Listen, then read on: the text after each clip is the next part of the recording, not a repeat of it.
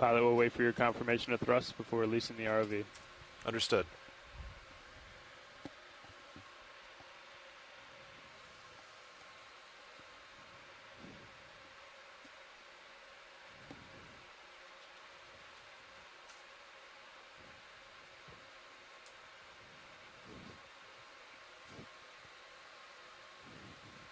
Thanks, Hart.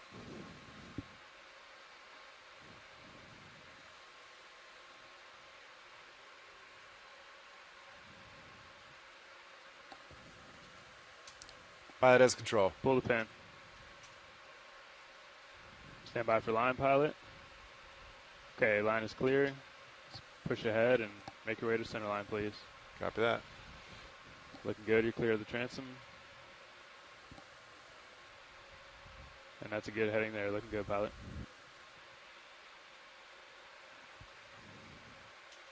Just avoiding those birds. Yeah, you got a lot of birds.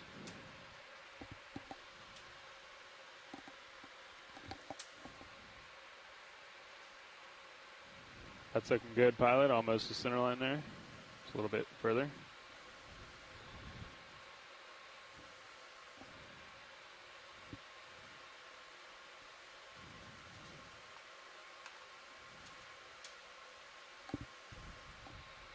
Okay, straightening out.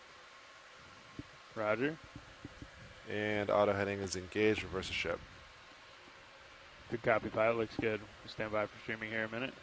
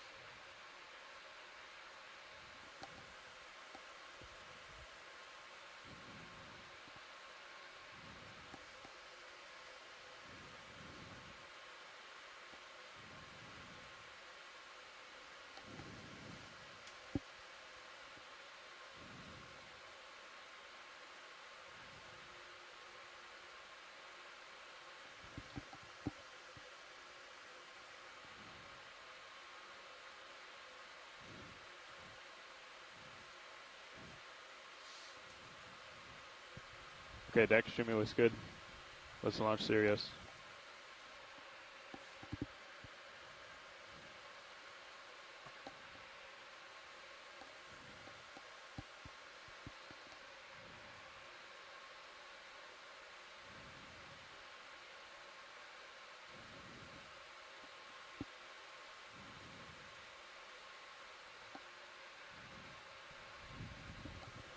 And pilot, I'll let you provide slack as necessary when straps are coming off.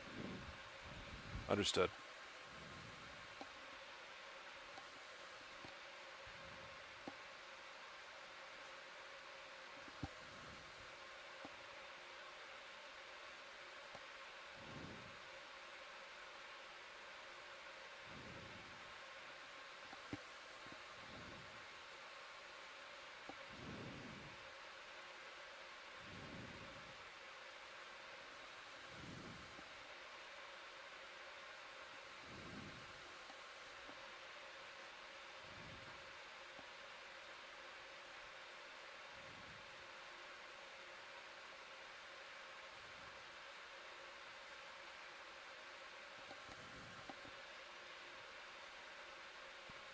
That's looking great, pilot. I think just maintain what you're doing there.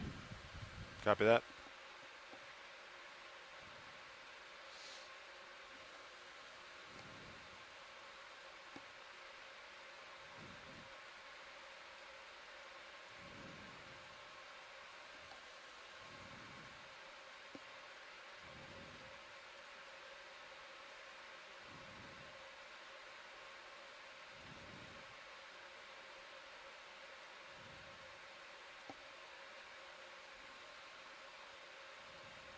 I'll stick in the moment. Roger that, yeah. Good call.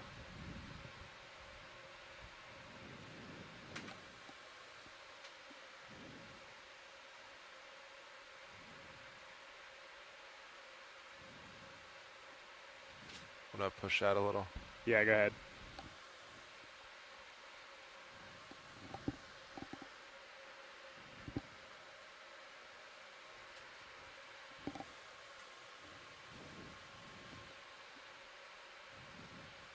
All right, all off stick at this time. Roger. Turns a reset. Turns a reset. And winch, zero the counter, please. Counter has been zeroed. Copy winch. Deck, disable A-frame, please.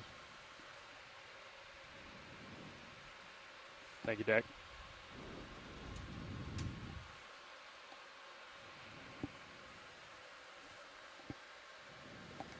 Pilot, are you ready to descend? Yes, sir. Roger that. Let's go down to 50 meters and hold at 15 meters a minute. Winch to do the same. Head down.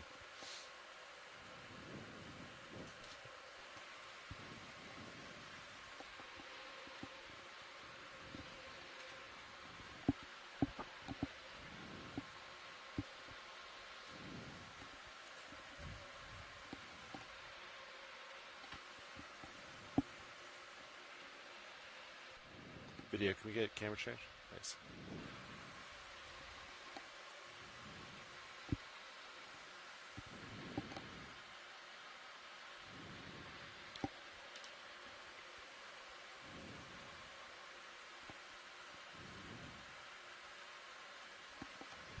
One 0 meters, wire out. D2, 15 meters. 15, aye. Pilot, if you're okay with it, I'd like to bring Titan up on this screen.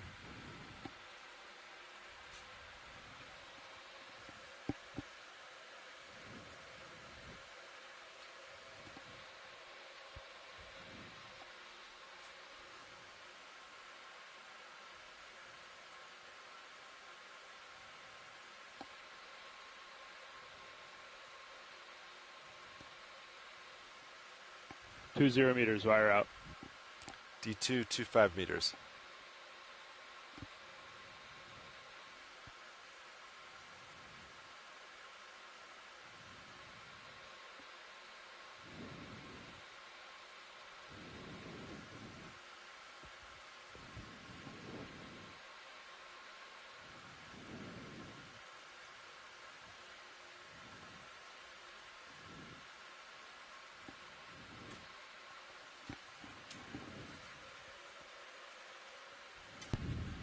Three 0 meters, wire out.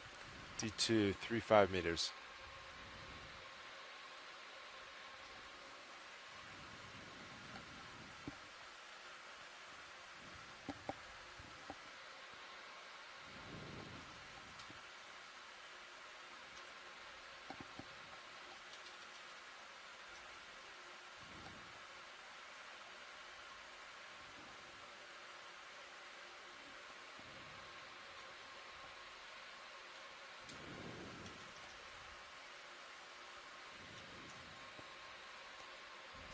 Four 0 meters, wire out.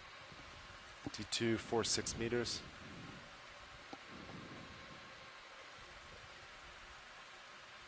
Dive soup nav, be advised, good tracking both vehicles. Good copy, nav.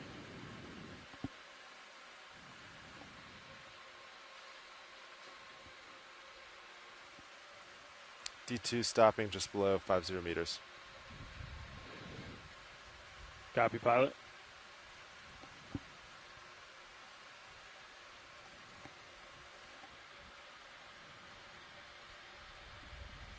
Winch, I'll stop. 50 meters.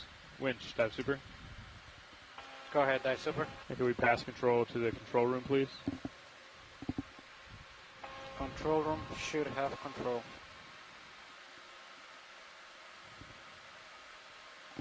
Co-pilot confirms control. Copy, co-pilot.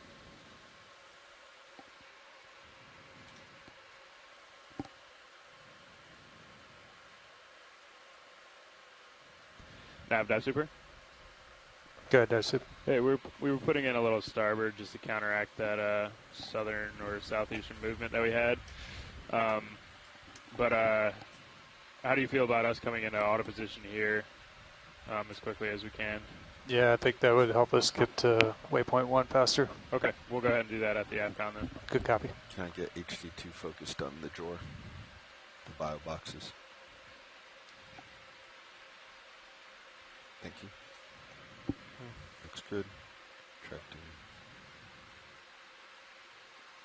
Is Sirius lights on? Sirius lights are on, but my camera's still up. I'll change that in just a second. Pilot Dive Super. Dive super go. Hey, we're working on passing control, or coming in auto position at this time. You guys are free to descend. I suspect we'll want to stay here until we get that move in, though. Understood. I'll talk. We'll talk it over. Copy that. Thank you. All right, gentlemen. Nav, you want to give us a quick rundown of? Yep, we're 500 meters off of waypoint 1, roughly. That's going to be about 55 minutes at decimal 3. We speed time to bottom is 25 minutes, so Okay. we're not going to make it there. Yeah, I'm kind of thinking, let's get the move going. Yeah. And then maybe halfway through, start heading down. Co-pilot's shaking his head yes. I think that means good. Good. All right, gentlemen. Yeah, I think we're just going to wait till the ships all stop in full autos, and then we'll go ahead and get a position move in. Sounds good. What's the subsea current look like that we can see it?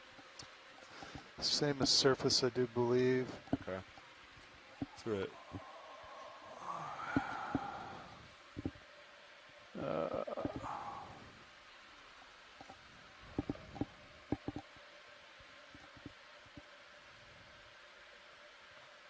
Easterly component, north drops off. Nav Dive Super. Go ahead, Daisu. Hey, we are in auto position at this time. We're passing control as we speak. Good copy, thank you.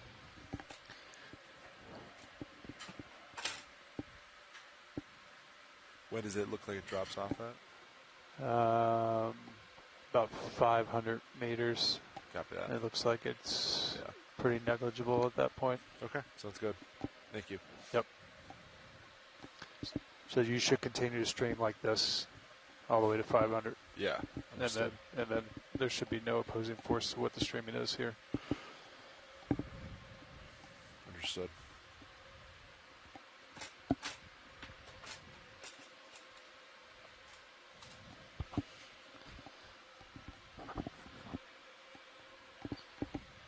Nav Dive Super. Go ahead, Daisu. Hey, we have passed control back up to the bridge. Be advised, we did punch back in the port prop and rudder, so that is enabled. We are in full auto position at this time. I'd like to give comms back to you so you can work with bridge. Good copy, all. Nav will take comms. Roger, Nav has comms. I don't see. What? What?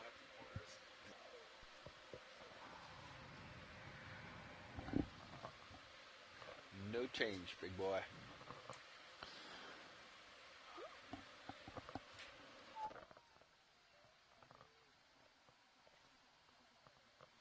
All right, pilots, I'm going to go ahead and put in a move. We're looking at 500 plus meters at a 255. 255, 500. Yep. Good copy. We got eyes on vehicles. They look good. Good copy.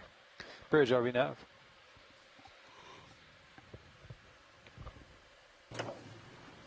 Not bridge. Hey, Bridge. Just talked to Dive Soup. Sounds like you guys have control on the bridge. Once again, we're in full autos.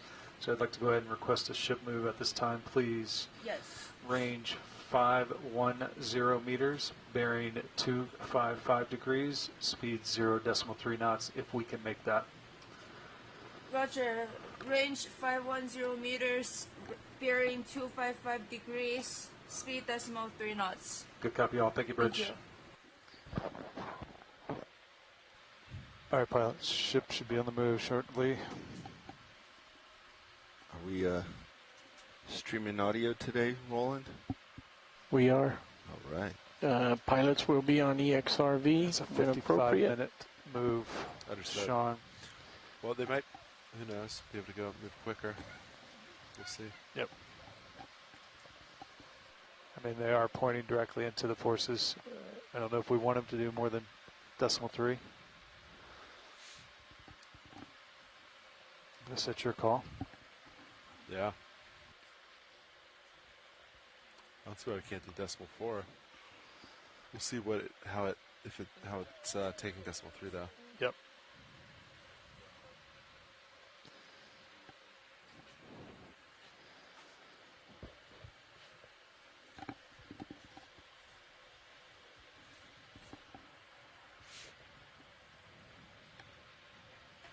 So car's up to decimal 8 now. Is that right?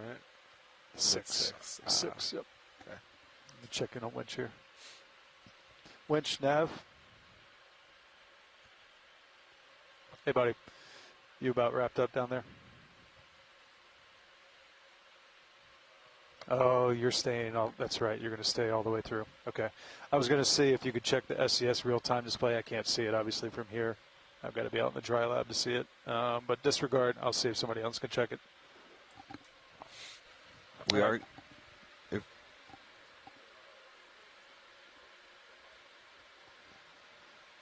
Yeah. Sean, we're going to stay here for a few minutes. Yeah. Okay. You copy that, Fernando?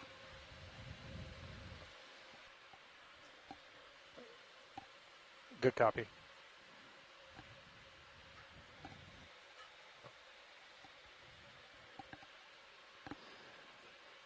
So, ship monitor rolling.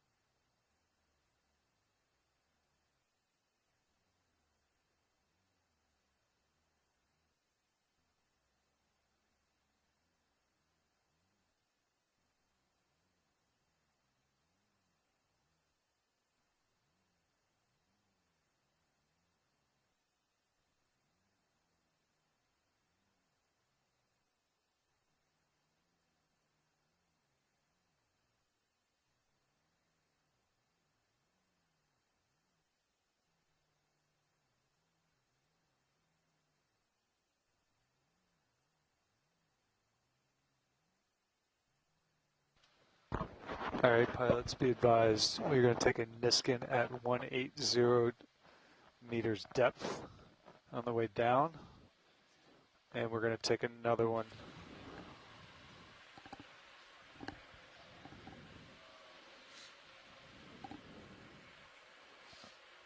Copy, winch checking now.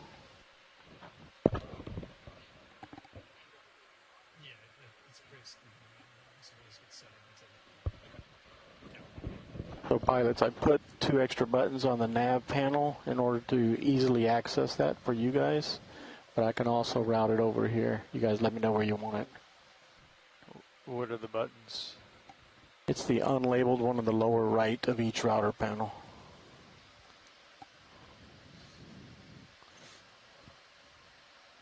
Okay, I got it. And you can put that on any of the routable destinations Yeah. you got. Gotcha. It actually looks pretty good, huh? I can put it up there for you, Bobby. Stand by. Thank you, Roland.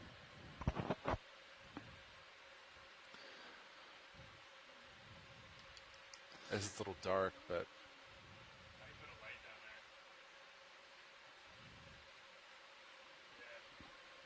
like right up. Yeah, is he gonna hold it there all day? I think we have a magnetic light in the rack room.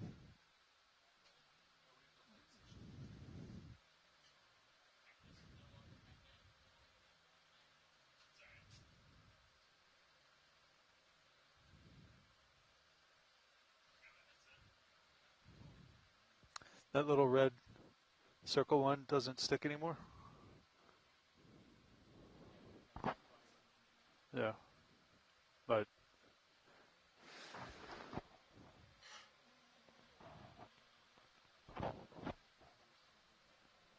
yep. Nab, do you want to see if they can, if the ship's doing well? Yep. Bump it up to decimal 4. Sure. Great, thank you. Bridge RV nav.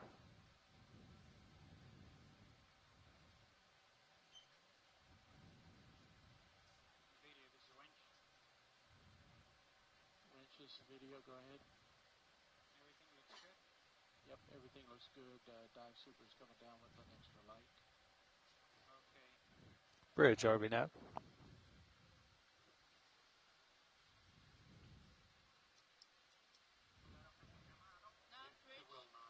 Hey, Bridge. Wanted to see how the ship was handling this move, and if possible, if we can increase the speed to 0.4 knots.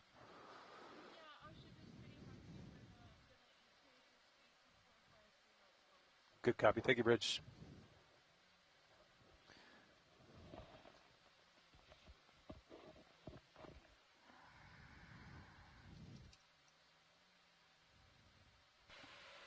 Dive Super, I see you.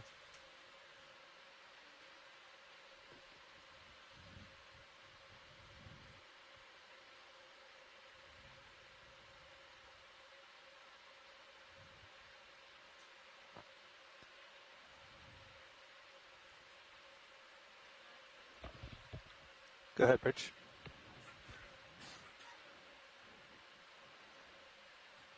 Good copy. Thank you, Bridge. Oh yeah, that's looking good. Chris.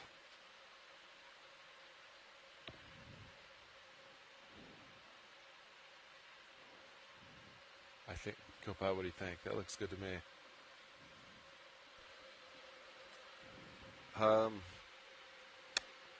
Is there any way to push the light to your left? So right now we're getting the light directly in our camera view as well. Or raise it up a little. Oh, camera's moving. Ooh, wild card. There we go, that's good. Whatever just happened, light's no longer in our way and it's lit up pretty well. That looks good, Wintrim. I think between the light, you moving the light, and Fernando adjusting the camera, it looks real good now.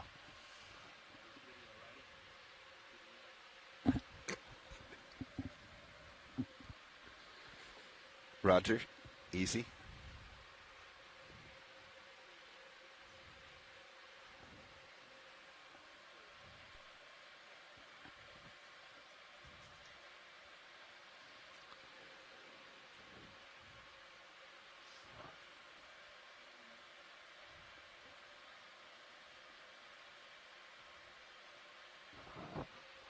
All right. Well, at this speed, about 30 minutes to waypoint 1, 25 minutes to get to bottom.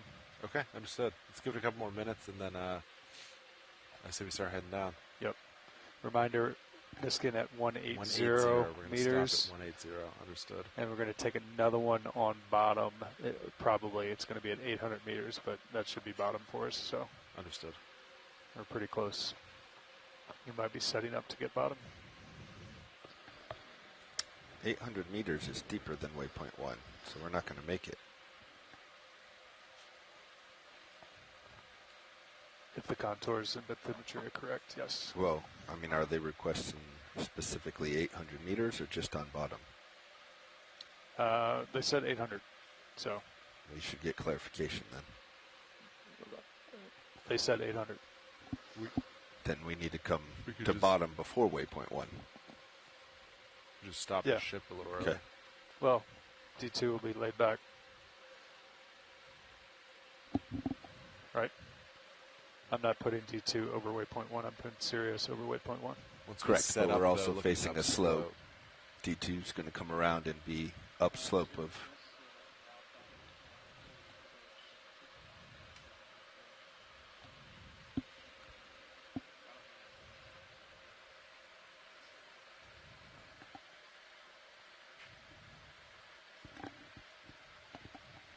I would say just stop the ship a little early, right? Put Well, Sirius. We need to put Sirius 2 like contours 820. down. Yeah. I don't know what that distance is, but put it behind so when D2 swings around 180, it's just sitting at 800. Yeah. I mean, you're going to get bottom before we get there anyway. Yeah.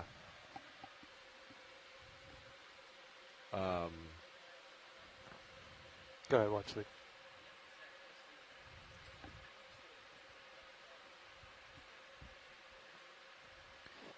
$50 meters off the bottom of wherever we get bottom. Okay, sounds good. Okay, we can do that. 50 meters off bottom. Yeah, absolutely. Thank you. So we could just stop 50 meters. Get in position there. It's kind of tall, though. It's your call. We'll play fair.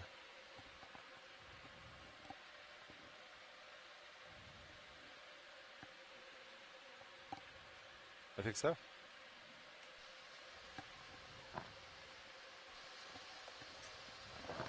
This is Okeanos video engineer Roland Bryan making a general announcement to all those on the ship and the shore. This is a reminder that all audio associated with this dive will be recorded with the archive video, as well as being streamed ashore via the satellite and the internet. Keep that in mind as we proceed with the dive today, and enjoy the dive. Thank you.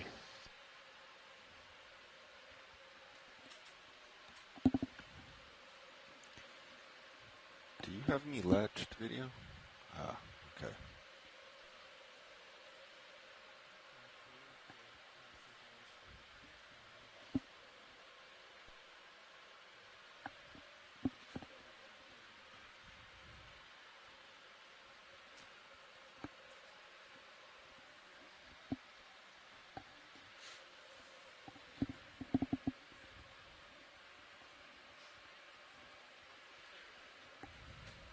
You done with this camera? Yeah, I think so. Where do we want to put it? Just jar cam? What do you think? Or Yeah. under 12, I guess? Jar cam, or I might take it for a Sirius Titan. Sirius Titan. I don't think you have that. If I can manage that or get Maybe video to do. do it. Of this quad, top left is currently Sirius Titan. Can we make that the new Guide image winch. cam?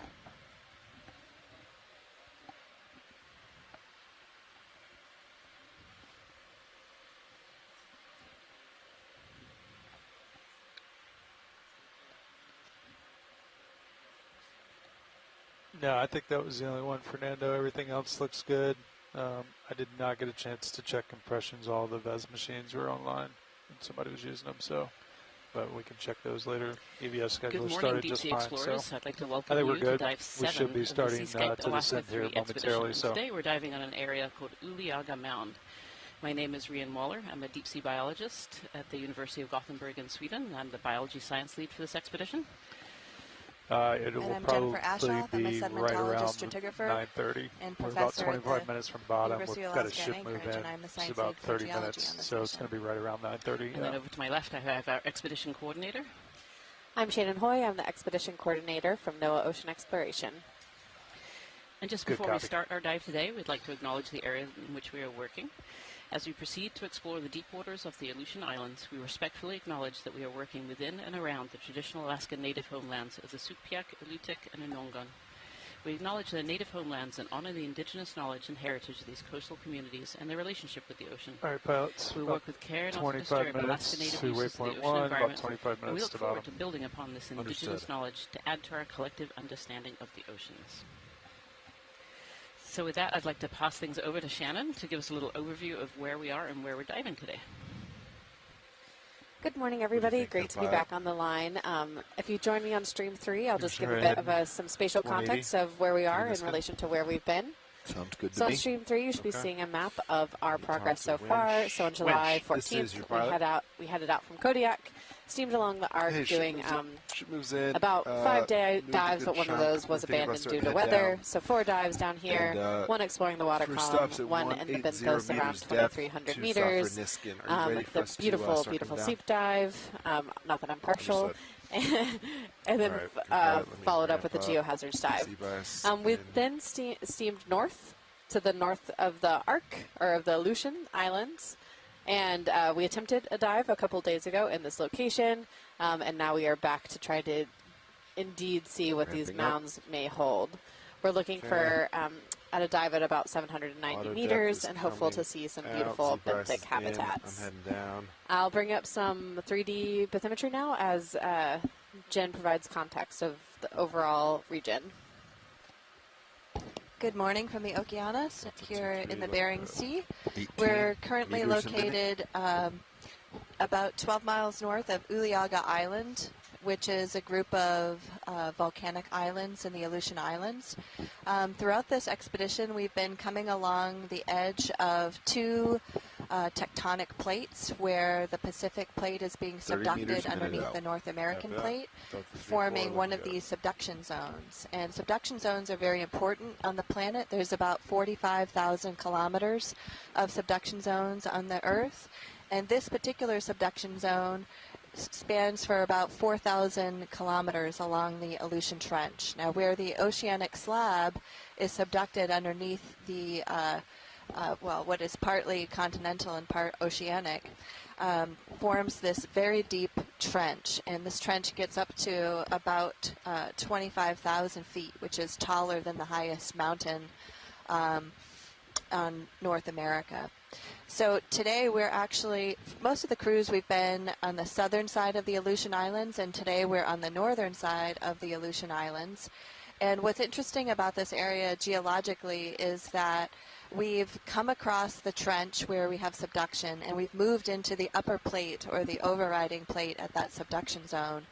And if you look at the map that Shannon has up, you'll see this really broad, shallow continental shelf that extends off of Alaska, north of the Aleutian Islands. It's very broad. And then there's a break in the shelf that comes out into deeper ocean in the Bering Sea.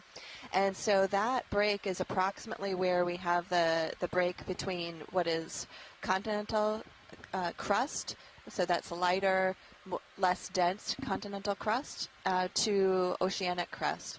So one of the cool things about this spot is that we are in the overriding plate, and we're looking at an area where when you do have volcanism, your volcanism is a little bit more mafic, and so that means more iron and magnesium. And that is, again, because when you're subducting oceanic crust, beneath oceanic crust, that subducting crust, it gets dewatered as it goes into a hotter section of the Earth, and the dewatering helps to melt the overriding plate. And since you're melting what looks to be more mafic crust, you tend to get different composition lavas. So what's kind of cool about the Aleutian Arc is that in the kind of eastern part of the Aleutian Arc, you have more silicic magmas, and the style of the volcanism is very different. The volcanoes are bigger and broader. And then when you get down here, you'll see in that Islands of Four Mountains, which is just south of where we are, those islands have a little bit more mafic composition, and that's largely because the type of crust that's being melted as you go along strike changes along the Aleutian Islands. So today, I'm really excited to see what the rocks look like at this mound. 30 meters from first The Niskin. mound could indeed be volcanic in origin. It's not clear yet, Passing and I 150 don't think this meters one's been while you're explored before. So this is a really exciting dive, and I look forward to it. Yeah, I'm really excited about this particular dive today. This mound feature, or several mound features that were discovered on the multi-beam, are areas of kind of high topography. And where we see that high topography, we see water currents flowing around, and particularly these deep, nutrient-rich water currents that sustain a lot of life. And so these deep water currents will hit these mounds and kind of come swirling, often all the way to the surface, and bring those nutrients up into the surface waters. Where we see high nutrients in the surface waters, we get large amounts of things like plankton blooms, and those eventually die and then fall down and feed the deep sea. So this dive today, we'll dive on kind of this northeast ridge going up. We're going to start around 790-ish meters and go up to about 550 meters or so. And what we're hoping to see on today's dive is lots of what we call ecosystem engineering species, so species such as corals and sponges. Delta 4 looking These corals and sponges like these areas of high water flow and high nutrients to be able to survive. We're just going to take a quick pause here while we take a Niskin bottle.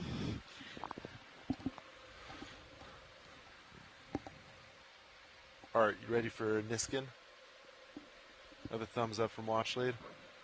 Thumbs up from Art.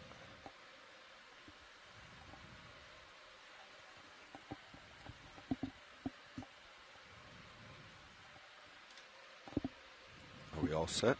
Yep, I think so. Roger that.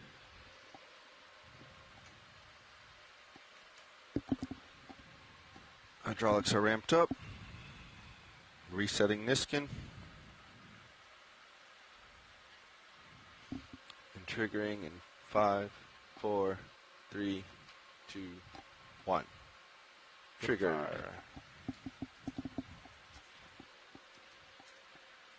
Nice work, Copilot.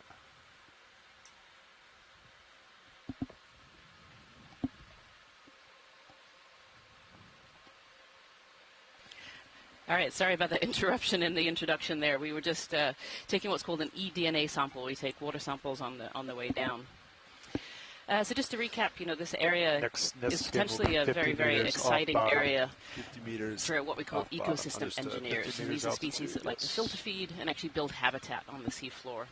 So these are species like deep sea corals or deep sea sponges that form these ecosystems on areas of high flow, high topography. And that's kind of hopefully what we're seeing today. The Aleutian area is a really exciting area for deep sea coral and sponge research.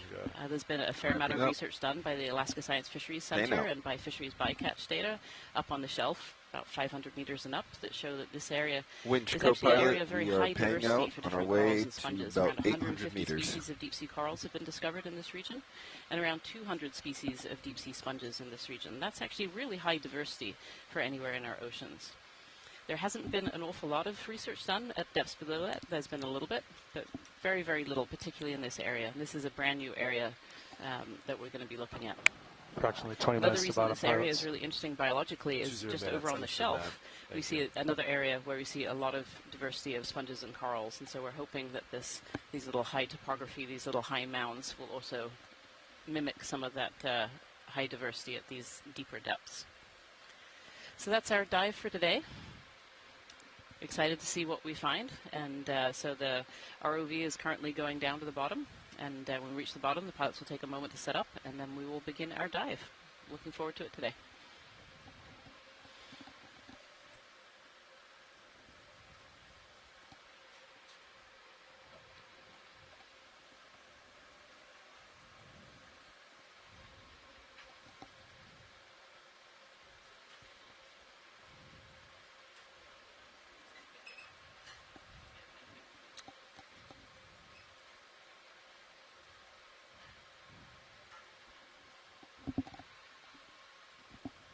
Delta 5, 6, looking good.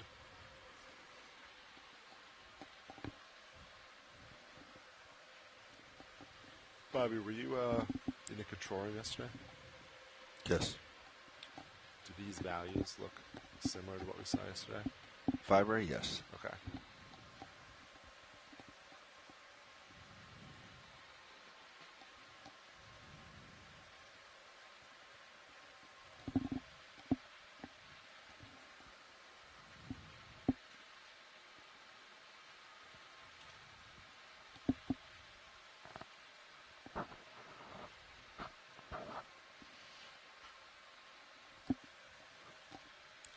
off Seabass a little bit, Delta 78.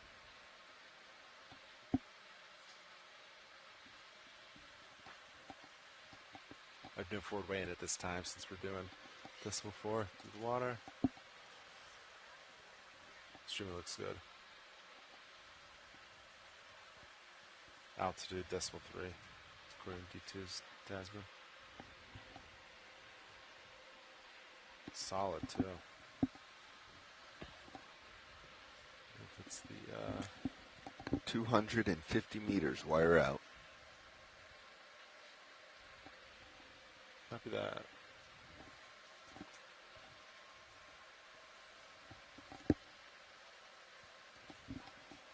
No, it's not the tether. It's behind it. Delta 6 looking good. Or not the tether, the hose. I meant suction hose.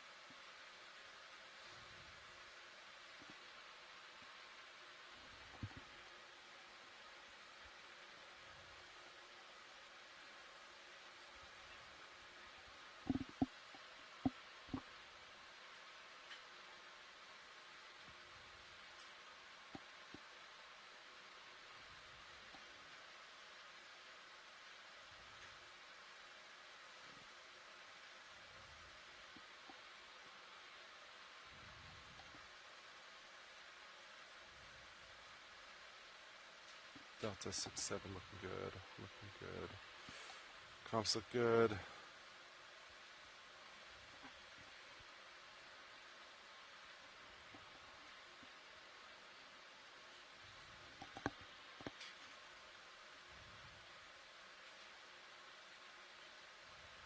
Motorist 1 meg.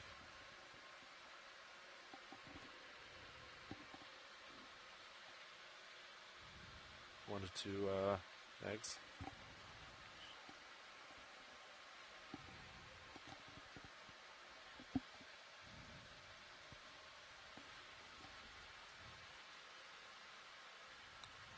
D2, about 2 megs.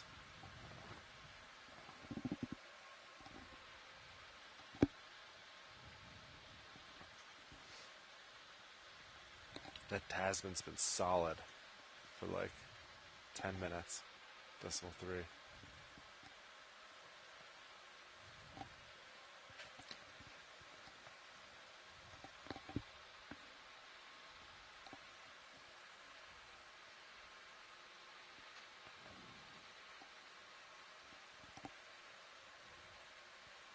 What do the beams show?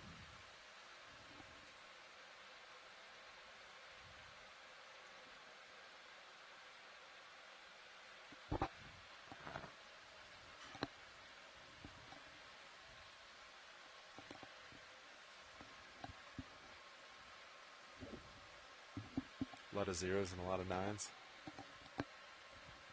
Yeah, they don't even match. Decimal 1, decimal 3. I think that's... Isn't there an offset put in to take into account the placement is in D2 or no? Yeah, but I would expect the value to be the same.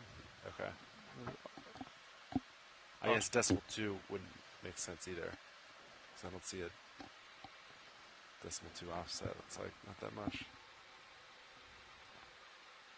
Maybe it is. I don't know. Alright, Delta 5. Looking good.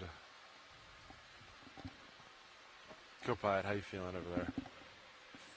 Copilot's feeling good. Good. Nav? Good. Good. Video's always good. I don't need to ask him. Thumbs up. Alright. How are you feeling, pilot? I'm good, co-pilot. I'm very good.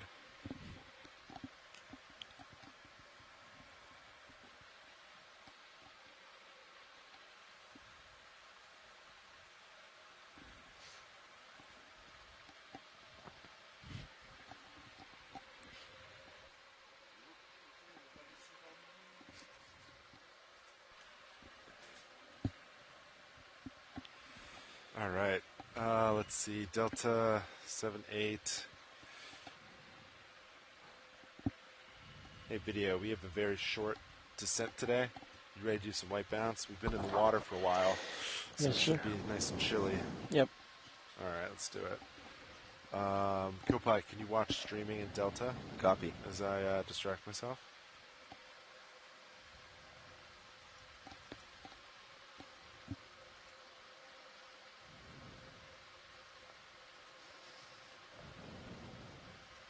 Okay, camera 5.4. Passing 415 meters, approximately halfway there. Halfway there. Good copy. All right. Arms coming live. 3, 2, 1. Arms hot.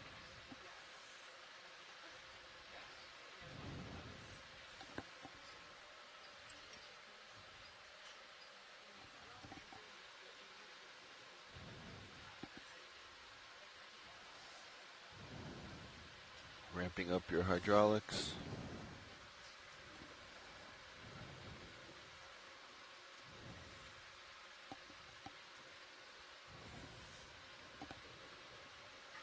Delta 9. Streaming looks good.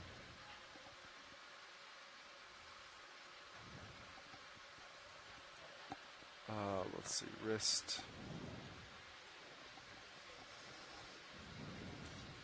All right, video. Bring in lower support inboard. Copy that. All right, so.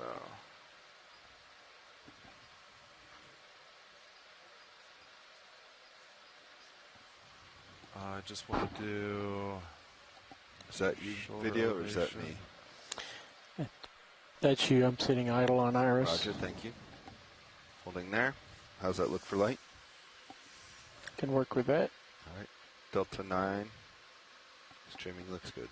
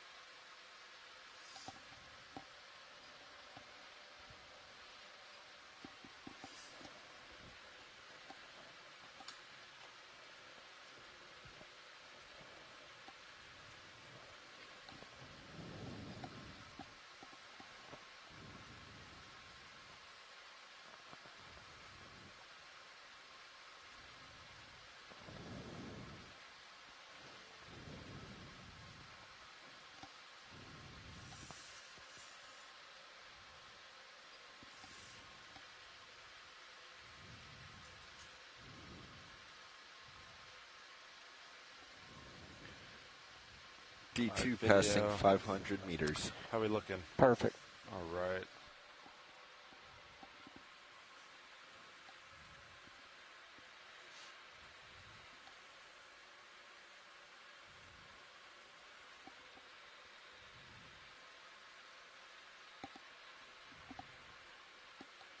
Delta 8. Streaming looks good. I'm going to have to go into the menus. The blacks are off. Copy that.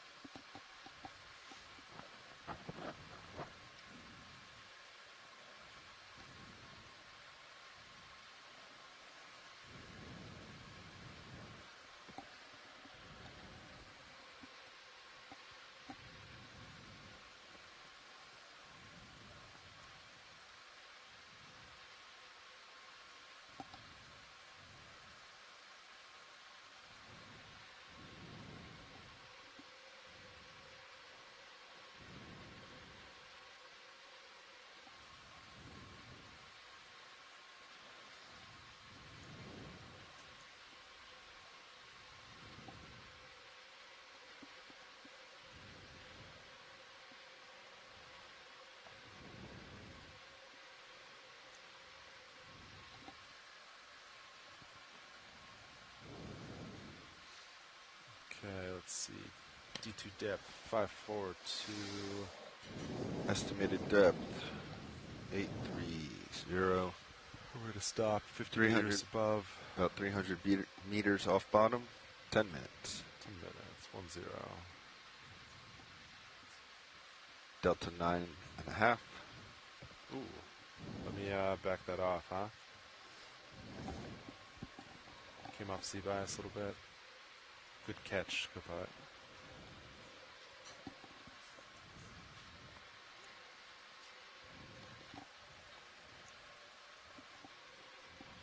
Winch cam's nice, huh? It's like getting a new camera.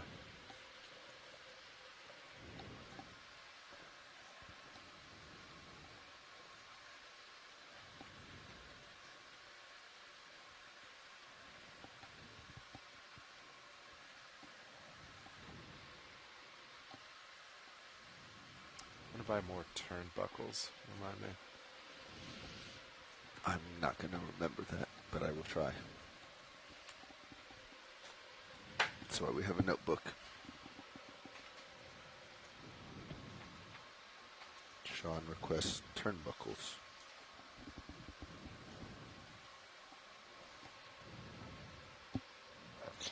I hate to do it, but I need to trigger the auto black balance. Understood. What do you need from me? I've got to go into the rack room and connect the other device and press a button. Understood.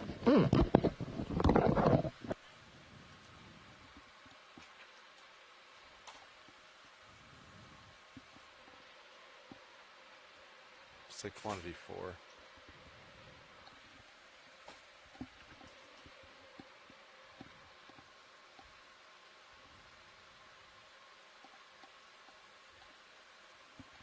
Delta 7. Looking good. D2 just passed 600 meters, heading down. Comps look good. Fiber values look nominal. That looks nice. Looking good, gentlemen.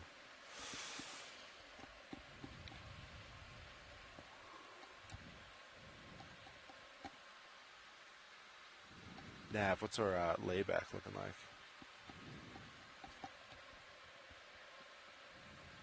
50 meters. 50 meters, understood.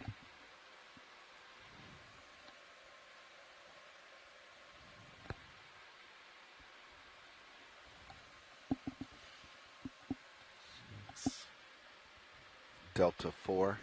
Ooh. Let's pump that up, huh? Comps look good.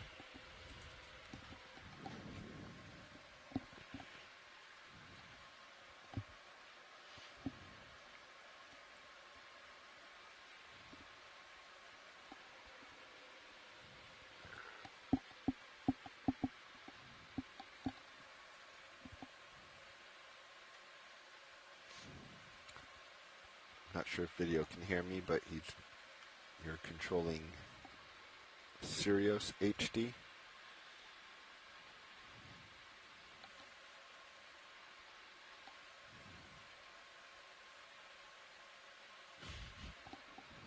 I don't know if he has a headset. I don't think he does. It's alright. It'll work its way out. D2 650, approximately 650. 200 off bottom. Understood. Understood. Yeah, I guess we're in a little deeper water right now, huh? Going towards shallower.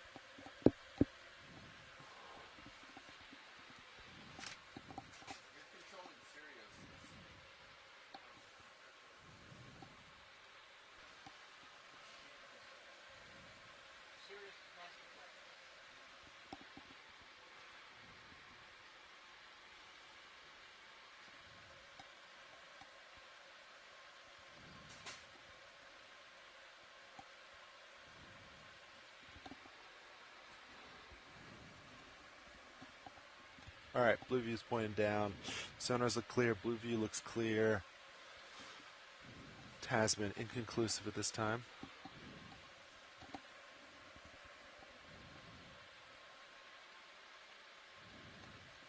Delta 7. We're looking good.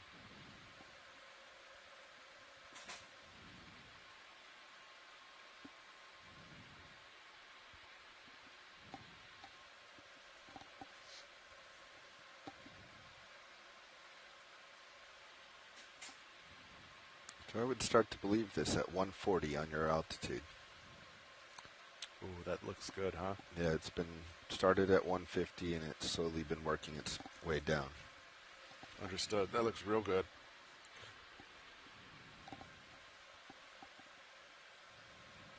We can pause at just 750 maybe.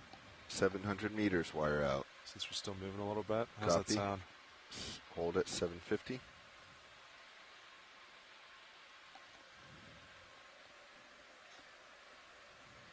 Let that layback kind of work its way out.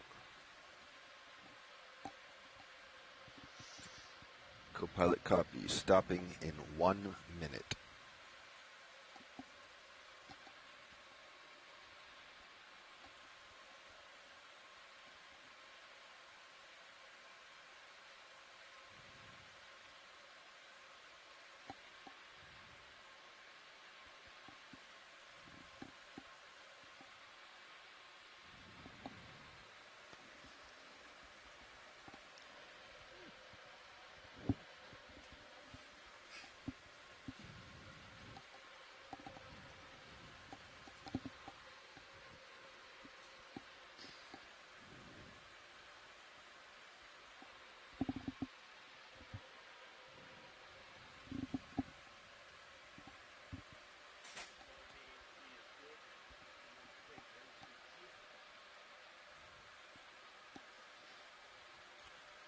We're going to pause here in just a second video. Winch slowing down.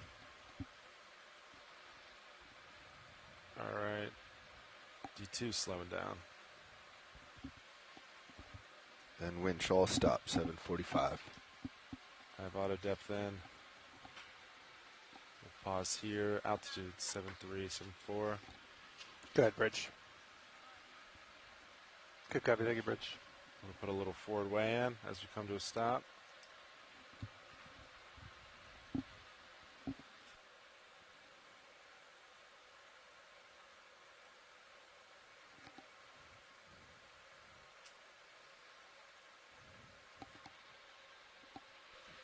Pilot, do you wish to come down to 50 meters off bottom so we can take that Niskin? Actually, yeah, why don't we do that? Roger. So about 20 meters more. Yeah, let's do it. Roger. Ready? Paying out. Nice and slow. Gonna go 15. Yeah. Yeah. Working my way up to 20.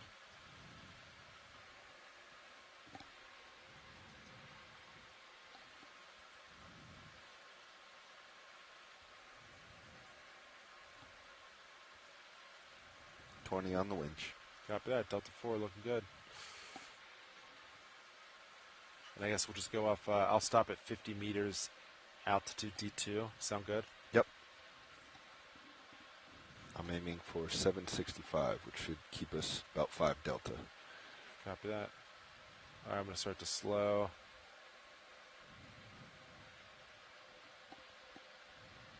And I'll hold that there.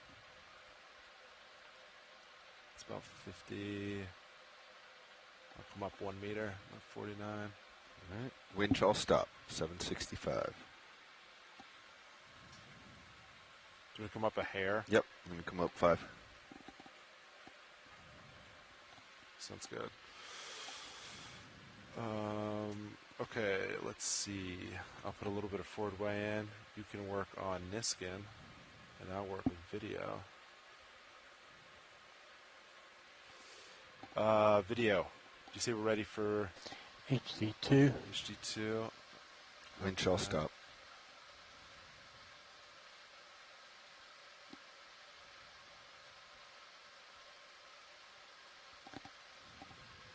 Winch all stop. Delta 5 looking great. Yeah. Altitude Digital. 47. You want to follow me up real quick? A couple meters, co-pilot. Following you up.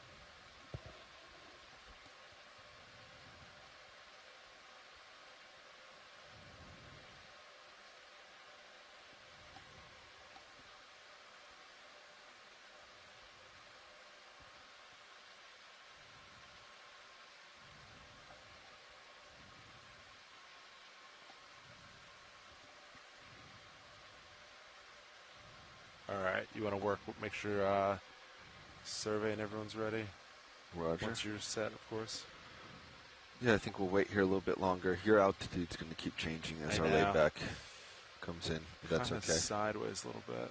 Might not be too bad. Video, what do you need from me?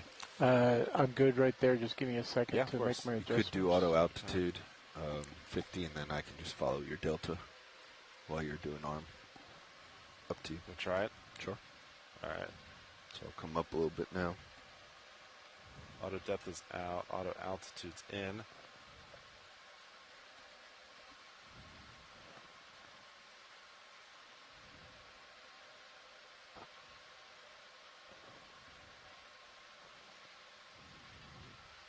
This also is giving us a little time to equalize the bottles. Okay, that's like 50 on the dot there. Roger, give it another 30 seconds, and then we'll start spinning up. Copilot has delta. HC2 is clear. Going to position it for the still camera. Copy that. I will put the R3 up.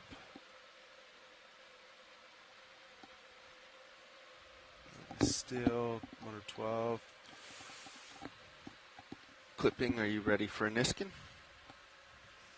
Roger. Nav, ready? And watch lead. We are at 50 meters altitude and standing by to take a Niskin when you're ready. We are ready. Roger that. Valve packs are active. Resetting. We do it at 29:30. So 5, 4, 3, 2, 1. Niskin fired. Good visual on screen. Thank you, pilots. Delta 3, winch coming up. Copy that.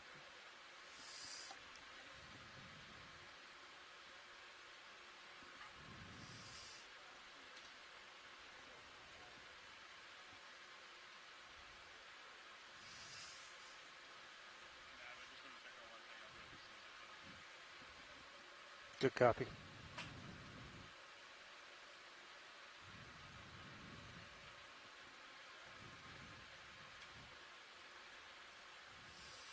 All right, how's that for still? All set? All right. Going for stowing of the craft? Yeah, of course.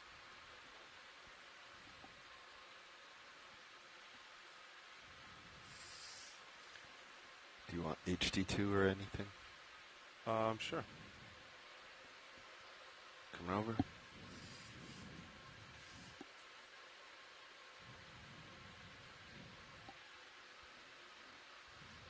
Okay. Arm is stowed. Craft is off. Ramping down hydraulics. Understood. HPU off. And ship's all stopped, right? Ships all stop. All right. Layback's looking good. All right. Back in auto depth. Do you want to come down another 20 meters with me? And then we'll set up. Standing by. All right. Let's come down 15 meters a minute. Roger, paying out 20.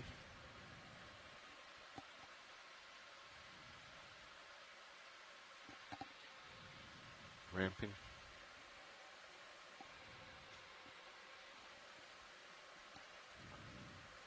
Meters, winch is at 20. Copy that.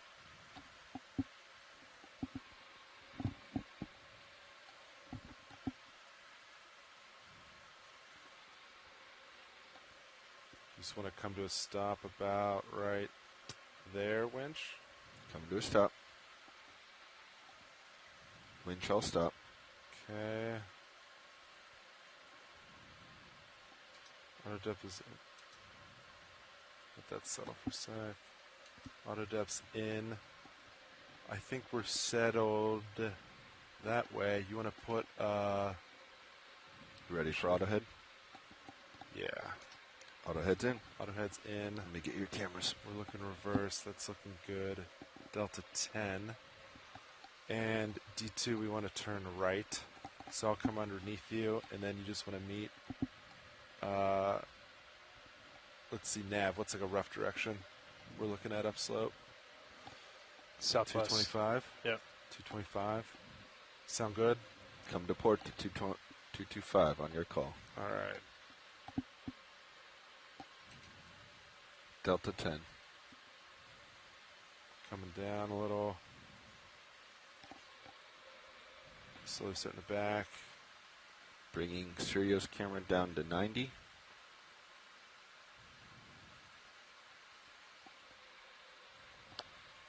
And further. Camera all the way back. Delta 16.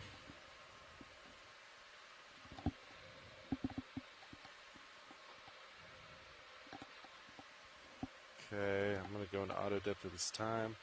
Delta 19. And I am still backing.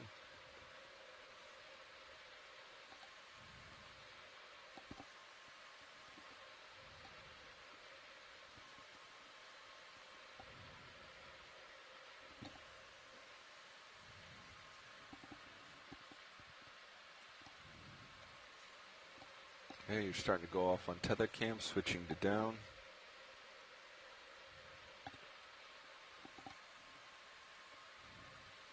No visual. Going back to tether. Oh, we have you in. I'll just pop it in. I think I have you in.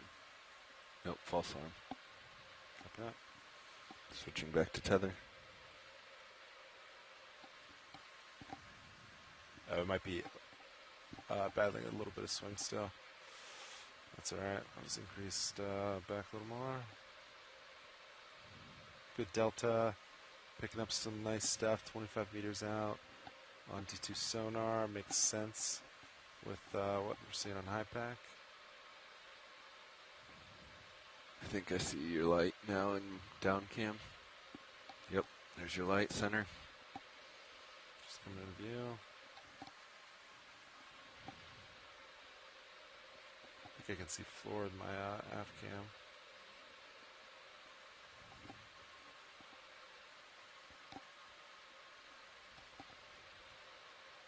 All right, tell me when as I come into view.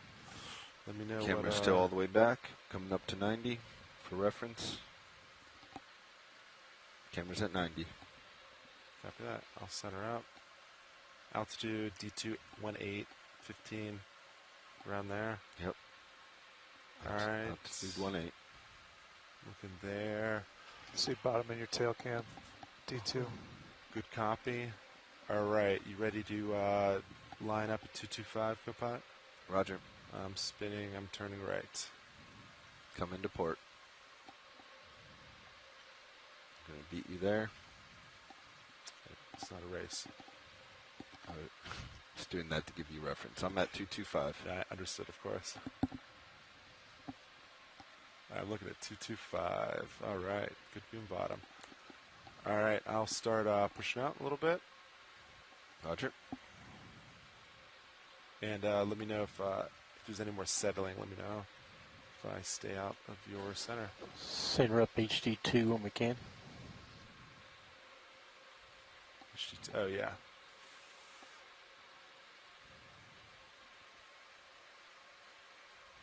Good bit of current, huh?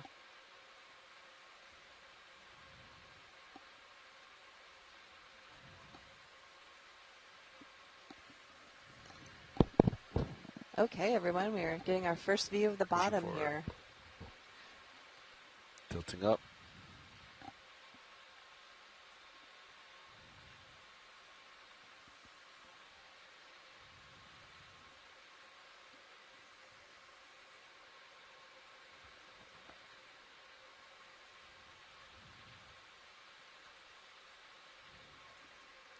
This looks pretty good as far as slope goes. I'm looking 2, 3, 5.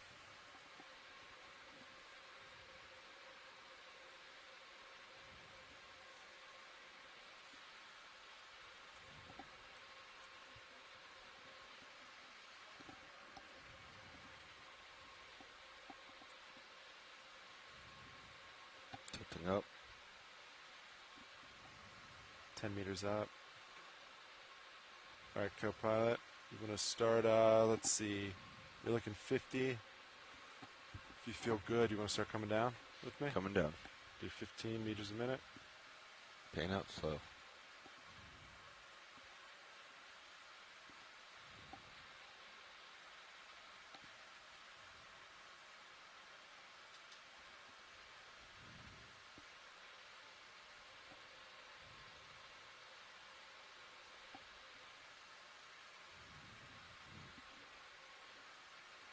D2, 7 meters. Altitude 6. Almost there.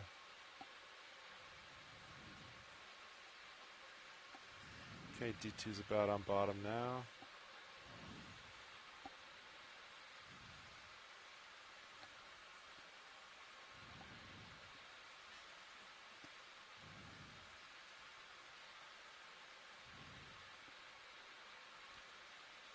Winch coming, all stop. Like that. Alright, I'll start setting everything up. I'm going to try Auto XY, see how that does.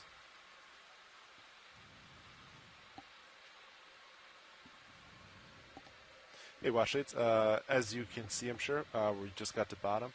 We just need a few minutes to get D2 ready and set lights up, and we'll be ready to start in just a little bit. Perfect. Thank you so much, pilot.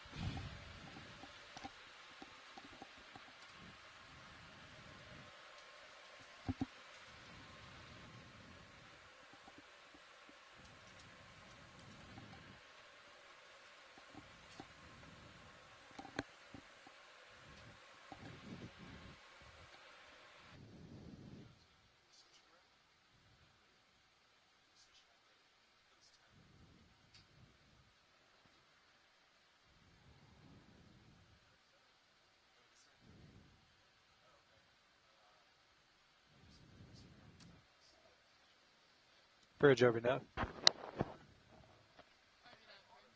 Hey, Bridge, just letting you know the vehicles have acquired bottom at this time. Can we go ahead and change the center rotation to the A-frame? And we'll make bailout today heading 315 degrees.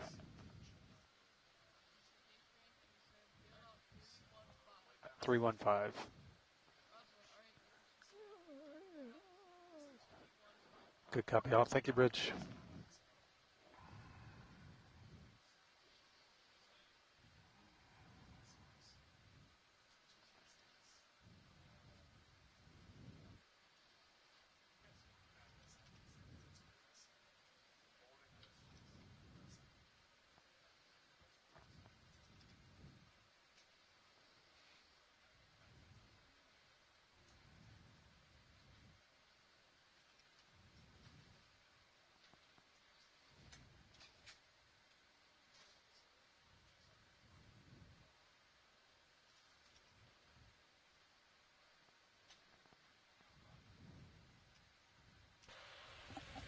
Go pilot. Pilot? Deploy swing arms. Yeah, I can do that for you. Pull the drawer in. I guess you guys going.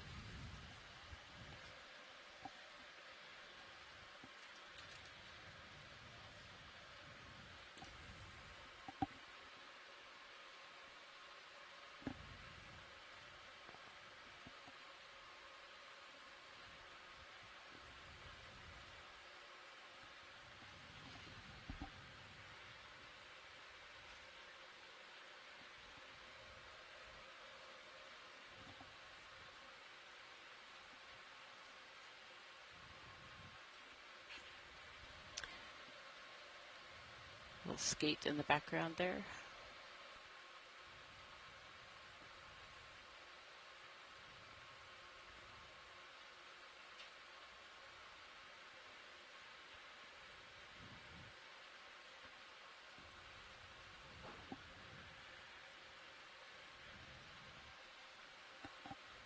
Launch lead, pilot.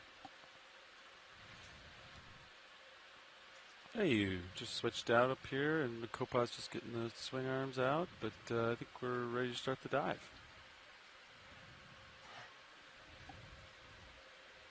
A lot of options here today.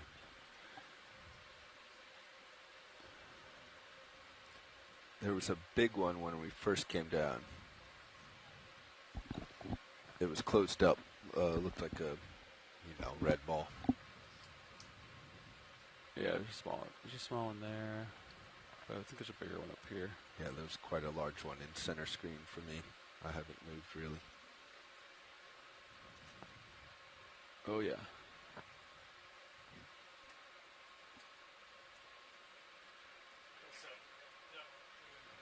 There's one over here. All right, I'll keep looking for bigger ones. All right, good morning, everybody, and welcome to dive number 7 of the Seascape Alaska 3 expedition. Today we're diving on a site known as Uliaga Mound. We are about 11 miles north of Uliaga Island. Are the lights fully distributed? And I have to say, here in the back row, we have just landed on the bottom, and we're having a little trouble trying to figure out what to zoom in on first. I think this is a very classic example of what we call a high biodiversity area. Lots and lots of corals and sponges, lots of other associated animals too. I've seen some sea stars, I've seen some crabs. This is just an amazing, an amazing first drop on the seafloor. We are in about 780 meters of water. We're over on the north side of the Aleutian Islands into the Bering Sea. And this is blowing my mind, quite honestly, this morning. This is a wonderful thing to see first thing in the morning. Starfish Center. Copy. Looking for bubblegum rolling. Yeah, here on the bottom, it's hard to even name off the species that we're seeing, but I see some black corals. I see Maybe that's what I saw, just center. Several different species of primnoid corals. Is that center? Bubblegum, yeah. Yeah, I think that's the one I saw.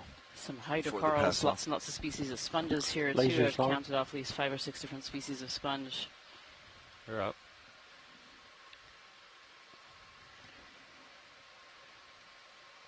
Coming partial. Identify. We got some deployed, polyped. Oh my goodness! Look at this one. I think this might be a paragorgia, a bubblegum coral. Getting you closer, rolling. Yep. You can zoom out a little bit, and I'll get you in. Bubblegum corals is on our high target for a collection, a potential collection target. There is so much to look at right now on the seafloor here. See some Thorella. All right, Roland, come in.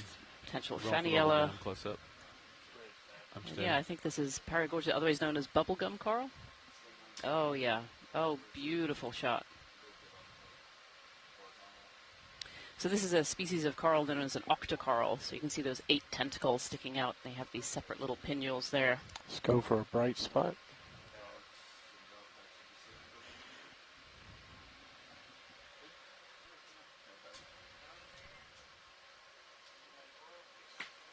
Go ahead.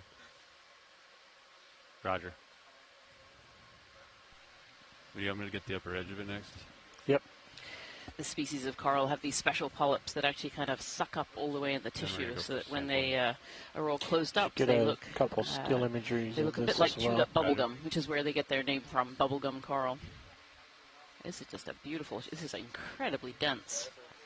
Still rocking incredibly a lot. dense. I'm working on it. There's some current. Very often we see these bubblegum corals that are a bit more spaced out, but this one is really thick, which makes me wonder if it's a slightly different species than we might see usually. Okay, bubblegum corals are currently undergoing a massive revision. It was originally thought they were just a small handful of species, but now they think they're more than that. Oh my goodness. 1, 2, 3, 4. I count at least 4, potentially 5 species Centered of up coral for this here. Of octocoral. Canyon camera. We have, I think, at least 2 species of stylastrid hydrocoral. There's more sponges than I can count right here.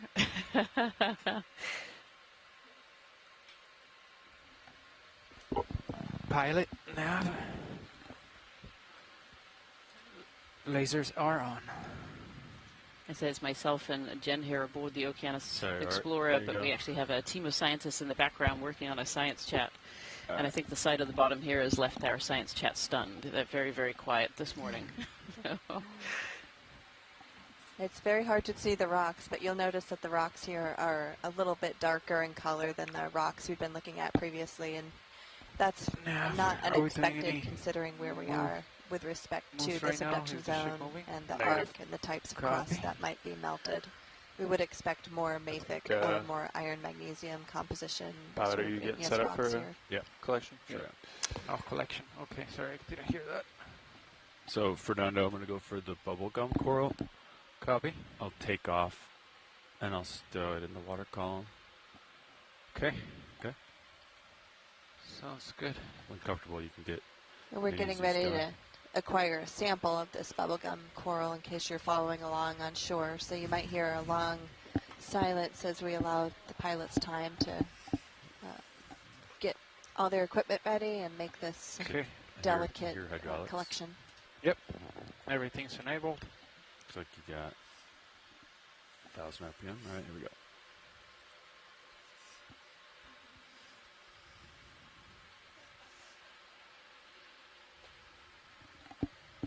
Good with still came up over here? Yeah. Okay.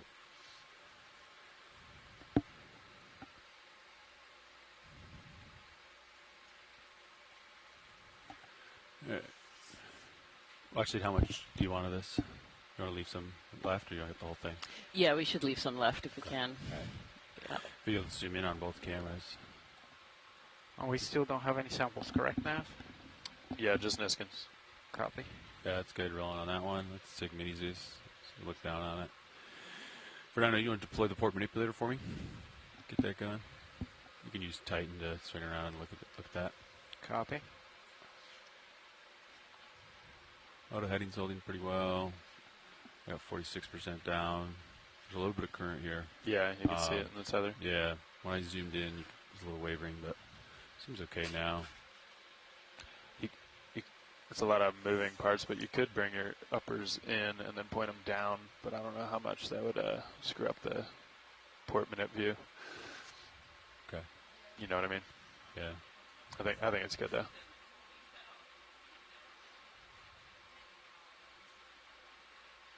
All right, I'm choosing my branches here. Small fish just poked its Yeah, head you out can the see bottom. there the polyps have all kind of closed up as D2 has crept in closer. Look at them. Is there like little fish in there? Oh, look at that. You see the fish tail on this side? There might be two fish in there, actually.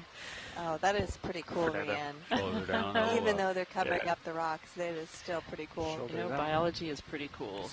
So can you explain why these organisms like it here so much? There you go. Yeah. So we're and then do you have wrist all the way left already? Diving on this little mound feature, and these mounds create a disturbance in the current on the seafloor. And so what they do is they drive deep currents, which are more nutrient-rich, upwards. And as those currents come upwards, they increase the flow around the seamount, but they also take these nutrients up into the upper ocean. And there, those nutrients feed the plankton in the upper ocean. So we get these big plankton blooms, which creates big zooplankton blooms, and eventually those die and fall to the seafloor. And often, because of the way that these mounds change the currents, they're actually swirled around these mounds and brought all the way back down, straight onto the mounds. All right. And so as a consequence, these mounds have a lot of food, they have a lot of flow, and those are just the prime conditions for corals and sponges on the seafloor. Do you think the rock type plays a role, since we have more basaltic type of rocks here that are harder substrates? Yeah, I mean, we definitely need the harder substrates. These corals have a larval stage that needs a hard bottom to be able to settle on. And so you don't get these in areas that are very, very sedimented, like some of the areas that we dove on at deeper depths on the other side of the Aleutians were very, very sedimented, and we didn't see many species so here. I'm just going to try to... Yeah, that's really interesting.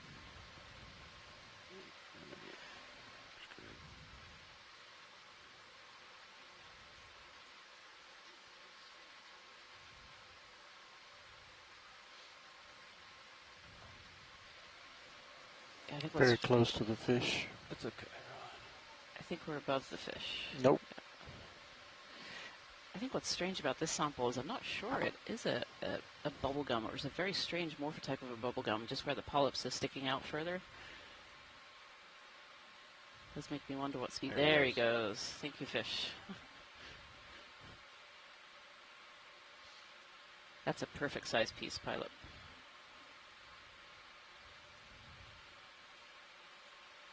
Just a little off the top. Nicely done. A beautiful bouquet. The Onakamoto Mesas, there you go. I have here So these samples are what we call a high priority port target. box We have a list of open. samples that's been developed by the scientific community that works in this region for things that might be new or rare, or things You that want are still images of representative this? of the communities True or that false? live here. And obviously we have a lot of representatives of the community that we've landed in this morning. Okay. So these samples will go off to the Smithsonian Institution, where scientists from all over the world will be able to check them out and work on them. And we take just a little piece. We like to try and leave a lot of sample on the Right, seafloor. closer. We obviously don't want to take whole Obviously more colonies if light we can for now, possibly you help know. it. And Try these fogs samples will be first, useful they're for easy. genetic studies, looking at population genetics, for taxonomy studies, again, looking at the genetics to look at taxonomy, but also the morphology as well. These corals have little hard parts within them called spicules that are made of calcium carbonate. Yeah, you said it's And good. the morphology and the arrangement and the let's type go and the number of those forward. You said spicules helps port's ready us to go? identify what Alright. species they are and Wanna how they're all take off, related Fernando? together. We'll just leave the port manipulator out there. Is that okay? Yep. Good if you're good with that? This is a great All right, here we sample. go. I'm going to take off, and then we'll deploy. It's down here. Coming up.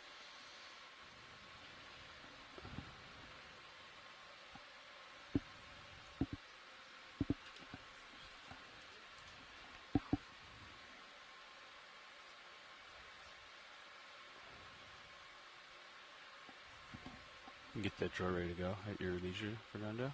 coming out slowly.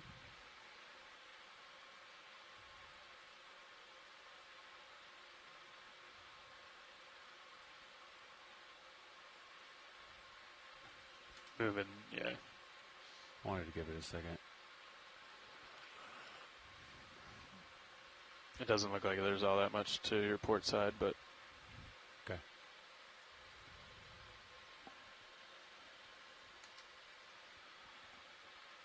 Yeah, you're losing DVL pretty consistently.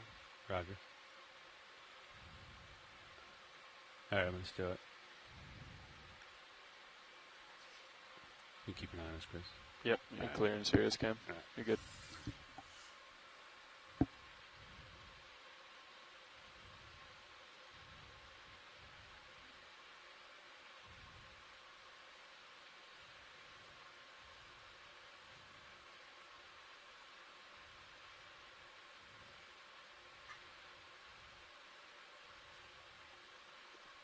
Leaving it.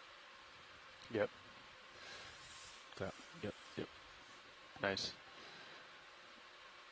Okay. I think bring up your main HD, please, co-pilot. Yeah, there you go. Okay, you guys are good. All right. Kill the fog lights. There might be, yeah, you're good. All right. Port inner, staple secure. Fernando, I got the arm off. Going back to the bottom. Copy. Great sample, pilots. Thank you. Yeah. Fernando, if you want to manipulate that and get practice with it, go for it. I was going to stow it, but Pilot watch lead. Go ahead, watch lead. Can we have some lasers on as well? at some point? Absolutely, yeah. Thank So you. here you go.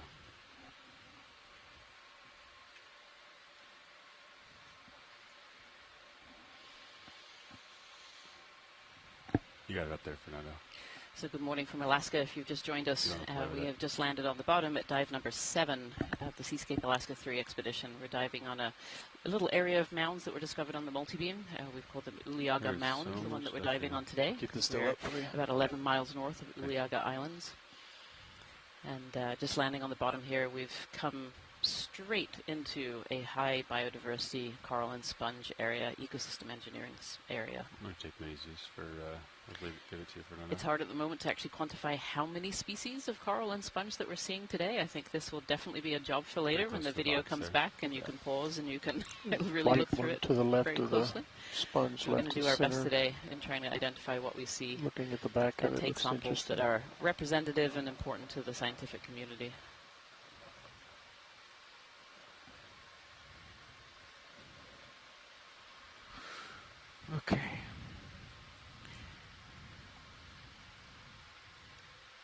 There is a lot to see here today. There is a lot to see here today. I'm actually having trouble forming words with how much there is to see today. Yeah. You got too much to choose from. There is a lot to choose from. Yeah.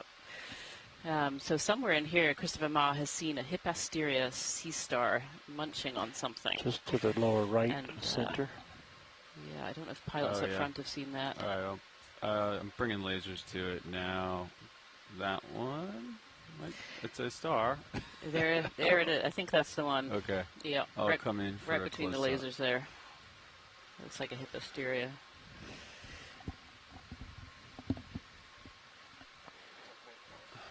Yeah. All right, video, come in. I'll try to hold this.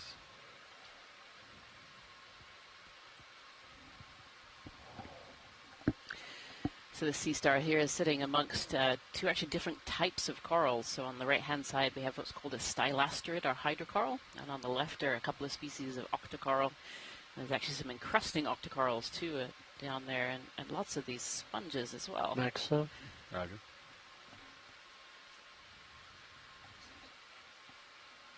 Beautiful. So these sea stars are often preying actually on the corals. You kind of wonder what it's got underneath it there, but they eat corals, eat cnidarians. Video is clear. Okay. That's great. Thank you, pilots. Yep. We got a nice view of the rock there as well. As you can see, it's a kind of a darker gray to black colored. Has some little divots in the rock surface that look like they're probably vesicles or something like this. So I'm guessing this is volcanic rock, possibly basalt. It also looks very lumpy on the surface, so these might very well be basalts that have erupted underwater. Another star to the right of lasers. It's really hard to tell these rocks until you get a sample back on board, especially in this case. There's so much biology growing on top of them. There's a lot of biology covering the rocks today. Further right. Yes, my colleague is jumping up and down here at all the different corals. It's really interesting, and they really like this rock and this location. This is a great spot. This is a great spot. Yeah, and it makes me wonder. There have been some drop cam images taken from up on the shelf, a bit shallower, from like 100 to maximum about 500 meters or so, and there they see really high biodiverse areas for corals and sponges, and so it makes me wonder if this is the kind of views that they see on those cameras when they're up there. Yeah, that's really interesting. The synergy between the geology and the biology is really striking, I think, on this cruise in particular. Oh, another little sea star, some shrimp here as well. And the rock is just covered with life. I see gastropods, I see these little juvenile sponges, I see tunicates, I see some bryozoans, and several different shrimp are here as well, tucked in with this little primnoid coral here. And Christopher Ma is saying here, Hippasteria is most of the stars? The sea stars, yeah, that's the sea star that we're looking at there. Can you turn my poles on and my Aflight bar on for me? 80% will do. Sponge on the right's pretty photogenic. Yeah, Christopher Marr says predating on something underneath as well. Oh, Laura Beckman, of course, reminds me that there are nice hydrozoans in there as well. These little brown hydrozoan colonies. Lots and lots of life on these rocks. Again, this is a little kind of mound area that was discovered on the multi-beam, and we predicted that this might be an area with a number of corals and sponges, but I'm not sure we predicted quite this much. This is a lot. This beautiful barrel sponge here. Fernando. Copy. I'll stay off the button. There's a number of different genus that these barrel sponges are part of. So sponges are a really fascinating organism. They are not a colony. It's a single individual, but they're made up of lots of cells. They don't have organs. They're not very complex compared to other organisms. And inside their cells, they have these specialized cells. They're called choanocytes, and they have these little flagella that wiggle around, and they wiggle and create currents that come through the sponge. And then other cells that are within the sponge then pick up all the particles, pick up all the nutrients that are there. Look straight down. And these sponges, just like the corals that we're seeing, form habitat as well for different species. You see those shrimp living around this sponge here. See those beautiful spicules as well. So sponges have either calcium carbonate or silica spicules that make up the structure. So they're a little bit, there's some of them are very soft, but some of them are really quite hard. And this one has very long spicules there. Thanks.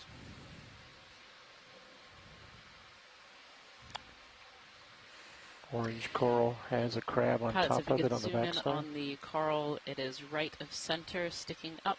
It's kind of a darker color. Roger. Go for this one. Yep, that's the one that blazes right on there. I'm going to pivot. So I believe this is one of my favorite corals, the red tree coral, Primnoa pacifica. Going to have a quick look to check that ID as we get in there.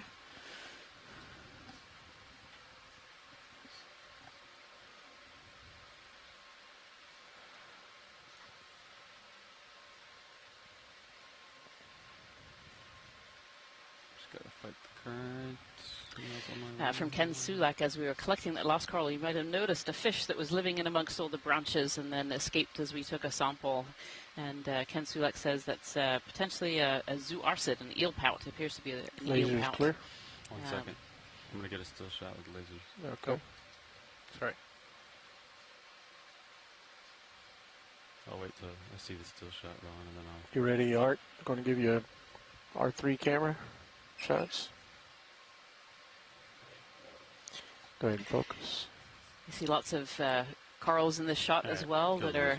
Without we have lasers. our lasers on one in the center that we're trying to get a little zoom in on.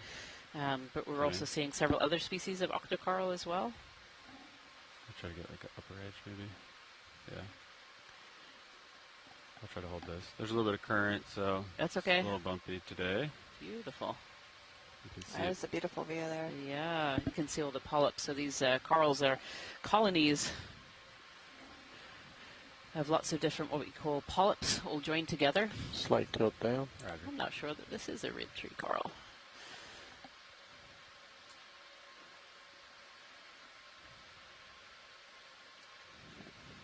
Very different polyps there than I'm used to seeing.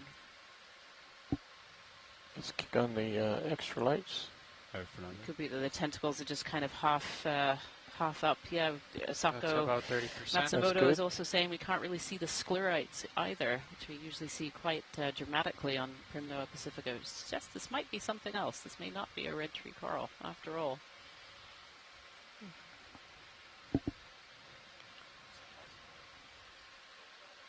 Yeah, don't think this is a Primnoa. Yep. Let me know when you're done rolling and we'll transition. Sako, it'd be interesting to hear. Do you think this Get is a a few more Primnoid of at the all, or maybe a tight different shots. group If we tilt down some more. altogether? I'm going to move this It's shilling. got a really interesting kind of ring right around the base of the tentacles there. Hold that. You can take mini Zeus if you haven't already, Fernando. You can see these white parts on the polyp there. Those are probably sclerites. Those are the harder parts within these soft corals.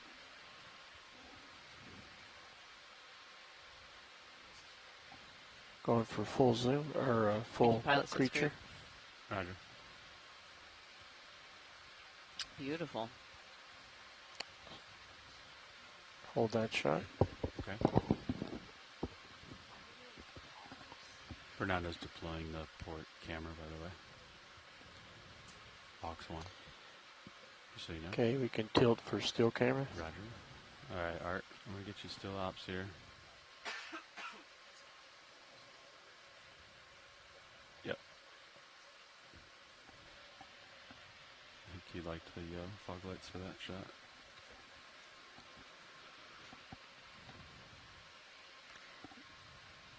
If you have a look on your screens, number 2 right now, you can see Sirius, which is kind of our eye in the sky, the second part of the 3-part ROV system that we have, looking down on top of D2. And you can see D2 just amongst this massive field of corals and sponges here. Keep it out of this view. Okay, that's good. All right. Coming up here. Taking off. Yeah, you guys want to get a little Go ahead, Watchley.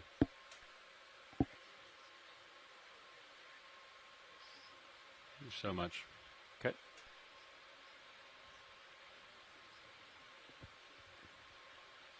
Okay. Big bushy one. Yep. It was the winch rolling. I'm going to scan around just to cover a little more ground here. Another star. So we're scanning around for different types of corals and hope to get a close-up view of different types of corals. And while we make our move, I'll mention that Uliaga Island forms the northeast corner of a grouping of islands that we call the Island of the Four Mountains, which contains a volcano called Mount Cleveland. You guys wanna This bump is in one on of the Sirius? most persistently active Sure. volcanoes Not very long. in the but North yeah. America 10 over meters? the last 20 years or so, 10 meters, according to 230? Ashton Something. Flinders, That is my heading. Yeah. who sent me a very nice email with Sure, some bubblegum videos. information about Snap this it. particular area. It's thought that some of Right. these islands form I'll part of hold that. a massive Focus on caldera, fish. Roger, fish. but the data so far Go don't in. allow us to confidently confirm the size or the eruptive history of this caldera. So some of these rocks that are present in this mound could be helpful in shedding some light on that. And also just shedding some light on the variation in magma compositions along the length of the Aleutian Arc. As I mentioned before, because we are subducting oceanic crust underneath of both continental in the eastern side. Sorry, Yeah, Jen, I didn't that's mean to okay. interrupt you there. I saw you typing. Look inside this little. This is a bubblegum coral, and inside is one of these zooarcid fish that Ken Sulaka told us about. There might actually be two. I might see another tail in there. And then we have a shrimp on the left, and down below there's a brittle star in there as well. That's great. It's beautiful. Absolutely beautiful. Yeah, these are impressive. Yep. So these corals on the seafloor form habitat. We call them ecosystem engineers because they're really engineering an ecosystem of themselves. Their whole body is forming this habitat for lots of other species. Next video. There are some species of coral There's that have been an found to have object thousands straight of right, associated species weird-looking living in and anemone. around them. This is just a beautiful example of Yep. that. Yeah. It's fun being a science Snap- lead just because, snap it. you know, We'll you see if sit it here just and there'll shows. be frantic typing Right there. and then jumping up and down as we Okay, I'm gonna discuss come up a little bit, ideas pilot. with people with scientists that are in the chat. We'll have So, to go rolling. Keep going. yeah, for pretty red, pretty as you- cool location with lots of I'll go up biodiversity. to the large white one there, and then make my way back port. What's this big bushy one here, Rian? Is that another bubble gum? Do you know which bushy one? There's This so guy? many. Oh, yeah. Yes, that's the one that we were just focused on there. Okay. Yep. Is that one a bubble gum or? That's a bubble gum. Yep, Okay. that's right. Right. Yeah. Excellent. Yeah, and that one's all closed up unlike it was earlier. Oh, what's this? Yeah.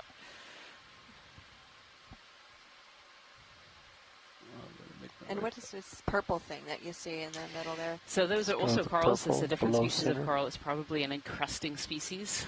A lot of these big fans that we're seeing have it's called an inner axis, like Okay, a very skeleton on the inside.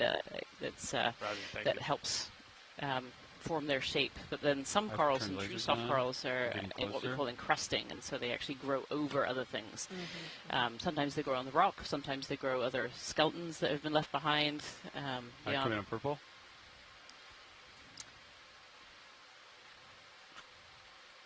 Oh, beautiful! Look Yeah. at that. That is cool. Yep, so that looks like one of these soft corals that's encrusted over. It looks like an old skeleton and a bit Sorry of the about seafloor bumps there. today, Roland. Nice view of that Do my mafic best. igneous rock too underneath it. Beautiful.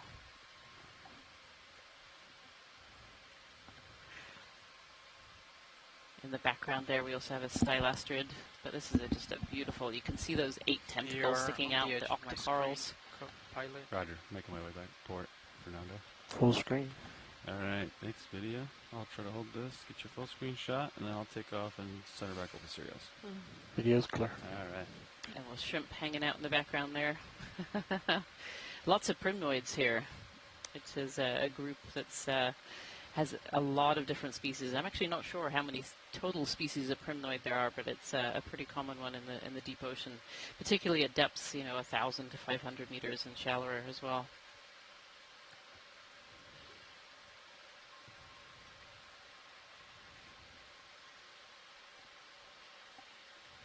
Just drifting with the current here. It's moving pretty fast today. The pilots are reporting that there's a fairly fast current coming through today.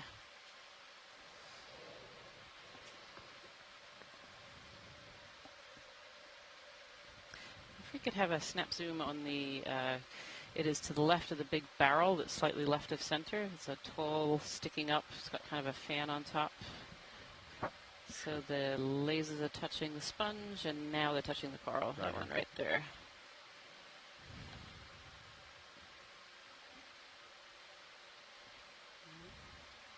These beautiful sponges, too, and absolutely enormous. So these lasers are 10 centimeters apart. Hold that. Oh, this one looks a bit more like a Primnoa pacifica. I take more. If I get the polyps for identification. Another fish in it. Roger, fish. Yeah, they all wind up in there, don't they? Oh, yes, we have another little fish in there. He's eyeballing us.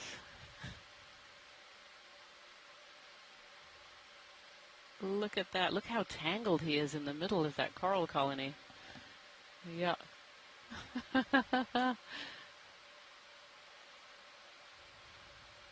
These perfect habitat providers.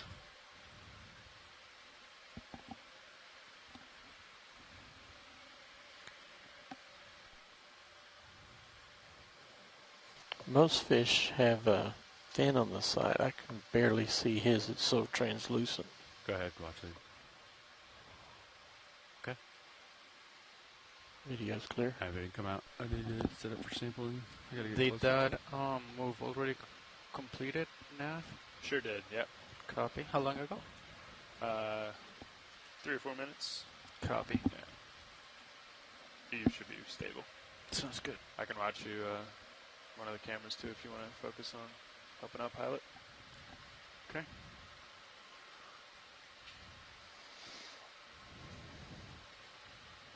Is this sample with or without fish? Good question. So the pilot's setting up here. We're actually going to take a little bit of a sample of this one. Okay, hydraulics are We up. think it's Primnoa pacifica, red tree coral, which is a very common species here in Alaska. Red tree coral is actually one of the most important species in Alaska. It provides a lot of habitat for rockfish and juvenile crabs and lots of other species. You can see this one had this little zooarcid all tucked up inside it. They occur quite commonly across the Aleutians and all the way down southeast Alaska and into BC. And some of them occur, or Starbucks? Oh, and some of them can be very, very large. They can be several meters high and several meters wide in habitats, and they occur in a wide range of depths as well. Anything from kind of 800 meters, I think, is their maximum. They most commonly occur at about 300, 200 meters, and then we also get them deep water emerged in the fjords as well. See that?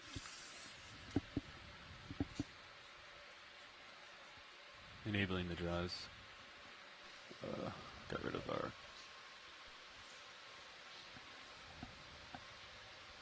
video. Come in partial, and let's shoot. We got how much of this do you want? Watch lead. Zoom in on both cameras. Yeah. So another small, similar to what you took from the Paragorgia. That would be great. Thank you. Right, you don't deploy if you're comfortable, you can deploy that port. These red tree corals are also a coral that's dear to my heart. It's one that I've been working with since 2010 with good colleagues, formerly at the Alaska Fisheries Science Center in Juneau. Laser's clear. It's a really fascinating species. It's one of these that deep water emerges and comes up shallow in fjord systems where the environment is very, very similar to the deep sea. But my primary field is in reproductive ecology, and this is one, we went into the fjords to study the reproduction of this coral and thought it would be a nice, simple 2-year study and we'd be done. And here we are 15 years later and still studying this organism. It's been really, really fascinating. What we've discovered with the species is that up in the fjords and the shallow, they're actually not reproducing fully. Come on. They bring it with him. are impacted by the climate up in the fjords, where it's very, very changeable over a short period of time. But in the deep water, they're reproducing quite fully and easily compared to up in the shallow in the fjord area. Yeah, wrist all the way left. This helps fish is for being him. very That's what we stubborn. did. He doesn't want to leave Every his time house. his Trying to wrist convince goes all this the way left. fish to Yeah. pick another Primnoa. You could see if they just Still want in to snip there? off the top. Watch, lead. Is this a good cutting point here, or do you want to go above or below this? This is a great cutting This is a point, great cutting but we point. But what? Don't want the fish. Okay. Is he still in there? I haven't seen him lately. I think he might have abandoned here. He abandoned? I looked away for a don't second. see him. I don't see him. He had his head out there. Yeah. I think I saw it when you moved. Yeah, that would be a great sound for the Primnoa. All right. Here we go. Oh, no, he's there he is. Yeah, he's still there. Oh.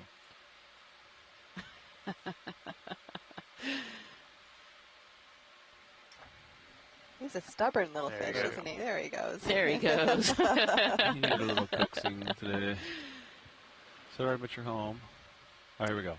We'll leave enough of his home behind that he can reattach in there. There we are. Beautiful.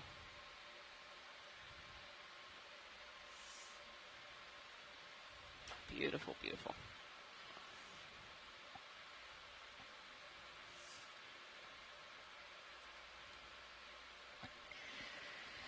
Still camera shot. Okay.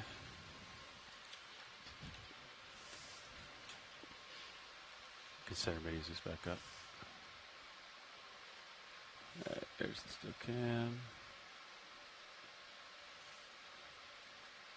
Art, do you like fog lights for still cam or not? I think fog lights might still be on, honestly. They are Oh, okay. 32%.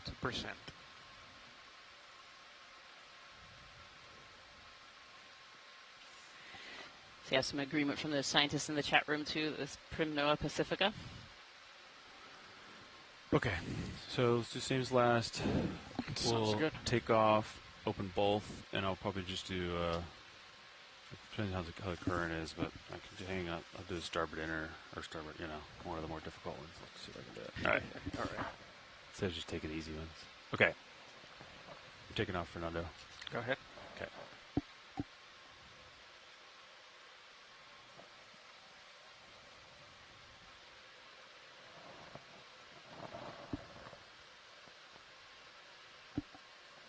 Push and draw out. Roger. Got serious view up now. Looks All like right.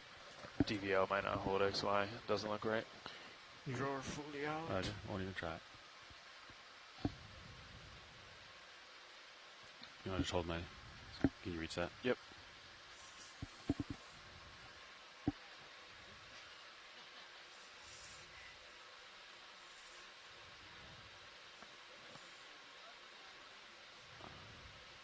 Go ahead.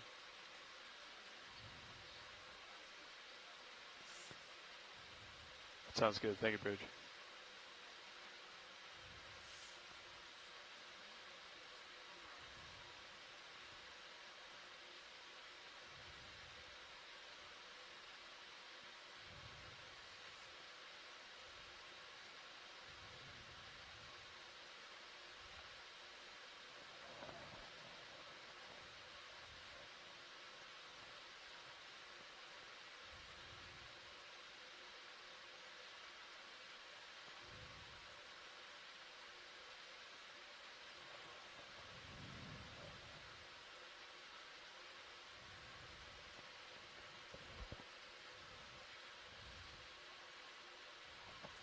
Okay, let me know when you think. Went into the other box. I see that. Okay. The jaws are clear. Can I go in? Yeah. All right. Looks like we're clear. Drawer. Yeah, it says one piece in both of those. Yeah. Yeah, it's You okay. saw the... We did. It's all good. Okay, so starboard outer has the most of it, and then starboard inner has a small bit of it. Perfect. So Thank you so maybe much, pilots. we'll put something of a different color in that box. Yeah. You know what I mean? I think we have plenty to choose from. All right. Different colors. Okay, let it go. That's a great sample. Thank you, pilots. Yep. Watchley, we're going to call this starboard inner, correct? Starboard outer. Sorry. Yes, that's what I have it as starboard outer. Okay, understood. Yep. Yeah, maybe. See if Fernando wants it either. Okay. Okay, bridge. Great. And thanks everyone for joining. If you're just joining in, we are located at an area called Uliaga Mound. We're about 11 miles north of Uliaga Island, and we're looking at a very diverse coral and sponge community that's growing on an outcropping of what we think is some kind of basaltic volcanic rock.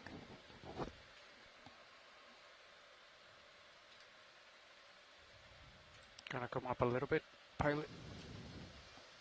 And we're going to start to move upslope a little bit to our second waypoint here in a little right bit. There, delta's about 15.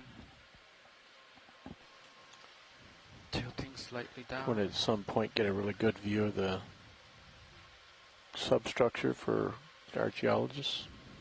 You probably already felt it, but quite a bit of current coming from your starboard. Yeah. Okay. Yep.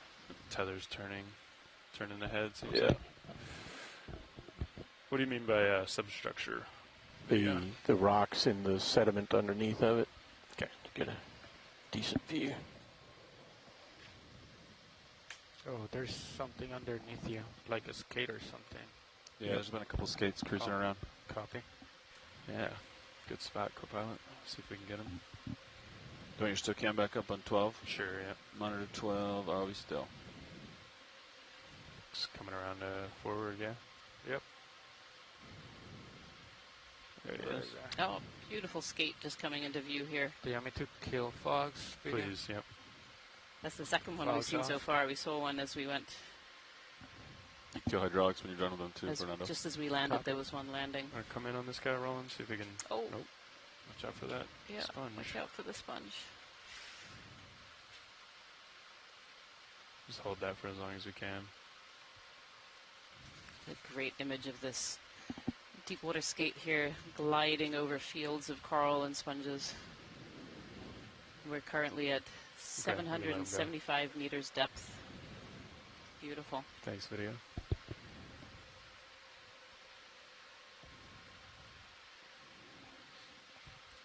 There's so much to see here. We're not moving very far here.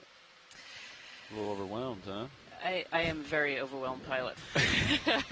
Quite honestly. Maybe I'll call it 10-meter move in? Yeah, I think if we can start moving towards waypoint 2, that would be great, and we'll take zooms of different coral as we go. Yeah, that's fine. That works for me. Bridge, this is RV Nav. Yeah, I'd like to move 10 Another meters. one of these beautiful bubblegum corals on the left is going out of screen.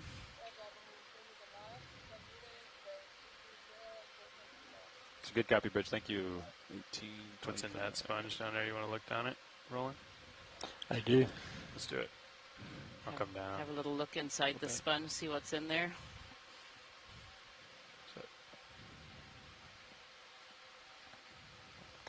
Camera control's a little glitchy since I did the Maybe a crab or black a skull balance in the rack room. Quite got a visual yet. I don't know if you noticed, but that's pretty much put my toe It's down. like a little decorator crab. There's so much current. Yeah. Oh, look at this shrimp full of It's hard eggs. to find a spot to put your toe down now. There's so much still left toe. Very, very gravid shrimp here. Gravid just means that they're reproductive. Yeah. Actually, what kind of crustacean is this? In the center there, that's what we call a decorator crab, I believe. It's got so much business on them. They have hydroids and other organisms growing on their backs that makes them camouflaged on the seafloor. Keep it there. Do we want a close-up? Beautiful. Try for one. Still got fog lights on or not, Fernando? What's that? You have the fog lights on or not? They're completely off. They're Do off. you want them on? No, just Inside curious. this large barrel sponge here. Wait till he calls for them. Actually, do you want to go to the shrimp? Close up on this guy, or is it this? Yeah, close up on the crab will help people identify it. That would Okay. not be a bad thing. Another one of these Hipasteria down below as I well. think hold their Yeah. video. I'm going to try to creep in. Get the toe down. Actually, come a little wide, please. Wondering if this sponge is a type of Thank you, that's good. Afroclistes. Thank you. Kelly Markello says the starfish below actually doesn't look quite spiky enough for Hippasteria, so there's probably something a little different. Or actually, there's two below it. There you go. There's one that's spiky and one that isn't.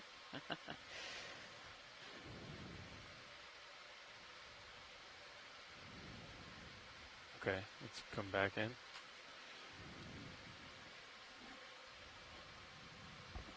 A video, if you would like fog lights, just call them out, please. Copy, we're good Just with having a this. deeper look in these sponges. So these sponges are Good, another Rich. type of ecosystem engineer. So they're Yeah, engineering thanks, habitat for other species. And here inside this sponge, we have this There you go. quite large decorated crab. Yeah, for Usually a we good see still shot. smaller little Here's the crustaceans living inside sponges, but this one's quite large.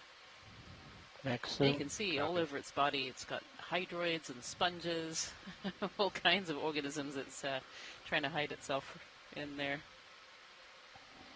I imagine this is why they call it a decorator crab. Yeah, It's it's decorating nice, itself. Likes to decorate itself. Yeah, I did have a little heavy. I think That's So that way you great. can like That's go a off great sticks shot. and you're Thank like you, pilots. stuck on the ground, right? Yep, I like it.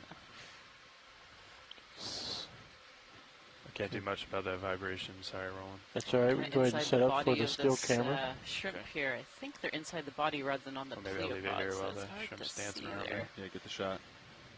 Maybe eggs or maybe even embryos from Scott France here, suggesting they might We'll even tilt be up embryos to under center there the shrimp. rather than eggs. Tilting up high.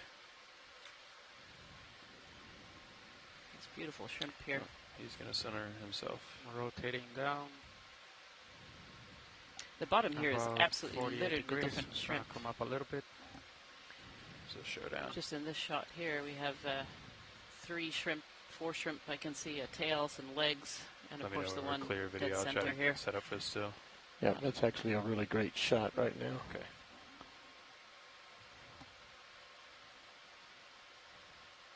Okay. Go ahead and move to the still camera. That's a great shot. Thank you so much, pilots.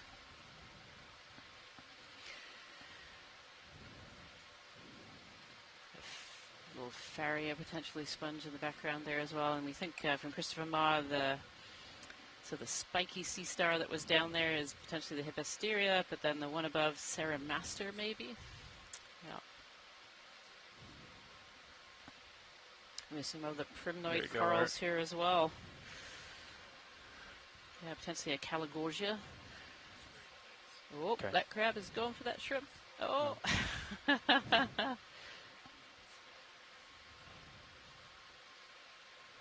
Okay, you want lasers? Did we do lasers? We did. Okay. Oh. I don't know if we did it on steels though. Okay.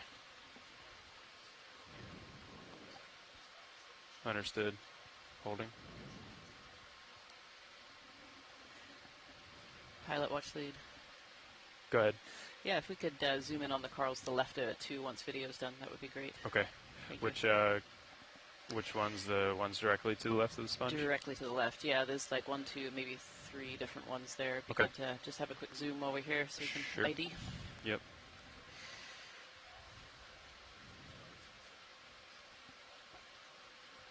Just let me know when. Art, no rush. Okay.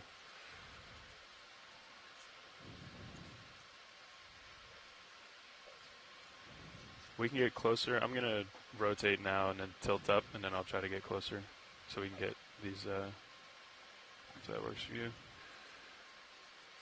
At least I think we can get closer. Scott France had a couple of cool comments Okay, about the come shrimp on in, there. video. The eggs are producing the gametes in the thorax, and once fertilized, the female holds them with pleopods, or they're kind of like abdominal limbs. Yeah, the eggs are Thanks, produced in the Scott. gonads. He did correct himself there as well.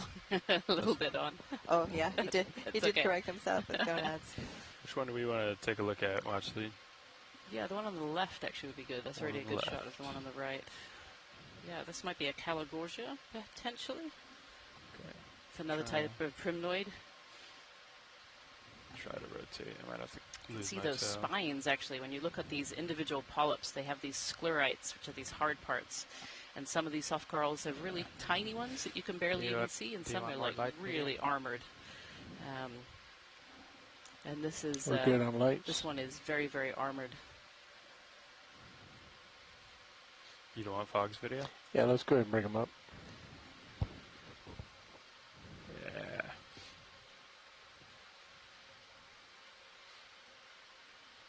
moves done?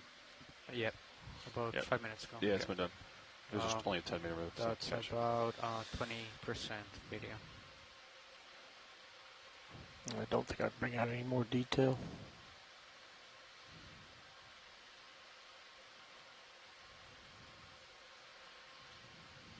Okay, let me know. Let me know when you're clear. Oh, Video. another little shrimp there. Video's clear. Discussion in the chat room. This is probably a Primnoa potentially. You know what, Navigator, what I can Well, do the with the morphology fogs, is really instead interesting of for this Primnoas. being It's got these 5%, straight up I can branches make it rather than the 20%. usual branching So like, morphology. you only click it 5 times and you're at 100. Instead of like messing around with buttons here. But it's certainly very armored like a Primnoa. Yeah, I like that very much. So, Rian, what are the key characteristics that help you distinguish the various species? Well, there's a lot. Okay. There's definitely a lot of different It characteristics. sounds like it. Yeah, so kind of on first glance, the first thing you can do is look at how the colony is arranged. So you'll notice some that we're looking at here are kind of one stalk straight up and then branches coming out from the middle. That's Others as are close as several we can get stalks our coming up from the bottom. little Others more light. these kind of big fans. He's got a nice Some have still fans image. layered Yeah. on fans. It's kind of one of the first things we look at is that colony morphology, and that might help us get potentially down to genus. You need more And light, then right? after that, you're really looking at the polyps. Many of these species, however, 20%. really can't be I can bring 'em taken up. down to 20% species until you have the sample in your hand, On the because frogs. you're looking Those at bring 'em internal up. structure. You're looking at the structure of those sclerites. And then the reality is a lot Yeah, of these keep coming. species we know very little bring it about, up. and so we've only seen Yep. them on collections, and so they don't necessarily, well, they Okay, almost never alright, that's look the about same on 50%. collection as they do on the sea floor. And that's part of the joy of a program like this, is part of the joy of Let me know ocean when we're clear. exploration and using D2 in these regions, is that we can zoom in and we can Okay. have a look at what these polyps, what these colonies look like on the seafloor, Move forward rather here. than as samples that we've collected, which Okay. always look very, very Turning different. off fog Oh, lights. that's interesting. Yeah. Thanks. And it's really wonderful to have these scientists on shore helping as well, because it's impossible to be a specialist of all of these different species as well, all of this different taxonomy. And so we have amazing Orange scientists upper on right, shore helping to leave it to identify fly some of trap these possibly. corals. Each of us have kind of our own layer of speciality. Yeah.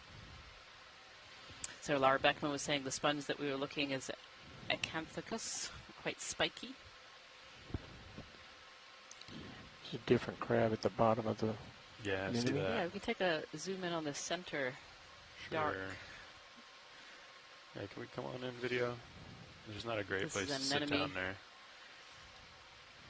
Yeah, so this is an Rotating anemone, up. and it's got Okay. Another one of those something in the fish. Is it? Yeah, that Is same that? fish.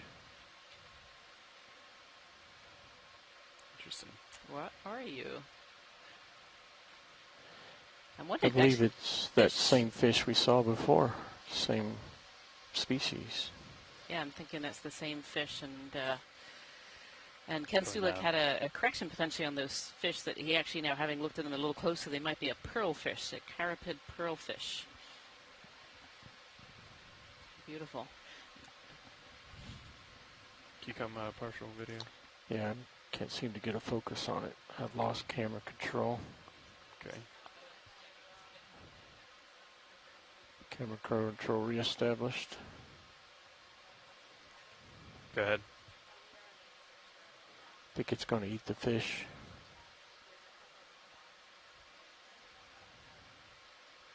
Okay. Copy that. We'll take a look here after Zoom.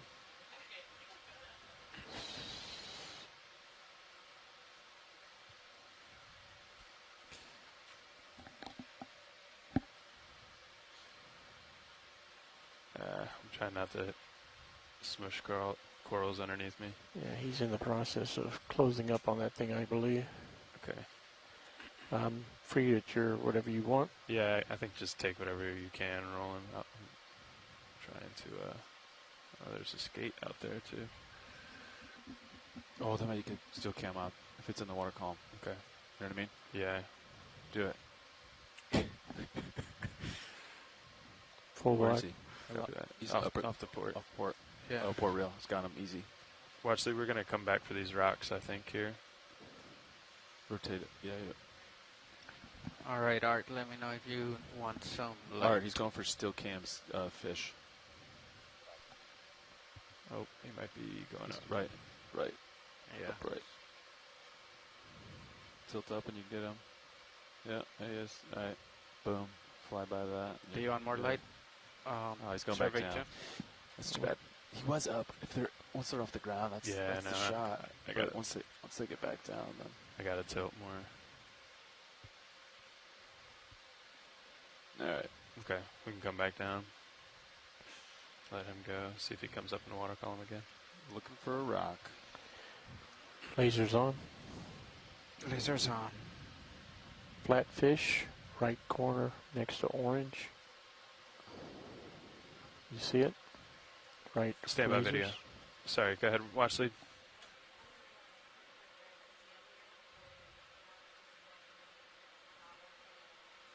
Okay. Okay, sounds good, Jen. Just call out one if you see it, and we'll keep our eyes peeled as well. Yeah, that was on that last one. I didn't want to pin the vehicle down. We would have been smushing corals. So, yeah, let us know if you see a good candidate. Fish and starboard rail, just so you know. Sorry, video said flatfish. Yeah, you went past it. There's also one just lower left of lasers. It's the second one. Just above that orange on the lower left, the edge of screen. I might have to catch the next one. You see it? Oh, I do see it, yeah. You want to come in? Pretty well camouflaged, didn't he? Yeah.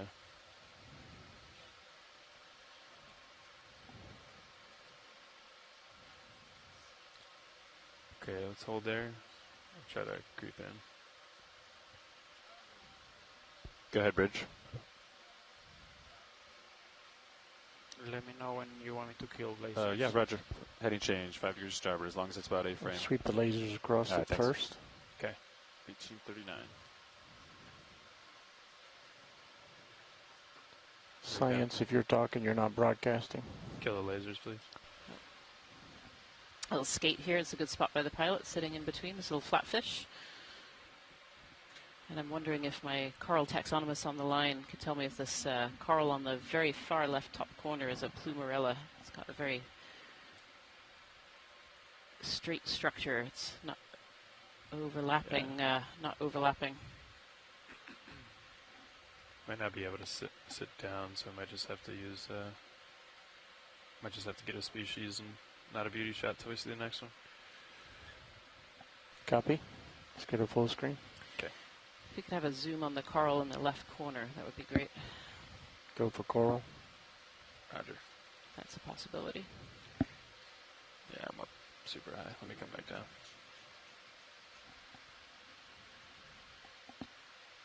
Just doing skate ups.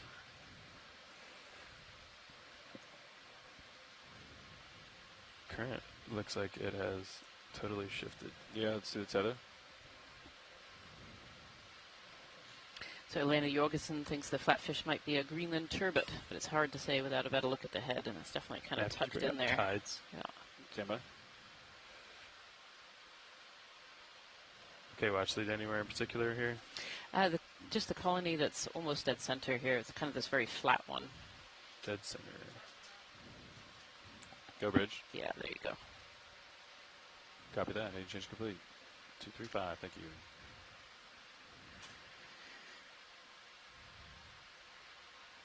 Okay, we can give it a little more there, video. I'm still not down. I'd have to set my right toe in. Yeah, there you go. I'm wondering if this is a Calagorgia. Isako might agree on this one.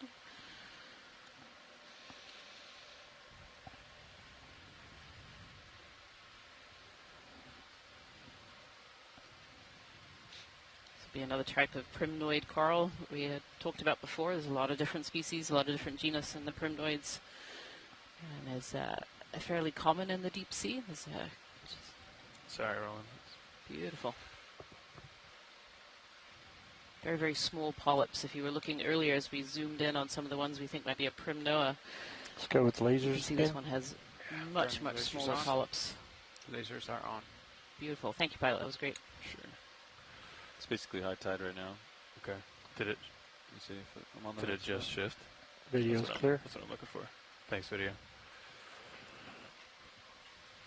According to this, it hasn't shifted yet. Corals for as far as the eye can see. And sponges, too. Watch lead pilot. Yeah, I'm not sure if it's valuable or not, but just as a data point, in the last half hour, we've seen the current shift about 180. So it's a total flip-flop. I think nav would probably help you with direction if that would also be useful. Yeah, it was going southeast. Now it's going 2-shot of northwest, pink and basically. red coral on the right. And the tether, you can see the tether, whichever way the tether blows, kind of tells you the story. Crab is eating something. Just lower center. Yep.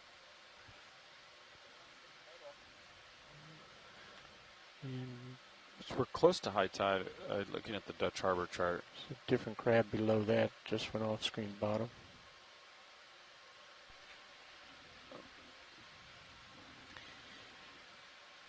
You were talking about a different one video? No, this is the one I was talking about. Just letting you know there was a different more one off shrimp. bottom also. Oh, understood. So we've landed today on this Uliaga Mound, this guy a go. and we're currently Ready? around Get lasers 770 meters or so depth, water depth, and we've Yeah, landed in yeah, this come on area over of definitely high biodiversity of corals and sponges, but also high biodiversity of other species as well.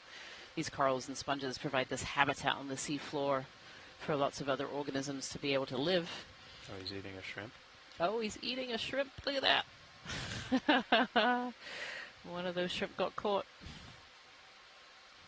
It's making me hungry. I'm just saying.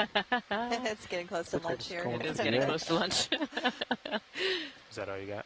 Nope. Resume as you wish. I was just about to say, too, you know, these corals and sponges provide this habitat for other organisms. They come and hide around them to escape predators, and they also hide around them to get food as well. A little tilt down roll. So, yeah. And that's exactly what we're seeing right here. Hey, navigator. Hey, co-pilot. You want to try fog lights? No, I've already got too much white on the top of it. Okay. Everything needs to Is eat. there a risk of Difficulty. hitting the ground if you deploy Lighting the bottom. the shilling too far out? If you like bring it too low or the wrist? Wow, that was a big piece he just ate. Just don't hit the ground with it, yeah. It's got the whole tail in there. Okay. So That there's is the pretty chance. impressive. Yeah, definitely. Just don't hit the ground with it. All right. I mean, it's pretty strong, but yeah, just don't. I wouldn't.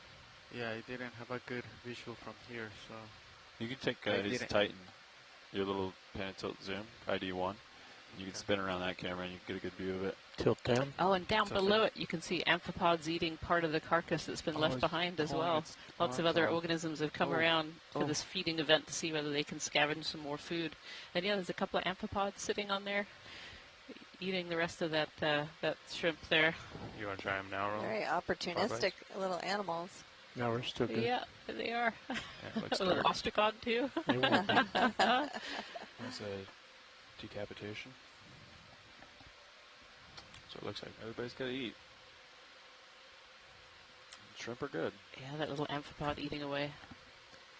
It's also a good close-up view of the sediment here, just for those of you that might be interested in the rocks and in the sediment. You can see little bits of red flecks in there. That's probably some kind of iron oxide associated with the volcanic rock here. Probably got basalt underneath this. my Hard to tell. rotator is at There's a lot of biology on top, 36. which is a good thing. Do you want a 10-meter move, Fernando? Sure, yeah. Sorry, Sounds Roland. good. Lost a toe there. I can come back up. Bridge, this is RV now. Share a Different view. 3-shot here. Yeah, sure. Hey, can I do another move same as last? 10 meters, 230 degrees, speed decimal 2 knots. Yeah. Good copy, Bridge. 1847. I'll hold it for as long as I can, Roland. Get you a move 10 meters in, boys. Copy Video's that. clear. Roger. I think the current just shifted again. Maybe tilt down for still camera. I see its other changing its mind. repeat your last video? So the pilots Maybe will let tilt us know down the for current the has been shifting R3 around since camera. we've been here. This area is likely to be influenced somewhat by tides. We're fairly close to the islands here on the north side of the Aleutians. Yeah, unfortunately, I think that's as close as I can get. Yeah, for that's this right, drill. Rianne. We're on this mound that's about 700 meters centered. below the surface, and it's situated on surface the current, edge of Chris? this It's a little bit different than subaqueous before. channel. Yeah. And Switch so over to- we might yeah. be seeing some of the tidal fluctuation Now I related know why to you that. wanted to switch. Video's clear. Copy. I'm going to take off. That was cool. There's so much biodiversity here. Yeah, no problem, Mark.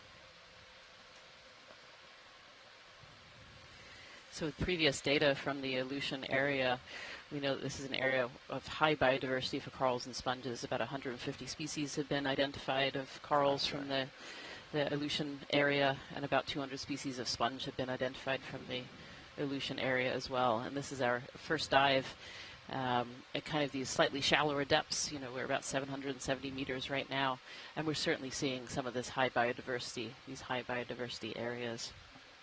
Gateway out there, huh? Is there? Most of the data from the Aleutian Islands There's a comes crab from depths top that's shallower than Oh, yeah, 500 it's way meters, up. fisheries Yeah, it's bycatch, way and up then scientists that's dropping not drop on the ocean, cameras. was it? There's Is that been a white, few dives the at rail deeper cam? depths, but not much. Yeah. Does it look like And so right these behind you? depths in this Yeah, region I are can see completely unknown super wide, yeah. in most Is there a cases, good and certainly these drilling mounds are not fish? somewhere that have been visualized Following the before. current there?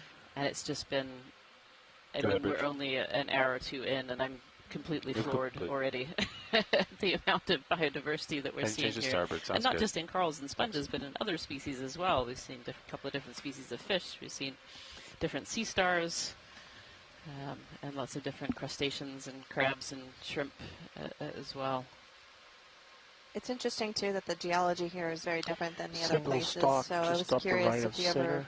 if you had any sense for the data that has been collected on I deep haven't looked sea at one of those corals in terms Okay. of where the geology go was over. different. I think I see what Bedrock you're talking about. versus, sediment Like you're input. heading towards it. Yeah, well, corals need hard bottom to be able to.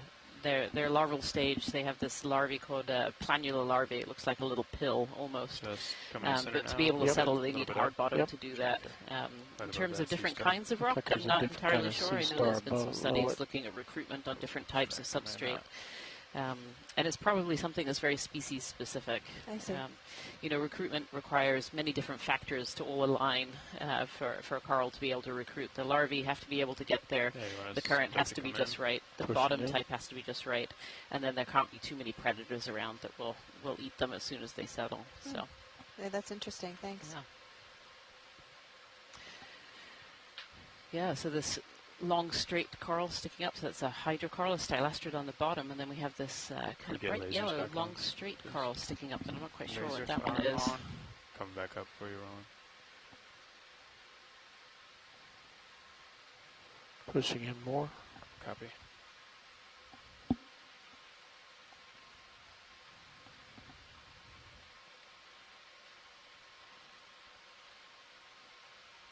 That one's got really, really interesting polyps on it. Yeah. The single branched yellow coral that we have here kind of looks like a paragorgid of some Drifting kind. backwards. Yeah.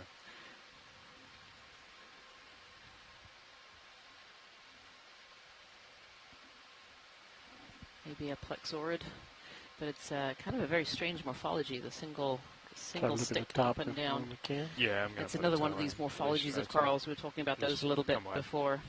There you go. Hold there. Okay. All right, we can come back in. Tilt to the top. Yeah, so maybe a plexaurid of some kind, potentially. Trying in again for another shot of the polyps here of this one. It's definitely a little bit different.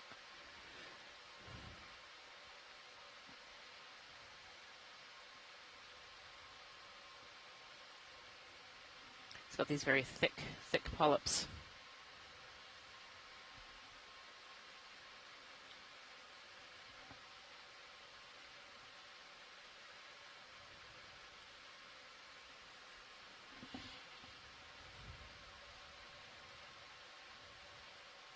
And some of these hydroids growing off the top there. You can see there's been a little damage or something on the skeleton, which has freed up some space for some of these hydroids to be able to move in and grow. Push We've to got the quite distance. an extensive hydroid there. Rack. From Tina Moltsover, potentially a Pacific Gorgia. Boom. Like that. Rack focus. Director Chris Ritter. Let's look at the white one directly at the bottom of this. Lower left. Yeah, so of it, potentially a with the Pacific Gorgia. I think orange. that's A hard one. the better, the only idea I think we're coming up with right now for this particular coral. This one now dead center is what we call a stylasterid. This is a different kind of coral altogether. They're called hydrocorals.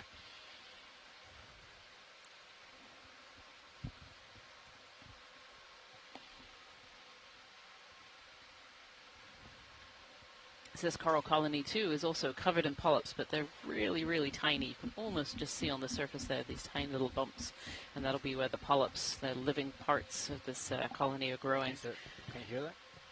Yeah. Sorry. No, sorry. Sort of looks like a cactus. What was that? The Fernando? Yeah. Okay, good. Whew. Thought that was hydrochrome. I was like, Okay, a little more tilt Down at down. the We'll bottom get the there little bitty too, white stem. potentially another little fish hiding out. And certainly more sponges and right, hydroids I covering the gotcha. bottom there.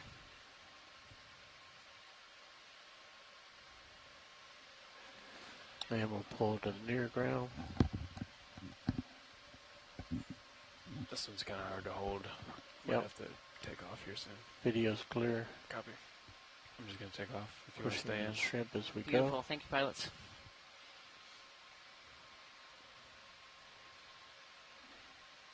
I don't know what's going on with this current. It's just changing. I know. It's wild card down here. That's probably why all this biology's here, right? There's a all the fish. water flow. New What's fish. going on, fish? Oh, another type of fish here as well. There's bottom. Hold there, Roland. Coming up. Holding. Looks like Art's chasing it too. Okay. Yeah, take it if you got it. Let me know if you want lasers off. I think laser's off, yeah. Yep. Okay.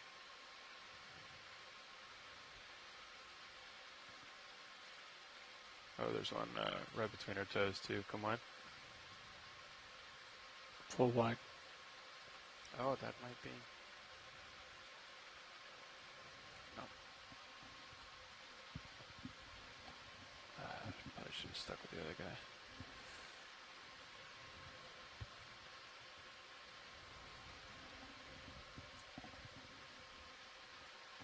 Lasers on it again. Lasers coming on. Good side profile. Copy. These deep sea corals and sponges provide really vital habitat for lots of different species of fish through their life cycle, including fish that we Lasers clear. commercially fish as well. Ready for face? Yep.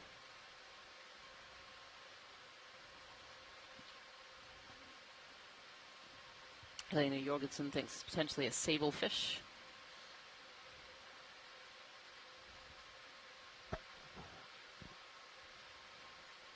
Art got some good shots. Nice job. Okay.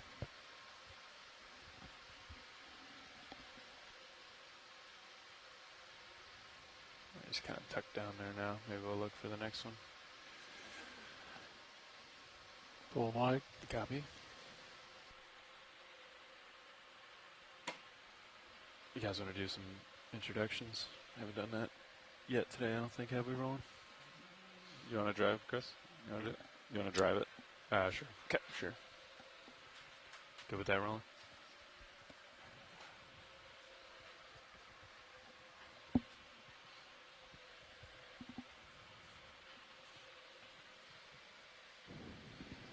Elena Jorgensen has confirmed, yes, that's a sablefish that we were just viewing, going through the corals there. Okay. And a really good example of how these corals and sponges form habitat on the sea floor for lots and lots of different species and organisms that use them for different parts of their life cycle.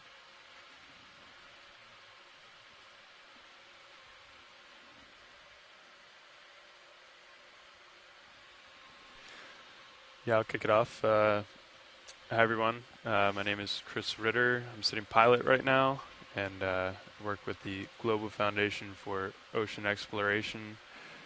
And to my left, City navigator, you have Levi Unima. Sitting as co-pilot and Fernando Aragon. And in the far right, you've got Roland Bryan, his video, and in the back. And in the back is Caitlin Bailey, and we are all with the Global Foundation for Ocean Exploration. And our esteemed scientists. I'm not sure about esteemed, but my name is Jennifer Ashoff. I'm a sedimentologist stratigrapher, professor of geology at the University of Alaska at Anchorage. My name is Rian Waller. I'm a deep sea ecologist at the University of Gothenburg in Sweden. And to your left. Hi, my name is Jennifer Green, and I'm here with the National Centers of Environmental Information.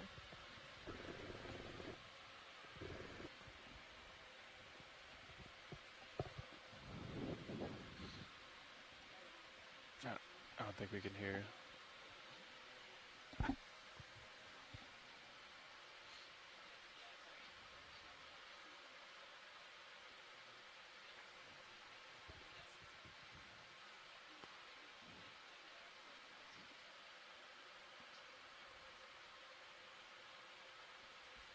Coming up.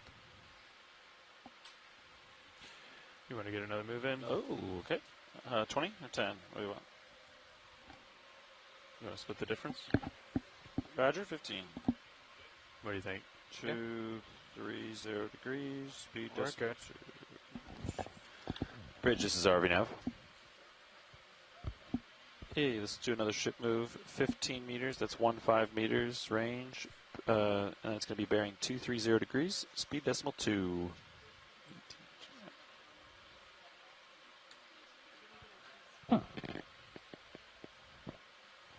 It's a good copy, Bridge. Yeah, it's my fault, Rian. I should have made sure you guys were ready. Surprise intros. Wild card. Fish lower right. Probably the same species.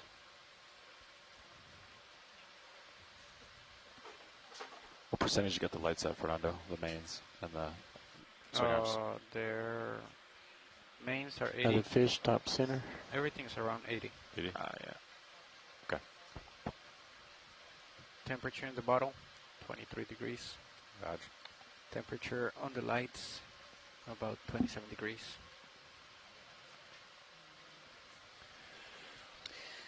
So if you're just joining us today, I'd like to welcome you to Dive 7 of the Seascape Alaska 3 expedition. We're diving today on an area called Uliaga Mound, which is about 11 miles north of Uliaga Islands, of the Uliaga Islands. We landed today in about 790 meters of water, and we came straight into what you're seeing right now, this beautiful habitat of corals and sponges. Copy. We're moving. It's already moved 5 meters. The plan for the dive today was to try and transect up a little bit towards the top of this mound area, not quite reaching the top, but going towards the top. But I fully admit that we have seen so many different species of corals and sponges that we haven't made it very far, and I suspect we'll probably not make it terribly far during this dive.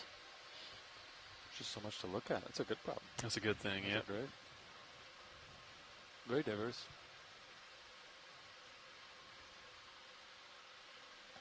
They probably love all this current flowing around. Giving them all giving them all that food.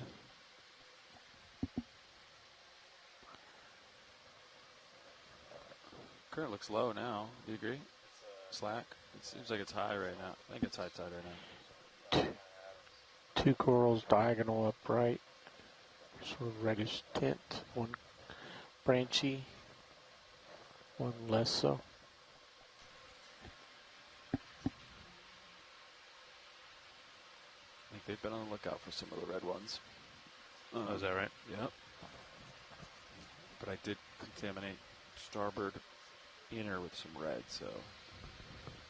What color was the port inner one? They were both reddish, they're all reddish, orangish. Yeah. Okay.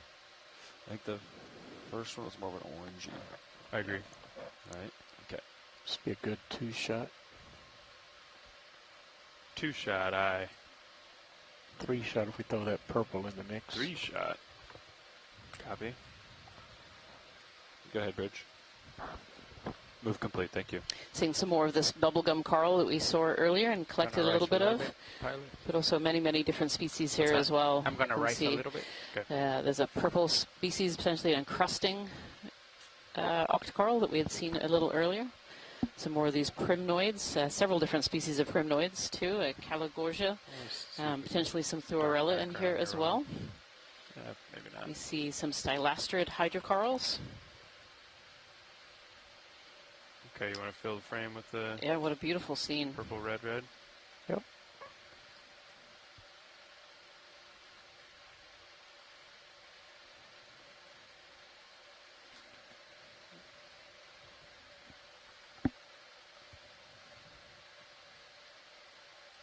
Something's off. Basket star in the back. Just push straight center. Deploying your port on, be advised. Copy. Do you want me to let you know every time I do it? No. I was looking at a fish. Oh, copy. It's a cool view, though. No, I think just go ahead and do that, Fernando. You When can it's see out, this. let me know. This is a Paragorgia coral, a bubblegum coral. Just so you know, survey 2, he's deploying OX1 cam. And just zooming in here, you can see there's lots of different organisms living inside this coral colony. We have a couple of species of shrimp here. We have some basket stars as well.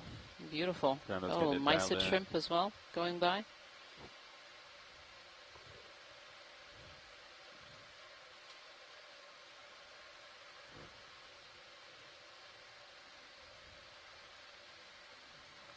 Just rotate to the right. Rotating right. Several primnoid octocorals. I'm going to rotate right, Fernando. If that affects your... He's got port rails. You can There are see lots where of it is, these the port striped rail. shrimp that we're seeing today. We've seen quite a high. few, including one Yeah, poor I'm one just that was letting you know. predated upon earlier. Look at the long arms of these little brittle stars. Hold that. Holding.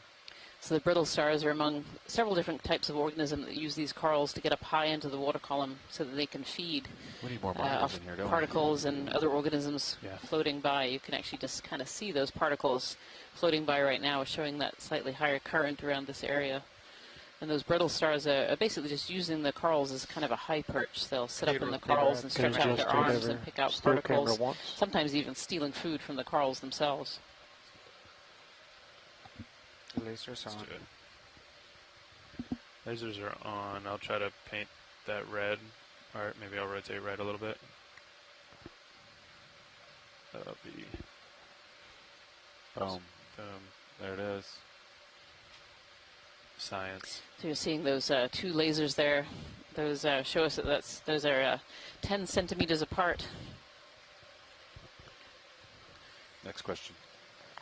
Showing that colony is approximately 10 centimeters wide, but I think you said lasers and we're good. 30 or 40 centimeters high, so fairly large. I'm going to lift off.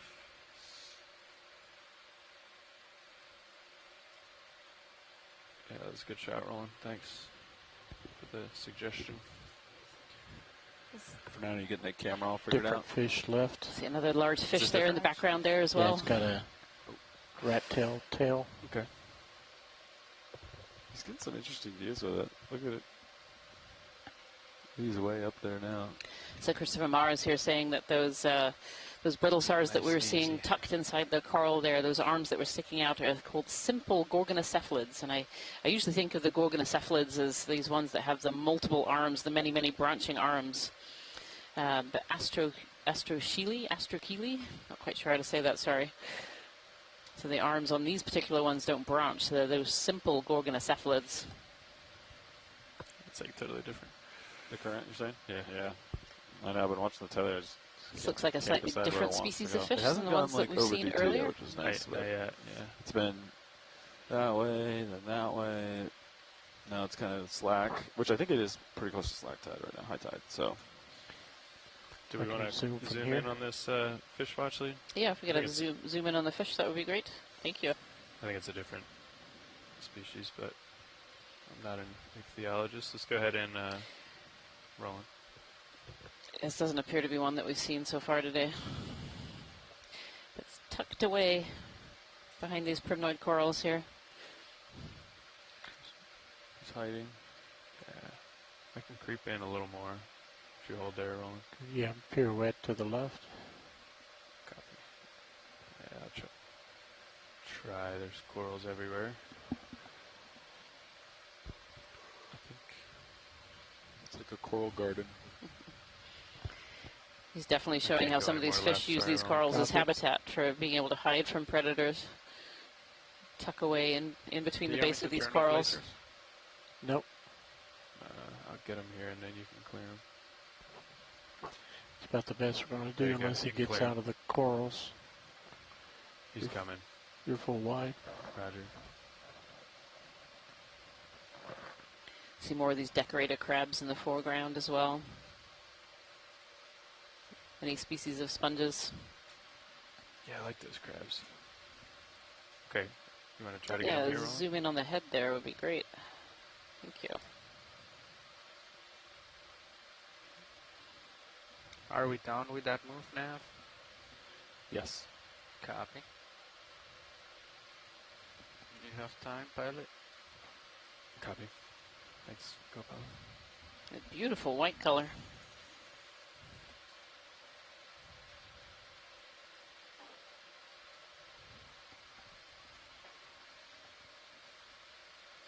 Every zoom in that we're doing on the seafloor brings up new organisms that we hadn't quite seen in the last frame. It's a dark orange. Just to the right there? Yeah. You want to try to get it or you go back for fish? Yeah, we'll get the dark orange. So far we haven't had an ID on this fish from the chat room. Alright, let's go for it. I think maybe we should try to get fish again if nobody's ID'd it yet. What about that fish? There's a little tiny fish sitting on this coral here. Oh, this anemone. Sorry. This anemone's all closed up and it has this little fish sitting on the side. Same type? Yeah, Elena Jorgensen says maybe the big fish is an eel pout. This looks like a baby version of the same thing.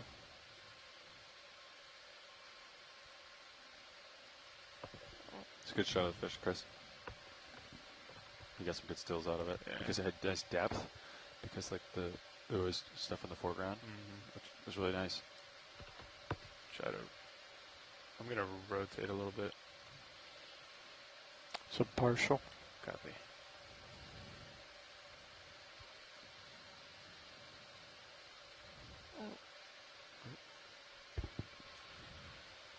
And it looks like someone ID'd the smaller fish as a snailfish on top of the anemone. Yeah, these little snailfish. It's almost like the one that we saw earlier when the anemone was wide open with this fish inside it. Yes, it does look similar. For a minute. Ooh. Hey, buddy. There's quite a few of these little guys. Let's get his whole body.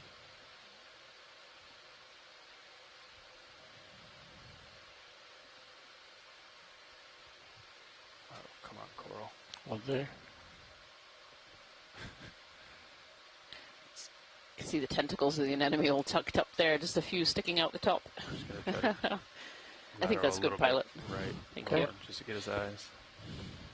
Copy that. Well, actually, we're just going to try to get his eyes since this coral is okay, thank you. Very inconvenient. I'm not sure if I can. Yeah, sorry, Roland. Okay. Two shot. Looks good. Shot. And we're clear. Copy.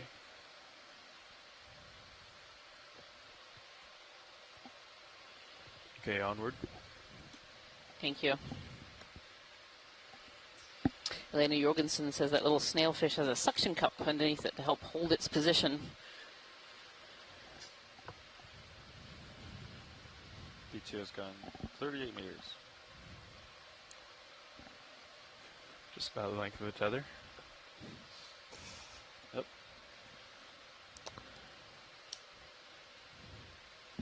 Well, let's just see here. So this is a 35 millimeter lens. The next one's going to be a 100, right? Can you imagine how punched in that'd be? Yeah, so be great. Yeah.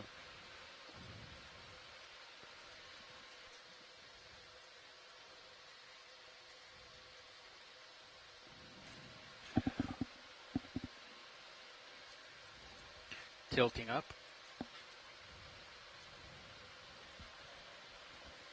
Copy, co-pilot.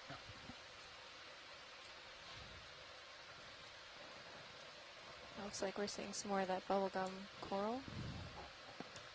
Yeah, the Paragorgia, the red one, and then the other one that we're thinking might be Pacificogorgia, I think, which is the long, thin, yellow stick-like one with those big fleshy polyps.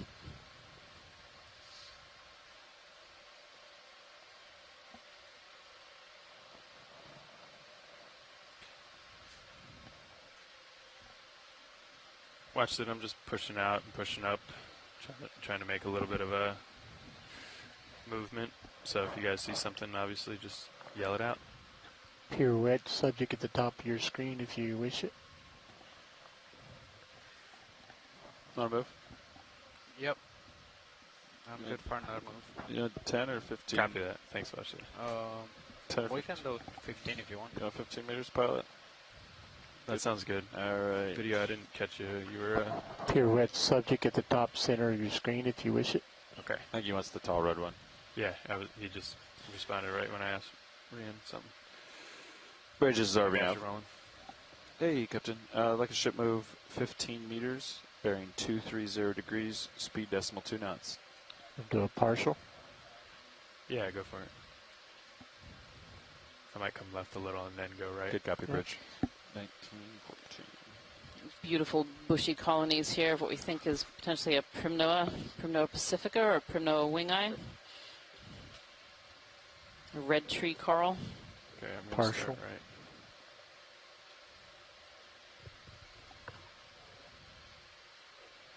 See how close you can get to that still cam.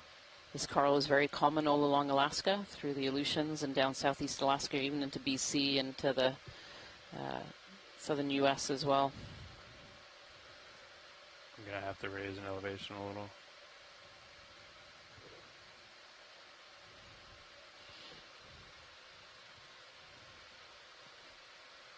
Might bump my right toe soon. I feel like it's so bright, been a it's good move, throwing the white so- balance off on that. Red tree coral is We've a already particularly got important plenty, coral so for Alaska. keep it going. Whatever It you get, harbors it many would be great. species of rockfish and juvenile crabs for part of their life cycle. Okay, I think that's about it. Good. Great job. That's pretty cool on this still. I can push in, clipping.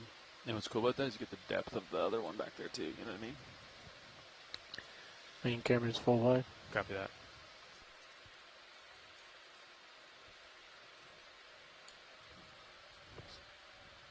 This kind of looks like the first one we sampled, right? Pretty similar.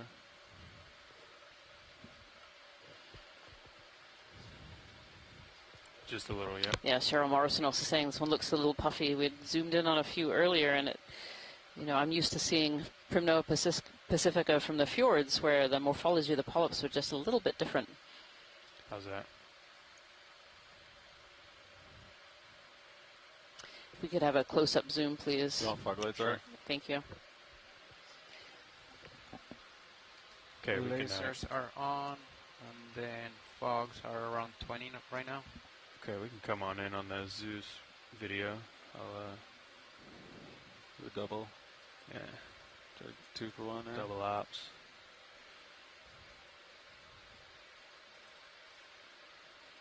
Fish hanging out.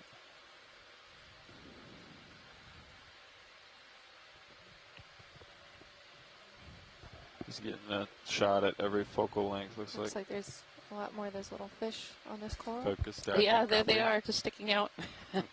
Little eyeballs I'm gonna coming out. tilt up, Art, if that's all right. Okay. Tilting up. Alright, do you think it made the background blue just because it's an auto white balance and it's just so Oh, there's another one in there too. I see another set of eyes on the right. There's several. They blend in so well. Yeah. I've counted at least 5. Yeah. Let me know where you want to Our go. video Roland. says they've counted at least 5 in there. This is a good spot. Okay. So you want me These to little kill snailfish fox? certainly like this coral, this habitat. We're good on Move lakes. complete. Thank you, Bridge. Even as Okay, is. leaving fox alone. 19, They're at 17. 20%. Keep tilting up. Keep tilting up eye. He's getting more still shots because he's got the fish in the back. Yeah, which makes for a good one. Go to those bright polyps, and I'll do a tight zoom. Okay. The top center. You can really hear the verts, huh? Copy, 60%. Yeah. I know, isn't it? It's good feedback, isn't it? It is. You Like a don't really realize good how close-up your of the deflection polyp. is sick. Oh, It beautiful. just makes you shy away. Yes. Push it down So what too we're hard, seeing which is inside good. these polyps, you can see at the very top you have those tentacles, that ring of tentacles. And you can just see these kind of hard parts that are shining back at us. Those are probably the sclerites. And then if you follow the polyp down, you can actually see the gastrovascular cavity coming down. And at the very base, you can see these kind of lighter orange kind of ball shapes. Those are probably eggs, so eggs or sperm, showing that this is a reproductive colony. That's a really beautiful shot. Look at that.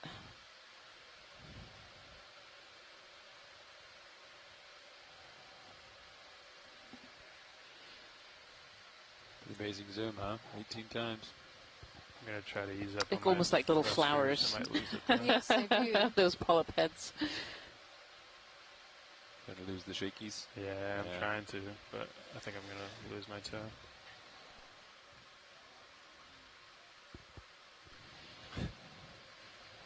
Okay, video's clear.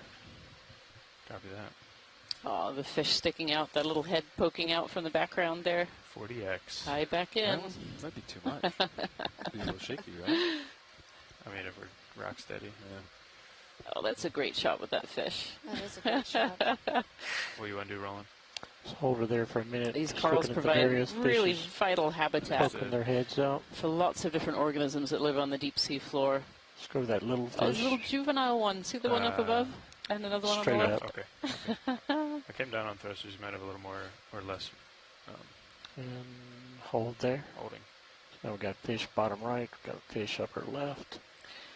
Hot spots of biodiversity. Absolutely.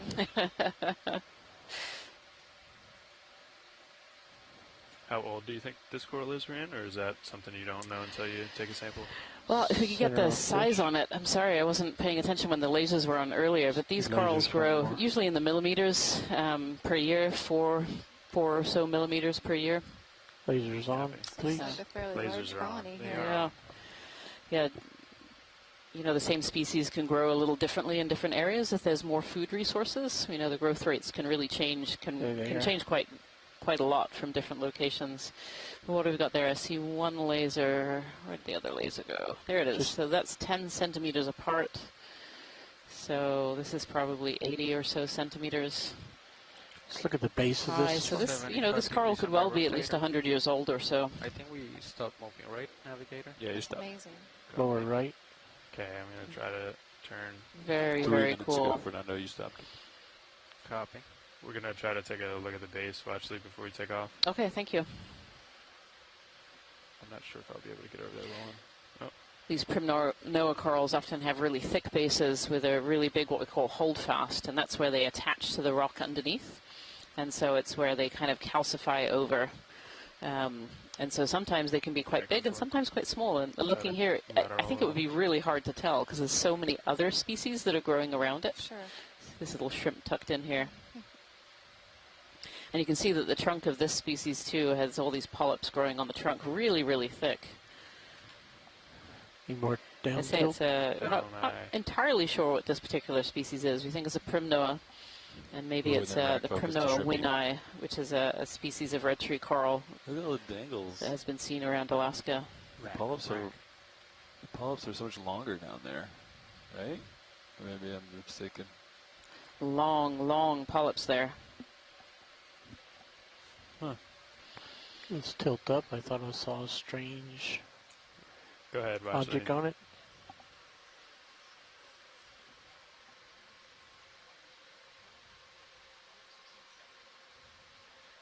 The single stock?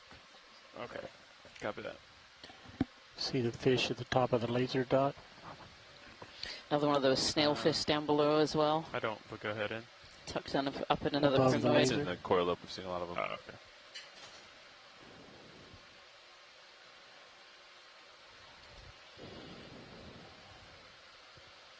Okay, let me know when you're clear video. We'll, That guy looks different from all the others. Don't know what it is, though. Video's clear. okay, you want to keep it there? I'll take off? Or keep coming out?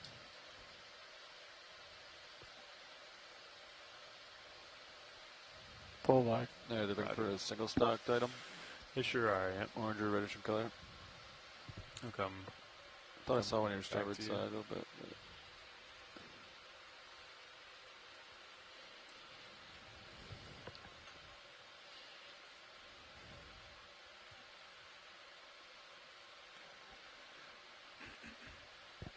I think we're playing I Spy right now. Ooh, there's a fish. Well, it looks like we have another one of those fish, a sable fish, I believe. Oh, yeah. Identified as. Yep. I wonder if it's the same one. 1 fish, 2 fish. 3 fish.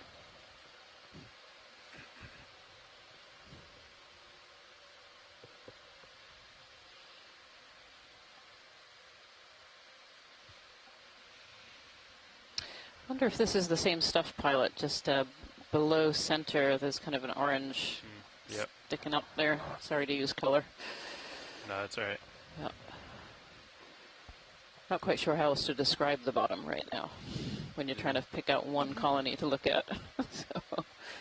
Yes, in an area that's just thriving with colonies of healthy-looking corals. Absolutely covered. The biodiversity in this area is just amazing. Yep. Or is this something a little different? Let's see.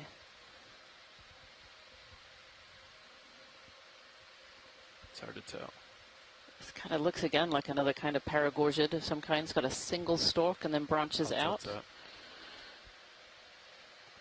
getting that toe down. Yeah, we're thinking this is the collection target, Pilot. Oh, okay. Thank you. Sure. Yeah, can you get hydraulics up? And I'll let you do whatever you want to. Let's get a full screen. With the shilling, go out. Copy. You got port outer or starboard inner? I think this is a different enough color. You could do starboard inner, and we would be able to identify. You know what I mean? What's that? Why does this sound like the USBL is constantly going up? Oh, that's the HBU, yeah. Understood. Let's get some of those solid center one at the top. Looks thicker. I'm not sure what you mean, Roland. At the top of the branches, there's thicker sections. Okay. Top center of the screen. Right there? Yep. Okay.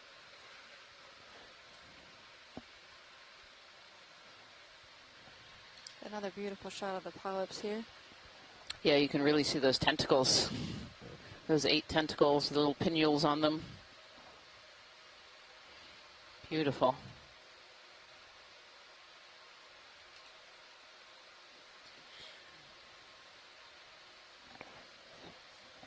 Okay. Looks like it's got a brittle star on it. Looks like there's a brittle star wrapped up in one of the coral arms there. Full wide. Full wide. There's certainly been a lot of what we call associated species that we've been seeing when we've been zooming in here. And these are species that are using these corals as habitat in some way, either permanently or sometimes transitionally too. So like the fish will come along and use, and then they'll go off and swim somewhere else. But things like the brittle stars, you know, we've seen some observations from other species that they potentially stick with this coral for their entire life. There you go.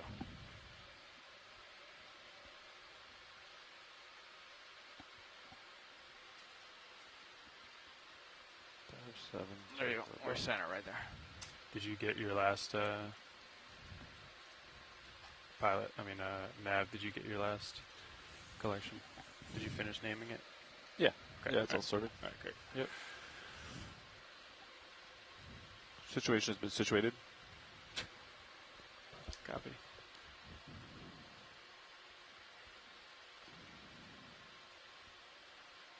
Okay.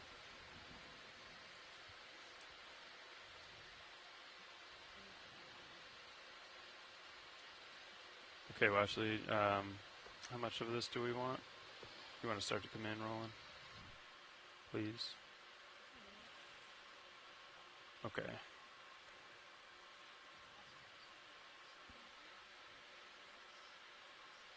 Yeah, sure.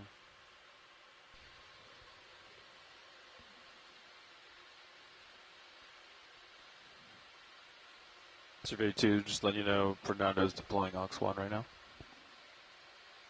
You want me to wait for that?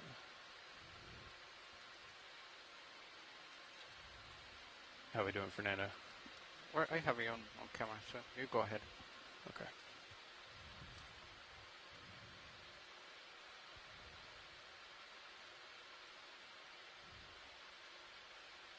How's that look, watch lead, something like that? Yep, that was great, pilot.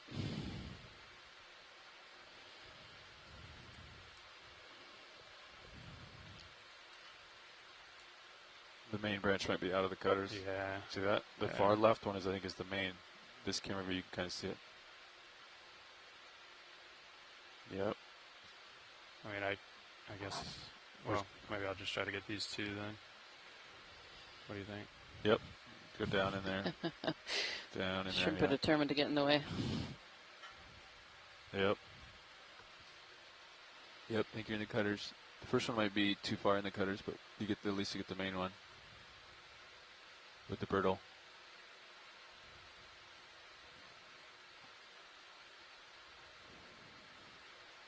And get the old twisty. Oh yeah, it's clipped right off. I'm gonna bring you back to still cam, okay? Okay. There you go. He's been liking the fog lights with the still cam grip shot. Okay. Do you want fog lights, Art? Okay, video, you want to come in on Zeus as well? That's a great piece, pilot. That's about 30%. Okay. So some debate exactly we'll what try the to get a species still. might be.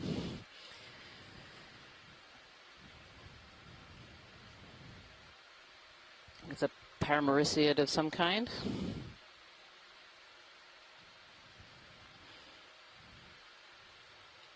He's got one. He's got two. He's got three.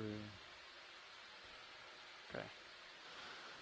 All right, I'm gonna push out the drawer slowly. Copy. Might not be able to get it all the way. Yeah, hold there, hold there. I'm gonna come up. We can just do what we did a second ago. I can grab your stick. You know what I mean? Push cart. Yeah, I might be able to put in a little joy lock. All right. We'll see. Okay, I'm gonna come up. Is there anything in the rock box? No. Nothing has been collected in the rock boxes. Okay. All right, I'm gonna push out the drawer. Yeah, go ahead.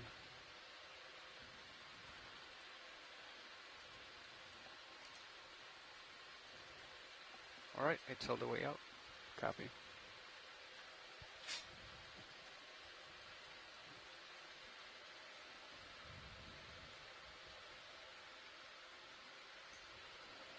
You might not have to nav. I'll just let you.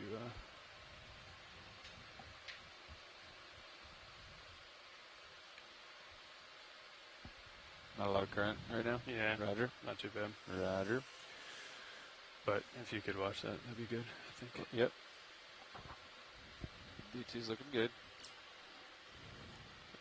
Just my little contaminated branch. Don't worry about that. I tried really hard to get it in the box.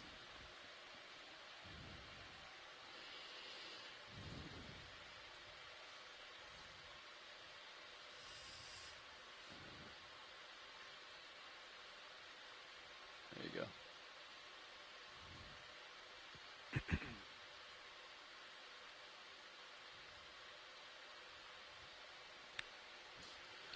Thank you, pilots.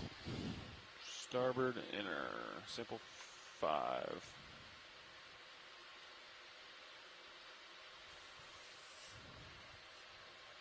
There we go. All right, arms clear. Pushing drawer in. Copy. All right.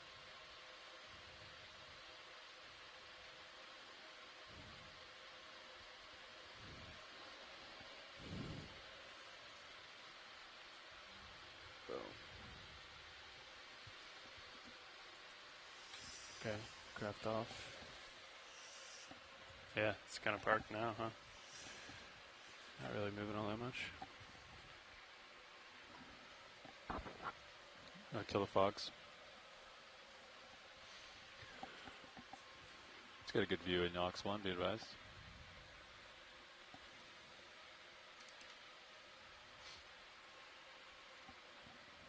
Yeah, looks pretty cool. Ronaldo's getting pretty good at deploying that puppy. He's got all this practice.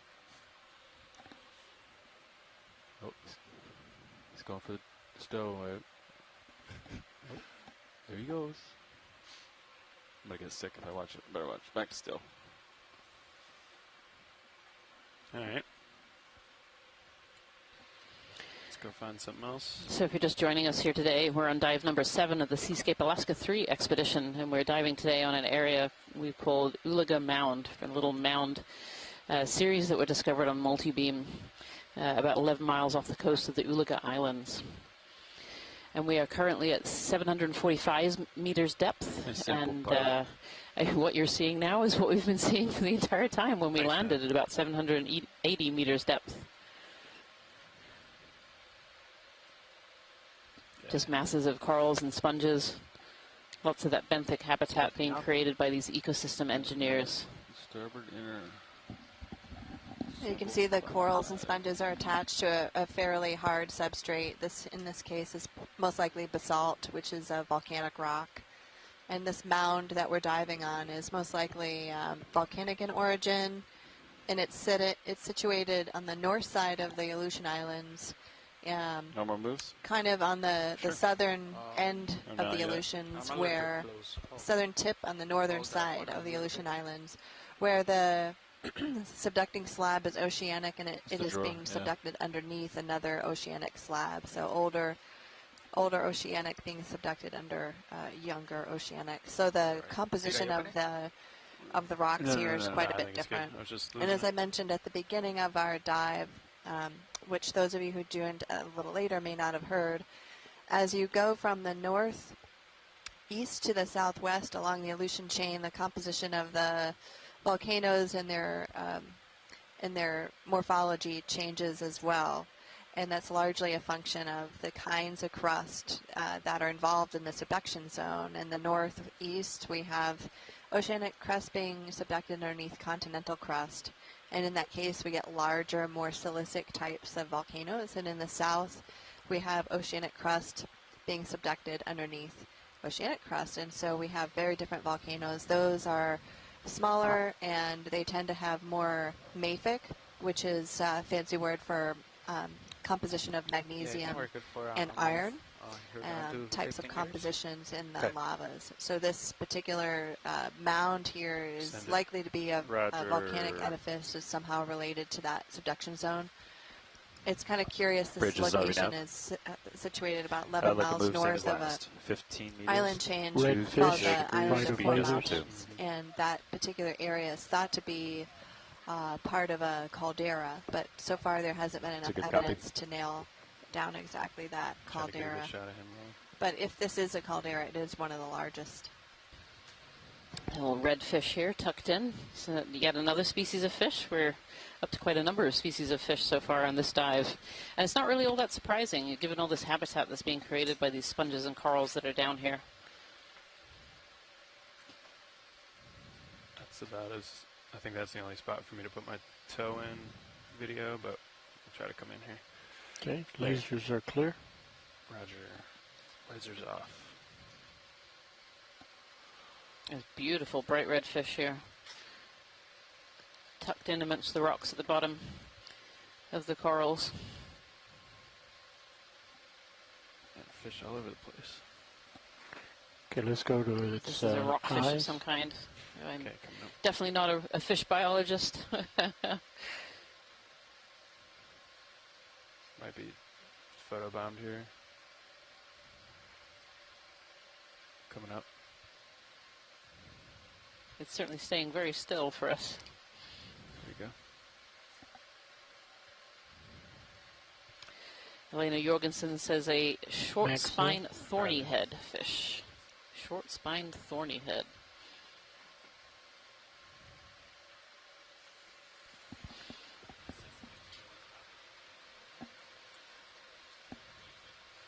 Oh, sorry. Lost my toe there, Roland. and come back. If that wasn't sufficient for a highlight, let's come back.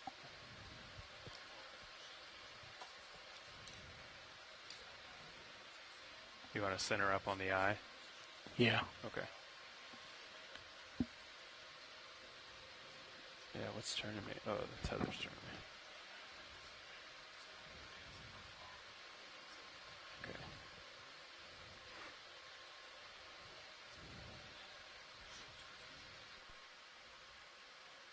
Go ahead. Sure. Video's clear. Copy.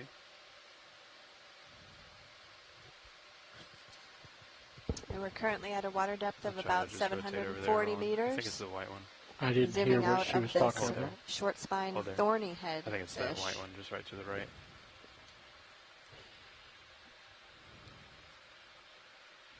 It's Yeah, the but one I'm telling right, you, right in the middle. it's one right to the right. Please, thank you. Just going to have a quick zoom in on some of the corals here right next to this fish. Come on.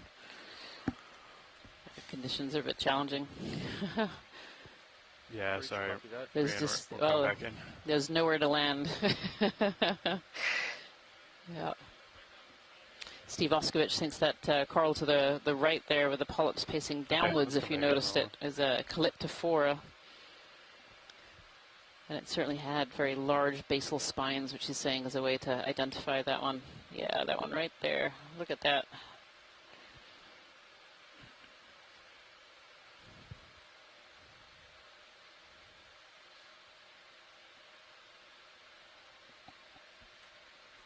You can see this one's a little unusual because the polyps are actually facing downwards on this one. Yeah, Where- what's the benefit of that, Ryan? As opposed to all the other ones that are facing out or up? Yeah, it's a really good question. So the pilots just asked, is there a benefit to having the polyps facing downwards? And honestly, I don't know. You know, it's certainly a different way of catching food. You know, the polyps are the whole organism, so they need to feed, they need to reproduce. And so there's surely some evolutionary Okay, if I benefit tilt? that this particular species has evolved to have those polyps facing downwards. You okay if I tilt video? Okay, got it. Might be. Turn them off, you mean? Yeah.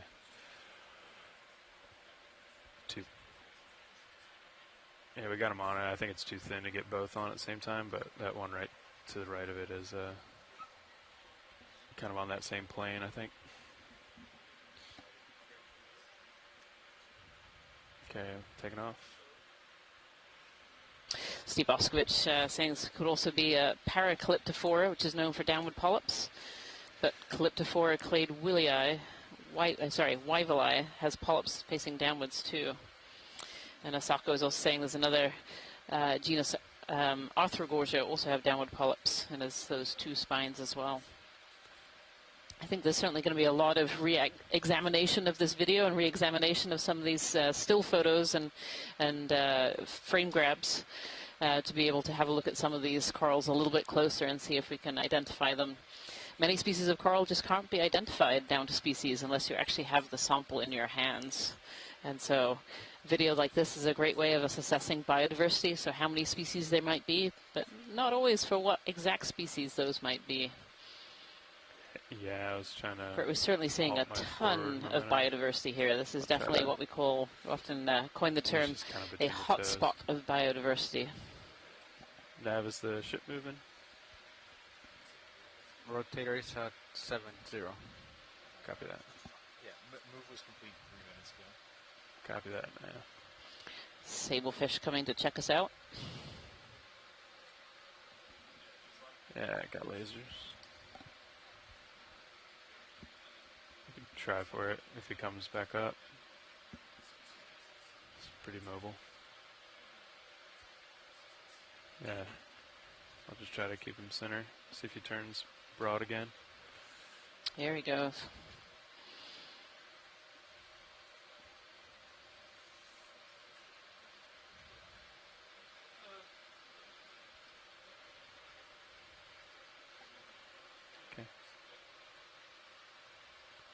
All right, I'm going to push out a little bit, come up.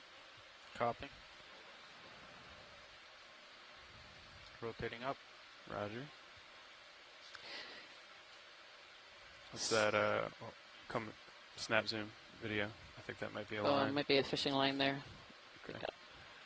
Yep. Okay, Nav, could you drop a target, please, that there's a line right here? Please help me look in the port and starboard rail cam. That fishing line here has been here for a while, too. It actually has some of the stoloniferous octocorals, the encrusting octocorals growing on top of it. Let me just rotate up a little bit more.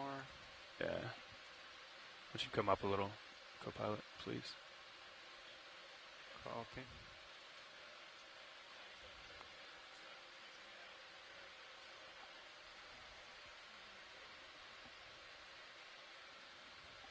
Just keep an eye on winch tension there. I'm going to give this a wide berth and just come up and over and push out. Copy. Right now, delta is 17. Okay, I don't see anything on your screen. So the pilots have identified an old fishing line, and they're trying to figure out where it is exactly and make sure that they don't get tangled up in it. So we're taking just a few minutes to figure that out. Just going to give a look in both directions here. Nothing weird on sonar, right? So this has been a really exciting dive. You know, when I've read publications about the Aleutian areas and certainly read stories from other researchers, you know, they've mentioned these hotspots of biodiversity, just the number of species that live in the Aleutian area. Over 150 species of coral have been recorded from the Aleutians, over 200 species of sponge recorded from the Aleutians. But the majority of that research is done at 500 meters and up. There's not kind of much that's been done in this range. There's been some collections here and there and some visualization before. And so I didn't know quite what to expect when we found these mounds in the multibeam. We knew there were potentially areas where we'd see more species of corals and sponges because they had that formation, that nice cone shape that kind of funnels the water and creates those higher currents and brings in the food. I don't know if what I'm seeing right now is quite what I expected. I mean, you can't even see the bottom here. You know, it's so covered in those corals and sponges and lots of other organisms as well, from fish to starfish to crabs. This is the true definition of a hotspot of biodiversity. Yeah, they clearly really like to live here. This is just a great place for these corals to live, obviously. Mm-hmm. So the steep side of the mound and the hard substrate, coupled with the good currents that come in through this nearby channel, seem to be working together to give you this. Definitely. Is that right? Yeah, okay. definitely. You know, coral growth, sponge growth is really controlled by this kind of complex matrix of biology and physiology and geology as well. You need kind of all these factors to come together just right for those larvae to be able to settle and grow. And this is just obviously just a wonderful place for these corals to be able to settle and grow. There must be plenty of food in this location. There must be that good current that's bringing the food in and the waste out. And they've just formed this amazing habitat on the seafloor for all of these other organisms. Mm-hmm. Yeah, this is really interesting, watching all these different types of organisms cultivating the rock on the seafloor here. Yeah, I mean, you can barely even see the rock. It's down there somewhere. Yeah, I can see little pieces of it. That's a little hole. Yep. But we're hoping to perhaps collect a sample further up on the slope when there may not be as much growing on the rocks. We'll see what we find. Yeah, we shall definitely see. It certainly hasn't abated yet. It's been pretty packed all the way through. And it's also possible that the rocks are better cemented as you go further up in the steeper cliffs. But if we see a good sample, we might pick one up.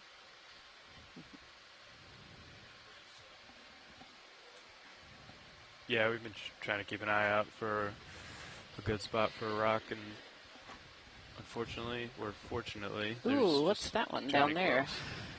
Pilot, there's kind of a circular orange, almost center right at the bottom of the screen. Yep. Very large. I assume it's an anemone that's just way out there. Yeah, eyes on. We'll come down. We can just do a quick snap zoom too, if that's better. Can push in when it comes center rolling.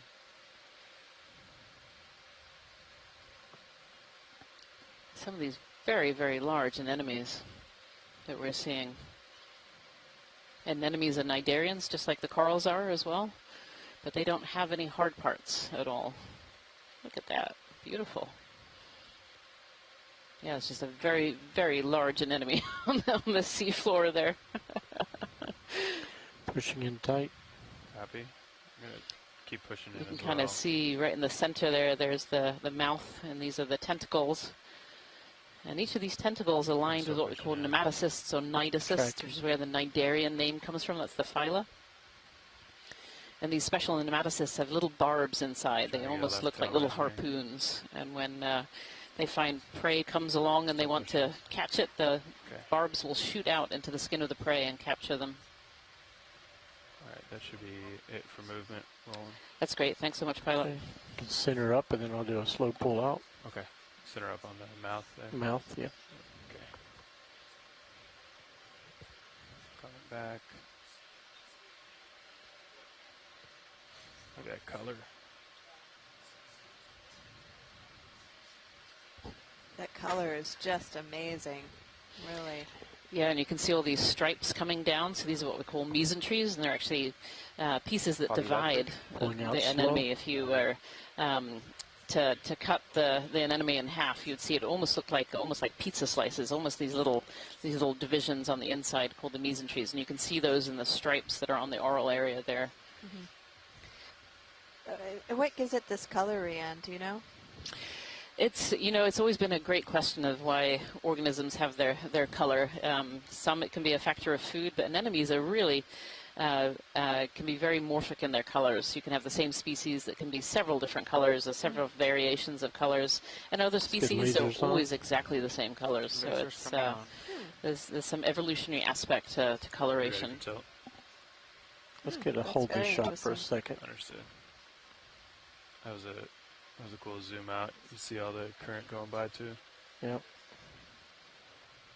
It's another one of those fish on that white coral to the left. Every zoom in we do of the seafloor just reveals more and more. And you can give Art some beauty shots of that guy. Yeah. There's lasers. Yep. No, there's lasers. Don't even quite see those lasers yet, but they're there. They're on it. Yeah, there they are. 10 centimeters apart. You can see that an anemone is really quite large. Trying to center up for a few stills here. I think we're clear for lasers. Video's clear. My iris just is not responding since I did that white balance. You did the white balance when we first zoomed in? No, I did the white balance in the rack room via the RCP 50. Since then, the controls are sluggish. Hey. Okay. Olivia, you good with stills? Right there.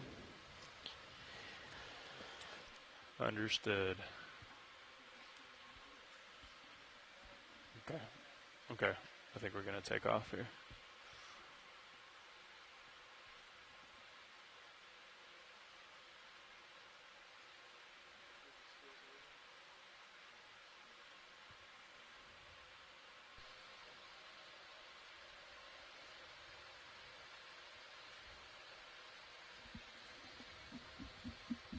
That's a flounder, right? Or halibut or something. Come on in. Pilot watch lead. Go ahead. There was a coral just to the right of this. When we zoom back out, I can guide. Yeah. Okay. Actually, the one right behind the fishtail right now. Oh, okay. Yeah.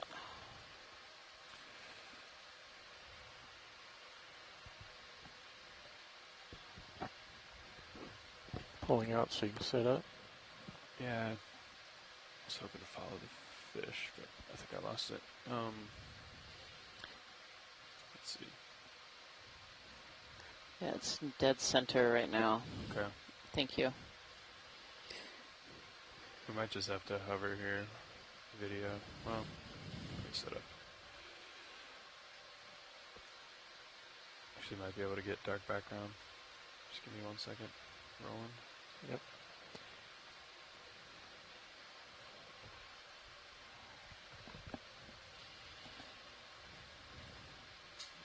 won't be dark, but we'll get it.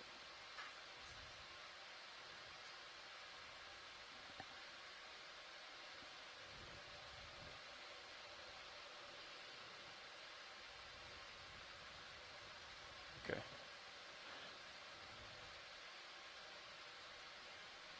So just having another close-up zoom of some of the corals here. There's a lot of different species to look at.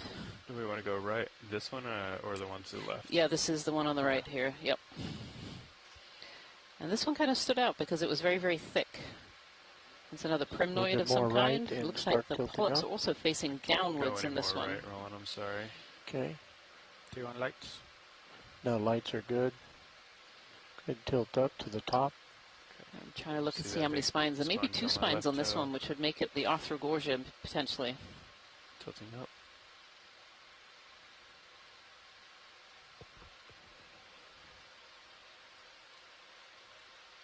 Let me know when to stop. Yep, going all the way to the tips. Roger. Right there. A little more. We'll hold this for a bit. Roger. See one of those simple Gorgonocephalus on the right-hand side in the background there too. Yeah, this one also has, so this coral has those downward-facing polyps, which can be a help for the taxonomy, to help with the ID. They're very, very thick. There's a lot of them. They have 2 very big spines there. Now that's our bailout direction. Okay, go ahead and tilt up more. Tilting up.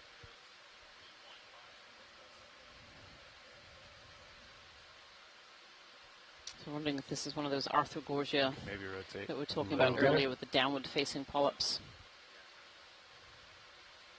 Bailout is 315 to the Beautiful. northwest. Thanks so much, pilot. Okay. Pushing for the background. Nav, I changed that when I sat down. Okay, go ahead, video. So can you cross out the 315? I didn't do that. That's my fault. Pulling for full screen. Copy.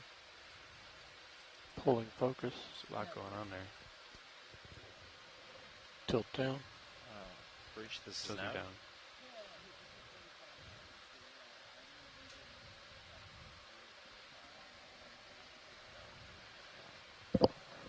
Yeah, Let's get lasers on one more time. Beautiful. Thanks so much, pilots. Okay, go pilot. Wasn't tracked. Lasers. Thank you. Sorry, Wilson. Nope. And we can see if Steels needs you to tilt down more.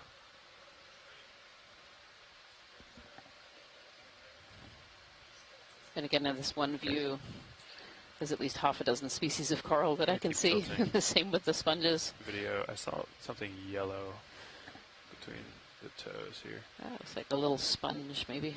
Is that what that is? I think so. Okay. Can you come in, Roland? Just, I can try to rotate a little bit. Yeah, a little yellow sponge here nestled among the shrimp. I didn't know if That one's a little bit different, yeah. Coral or not. We might have to let that one go. Coming up. Yeah, sorry, Nav. I should have crossed out that previous one. Full wide. I made a note of it, but I don't think I crossed it out. Oh, sorry, video.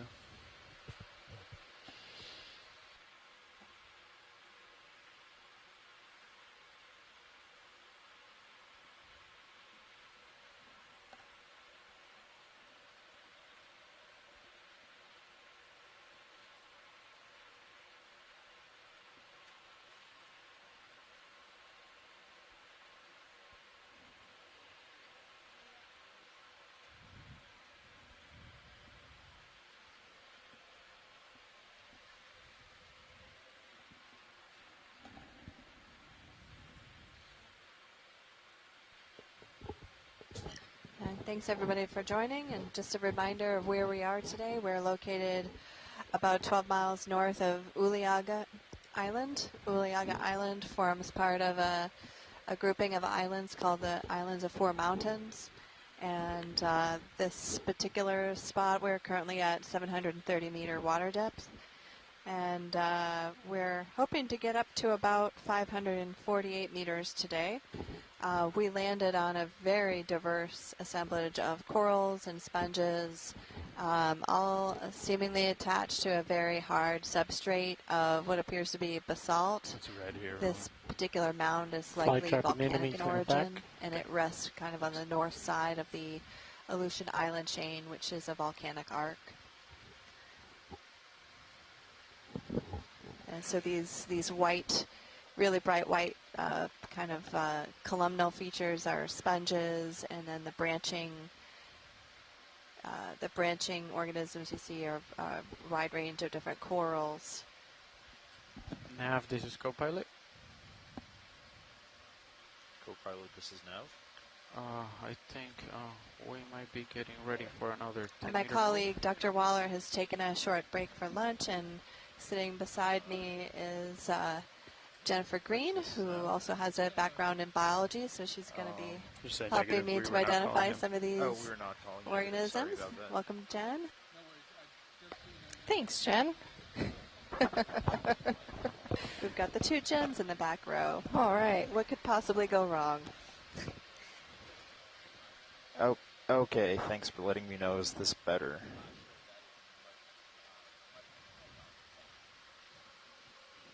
Okay, Copilot. Move. What was the move? Let's repeat the same move. So 10 meters, same direction, same speed.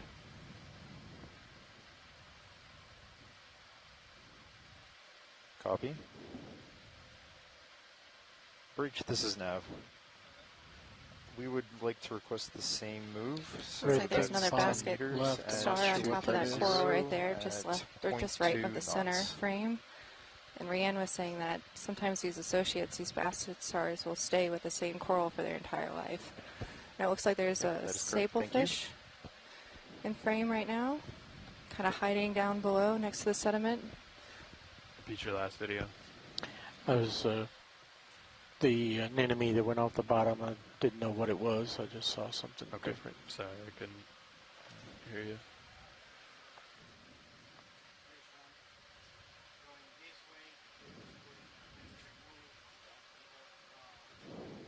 Okay, Nav, one more question for you. How much longer do we have on bottom?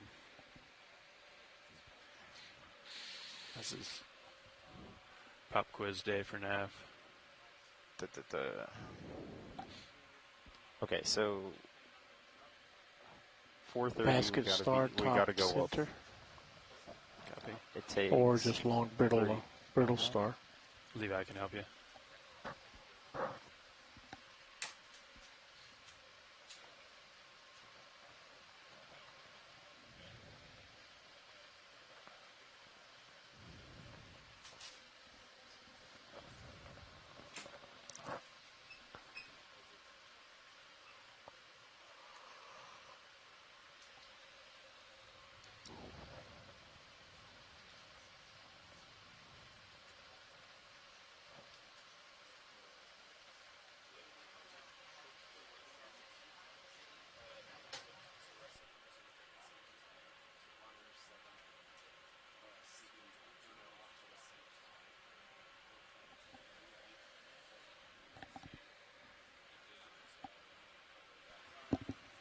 Hey, Pilot.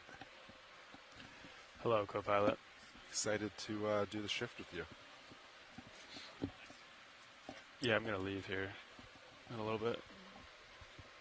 But I'm excited as well. Sablefish.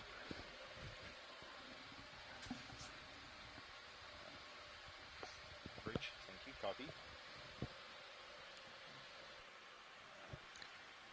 I had a really good question from a colleague sitting next to me here in the back row about where are good places to sample this kind of rock. So we're looking at basaltic rock here, most likely basalt, some kind of mafic igneous rock, and likely volcanic in origin. Some of the rock here seems to have some vesicles on it, which would be little air bubbles that were once trapped in the, or water vapor trapped in the lavas. So these rocks they're very hard, and they look like they're very well attached. So some of the things we look for when we're trying to find a good rock sample are like the freshness of the rock, like how much is growing on it, how much sediment is on it, And then in this case, since the ROV is picking it up, we really look for how well that rock might be attached, because if it's too well attached, we don't have any way of breaking the rock off of the outcropping. So we look for places where the rocks are sitting on the surface and where they're unattached. So we're hoping as we go further upslope, we'll find some rocks that are less attached and less covered in biology. The typical geologist. Less biology. Yeah, Jen, as we There's a we're king about crab to go in the center pass down, but I'll let the next pilot know to be on the lookout for a rock. So we will perpetuate that for the rest of the dive, I think.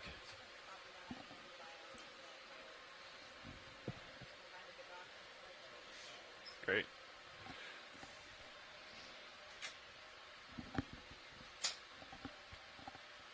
Watch lead, what did you call out on bio? I think it was Jen Green. Just a king crab. Oh, okay. Down to the left. Bottom left. Let's take a closer look. Sure. Or I guess we can keep going. Either way. Looks like we're going to stop to take a closer look at this crab here who's wandering around in the basaltic seafloor at about 720 meters here. Come in video. Try to get a foot in.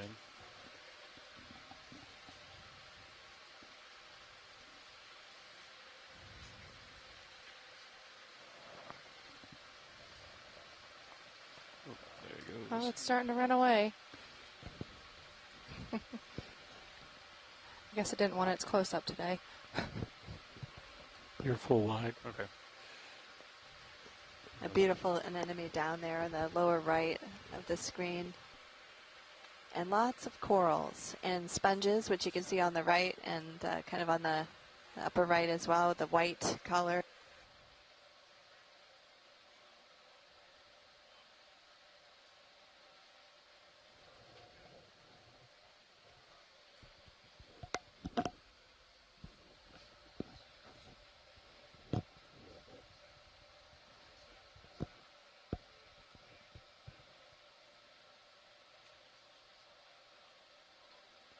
Oh, wow, there's a lot more of those sablefish that we've been seeing throughout the dive today. And I think some of those globby-looking pink corals over there, I think Rianne said those are bubblegum coral. Yes, That's yes. one of the ones that I remember.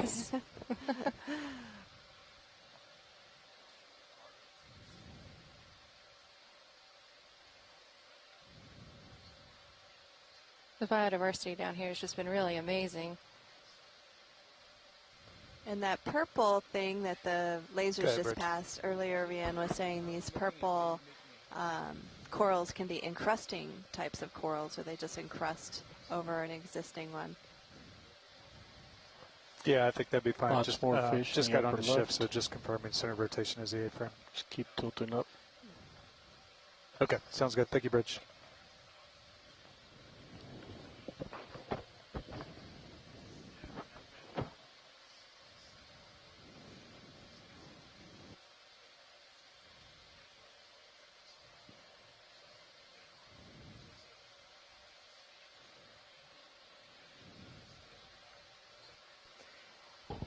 Rianne is texting me from her lunch break telling me that she's sure that I'm going to turn into a biologist at any time. Look at the... I don't know about that, but I'm doing my best.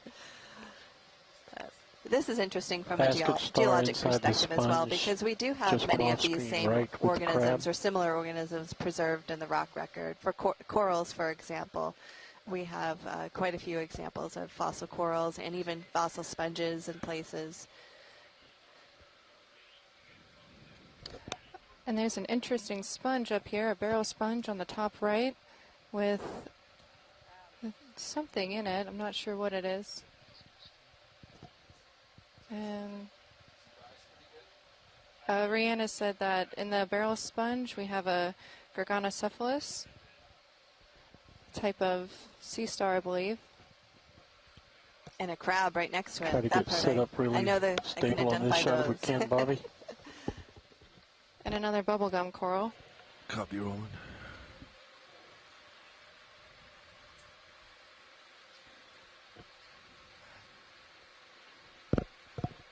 We moving on the ship? Negative. Roger. And this Small heading basket train, star that's it. seems Should to be affect right up above the lasers here. And the lasers are, again, about 10 centimeters across. Good copy, Bridge. Thank you. Just also to confirm, what do you guys have set as bailout up there? Good copy. Thank you, Bridge. Okay, rolling standby. I'm going to get a tow just under this coral on my right. Ever so gently.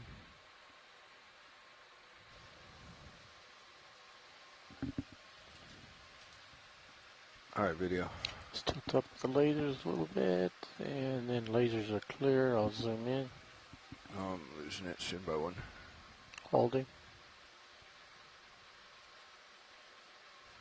We're getting a zoom in now of the sponge that has a basket star inside it and a crab that is slowly creeping up on top of that basket star. And those lasers, Ready? again, are 10 centimeters Ready apart. now. So it's a We'll pretty tilt good size crab and basket star sitting inside that sponge. Lasers clear. Lasers clear. All right, now my toes firmly set. Go look at the arms and the darkness of the sponge. All right, I'm not going to have a lot of adjustment room here, but I'll try. Wow, that is a beautiful close-up of the basket star. I don't Yeah. know that we've ever seen one Truly this an amazing shot. active. I don't think so. This one is quite active. This is a really cool basket star. Arms are moving around and looking for food. Looking for food.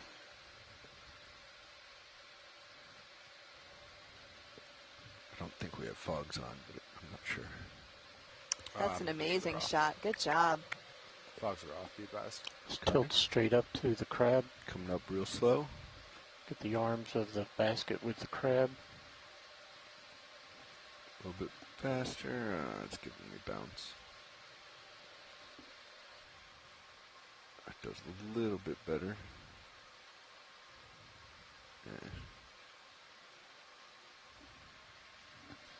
It looks like that crab is just kind of pinching off little branches of this basket star.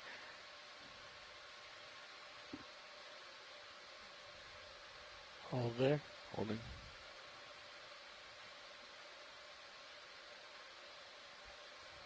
Who's grabbing who? Yeah. What do you think? Come out a little bit? That's Yep. a great Just shot. higher. So There we cool go. to see that Just gotta get a interaction little bit of between the the basket Yep. star and the arms, crab. just that in the There we background. go. Like this. Holding.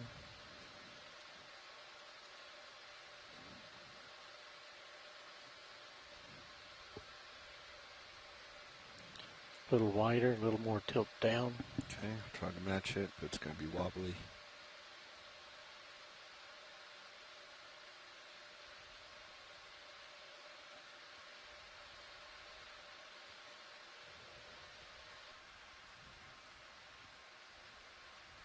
Hold there. Holding. So we started our dive today at about And when you're 790 clear, I'm going to do a quick meters, tilt and down right for now stills we've in the come back. up to about And then continue on. Let's 715 make some meters. tracks.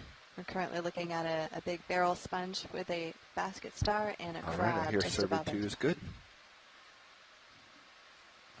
Yeah, I guess you got it when we were looking at the dark section earlier. Perfect. Do you Okay. want fog lights or anything?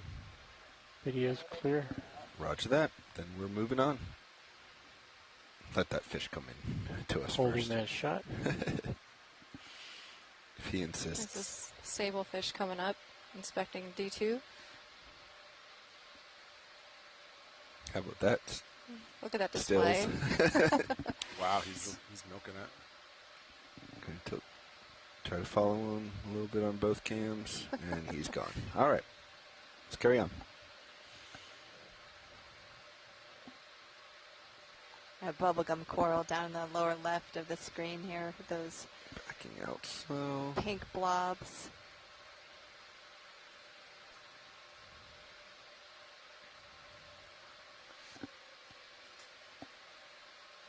moving on. You want to tilt up and look sort of into the background, see that big school of fish. I guess they're not as obvious. Yep. Back to normal. All right, watch leads. This is Pilot.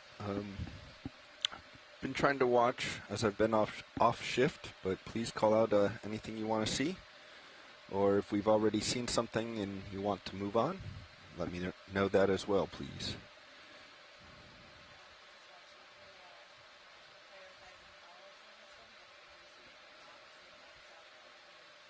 Roger that. Eye out for a rock. Feel like a move, Pilot? I think we've been sitting for a while. Let's do it. Nav, what have we been moving previously? 10 meters. Lots of sponges and corals and a little fish. And I believe somebody identified that fish as an eel pout earlier, potentially an eel pout. You're at least 10 in front of me. Pretty steep, but... Does it sound good? How much? 10 meters. Perfect. Start. Yep. And it's nice and shallow, so we'll see those quickly. Yeah. You want to get a look at that white coral on the right? White coral on the right. Just went off screen. The big one. Last one, Sean, was at 230. That sounds great. Bridge, are we now? We can snap for it, Roland. Hey, Bridge, we'd like to repeat that last ship move, please. Range 10 meters, bearing 230 degrees, speed 0.2 knots.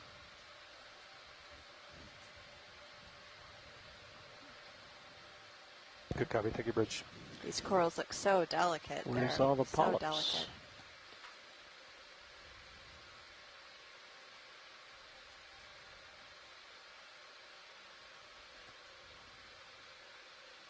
I think we'll leave it go. And carry on.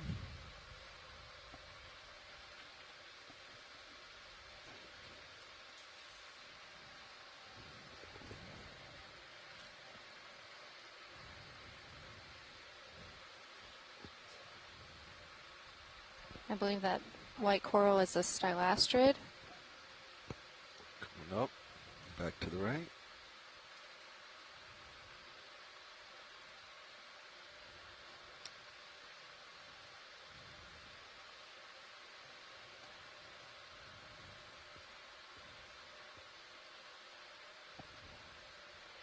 And we've got a barrel sponge there in the middle there, that white sponge. And it looks like there's some big, more open-looking sponges just to the side of it. Lots of hydrocoral here.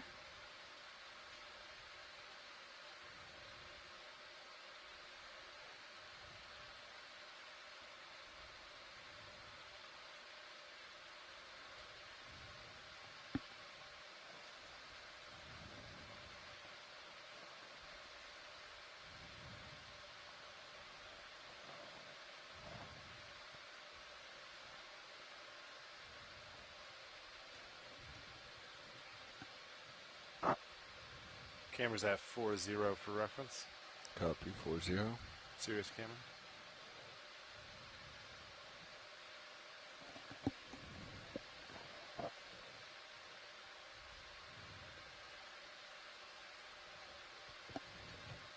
Let's run with lasers on.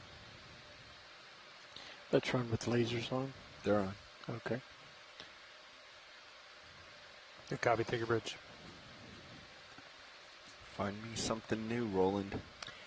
Seen most everything. I keep looking for new stuff.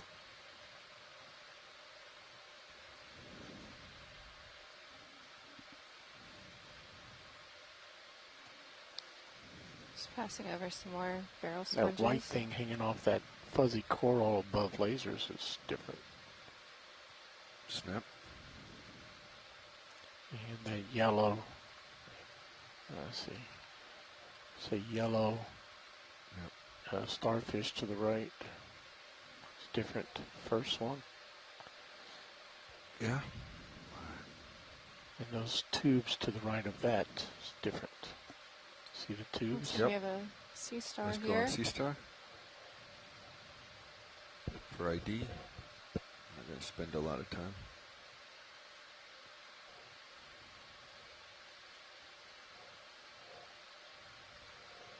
Oh, look at the sea star here. Nav, how's our progress been this And dive? these are more making good hydrocoral. time Is for that track? correct? Hold this. Yes. We have not Holding gone far. focus, tracking focus. Has some shrimp as well. Let's come oh, there it is. Top screen. 100 meters. 100 meters. What's the total track? These look a bit like worm tubes. I'm not sure what those are. And another little striped shrimp under there, tucked away under these Pulling coral. out for a medium shot. Another 250 meters to go. Understood.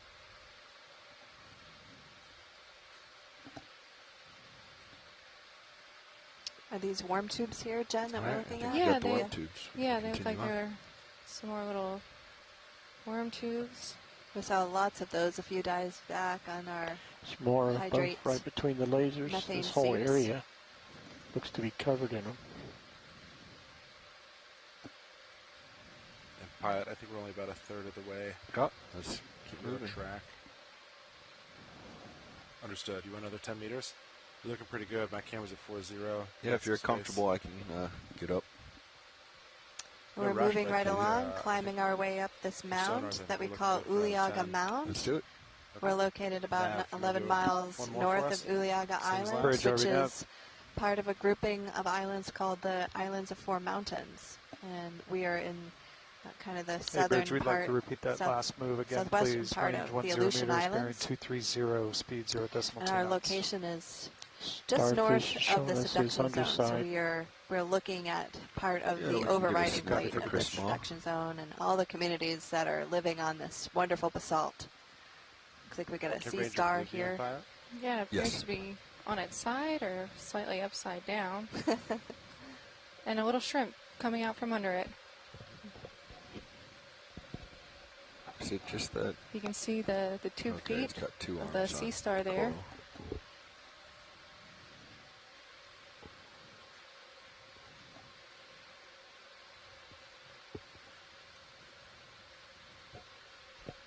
Wow, that's a great view of that sea star.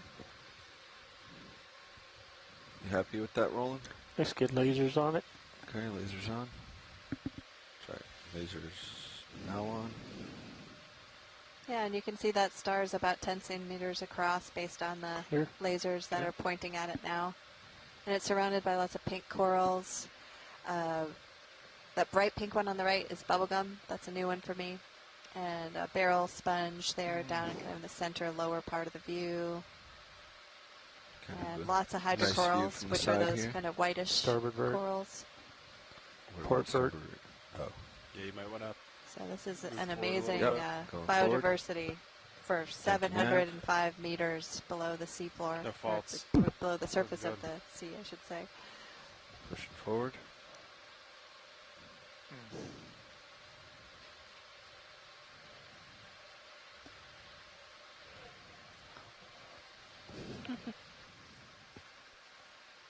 Going back to starboard.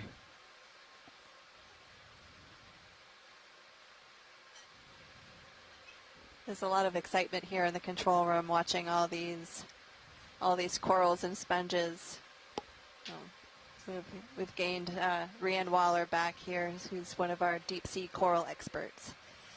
And she's very excited about all these corals here Tether looks good. on Uliaga Mound. Good copy, thank you, Bridge.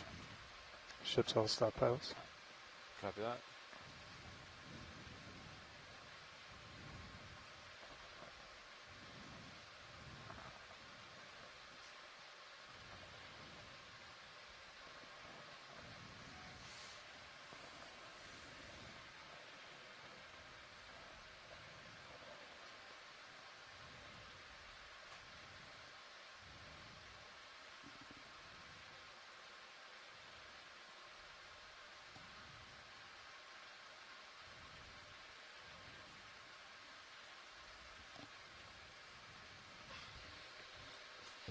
So I went to lunch and came back, and it's still the same view.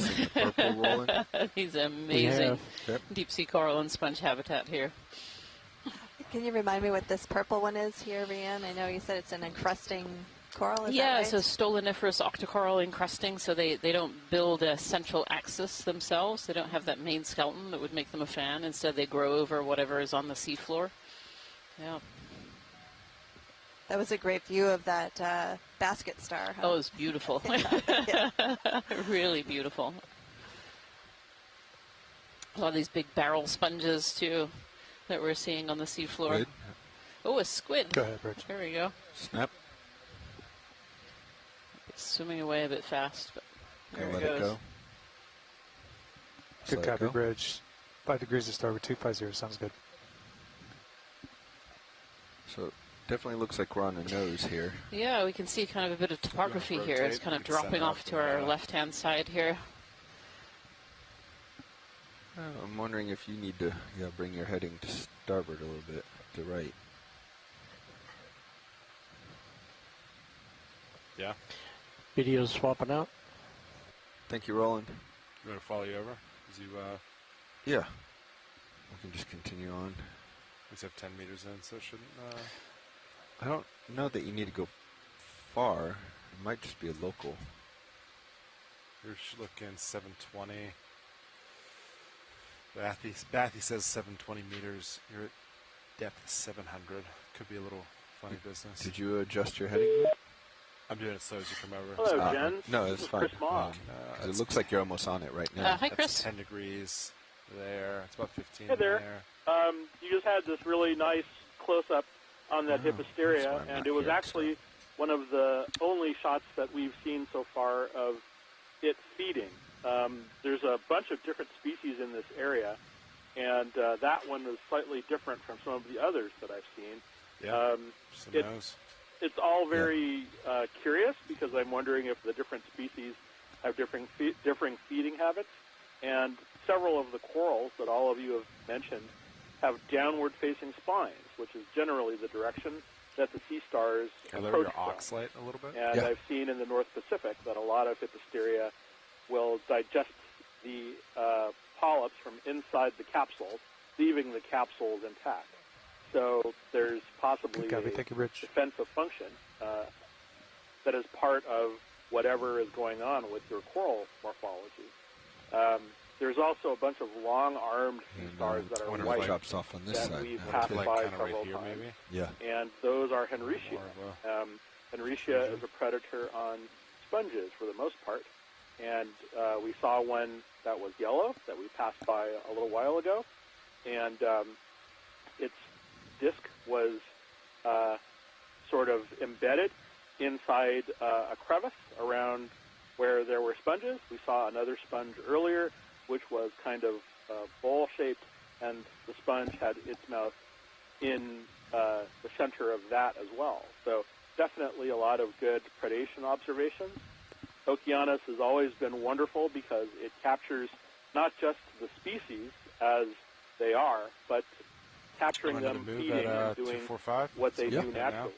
And that's something you don't get from trawl. Bridge RV now. So I hope we continue to see a lot of these, and even if they're known species, Hey, Bridge, I'd like actually to see put them another ship move in, the please. middle Range of 10 doing what they do meters, best, bearing feeding 245 and, degrees, speed 0.2 whatever else knots. they happen to be doing, because so little of that is actually recorded in the scientific literature. Good So, copy. Take a thank you very much. Appreciate it. Yeah, thanks so much, Chris. That was really, really helpful information.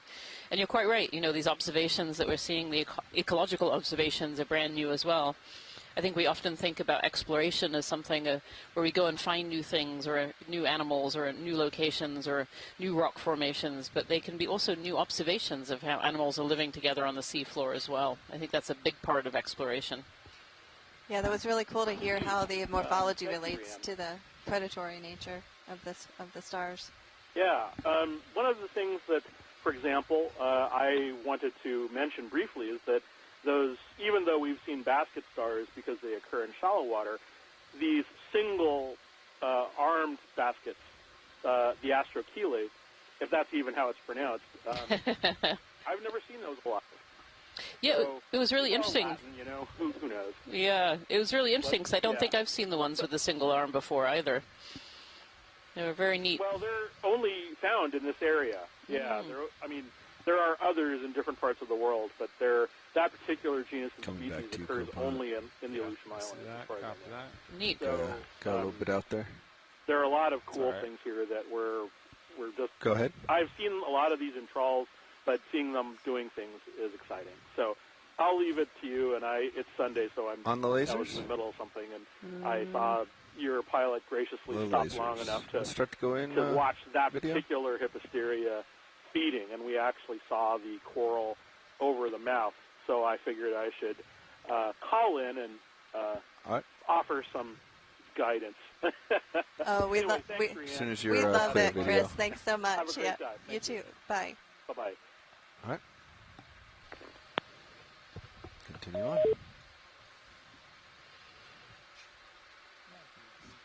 That's a great example of some of our shoreside scientists with specialized expertise in different areas chiming in to provide some insight into some of these creatures that they've been, in some cases, spending many years studying.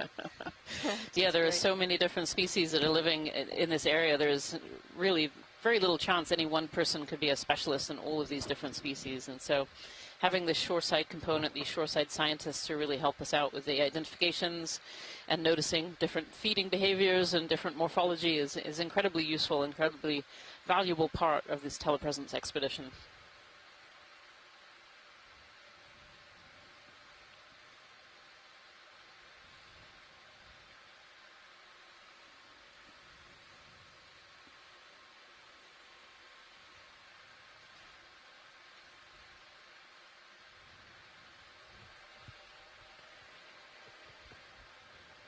So if you're just joining us today, I'd like to say welcome, Deep Sea Explorers. We have a really great dive for you today.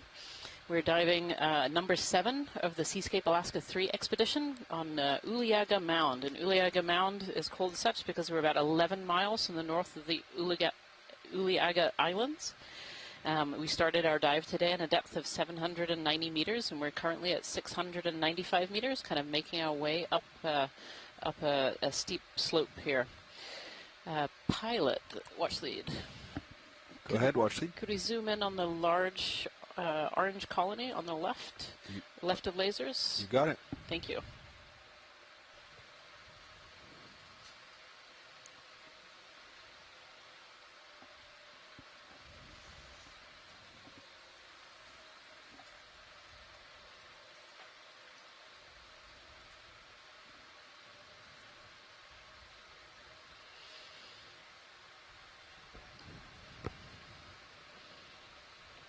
Our shoreside scientists are very good at spotting things that we might miss as well. You might want to bring. I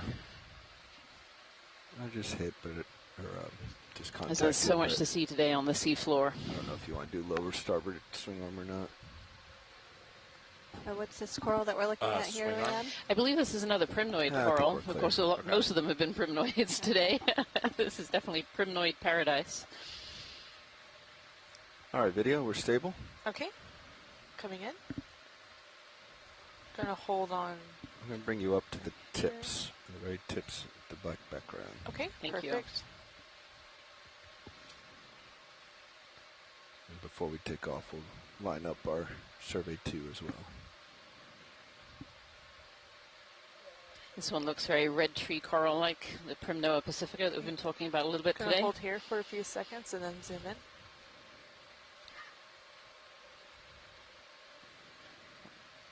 Okay, zooming in. One of the most well-studied species of coral in the world, actually. Can I tilt you up a little?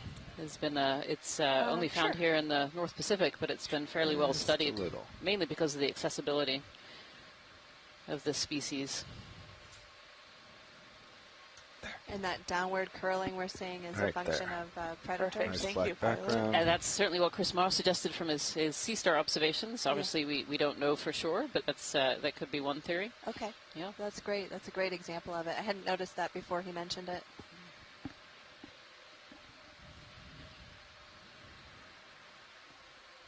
Yeah, Asako Matsumoto too, confirming likely a Primnoa. Yep, that's nice. And this is kind of more the morphology that I'm used to of the Primnoa that we see in the fjords, these big branches, these large colonies. Thank you so much, pilots. That's great.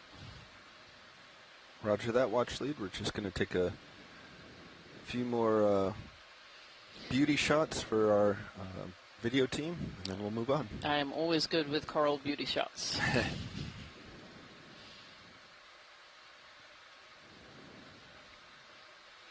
So the polyps And are all video's closed clear. up on this particular coral. You'll see, well, you won't see any tentacles Okay, tilt sticking out down like for we've seen in still. some of the others. And that can be for a variety of reasons. Now, with the number of fish swimming around, I would suggest that maybe a fish has bumped this area, because we also see some of the other corals with closed polyps as well. Let us know if either of you want lights. And so any kind of disturbance, the good on polyps will lights. usually close up. Oh, yeah, there goes a fish, just to demonstrate my demonstrate my theory. Roger that. Got the clear from both video positions. We're moving on.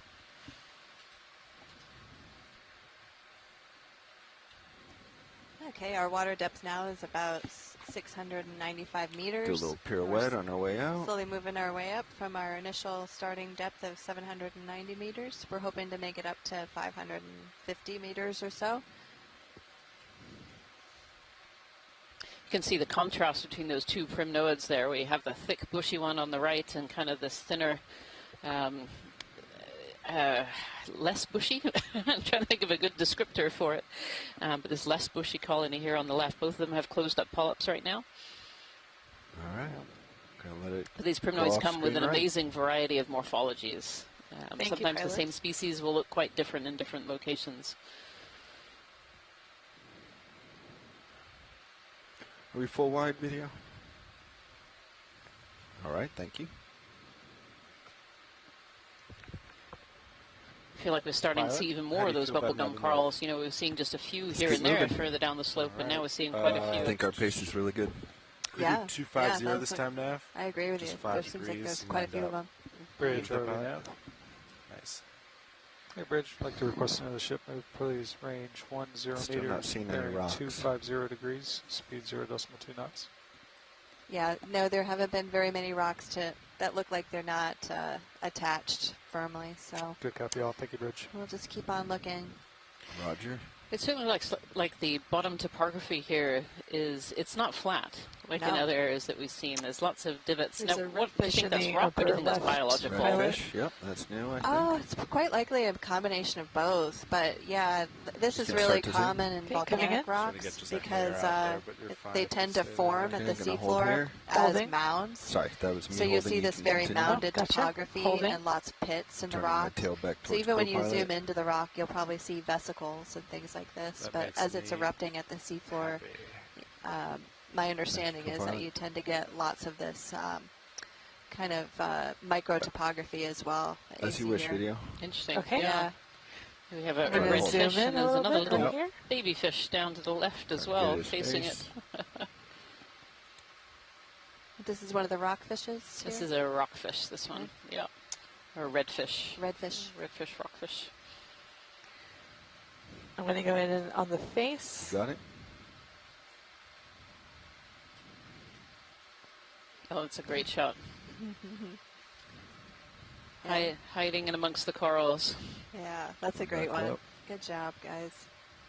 A lot of these corals have been shown to be really important habitat for these redfish. Over a dozen species of redfish have been found to use these corals for some point in their life cycle. Hey, you're just looking at the Okay, coming seafloor out. here. It is Sorry about absolutely that video. covered. I'm floating here, so it's a All good. little hard to maintain, but So, Rian, what are The these little little fish is cool, round too. white specks that you see? yeah, it looks like sitting? eel. I think they're mostly sponges, but you know, Okay. some of them could be sea squirts and tunicates Let me know as when you're well. clear. Okay, clear. I saw All some right. more brittle star arms sticking out That's from the full life. seafloor there. Moving on. Okay. Yeah. And you mentioned some ostracods earlier. Mhm. Wouldn't they be about that Going same up and size then back range? to They or- would, to but right. mobile. Yeah. Yeah, okay. Yeah. Yeah. Good copy. Thank you, Yeah, Bridge. up in the water column, we are seeing like a lot of particles as well. As we're zooming in, we're seeing a lot of those particles in the seafloor. And here actually is a really good shot. You can see the particles in the water column above the corals. Coming back to right. And this is probably a combination of food fall, that marine snow that we've been talking about, and then other organisms like ostracods and copepods and planktonic organisms.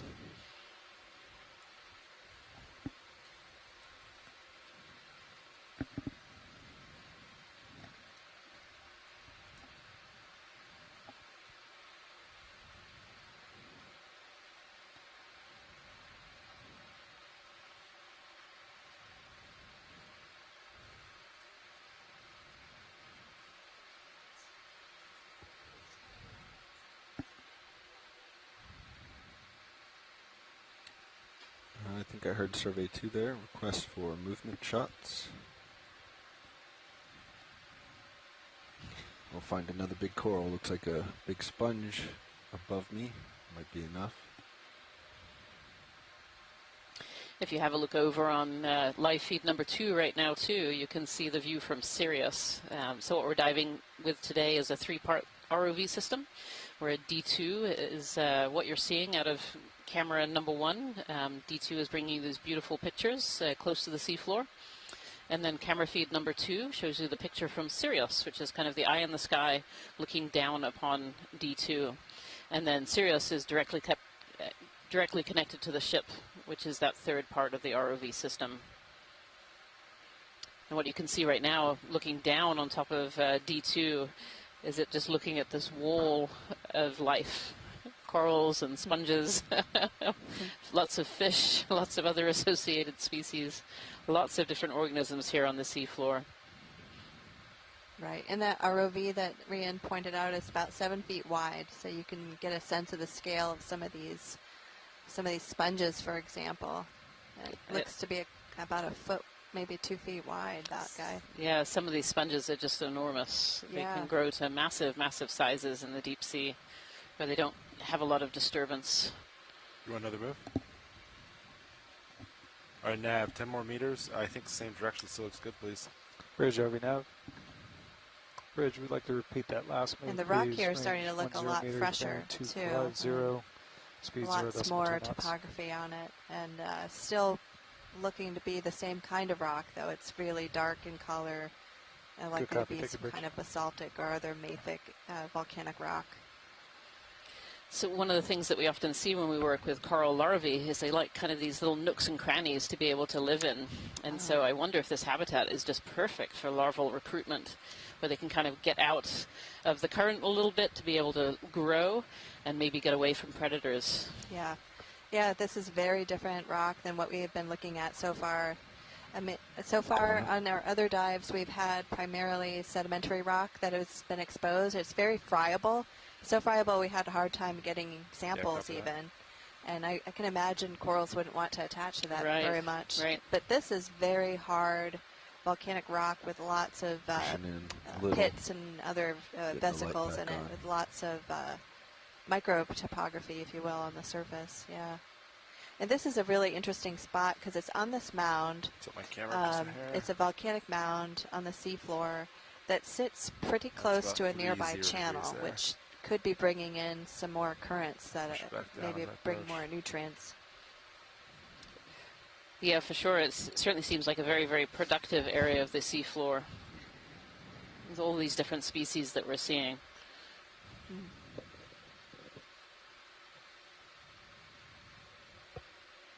Getting some reflection from one of my lights. All right.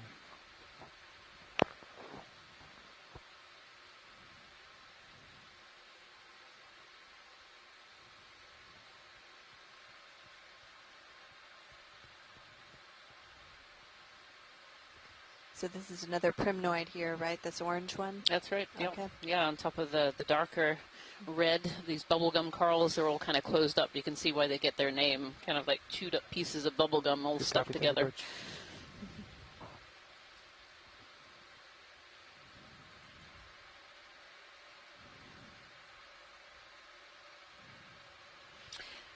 Yeah, Cheryl Morrison is saying from a paper by Bob Stone and Steve Cairns in 2017, says there are 8 species of Plumarella, which is primnoid, from the Aleutians. Thank you, so Violet. no wonder Very they nice. appear so numerous. Yeah, maybe we'll find a few bigger ones that we can drive around. Thank you, video.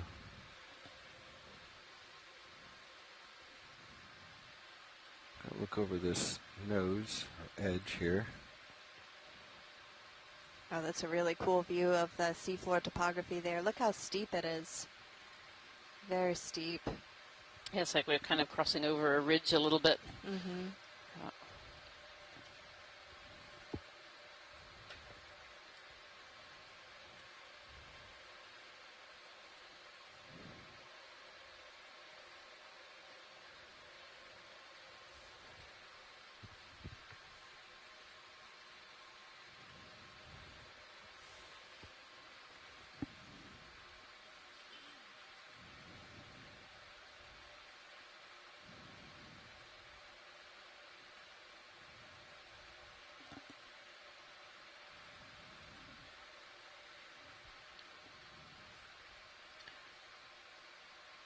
What a beautiful shot of the seafloor.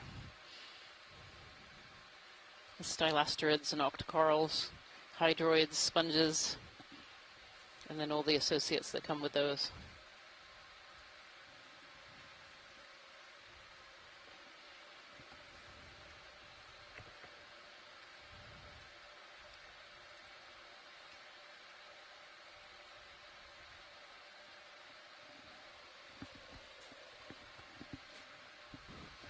Very cool. What's that in front of us? I think that's Holding. an octopus in front of Holding. us. Lasers are on. Oh, right in front of us. Yes, let's go. Actually, Okay. let me stand by one. Let me see if I can't sneak a toe in, get a real nice, pretty view. Good spot video. I figured we'd see one Oh, eventually. there's an octopus. It took me a minute to see that too.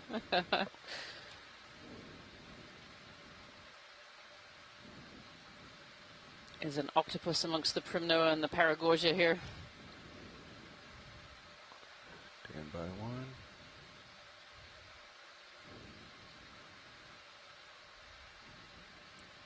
Right toe is almost down. We have Caitlin Bailey here, who's on the video. She has a keen eye for the biology as well.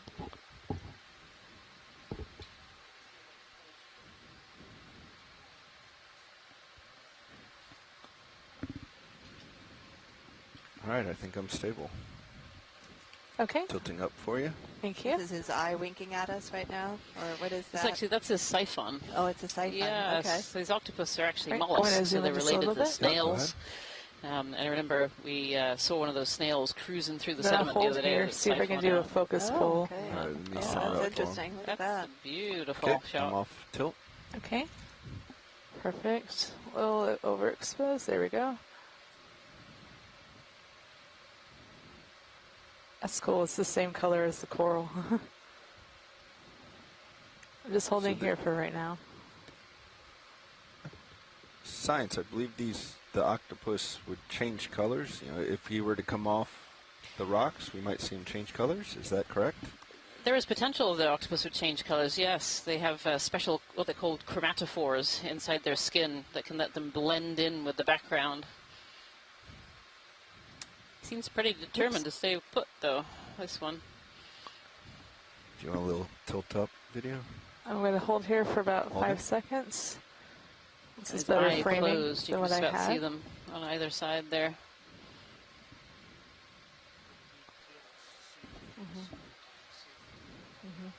Yeah, I want to zoom in a little bit more before we tilt up. Roger. Just to see I'll stick. what we can get with those chromatophores.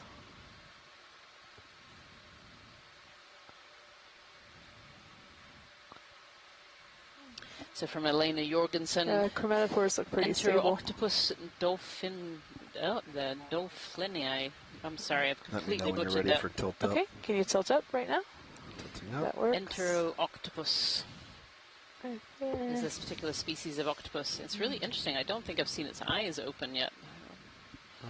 Why am I turning? I have a hard time believing it doesn't know we're here. Zooming out just a little bit Yep. I for toe.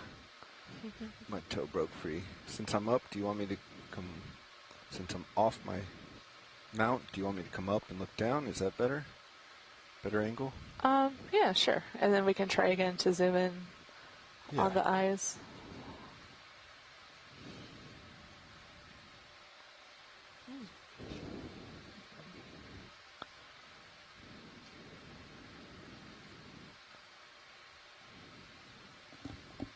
All right. All right. Come there, centering them up as you go in. Oh, sorry. Sorry about All right. that. Oh. Stand by one, please. Would you like me to come back out? Nope, you're fine.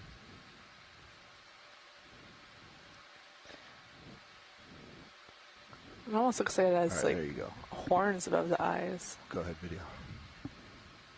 Tilting up a little. Right there. Holding.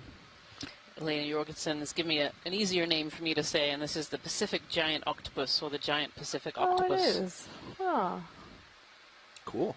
cool. I don't think we've actually seen one of these, See believe it those or at not. the aquariums. But Yeah. That's right. This is a species you often get in aquaria. Yep. in the big aquariums. You're driving video, so whatever you want. All right, coming in on the eyes a little bit. Let me know if you want up or down. We're gonna hold there, get the osculum, right? Another good close-up of this octopus here, nestled amongst the primnoids. So Elena Jorgensen is saying the eyes are likely closed in response to light, so it knows we're here, but it just doesn't care. The horns are a key characteristic on how to tell what species this is of octopi. Thank you, Elena. Cool. Can we get the suckers? On the left? Yes, please. Yeah, I'll try. Coming left slow. So Scott France was trying to take a look and see if we could see any brooded embryos underneath this octopus. Very often when we see octopi that refuse to move, they might have eggs or embryos underneath them. But we haven't seen any of those right now. Okay, I'm going to zoom in just a little bit, see what I can get. Oops. That was my toe moving see slightly. The suckers of this octopus. That was me with the focus. Oh, was it? Yeah. The trail all the way down. It's 8 arms. I thought I dropped a little. That helps them to catch food, break apart food, and then also to hold onto the substrate sometimes as well. So although octopi can swim, they're really a benthic group. They spend all of their lives around the sea floor, swimming around and sitting.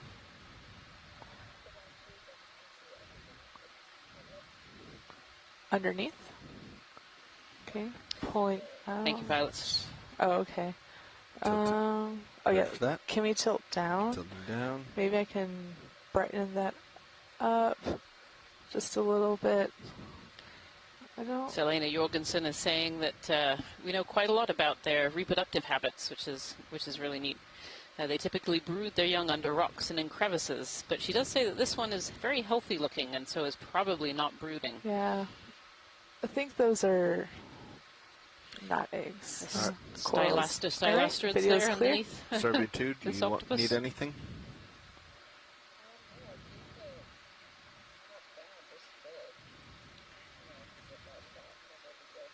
Roger.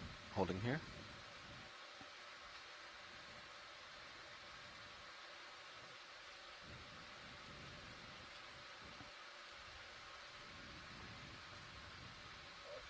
Roger that.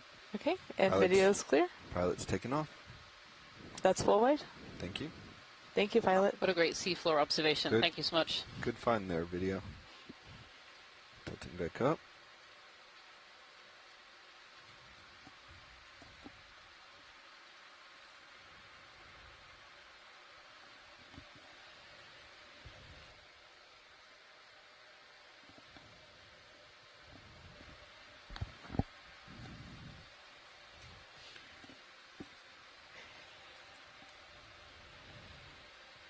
Pilot, let's go pilot. Go ahead. You want to move? Yeah. Nav, same move as last, please. Bridge RV nav. I would like to repeat that last move, please. Range 10 meters, bearing 250 degrees, speed 0.2 knots. Another basket star. We get the center disc of this one, so we'll snap in. Okay, snapping in. Oh yeah, actually, we got some time.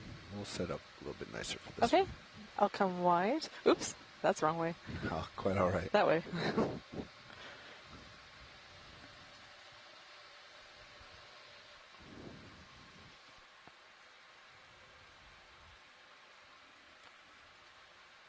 I'm not sure if this was the type Dr. Ma was talking about, but we're going to take a look. Skate on your starboard rail. Coming towards me? Can't quite tell. Going away. Yeah, this is a Gorgonocephalus, a basket star, similar to the one that we saw earlier. We don't usually get this Instead of being stuffed inside a sponge, this one's out in the open.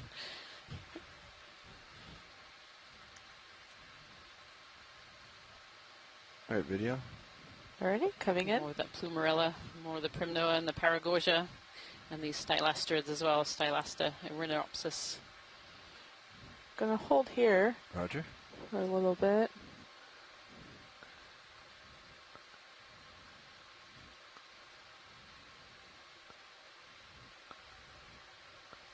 Already gonna come in.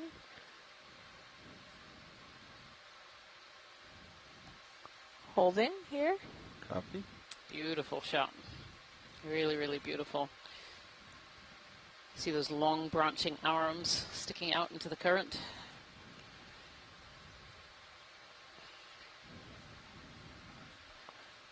The mouth of this basket star is actually underneath, so it's on the bottom. Ah. That's why. I don't think we've seen this side of it before. It's cool. I'm going to come in just a little bit more.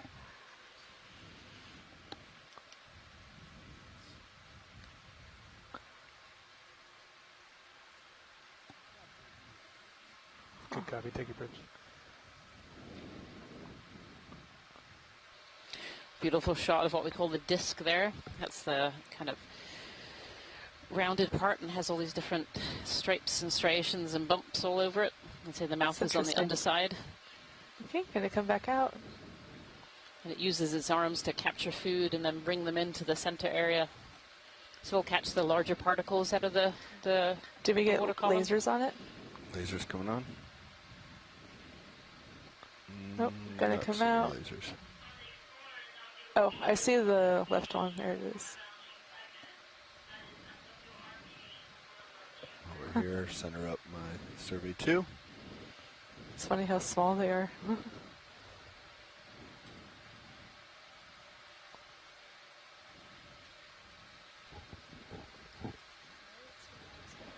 Roger. Okay. And video's clear. It's a good view of the Moving rock on. here too. That's You full can see wide. some of these deep pits and really black-looking matrix in this volcanic rock. It's very nodular surface texture. This rock, I'm not 100% sure just from the images here, but I would guess this is volcanic and that it probably erupted underwater. And as the lava is extruded at the seafloor, it kind of makes these nodules or pipe-like structures. You can see some of the divots on the surface of this volcanic rock are pretty deep. And Rian was saying earlier that might be favorable for some of the coral larvae to find shelter from some of the current in order to turn into some of these really beautiful corals that we see. The corals really like to have hard substrate, and this basaltic rock is providing perfect substrate for it to attach to. This beautiful bubblegum coral. It's one of the biggest that we've seen so far. That's a good one. Big, thick base there. All closed up, though. I know I ask you this every dive, Rian, but how old do you think these corals are? Every dive.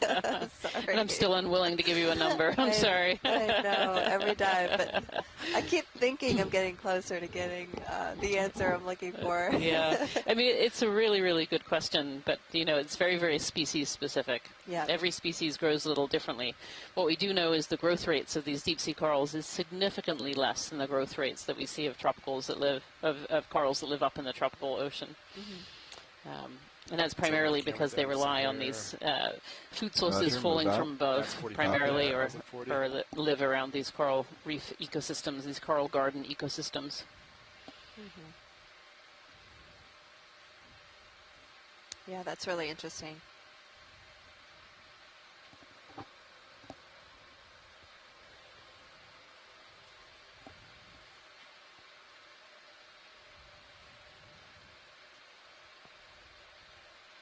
What's that orange coming center?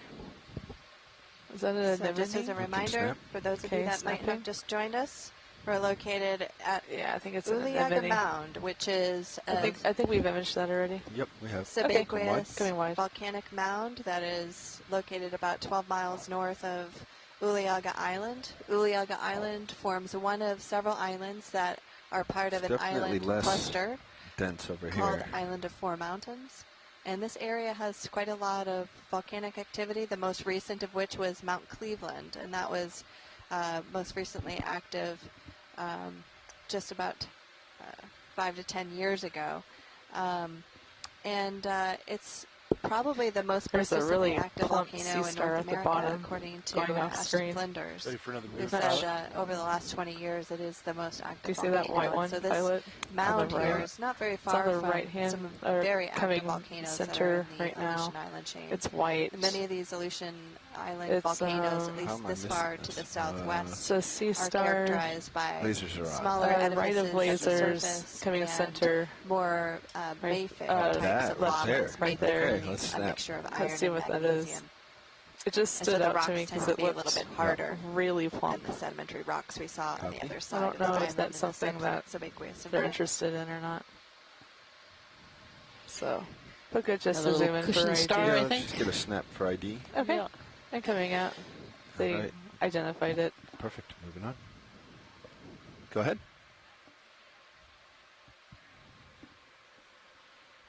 No problem. Co-pilot's spinning up hydraulics right now. All right. Survey 2, you ready for Niskin?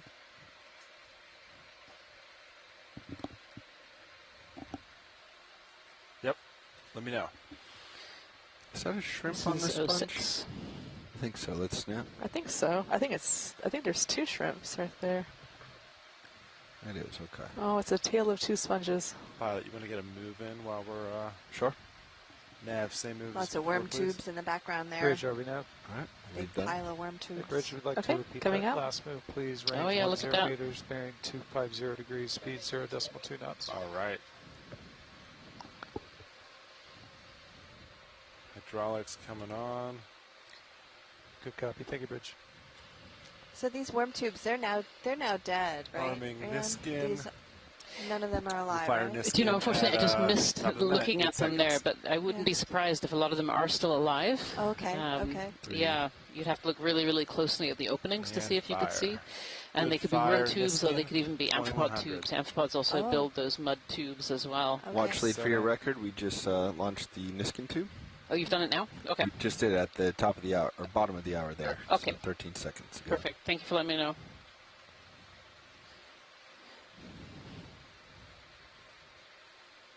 Valve packs off. HPO off.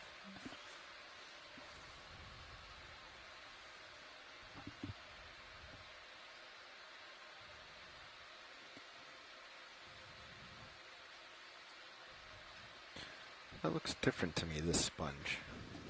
Almost looks like an eyeball with the veins on the side. I don't remember seeing sponges with quite that structure on the side.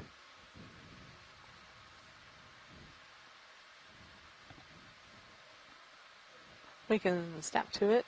Yeah, if you want, we can get the equipment out of you. Sounds good. Just look I'll hold here.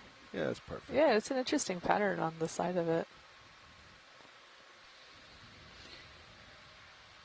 This beautiful barrel sponge here. I actually don't have a good name for that one yet. If anyone in the science chat knows a name for this particular I think we're good. sponge.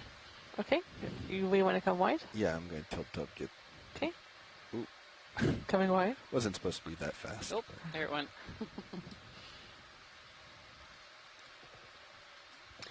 Yes, that if you full were wide? if you were just Yes, it listening is. to us just now, we were taking what's called a eDNA sample or environmental DNA, and that's where there Something are what we call round, Niskin bottles mounted on the back of D2, pinkish, which collect water, top and they center. can collect water at different depths. Has, You know, like, wherever little we choose to holes fire in them, it. we can collect a sample of water.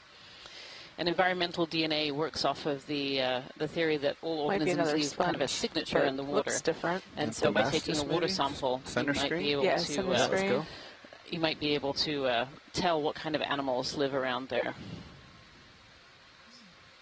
Oh no, this is really interesting. Anthomastus with retracted? Retracted I don't polyps. know. Yeah, yeah. Might be wrong on that name, but That, it looks different. I believe Anthomastus now has a new name. I'm just rapidly looking it up here. To good spot video. Chris I'm Miles slowly says pushing in. pterosaur? Heteropolis, the mushroom. Oh, clone. okay. Yeah, Chris Miles got the starfish. Oh, okay. Great. Yeah, Heteropolis, mushroom coral. Really? It looks This is actually a target different for some collection. I reason. don't know if this is a good spot for that. Yeah, we could, I think, collect this. It's a good time. What I find really interesting about Come on, this then. one Okay, is coming one. Just a all those little really dots different on the looking body there. mushroom I coral. wonder if that is reproductive I think the material. polyps are just all retracted. Yeah. It's a very interesting view. Usually you see We've them and they seen look them almost like retracted these before, but I gorgon don't heads. remember They them have all these looking like polyps that. all hanging out, and they're really, really different. huge, Cool. big At least we're getting tentacles. it. You don't often see them all retracted quite like that. It's a really interesting. Do you think this one's still alive, Rand? What do you think, Yes. Sean? Yes. That's Yeah. gonna be my best It's move still got here. good color. It looks in good condition. They're just all retracted. Okay. If I remember, these are pretty Tina soft. thinks it's Heteropolis ritteri. It's like a tear job. There's a sea star snacking on a coral like underneath us too. And you could just snip, like tear a piece if you don't need the whole thing. And this is on our list for target for collection.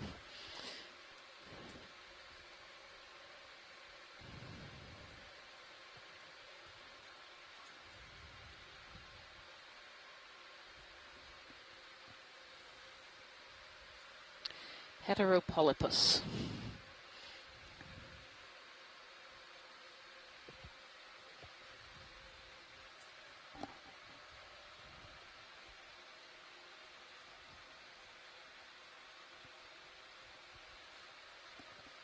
You want to get the shilling out?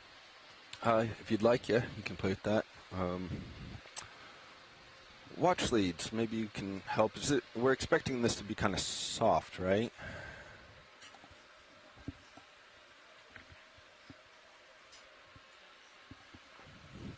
Okay, so probably a candidate for the claw as opposed to suction. Roger that. Hydraulics spun up. Yeah, arm coming live. If you want to follow me on HT2, if you're comfortable. Yes, yes, please. Monitor right. Arm is live. Two.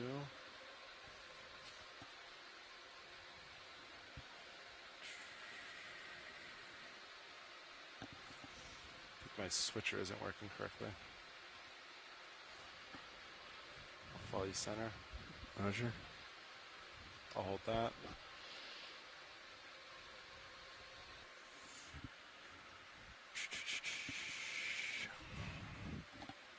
That shrimp is going to fight you for it. That is really funny. Okay, this is my coral.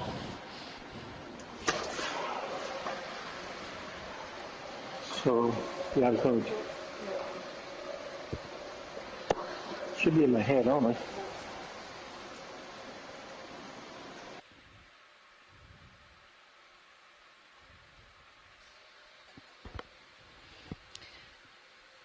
This shrimp is determined not to let us have this particular mushroom coral. Something like this, Sean, you think? Heteropolypus. I think it'll give you a nice grip on it. I have your port box ready. It's decided we have bigger claws than he does. It's outmatched by the ROV claw. Okay. Try This is great. gently pinching here. As backup though.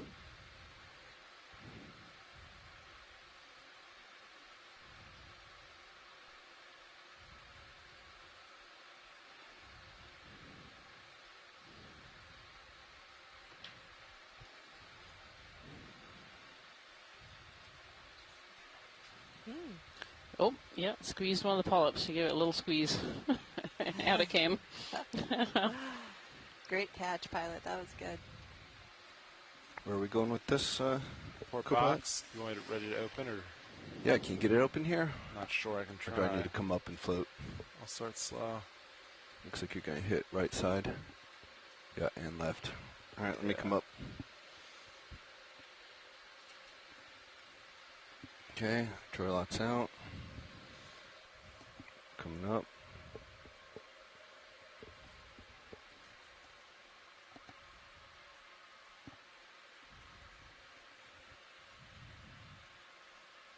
Holding depth. Have we heard if XY's been I tried it this reliable? morning. It seemed to hold, but it was aggressive. Roger. So it'd be like jittery, but it would keep you put. At least for me, it did. Seems to be, yeah, kind of jittery right now.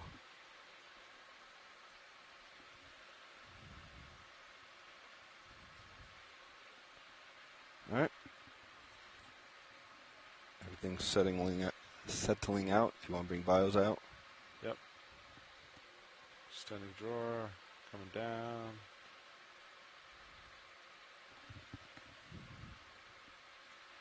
Disregard port outer. Port outer heard.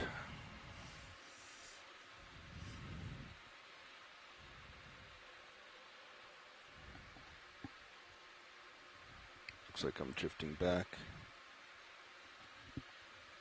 Auto XY is taking me away. Copy that. I'm just going to float here for a little bit. Currents aren't too bad. Do you want me to? Yeah, if you wanted to reach over, you can.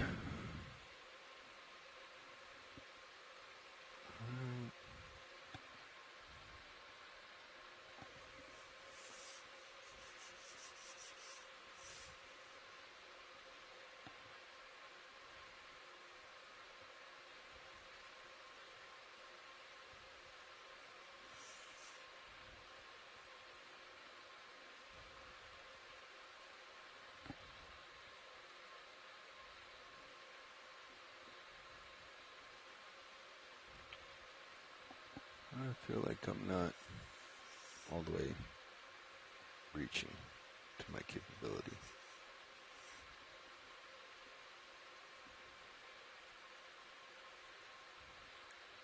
Try to go in the box physically more? Yeah, I was trying to get down a little bit more with the jaw. I think if you, let's see. I think that's probably pretty good. Elbowed up, shoulder down, wrist down. I mean, I think it'll go. But just stretch out. I can't quite get it. All right, we're going to release. Copy that.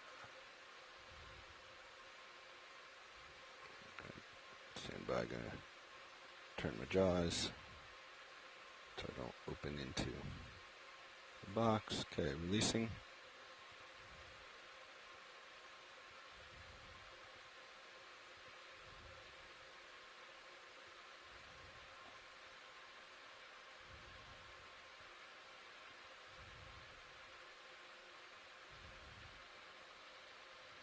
Oh,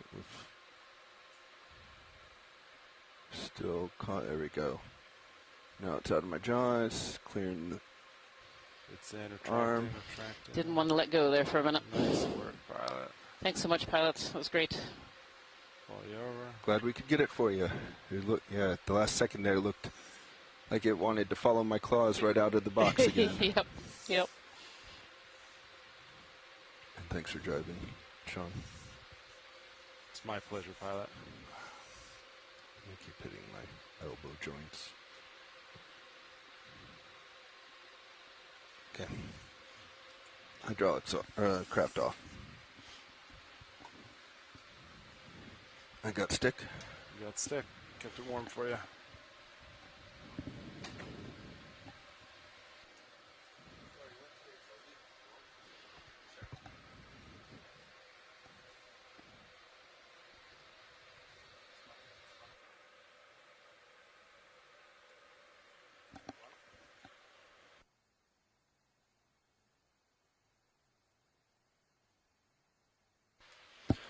All right, we'll continue on then.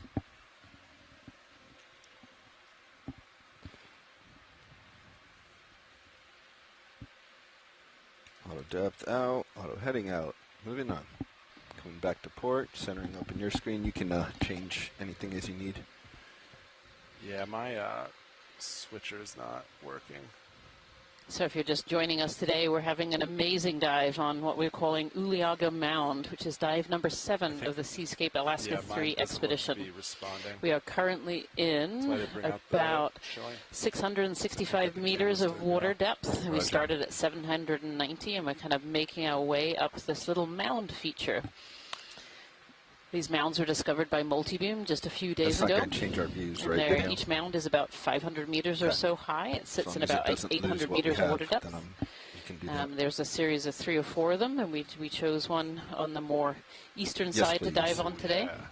Yeah, if you could do that, then you can and so far, this entire dive has been totally dominated by ecosystem engineering species. This is truly a coral garden area.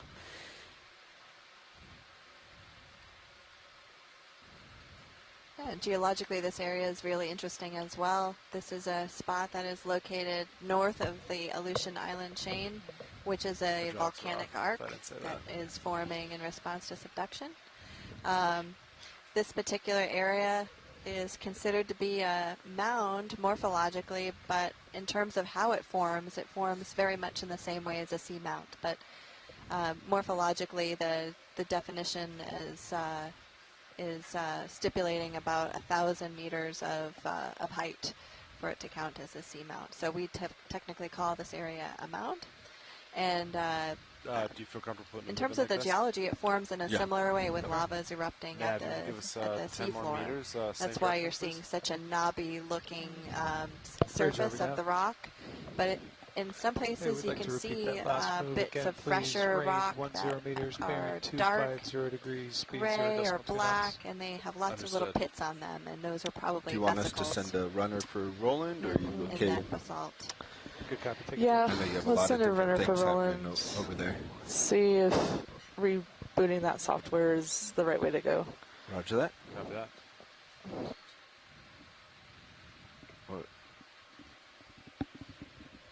Workshop, pilot.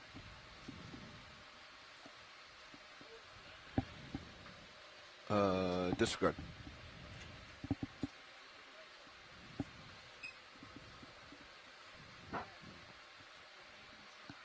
As well as corals and sponges today, we've been seeing quite a huge number of fish compared to our other dives, certainly. A number of different species, and then lots of individuals as well. We're also seeing anemones and sea stars, basket stars, lots of different crabs and shrimp.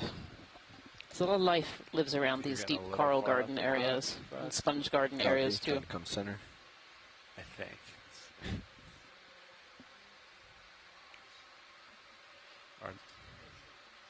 Can't be sure on those 9-inch monitors.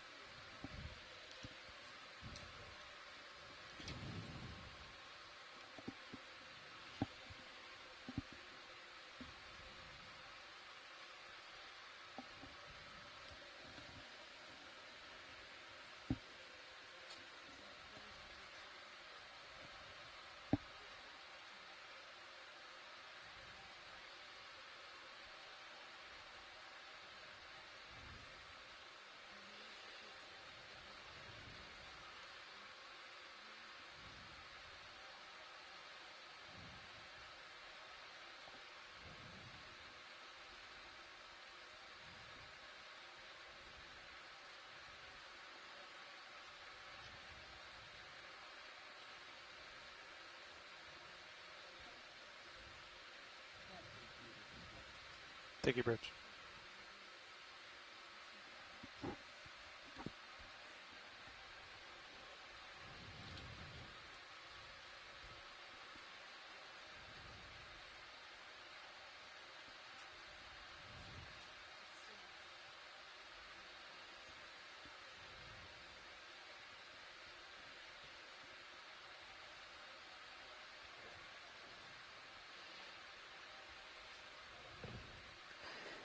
Been sitting here in the back row trying to write a list of all the corals that we've seen. The list is getting a bit long. Not that I'm complaining, ever. That's a really good problem to have, lots of different organisms. Yep. So far we've seen at least several different species of Plumarella, Thuorella as well, a couple of species of Primnoa. Paragorgia, the bubblegum coral, Alaska gorgia as well. We think we might have a sample of that as well, because we're not quite sure what species that is. We have Heteropolypus, which we just collected one of earlier. It's a high target for us. Maybe some other plexaurids as well, Clavularia, the encrusting coral. And then certainly of the stylastrids, the Stylaster and Arenapora, two genuses that we've seen so far. If we should head to waypoint 3, or just if they're happy, just go. Watch leads this nav.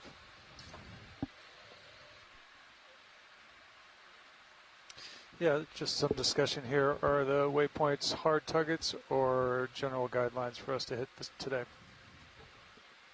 General. Good copy. Thank you, Watchley.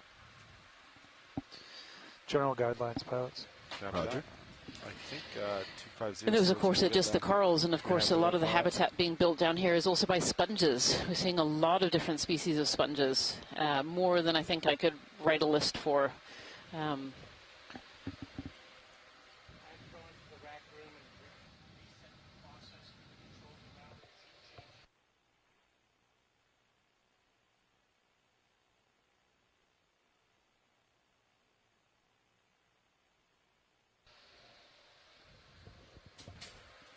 This is a bubblegum coral that we're seeing. We've mentioned this name a few times so far on this dive. It seems to be relatively common here.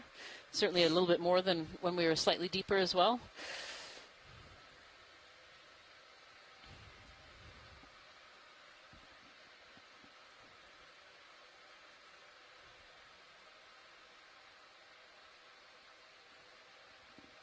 Some of these plumarella coral colonies below and other primnoids as well. Yeah, that monitor is nice now. You can see the showing again from here.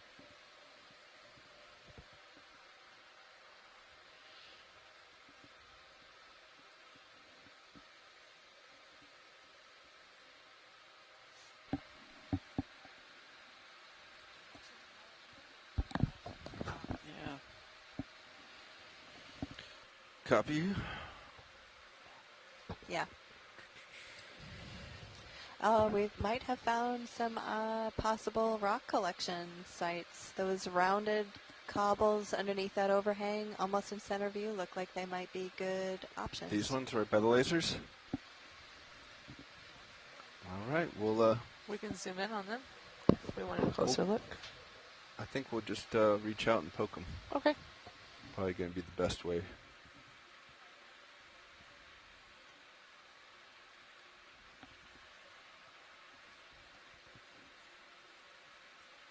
Roger.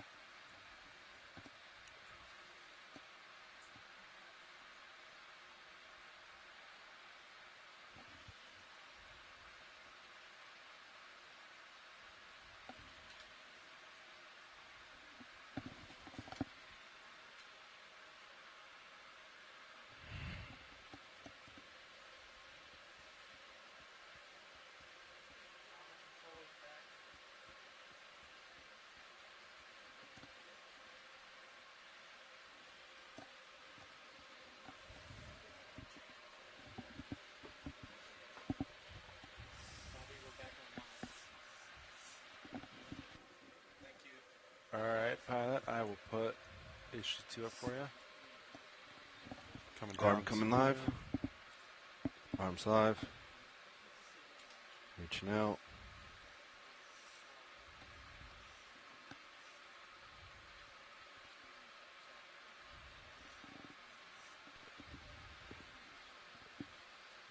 Our pilot is going to try to collect one of these rocks, and first we're going to tap it just to see how well attached it is. No, not that one. That one is pretty well attached. So let's check some of these others that don't look so attached. Yep, get some movement there. Maybe one of those, maybe that guy. Big one in the middle. Does that work? Yeah. All right. Big one in the middle. Sounds great. What box are you interested in? Let's put this in the covered box, probably. Covered box. All right, tilting down. I will draw in for you. Okay. Looks like it might have some associates on top of it. I think you'd be hard pushed to find a rock without something on it here, this particular dive. Yeah, that's a fair point. There's a lot of stuff on these rocks. It's really hard to see the rocks. We'll see how well I did identifying these rocks with all this stuff on there. The good news is we'll spend some time tonight pulling all those animals off and making sure they all get categorized properly and sent off to the Smithsonian Institution where people will be able to check them out and take a look. Yeah, and most often with these rocks, for those of you that are wondering, we end up taking them back to the lab and we break them open and we will probably make thin sections of it to verify the type of rock we have here. So on a fresh surface, we can see the relative abundance of various minerals that constitute that rock. And it's the proportion of these different minerals that help us to really narrow down the type of rock we've got, then classify it accurately.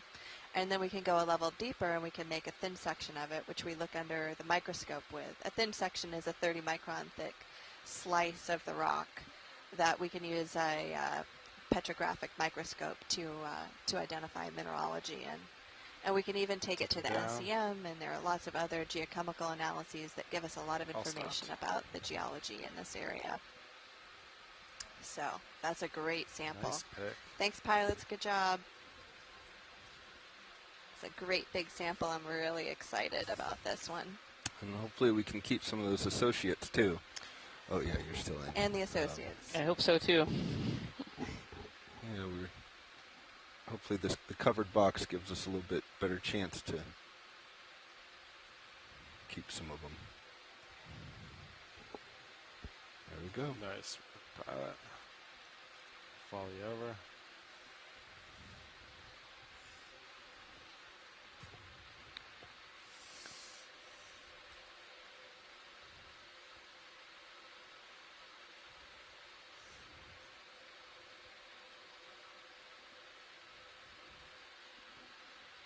And arm off.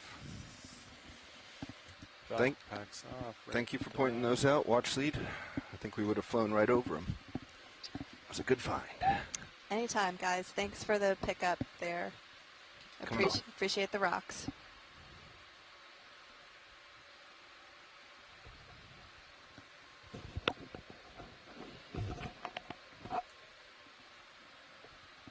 Yeah, so I noticed when I was Mini Zeus, as I was tilting, I went into sample boxes. So I've been having a little chat with Scott France, who's a researcher from the University of Louisiana at Lafayette.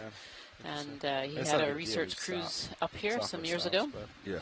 And he was saying this is the kind of diversity that he remembers from the shallower depths above 1,000 meters. So not entirely unexpected. Certainly very different from anything that we've seen so far, but this is by far the shallowest dive that we've had on this research cruise so far. Yeah, well, I think it was. Right, we're currently hovering around 600 or 660 meters right now. So some of our other dives were close to 3,000 meters. Yeah, we've mostly hovered around the higher 2,000s to 3,000 meters so far. So this is a little bit different. And this is pretty typical north of the Aleutian Islands because the water depth tends to get a lot shallower here. In fact, we have a very broad continental shelf that occupies a lot of this section of the Bering Sea, and then it goes out into the slope, which would be, technically this area would be considered part of the slope, going down into the basin floor eventually. Yeah, this certainly reminds me of images that I've seen from the shallower waters in the Aleutians as well, from the drop camera images taken from above 500 meters. Just a huge diversity of different corals and sponges that live here. So even on the south side of the Aleutian Islands, at shallower water depths like this, it looks similar? I believe so. Okay. I believe so. Oh, that's interesting.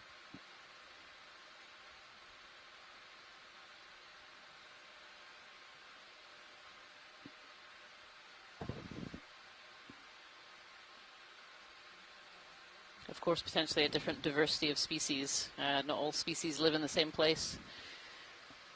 Each species has its own requirements for the different biology and physical conditions and chemistry of the water and the different rocks and habitat type. Please give us the same move as before. This looks interesting. Bridge over now. That's different. Here? Hey, Bridge, would like to repeat the same ship move as Snapping on the before, red. please. Range 10 meters, bearing 250 degrees, speed 0.2 knots. Oh, what is that one? I actually don't know. Go ahead, video. We can snap. Okay, coming in. We're going to get a little bit closer here. Oh, it's an anemone. Oh, interesting looking. Yeah, its base is kind of all growing along the branches of this, whatever this coral was is now covered in hydroids. But, yeah, the base is all stretched out. Made it look a little bit like a sea star there for a minute. Yeah, that's a great one. Coming live. Good find, pilot. Full wide. I just remembered I didn't point down to look at that sea star on the coral video. Sorry about that. That's okay. When we were taking the sample. Oh, all good. It was like a larger boulder in front of us, too. There's something long and red center, close to the Below the center boulder? top. Yeah. Yeah, it's interesting that you say that, Ryan, because it Go does ahead. look like some Coming of in? these rocks are more like clasts. Some of them are a little rounded, fish? sitting on the Oh, it's surface. a fish. Oh, there's a great fish, little pink Oh, You're different. this is another snailfish. Huh. We saw a kind of lighter pink one earlier, but Okay. I was just curious. Yep. Cool. Coming out. That's full white.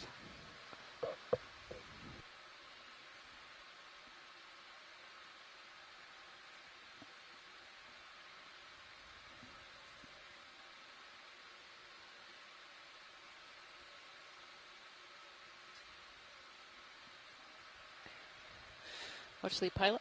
Go ahead. Can we have the lasers on, please? Lasers on. Thank you.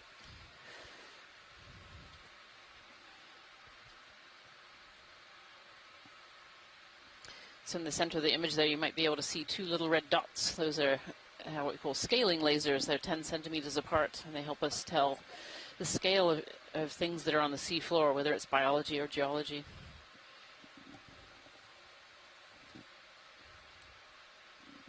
And you can see those little 10 centimeters kind of lost amongst all the corals and sponges that we're seeing here. Yeah, can we get a snap zoom just past this stalk, actually? Okay. Just past the stalk. Yeah, we can just go real quick. Okay, an enemy in a shadow. I gotcha. Hiding Throwing me there. off.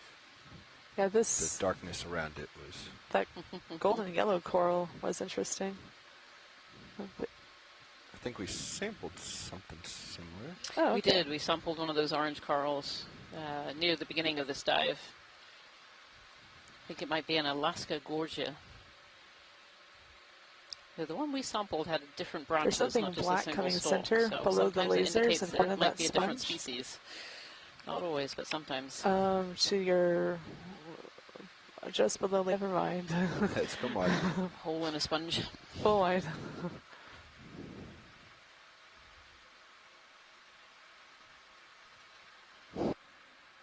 Good copy. Thank you, Bridge.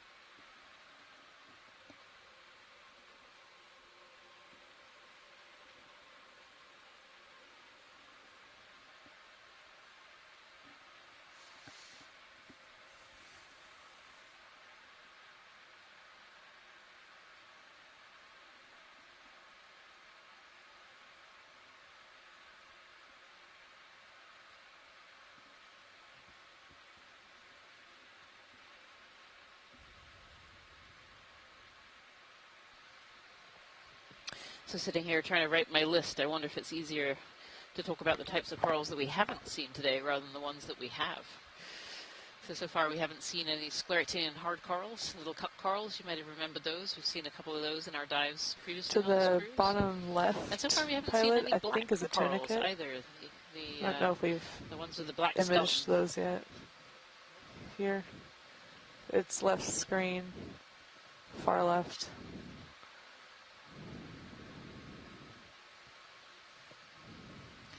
It's actually really interesting on the seafloor there. We have a lot of these mud tubes that could be made by either worms Oh, looks like or there's two little of them, too. crustaceans.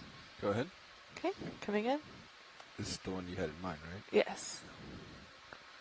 This clear guy.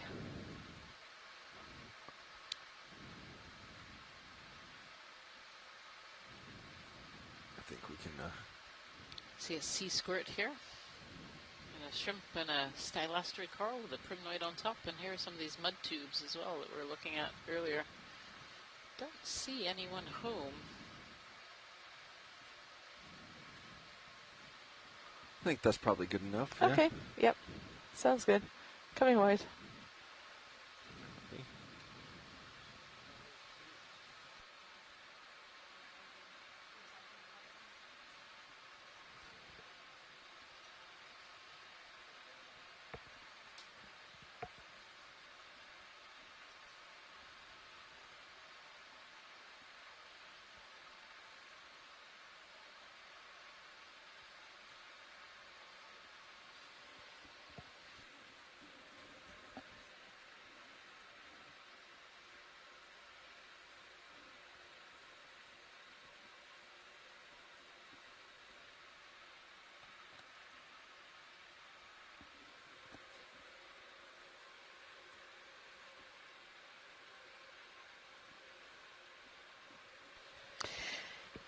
In the chat room here, Steve Oskovich just made the observation that we could almost play this whole dive on loop and you would never know. There have been so many corals and sponges right from the beginning. Lots and lots of different species here. I might swing heading, just a hair port. Copy. That works. Works for me. Jelly coming through the water column there. So this purple one looks more like it has a stalk. That one does. Could we zoom in on that one? Yeah. Let's get a snap here. Okay, snapping in. Old lasers. Yeah, encrusting on an old one, it looks like. Is it encrusting or is it its own shape? Okay, I have more zoom. It looks almost like it's its own, yeah.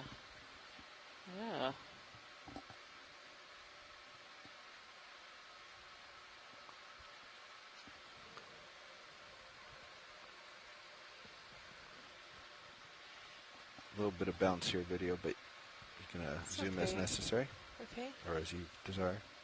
Do we need to tilt down and see if it has a base? So this might potentially be a Muricades. That's another one we haven't seen yet. We saw some encrusting I'll have to move coral to earlier. the base. So if there's any zooms you want here, let's take them. Okay.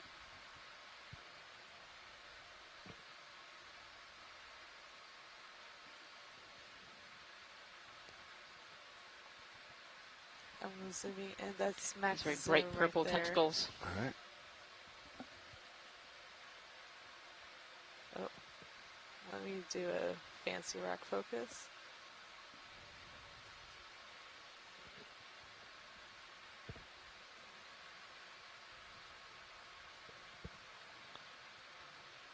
Okay, I think video is clear to zoom out, and we can All go right. see if Let's just come a little bit partial. Okay. Coming Cold partial. there, and let's look at the back. Because they're curious if it's encrusting or not, right? Yeah. Trying to look. Oh yeah, I think in I see back the there. holdfast back there behind the shrimp. The edge to the left, though, makes it look like a dead coral to me. Yeah, that's true.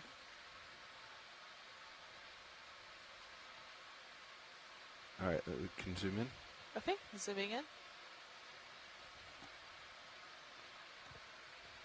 So like that back there. There's been some excitement about this purple coral in the in the chat room. I'm going to come to the left here and look at Victigorgidae or a what we're looking at Muricades. There's here. been a couple of names thrown out.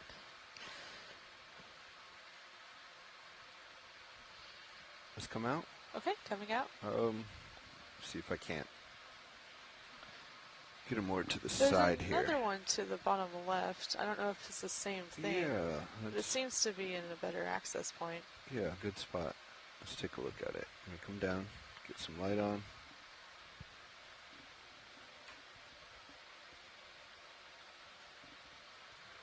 Stephen Oskovich is saying of that purple coral that Victigorgidae now includes a branching and an encrusting form, and we certainly saw some of this that was coming in. encrusting Yep. over an old skeleton before.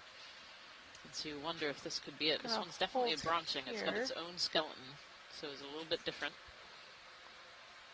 Yeah, I think that right center is And then we the also have a Muricades, which is kind of a similar color bottom.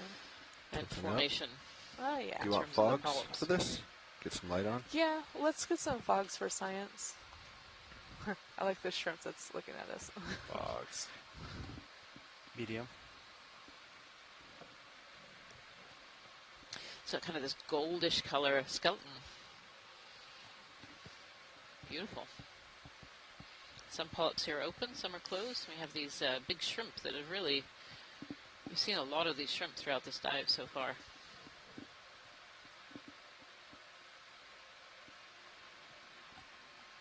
Watch leads before we take off. Do you need any other views or anything else?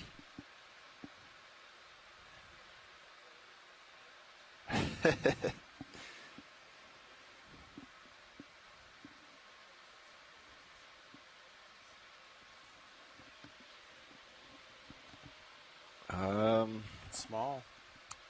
We could try.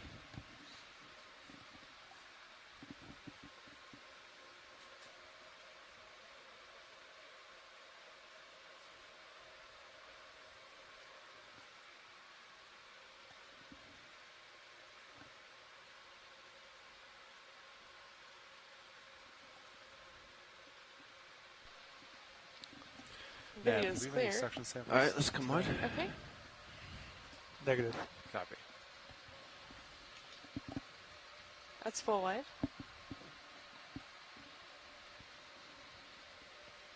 Maybe if you just got like a little sliver, I think that would work.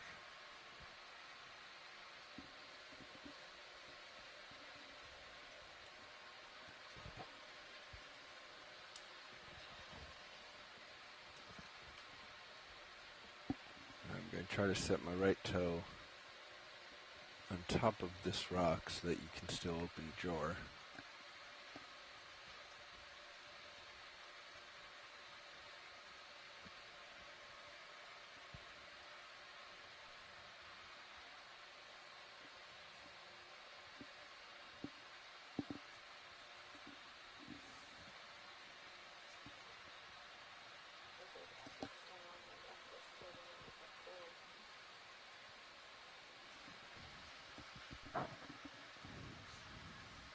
Do you want me to put HD2 up?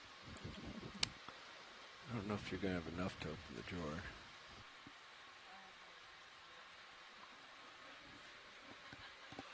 Let's see. I mean, you could wrist. You might be able to do it as is. You'd have to get pretty close, though. And work the wrist. Or if you get a good grip on it, just come up like last time.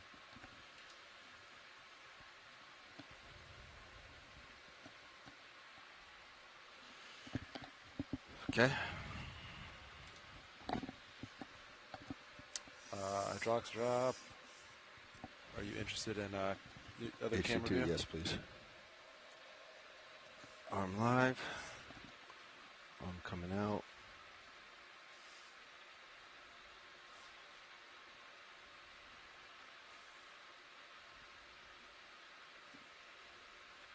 Okay. Do you want to bring the drawer out? Let's do it.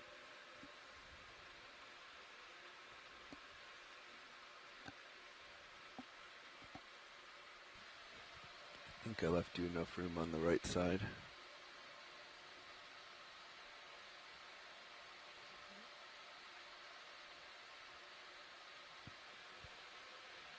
I think you're starting to ground out. I think that's Is that can you enough? tilt down. Yeah. There you go. All right. Gonna reach in. Follow me all the way down, please. Oh, you're going to that one. Oh. Are we doing suction? Sorry, I thought you were going to snip and do it. Which? Oh, yeah. Understood. Sorry. Understood. Yep. Which sample? I like that idea better. Let's do that. Copy. Video, let's go in here. That's a good idea, Sean. Okay. I think. No, I like your idea much better. Let's zoom in, see if we can't find a Zoom section. in on main Zeus? Yes, Okay. please. Find a section that is a good candidate here. I think maybe the tips over there. Yeah. All right. Let's hold. Let's just come out a little, please. Okay, Video. coming out.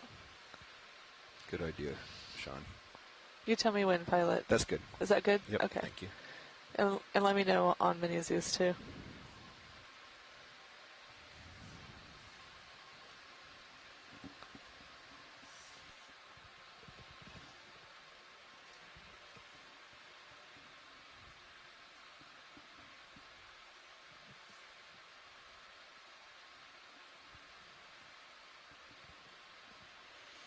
Now that my claw's there, I'm not so sure. You could. Let's tilt up. Let's look at that other specimen. You could wrist 90 and trim off the top.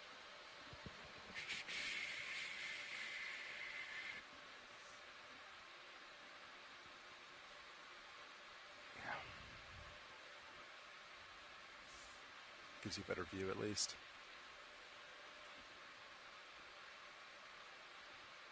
Watch lead pilot. Yeah, if we just sort of trim off the top, is that sufficient?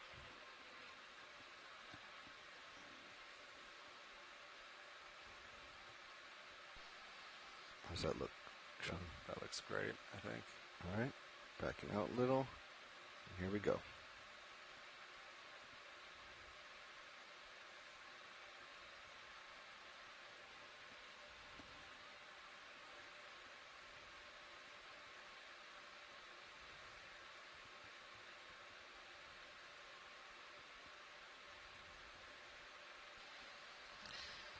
tougher than usual.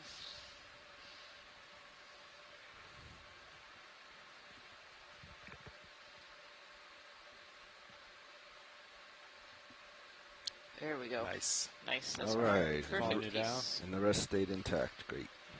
It's not enabled yet, but I will as you get close. I will hold that camera view. Okay, tilt down. We're on jar 1. Main Zeus. There we go.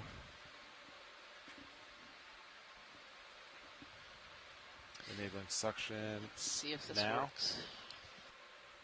We are inhaling. What do you got for RPM? 1300. Yeah, nice and high. Perfect.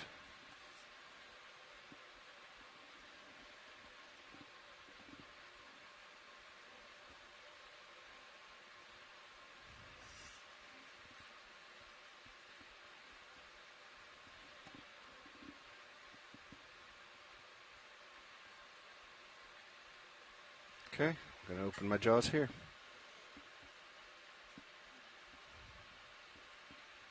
Opening slow.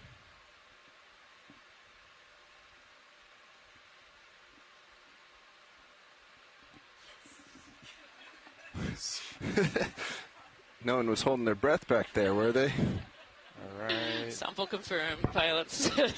We were all holding our breath back here.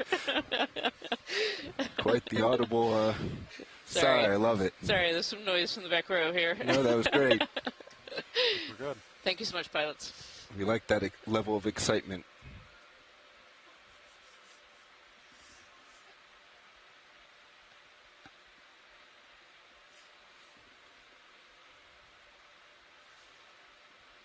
Arm off. Arm is off.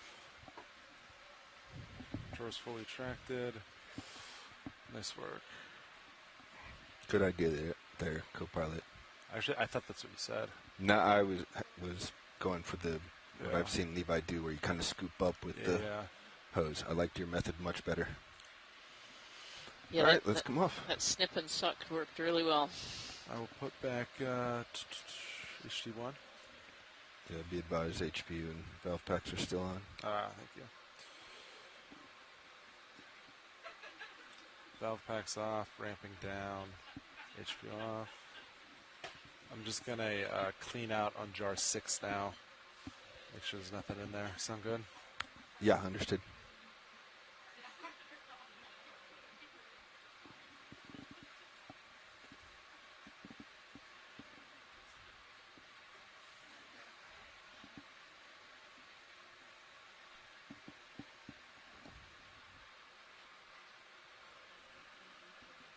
Looks good to me.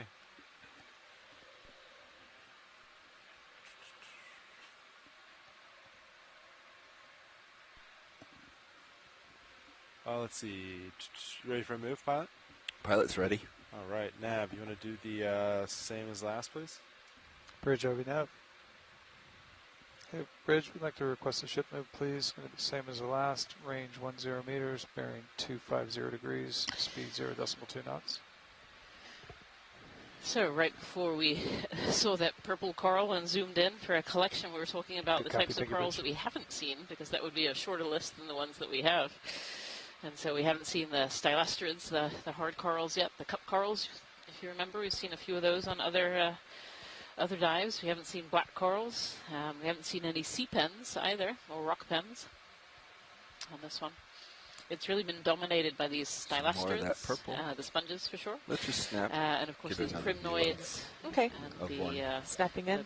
Paragorgia, the bubblegum corals. Yeah, just good for like another records. one of these purple corals here. Yeah, looks like another And these stocked version. There's some debate as to what these might be. Potentially a Muricades. Yep, it looks like it's a stock. It's cool. A little bit better health than the last couple. And potentially a Victorgorgia day. Great. Cool. All right, when you're clear. No Chrysogorgids. Thank you, Scott France. Yep, there's been no Quite a bit Chrysogorgids so heavier far. after We that did see rock. one of those on one of our dives. What was yours? Oh, skate. Oh, it was another We're gonna skate. Follow the skate. Yes, a this is little the bit of third not skate much, that but I we've seen. am coming to you. Roger. We'll lead it.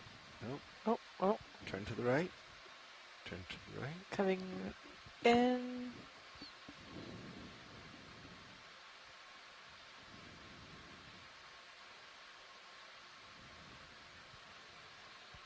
And that's about all you got there, pilot. Roger, you can frame it if you want video before we lose it. Okay, coming in. Gonna hold it right here.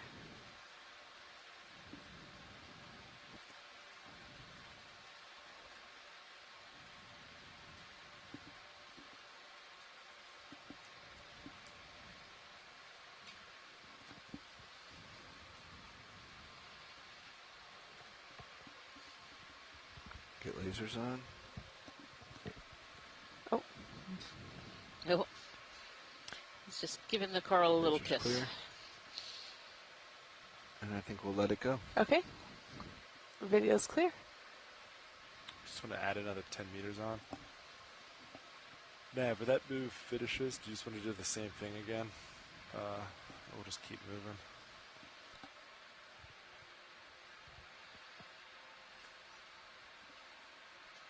Bridge, are we now? Hey, Bridge, can we extend that move by another 10 meters once it's finished? Good copy. Thank you, Bridge. Thank you, Nav.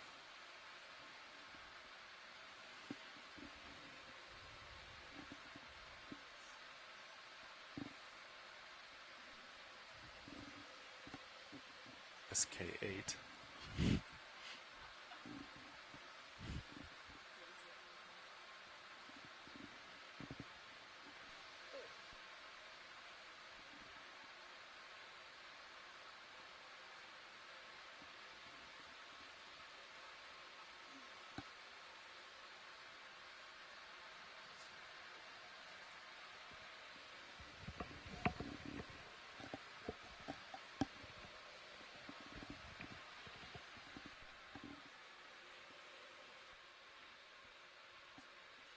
Go ahead.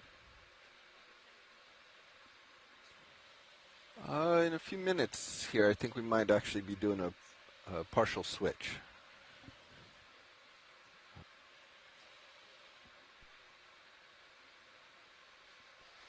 So if you're just joining us today, we're on dive number 7 of the Seascape Alaska 3 expedition.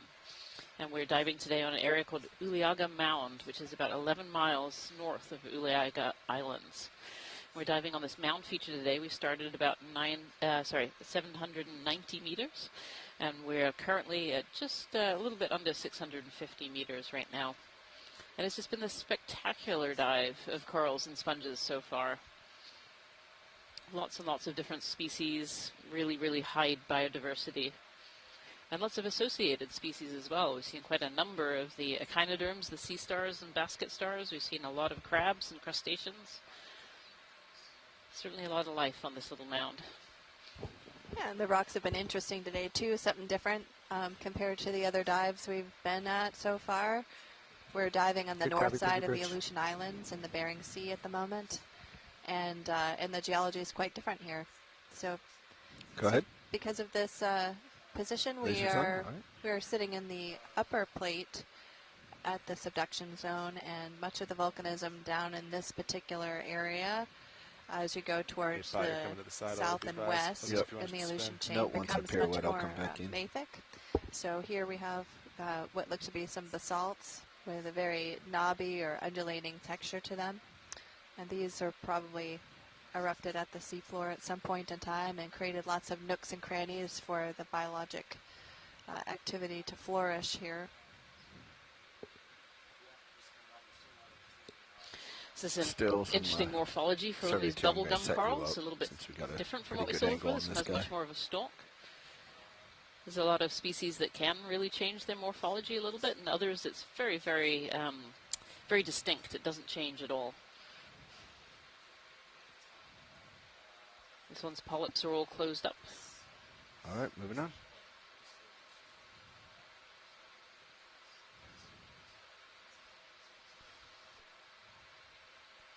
So, Brian, these really white corals that you see here, are they still alive, or?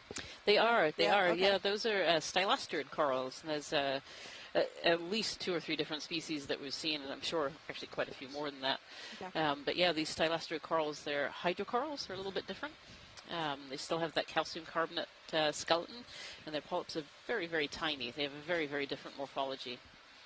And yeah, they're white, pink, red, orange. You get a number of different colors, but these particular ones are kind of this white or this kind of off-whitey pink that we're seeing. And these other corals, are they made up of calcium carbonate as well, or different materials? So the soft corals, they have calcium carbonate inside, but they're in these tiny little forms called spicules. They're like little pieces of calcium carbonate. Okay. And then the main axis, it can be a number of different materials. Sometimes it's proteinaceous, sometimes it's more carbonate-based as well. It's very different depending on the different species, the different genus. Okay. Yeah.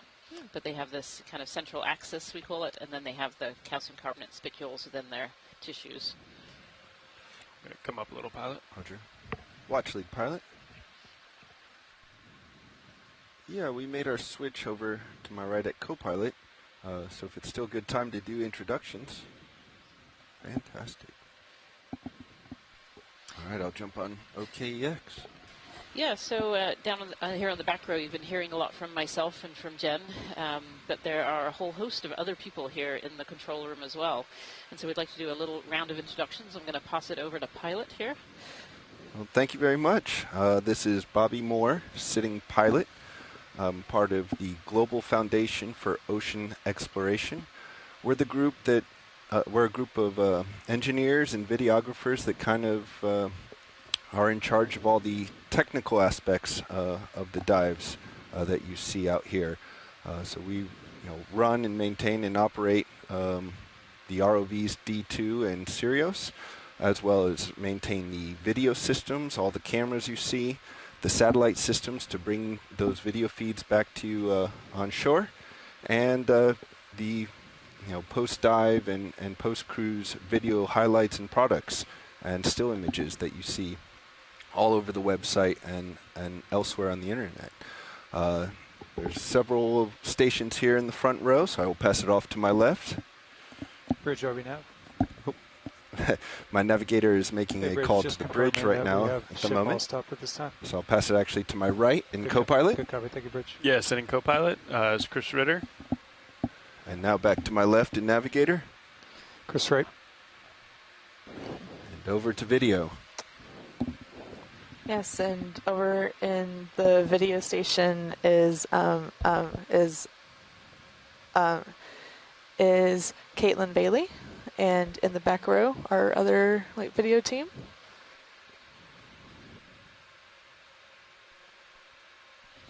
Yeah, I'm Olivia Andrus in the Clipper chair.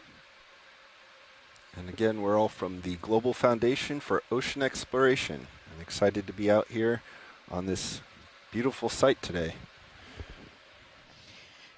Thank you so much for introducing yourself. And we actually have over on my left here another member of the team up here on the Okeanos Explorer, this time from our Sample Data Manager team.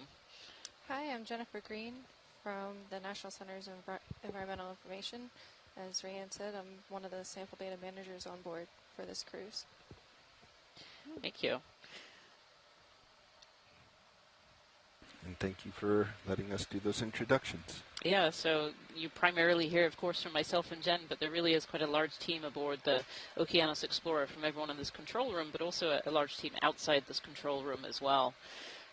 We have, of course, the captains and crew of the research vessel Okeanos Explorer that we're on board right now, but also other members of GFOE and other members of NOAA Ocean Exploration as well, and NCEI will make up the team that we have here on board. And then, of course, in the background as well, we also have a team of scientists on shore who've been helping us with the identifications, because you can watch this, what we're seeing on the seafloor at the same time that we're seeing it. We can involve scientists from all over the globe to help us with the dives and identifying organisms and seafloor features.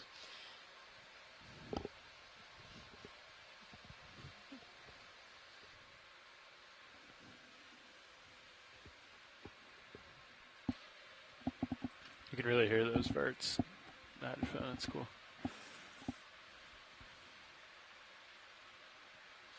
Yeah, it's super helpful to get instant feedback on how hard you're pushing. Yep, between that and the HPU, it's pretty obvious to tell when that's on. Yep. It looks like there's a star on that anemone pilot that's coming center almost. Dude, too far up. Let's get a snap before okay, I lose snapping. it in view. I think it's just the base of the anemone. Oh. Yeah, these large anemones here. You're they might right. be sitting on a spun. No, that's the base. That's the base of the anemone. Okay. You can kind of see the wrinkles. So one is orange and one is white on the They do base. appear to be on an old stalk, though. Yeah. I do. Old stalk or an old sponge. There's a little shrimp hiding in there. You can just see the eye is Oh, glowing. yeah, sponge, the full circle. There you go. Yeah. I think the eye is glowing on that shrimp. All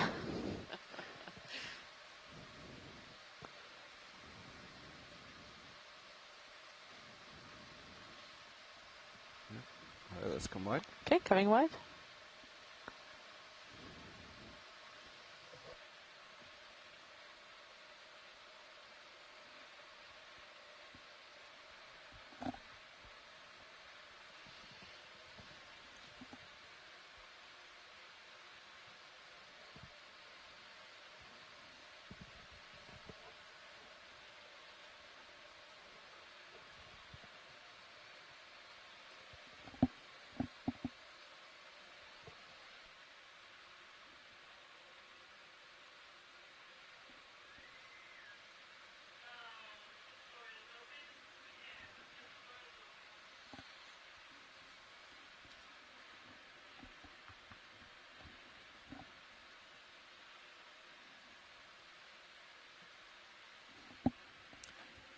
So on the USBL, that ending click is topside, and then the response click is like is a second after that. Is that what it sounds like to you?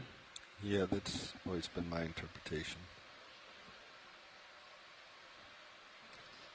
So if you'd seen some of those tube worms I on think the there's three, seafloor though. before, those tubes, I should You say, should that we get think are either the trigger either D2, worms or or we should get the crustaceans, call-out potentially response amphipods. for Sirius. So we have some information from Steve Oskovich saying that they might be these parchment worms, and they are often create their own current within the tubes.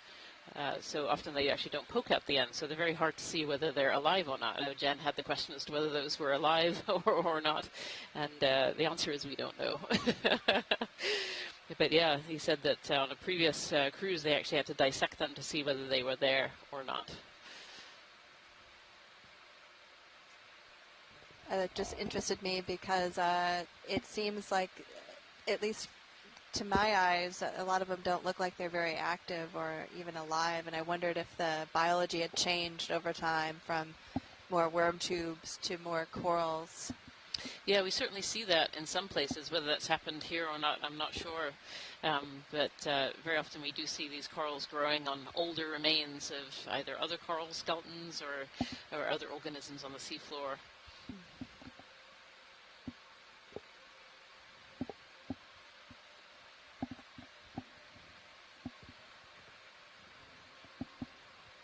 Yeah, I think you hear the interrogation and then the two clicks. One from each vehicle. Yeah. Boom, boom, boom. Yeah. Yeah. It's probably harder now because the interrogation rate's so quick. Can we zoom in just above the lasers and to the right? There's kind of it's bright white, kind of craggy looking. Video? Yeah, that's the one. I think your fog lights are on, yeah. Zooming in. Step zoom. Very interesting older skeleton here. It's been overgrown by several other organisms. I see some primnoid, I see some hydroids, I see some stylastrid corals. I assume it must be a stylastrid skeleton, which are those hydrocorals we've seen a lot of. It's a slightly different shape. Thank you, pilots. Okay, let's come wide. Okay. You can probably bring the fogs down. Coming wide. Yeah, I'm Forgot having. that we had them on. Ah. Okay. Bring them down.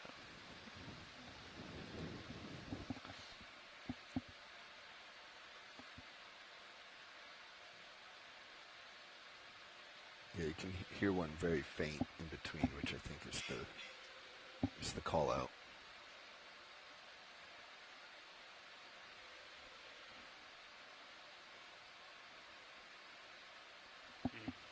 So that very faint one, I think, is the ship, and then Sirius responds.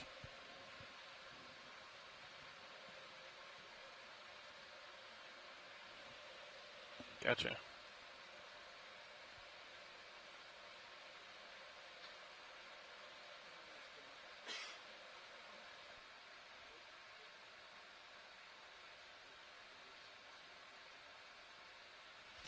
There's certainly a lot of old sponges here on the seafloor that we can see other organisms growing off of.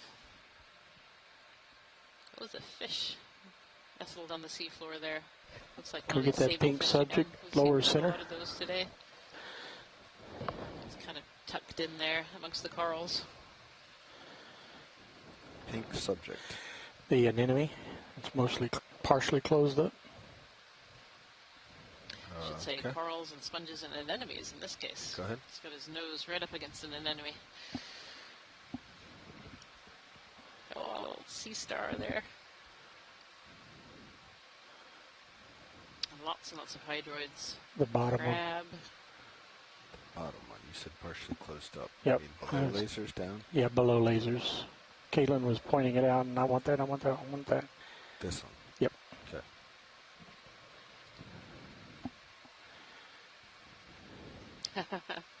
This bright orange anemone here, kind of all curled up.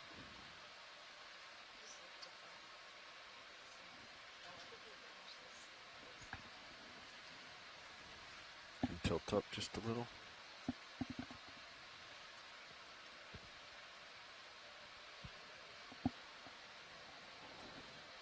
A little bit more. There. There's a little amphipod in there. Okay, we'll pull for a full screen. Those colors are just spectacular. It's really, really beautiful. Yeah. We'll include that white coral with the pink encrusting coral on the backbone. right as well. There's some more stylastrids, those hydrocorals we were talking Slight about. tilt up. Those ones, I believe, are stylaster, a species of stylaster. Hold that. There's another stylastrid on the left, kind of poking up. Looks like a little hand almost. I We'll think pull that's and include the Rhinopora fish. species.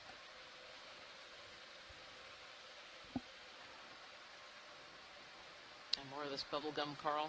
Slight tilt up. Actually, hold that shot. So much in that scene. I'll hold that for a few seconds as we switch out video.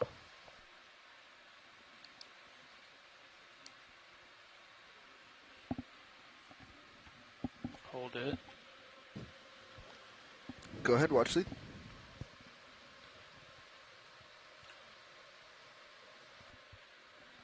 Roger that.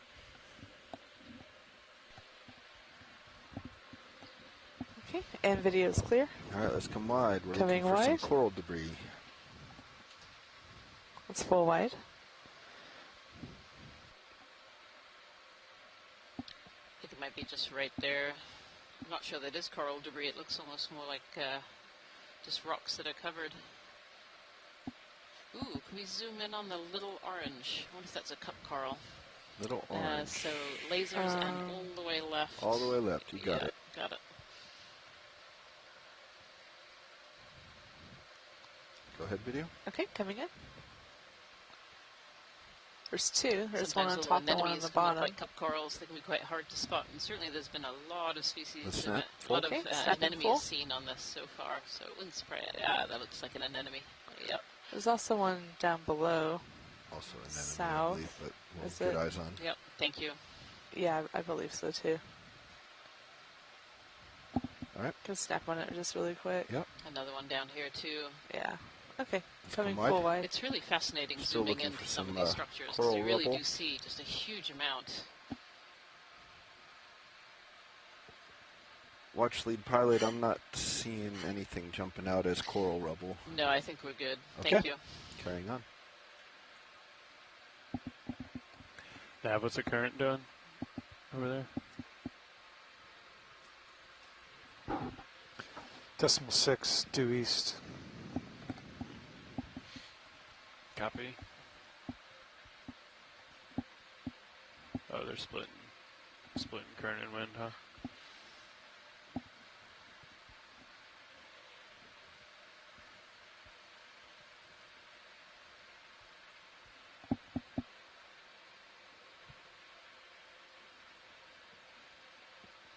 So the research cruise that we're on right now is not only telepresence, so you can watch at the same time that we are, but it's also kind of community-based, where all samples and all video and all media are open access to all of the community. And so what I can see happening with a lot of the images coming from this particular dive is that researchers will go through the images kind of one by one, taking a scale off the lasers and just zooming into different parts of the image and trying to figure out what is there. There's just so much life on the seafloor.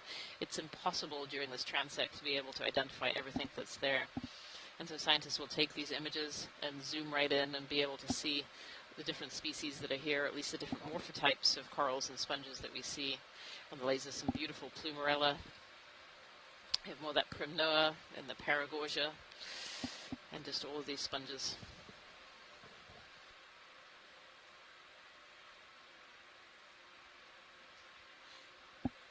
Want to get another move? Yeah, I was just about to say that. Yeah, we've been doing tens, I think. That's 10 fine with meters. me at 240. And I'll just add a little bit to what Rian was saying about the biology. From the geology side, it's really hard to identify these rocks looking Bridge, we'd at like to them request a ship from the move, ROV. please, range 10 meters, clearly a lot of the rocks are covered degrees, with speed biologicals. 0.2 knots. And so we really don't know exactly how to classify that rock in detail until we get it up onto the surface. Good copy, And take a sometimes we need to even break it open and even make a thin section. So in this particular area, we expect to see rocks that are a little more mafic, more rich in iron and magnesium. And basalt is one rock type that has that. However, could be other types of rock as well. So you might see some more andesites or rocks of that particular nature. Many of the volcanoes that are nearby are andesites, and they tend to form these tall but kind of narrow stratovolcanoes.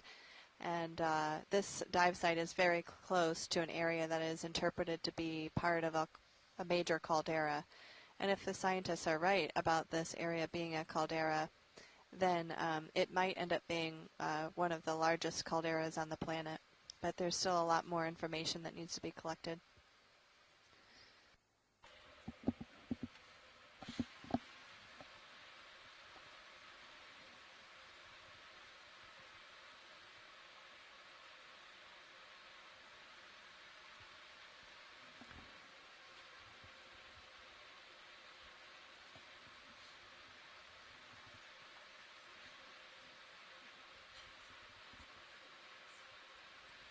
So all we have in the tether right now is a half turn, like normal. That's still not like perfectly happy.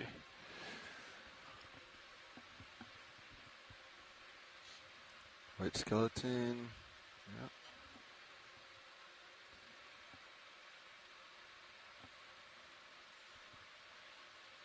Go ahead, video. Okay, coming in.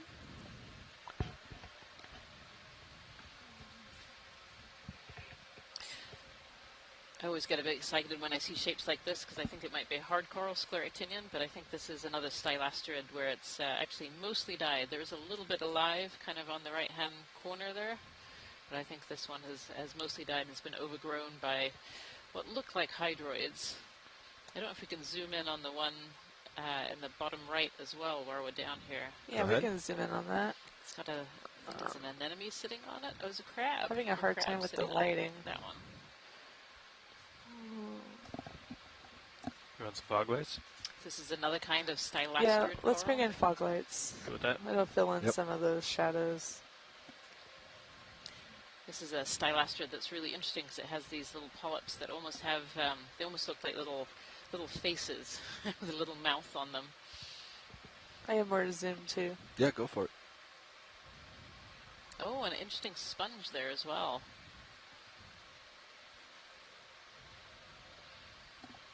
You see this kind of dark purplish sponge. Very often where we see sponges with these dark colors, particularly a dark purple or a dark green, they contain pharmaceutical products that are really just being discovered. There have been sponges from Alaska that have been important for cancer drugs and cancer cures. It's beautiful stylasterid.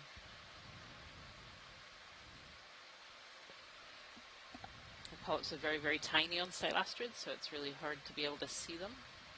whenever video's clear. Okay. Unless And you want video's a clear clear. shot. Beautiful spot for that sponge as well. Video or survey 2, do either of you want this orange coral, this large one? Oh. That we were looking at? It's in the stills camera view right now. Since it's one of the larger specimens we've seen. Off or on? Off. Now we're just looking at this Off. Primnoa pacifica, this red tree coral. Lots of shrimp on the inside. We've seen those fish as well, curled up on the inside. I haven't seen any of those on this one. I see mainly shrimp. Trying to get you real close. See at least 4 pairs of eyeballs in there. Okay. Elena Jorgensen has pointed out a baby king crab. I'm not quite sure where that is. I'm sure it's in here somewhere. And same color as the coral, so they're perfectly hidden. A lot of these species are using these corals to hide from predators. They'll hide either themselves or the young will hide. Is that all right, survey providing some 2? protection. Good to go. All right. That's full wide on main camera. Roger that. Full wide. Great shot. I like that on the still camera. It's neat. Okay, moving on. I think I'm done moving. Yeah, if you want to keep it going. I don't see anything in sonar. You got a little bit. I have a little bit more out here farther, but I still think we could keep it going. Thin fine coral in front of, to the left. Go ahead. Okay, coming in. Get ID. Zoom in on another coral here that we might This not one right have here? seen Yep. before. I was wondering if this is a black coral, but it may not be. Okay, I have more zoom. Yep, Might go be for it. another primnoid. No, this is another primnoid coral. Yeah. Roger. Sounds like we can Thank you, pilot. continue. Okay, Yep. coming wide. So many shrimp. Yep, we still have not seen any black corals on this dive yet. That's full wide. We'll find one.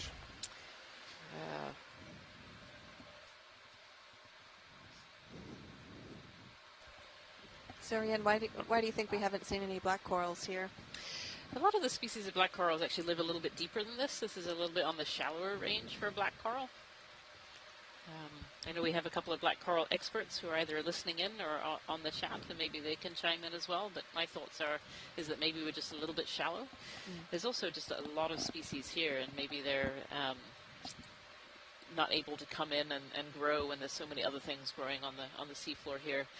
I'm thinking back to like our dive number 2, where we were seeing these black corals growing on those boulders, and it was one black coral on a boulder and one on another boulder, rather than kind of all crammed together like we're seeing right now.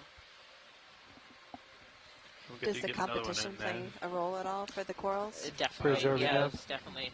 Yeah, if there's no space on the seafloor, the coral larvae are not able to come in and grow, so competition is fairly huge. degrees, speed 0 You know, decimal these 2 knots. corals, they don't have the photosynthetic algae, which means they need to live in the upper ocean, but a lot of them can potentially live in the upper ocean. They're just often outcompeted by faster growing things like algae or tropical corals.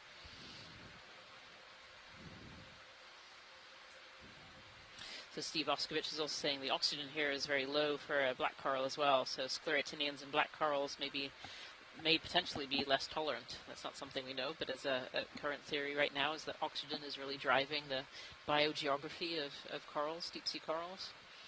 And the oxygen is quite low here compared to other areas. Right, yeah, that's interesting.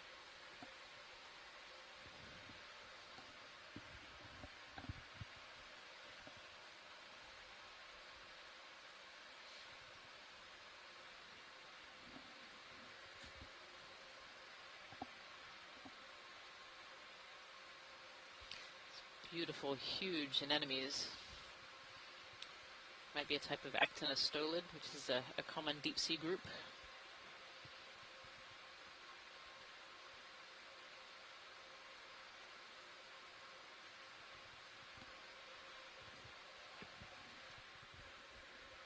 Seems like we found whatever hump this is, the way up. Yeah. At one point, we were in a very narrow section that from one edge to the other, were kind of the two sides. On the drop off. Another big bubble gum down below. Yeah. I'm guessing that's what you were going to point out. The Yeah. two here. Oh, there's another one of the heteropolypus. It'd actually be great to zoom in on this one because the polyps were not out on the last one. There's actually two of them right there. Let me come a little bit closer. This is the heteropolypus. Many polyps. All right, let's go in. Okay, coming in. Polypus. We'll try to get some images before I sit down in case they decide to close. They used to be called Anthomastus. Okay, That's always gonna what I think of hold first, here. but now they're heteropolypus. Ooh, might have had a cup coral to the left as well. Oh, So we'll have yeah. a zoom in on this one, and then we'll take a look left. Yes. Roger. Okay, and more to zoom. So these are the type of corals that are, these It are looks type like of we're getting corals that are closer. really Yeah, interesting I am. because they actually I'm have two slowly kinds drifting of in. polyps. They have these big droopy ones that are sticking out, and they actually have little tiny ones all over their surface, and they're for different purposes. They have feeding polyps, and they have polyps that reproduce as well. We'll hold here. Okay. And I'm going to just touch down in now. Beautiful shot of the polyps there, and you can see the kind of black tube going down. That's their gastrovascular cavity. That's where the food is going in. Good copy. Thank you, Bridge. It's neat to see where all the arms. Okay, I am more on to this zoom in, particular pilot. It was very funky looking Okay. with all the arms Start all losing the retracted Oh, gotcha. inside. Yep, this is usually what they look like. Okay. Yep. Coming in. And I am getting a bit excited because I think up. we did definitely see some cup corals there on the left as well. A beautiful shot of their 8 tentacles with these pinnules on them. And they're what they use to catch food, so they have these stinging cells, these nematocysts with these barbs on the inside that capture prey.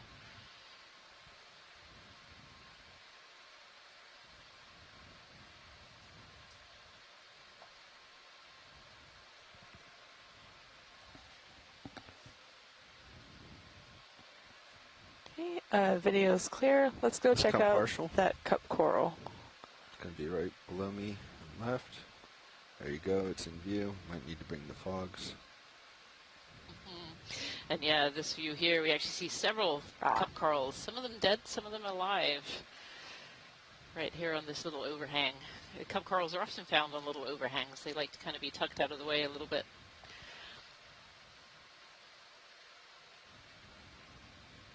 Go ahead. Okay, coming in. I'm looking at that reddish There one. they are. Well, there we are. Now we've seen scleractinians. We can tick that off of my not seen list.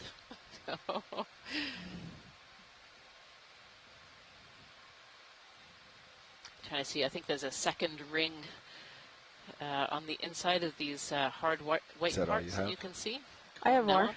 And that means it's likely to be I was potentially just a framing it up for Caryophylla the scene. cup coral. And then I'm going to come in. Do you need some more light? There's a couple of species of Caryophylla that live in let's see. Alaska. I wouldn't dare put a species name on it because they're all Sure, let's try fairly it out. similar. Oh, yeah. Beautiful. Oh, look at that. So the completely white one in this case is one that is dead. Oh, This there is we just go. the skeleton left Oh, behind. sorry. So the live Iris ones wasn't have the orange responding. tissue on the inside. Oh, come on. It looks just like the fossil scleractinians Yep. I've seen. Yeah. Yep. Yeah, so the scleractinians are made of calcium carbonate. So you have this calcium carbonate usually is aragonite. Sometimes some of them have a little bit of calcite, but scleractinians are primarily aragonite, certainly in their adult forms. Right, right. Yep. Yeah. And for those of you that aren't familiar with aragonite, it's a video's clear. polymorph of calcium carbonate. I think Sometimes you get video is calcite, clear. Sometimes you Alright, get come wide. dolomite. Coming sometimes wide? you get aragonite. But yeah, and if you pick up shells on the That's full wide. on the shoreline, And we you can look turn at off the fog lights the pearly too. underside of Fog the lights, shell. come That's what aragonite typically looks like. All right. One thing I'm noticing here is that coral's the see last how one it's to see. it's a series of kind of rounded rocks, and it's like almost like a solidified pile of rounded volcanic rocks. And so this is starting to look a lot more like a volcanic debris flow. Oh, interesting. Yeah, Okay. yep. A little bit different than what was down below, but here we have fewer organisms covering up the rocks, so it's a little easier to see the texture of it. But it makes me wonder now if we've actually been looking at more of volcanic debris flow, because a lot of these volcanic edifices are associated with that kind of thing. And these segments in here, these clasts in here, are a little more rounded and more distinct. There's a big crab almost If you center. want to go partial. Okay. This area is definitely hard to tell. There's a lot of biology on top, but the other areas, you can see it a little better. Yeah, I think they imaged a crab earlier. That crab. Yeah. King crab there. Okay. Let it go Beautiful. off left. Okay.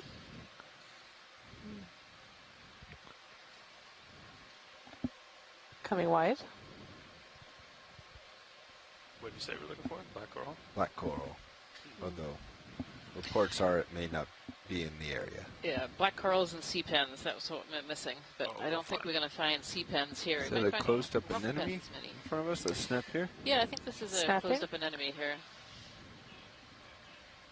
Yes, okay. I think we Okay. let it go. The tentacles Wait, peeking what's out that from the long top orange there. thing to the left of it? Little cup corals on the base there as well, I can see. Go ahead. Coming in? Oh, what we got in here? I'm not sure what that is. Worm of some kind? It's not a black coral. Yeah, that's a good view of one of those rounded clasts. Do you see how it's a distinct class that's kind of cemented in there? That may be telling us that we're looking at more of a debris flow, volcanic debris flow of some kind.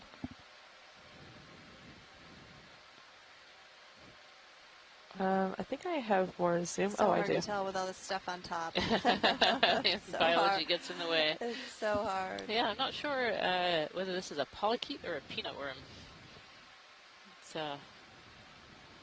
definitely that vermiform shape, the worm shape. Thank you, pilots. Right. Okay, we're coming wide. Steve Oskovich thinks aplacophoran. It's very big for an aplacophoran. It's probably close to 10 centimeters long, but maybe there are some larger ones out there.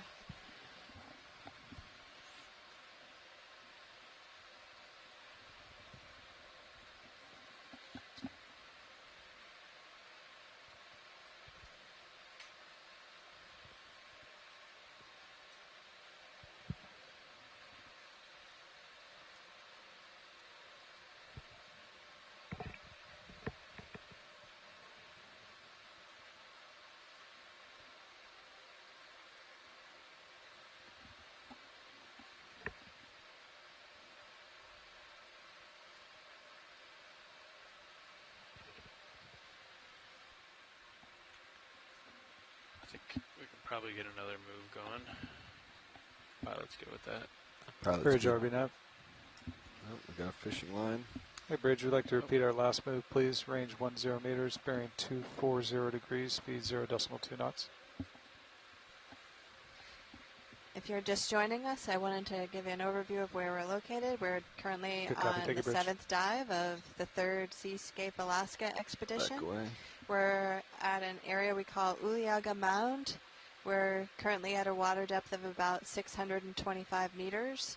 We started out the dive today at 790 meters, and we're hoping to get to about 550 meters by the end of our dive. We are currently positioned within the upper plate of a subduction zone. The Aleutian Trench is located to our south and east at this point in time. And in this location, we have subduction of the oceanic slab underneath of another oceanic plate. The Pacific plate is being subducted underneath the North American plate, and this gives rise to some pretty interesting geology here. And we're looking at an outcrop of volcanic rock. Kind of hard to tell if this is some kind of volcanic debris flow or perhaps some kind of basaltic rock, but in general, the lavas from the northeast to the southwest in the Aleutian chain tend to get more mafic as you go down towards the southwest, and so we would expect that. And these rocks are very dark in color. This is very different from other dives we've done. And in a in a number of respects. And the first respect is that there's a very high degree of biodiversity at this location. You can see tons of sponges and corals and many different kinds of corals throughout this area. And there are a couple reasons for that, according to our biologist. And Brianne and I were discussing earlier that some of the reason for this could be the harder substrate here, where the corals have something more solid where they can establish themselves. And then, of course, all the nutrients that come up to this particular area. We're perched on a subaqueous mound that might get some upwelling, and also is situated right next to a nearby channel where it experience currents that bring nutrients in and out. Some of our pilots earlier were talking about the variability in some of the current directions, and so that could be in part related to the tides in this adjacent channel. So it's a really interesting area where the biology and the geology have a very close synergy.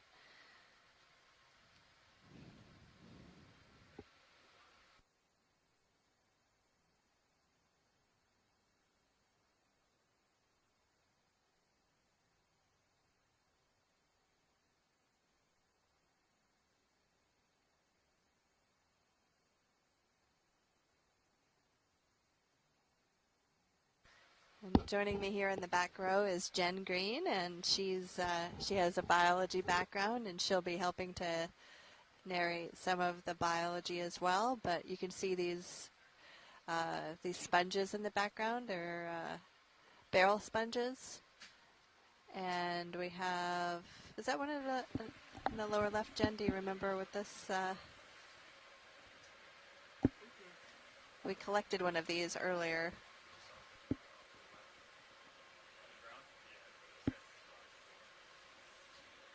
It's some kind of sea mushroom, but I don't know the scientific name for it.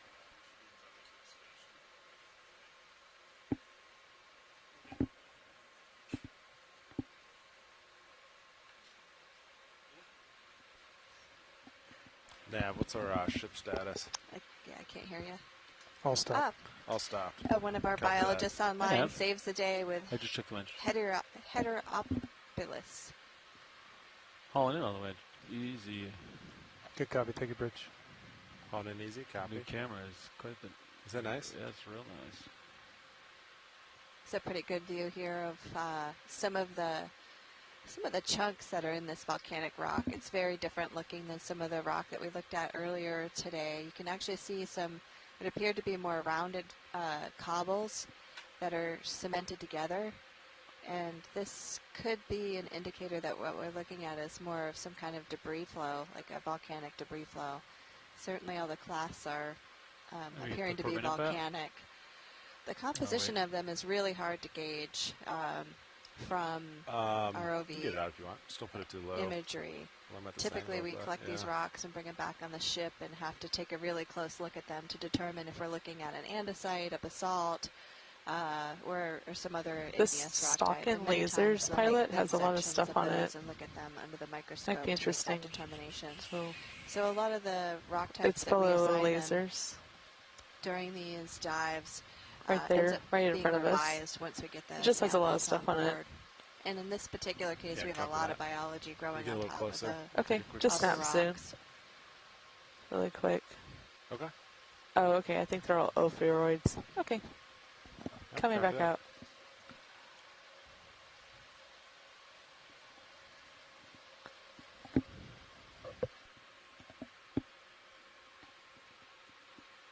And those bright orange things there are sea anemones, fairly large sea anemones.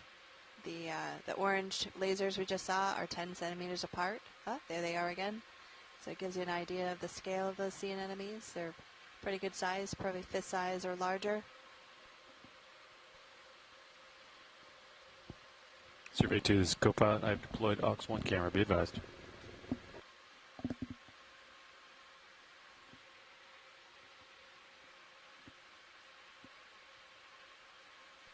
There's more of that bubblegum coral in the background there.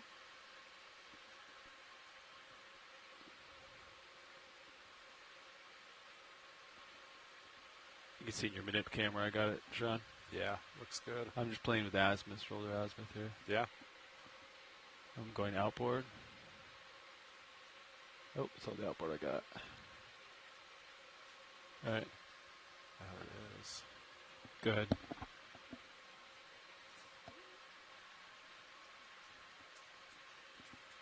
Okay. Yeah. Will do.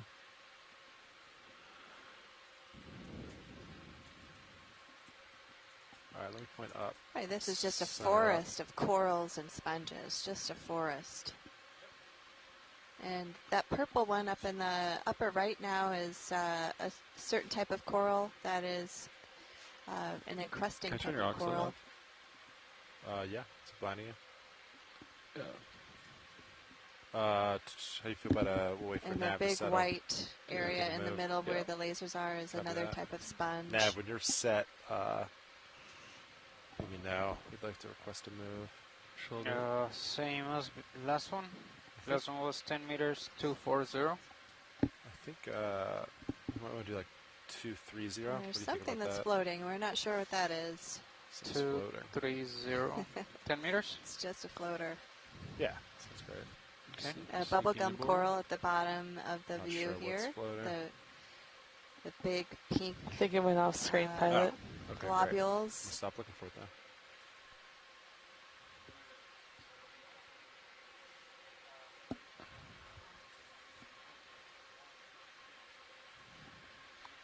Some big, beautiful barrel sponges there in the middle and at the bottom. Yeah. Bubblegum corals around them. There's a sea star in the center. Yeah, video. I can also do like a moving shot. Oh, that's a too, great find, like, Jen. Yeah, with that sea camera. star kind of Could, just left of center. Move it And while then you an record enemy it. just under that. Yeah, that bright Mhm. orange sea anemone. We had a lot of Look at close-ups this of slow that, moves. of those sea anemones. They have such a beautiful color. And we have a little fish off on the left. Not sure what kind of fish that is. I think that might be another sablefish. Sablefish. Okay. It is a beautiful garden. Okay. Coral and sponge garden.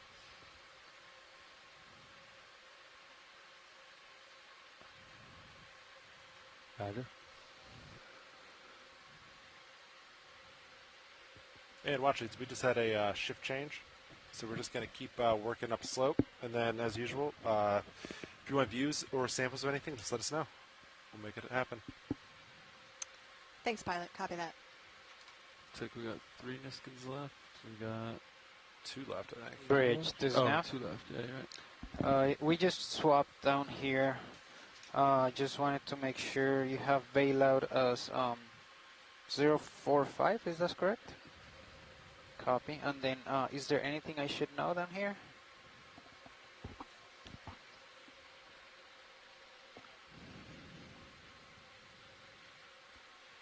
And earlier we were talking about these white corals that are in the view, and they're bright white off on the right-hand side There's a of line, the screen now, and there's another one coming up underneath you, kind of pilot. center right.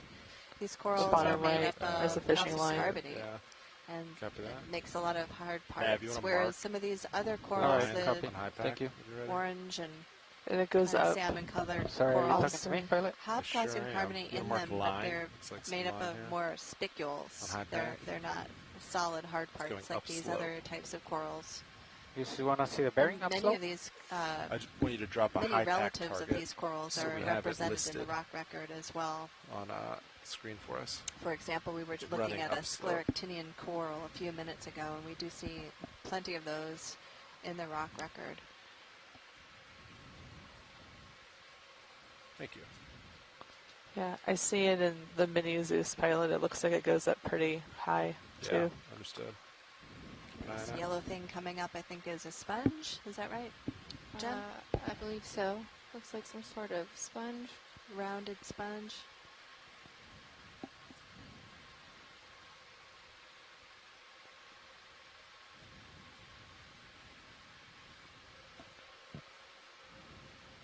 Sorry, how should I mark this target? Fishing line. Oh, fishing line. Okay, sorry. In the or line, just something This is that just a indicate. really beautiful, diverse all right, mosaic sorry. of corals and Yeah, sponges you're that good. we've been seeing all day. It's really beautiful.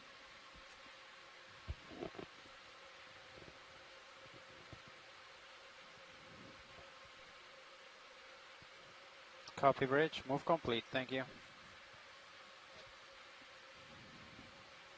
Survey 2, were you talking to pilot or was that to video share? Okay, no, you're good. I just didn't have an answer for you, so I was unsure. Copy that.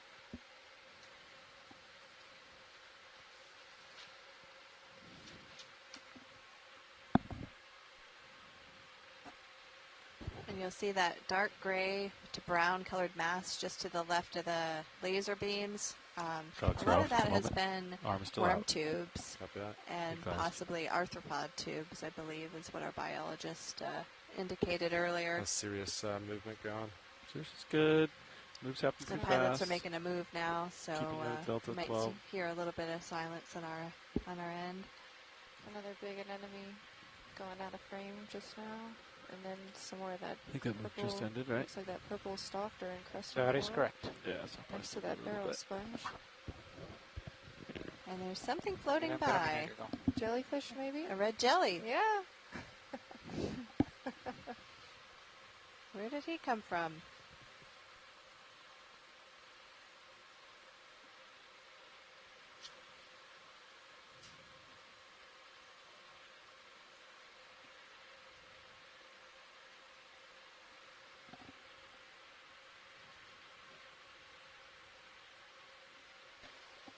Pilot on that white coral to our right of left. lasers next to the fan. There's it's a reddish orange object, but it's at the base of the coral that's right on lasers right now. Can I snap zoom to it? Yeah, snap it. Let's do it. Oh, anemone. They I'm keep seeing getting me. another anemone, the base of that coral. With Okay. a shrimp? And a shrimp. Coming out. Copy that. That white calcium carbonate coral is really, really bright white.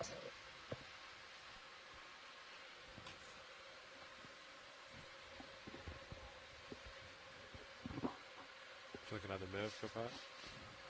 In a minute, yeah. Copy. Let me know when you're ready.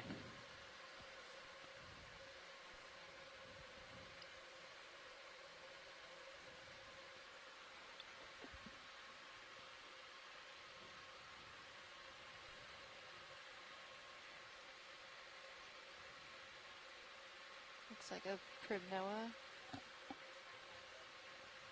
Oh, my. I missed it.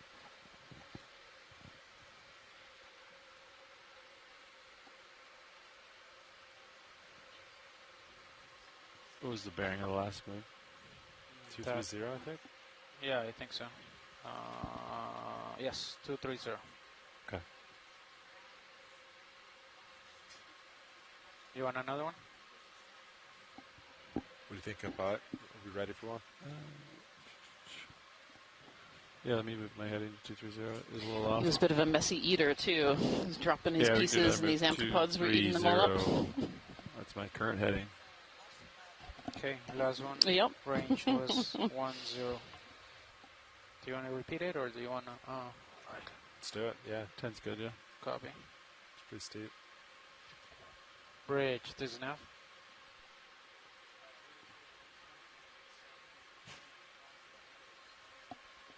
It's a cool picture on that Ox one. Sure is. Ox 1 looks pretty good. Survey 2, there's even a fish down there.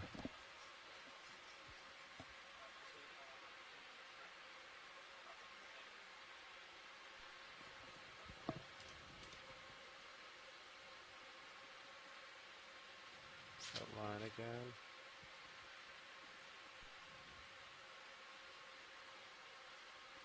Hey, Bashi.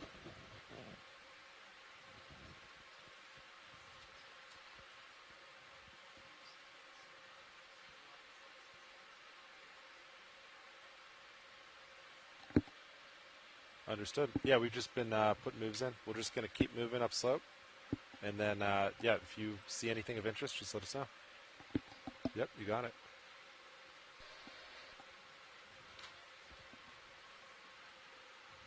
Nice. Copy. Keep moving. Now, how much left do we have to get to the top of this, distance-wise? How much time on bottom? Got what?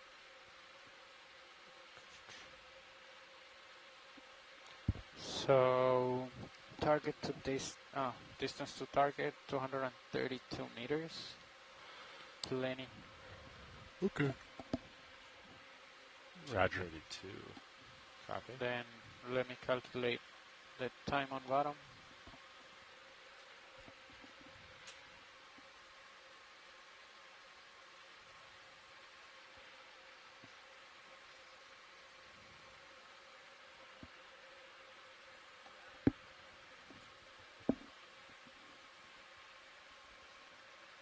"86 minutes, 1 hour and 26 minutes. Roger. Raj.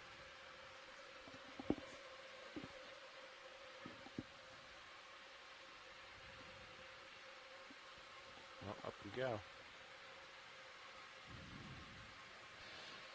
This is a great view showing kind of that ridge and the topography that we're moving up. It's kind of sloping off into the distance there, and we're kind of going uphill. So we're kind of transecting this mound feature right now. And we started our dive today at about 790 meters, and we've come up to 620 meters right now. And the top of this feature, I believe, was just around 500 meters or so. And though we probably will not get to the very top today, it would be nice to see a little bit more. It's been an absolutely spectacular dive. It's just been beautiful. So many species of corals and sponges here on the seafloor.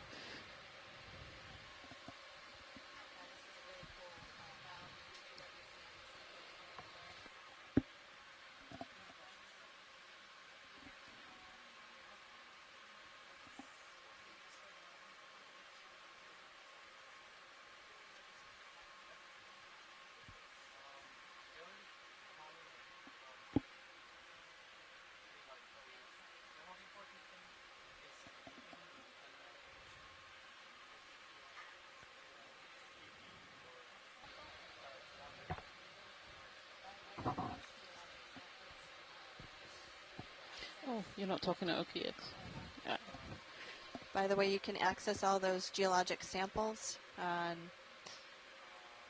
our website, and all of our geologic samples are at Oregon State University, and there's a link to request those samples. So if you're doing research on those samples, you can certainly get access to them.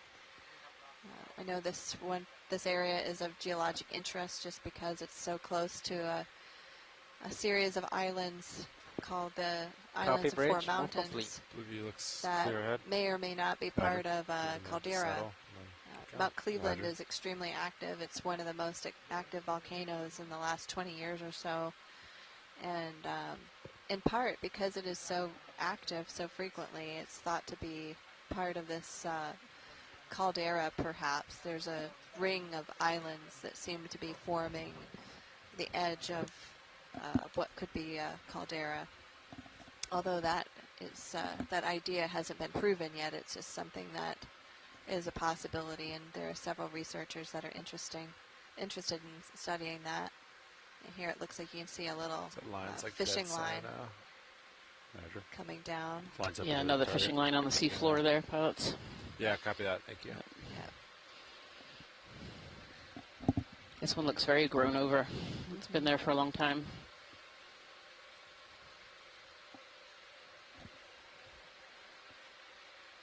Jelly. Another one of these Paralia jellies coming from above.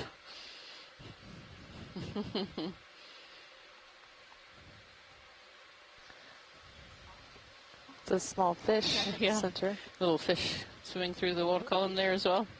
Yep. Jellyfish and fish photobombing our beautiful photos of coral. Everyone wants a piece of the action.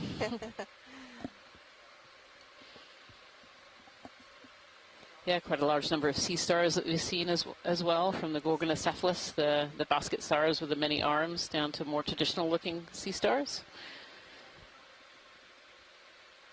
Certainly a lot of fish as well, I feel like we've seen. These areas are generally fairly productive, so we almost expect to see more fish in these areas as well. And of course this dive really dominated by the benthic habitat as well. Ooh, talking of not benthic, there's a little red jelly going by and another Paralia. Ah, Paralia. I think I called that a red jelly earlier. Yeah. It's red and it's a jelly. You're good. Oh, okay, I got it right. Excellent. Put a 15-meter move in, same direction as last. Yeah, Steve Oskovich thinks maybe that was a little Cuba zone went by. Top, if you want to go towards the top, or let's see. It's like the mid-water wants a piece of the action too. Right. Same Yep. heading. 230, yeah. Yep. Okay. Bridge. This is Nav. I would like to request to move. These dives have been really 15 interesting meters, to see the at interaction between the 230 geology and all the at biology, 2 and knots. how the corals like certain substrates, and certain rocks form better substrates than others, and certain rock types have all these divots in them that allow some protection for the biology so they can establish themselves better. And the geologic features control the currents, like this canyon that's nearby, and then the mound helps to get the upwelling so that there's nutrients available. And How's the current doing? A little bit? that interaction between the geology and biology has been really cool. I'm not really having a fight at all. We landed. It seemed pretty. Do you want to see the sea stars? Yeah, sea star? yeah. I was about to point out there's like 3 sea stars to the left.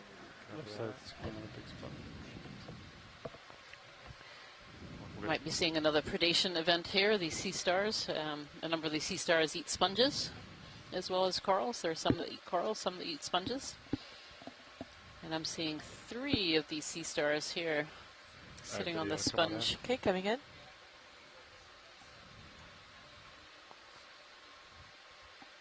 Gonna hold here. Lasers off. Almost looks like one of these Can we sponges tilt has up kind of just a little fallen bit? over. Sure can. Tipped into the other one. There we go. Right there's And good. it's now got these 3 sea Gonna stars. come in just a little. These sea stars are echinoderms, so they're related to sea cucumbers and sea urchins. They I'm have what's gonna called zoom in on that one pentaradial that's symmetry, which underneath, means symmetry in or on the fives. bottom. They have the 5 arms. This one's got a little shrimp friend.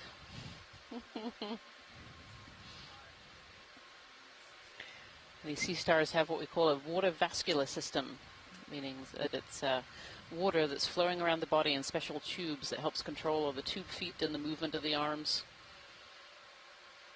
and even digestion. It's all controlled by water.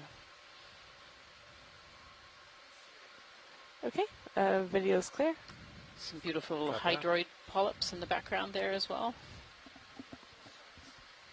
Lasers back on. So there's another primnoid, probably another plumarella That's species. full wide. Copy that. Well, actually, it's good to keep going. Yes, please. Thank All you, right. pilot. Yep, you got it. That was great.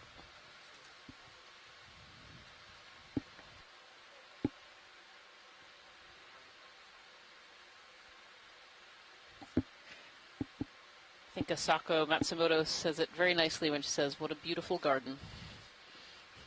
This truly is a beautiful garden of corals and sponges. Some line again. Passing over it.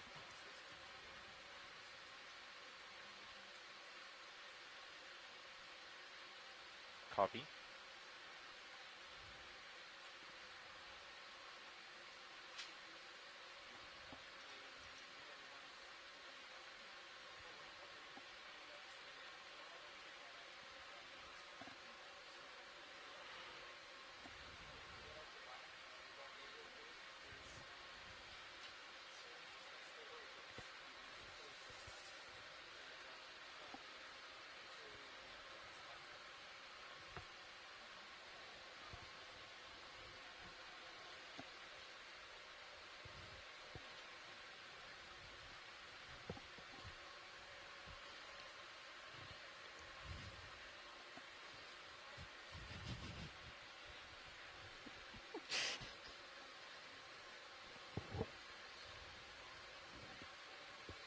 Well, for those of you who might just be popping in for a quick look at the seafloor, This is a reminder that we are at Uliaga Mound, which is I think that's a different fish. A seafloor pilot. feature We'll set it north up. of let's zoom Uliaga in on Island. it. And we are just north of Uliaga Gonna hold Island, here. which is part of this Copy that. cluster of islands called the Islands of Four Mountains. We are currently at a water depth of 610 meters, and we're moving upward. Taking a look at this rockfish. Rockfish here, yeah, maybe a slightly different species from the one we saw earlier. I feel like the one we saw earlier was much more red. It was more red, yeah. This is a different coloring on him. Yeah. There's many species, many species of these rockfish live around deep sea corals in Alaska and use them as habitat for breeding, sometimes laying eggs and raising their young, but also for feeding and protection. This rockfish is here hanging out amongst the primnoids, lying right on top of one by the look of it. Yeah, it does look like that. Yeah, copy that. Just setting them So up. I'm Jennifer Ashoff. I'm a professor of geology at the University of Alaska at going in for Anchorage, head. and my background is in sedimentology stratigraphy. And I'm joined here with Rhiann Waller. Yes, my name is Rhiann Waller, and I'm a professor of marine sciences at the University of Gothenburg in Sweden. Oh, My looks like background there's is a in deep sea parasite ecology. on the I eye. primarily work with reproduction and development in the deep ocean, mostly with deep sea corals, sometimes some other species as well. Can we zoom in on eye? Sure, go for it. I've been working in the Alaska area since about 2010, but in southeast Alaska. So this is actually my first time in the Aleutian area. It's been really That's exciting gross. to see these different species of coral. This little guy has a funny eyebrow. Look at that. We have some oohs and ahs and That- giggling coming from the a back room parasite? Yeah, so Kelly Markello says maybe an eye leech. Here. Oh, wow, interesting. That's We unfortunate. have confirmation from Poor Jennifer thing. Green, maybe, that this is a parasite as well. He's swimming down. Not one parasite. Yes, yes, it appears to be an eye parasite. Alrighty, coming out. Yeah. Great shot on that. That's wide. Good pickup on that video. Are those parasites pretty common in fish? I mean, I've seen them on coastal fish before. I don't Yeah. know if they're the same type of parasite, but I have seen them. Yeah. Yes. Neat. Copy that. It blended in so well. It did.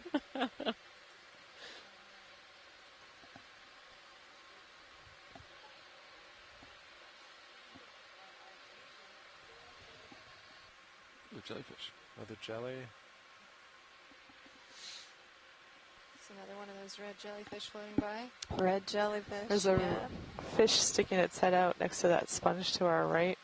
I think it's another one of those rockfish. Primnoa is a specific type That's of kinda red funny. jelly, apparently. Thanks to our science team that's wanna shoreside. Oh, right of center, right of the heart-shaped sponge. Just zoom in. It's only Rick's here in the middle. Down, right. Cool. above Yeah, us. just a snap zoom. It's the head of a fish. Okay, he's right there. Looks like there might be Go another for it. rockfish Snap. hiding there under that coral. Yep, there it is. So, There we are. Corals Cool. and sponges as Okay. important habitat for fish. okay, back out. Copy that. Lasers on. Yes, you can definitely see that. This rockfish is a little deeper red in color. And a crab up there. Train looks a little different there, Lots huh? of these brownish Yeah, I colored think worm that's from, tubes. Big field of worm tubes. I don't know. Some drag fishing or something. Not clear if these are alive or not. Something rolled down. Something Some rolled down, yeah. really large barrel sponges. Oh, yeah, look at the size of those sponges, too. Yeah. There was like something there that died. Yeah, and all these kind of tube worms underneath here as well. These Another move? Yeah. potential parchment Same as worms. last. That sound good? 15 meters, 230. Nav, same move as last, please. Understood. Bridge, this is now. You're a little quiet. Bridge, this is Nav. I would like to request to move at 15230 and decimal 2 knots, same as last.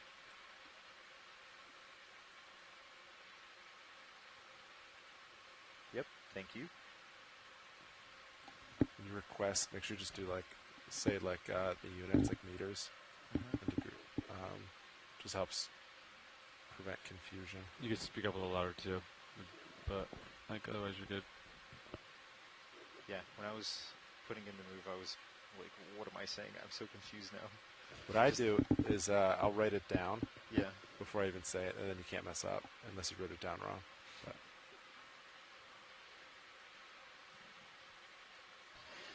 Another one of those heteropolypus. Heteropolypus. No, I've totally lost it.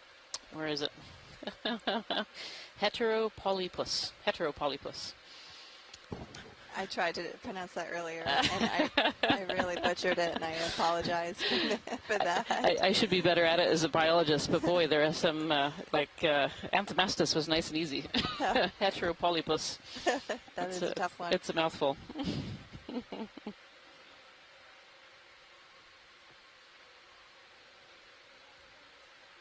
So Elena Jorgensen thinks that thing sticking out of the eye of the fish is an eye leech, a leech, parasite.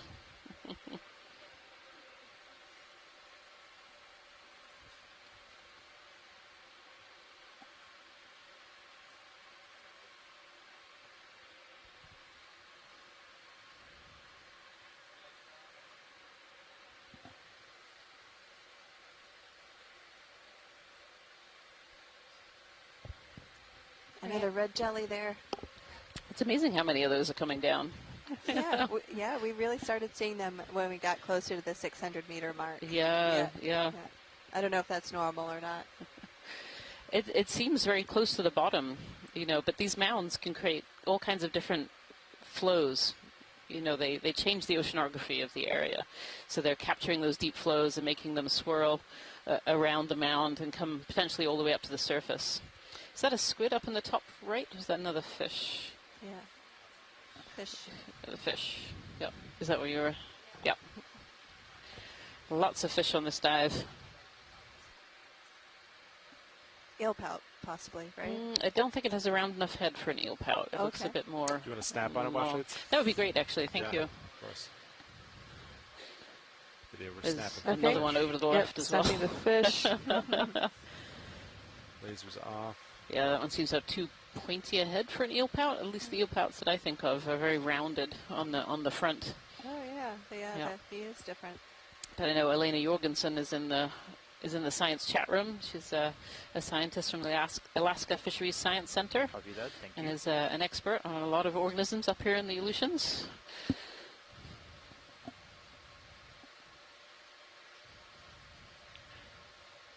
Video, there's little shrimp sticking out of this barrel sponge in front here as well. You can just see the top sticking out. That's full wide. Copy that. Lasers are back on. Blue view still looks clear. Yep, mine. Don't see any hazards. Looks nice too. Yeah, it looks great.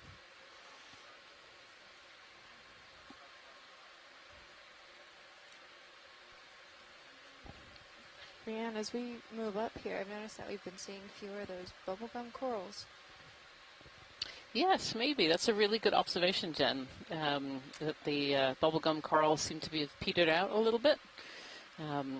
It's something important to note with, species of corals. It's not all the same species all mixed up in the same. They all have very specific needs in terms of amount of food and the chemistry of the water and what the bottom looks like for larvae to be able to land.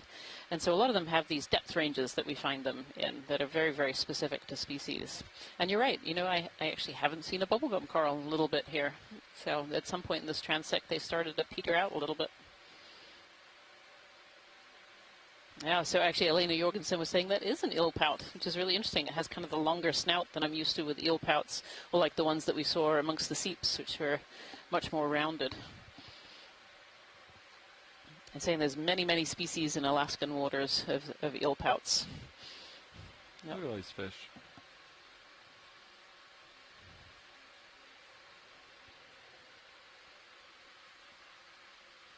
There, I'm hauling in. Which? Yeah, copy that.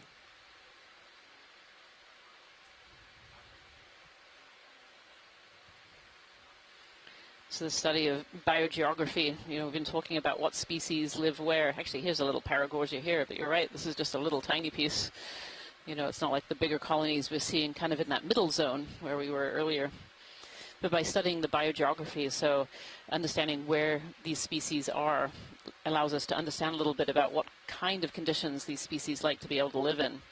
And you can actually use that information to think about the future. We're thinking a lot about ocean change right now, so thinking about how oceans are thinking about how oceans are warming, thinking about how oceans are getting slightly more acidic, and different species of coral and different species of sponge need different environments. So we can think about how the ocean is going to look. How is it going to look in the future? What kind of species might still be here? What species might move to different areas?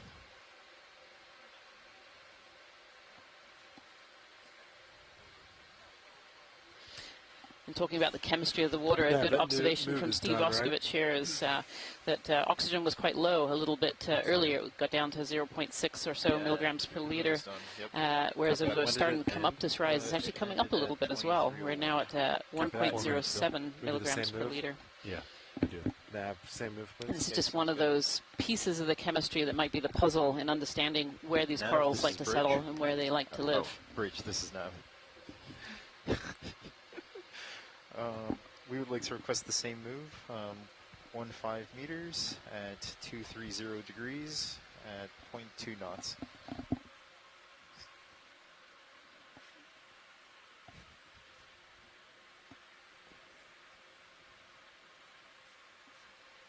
You gotta tell them that was a good copy.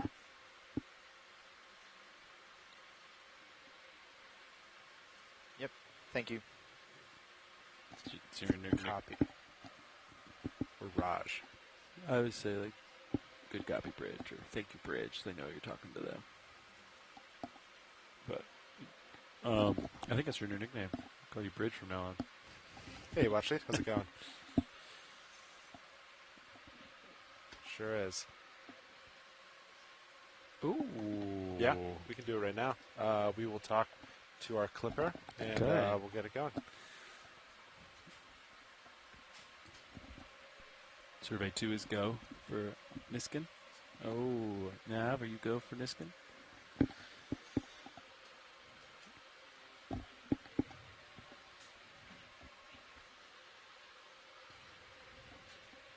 They'll figure it out over there.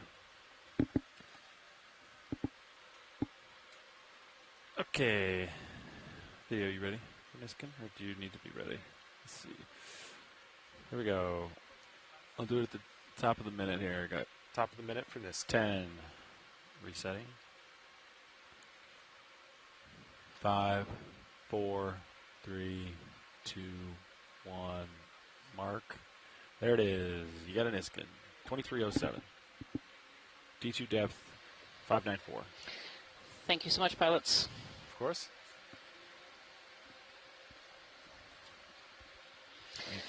So we were just taking what's called an eDNA or environmental DNA sample, and this is a set of water bottles that are mounted on the back of D2. We call them Niskins, and they have the ability to be closed at any point in time during our dive.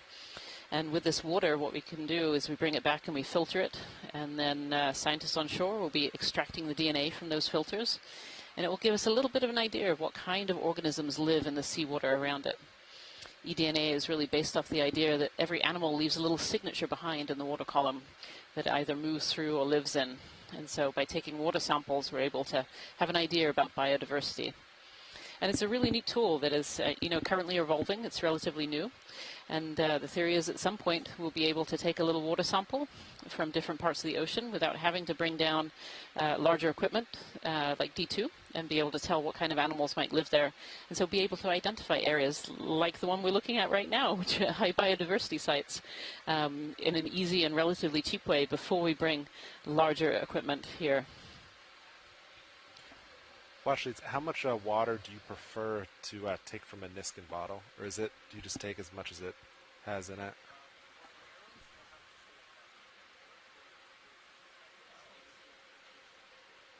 Understood. They make much bigger so bottles. If they were twice as big, would you still take the whole sample?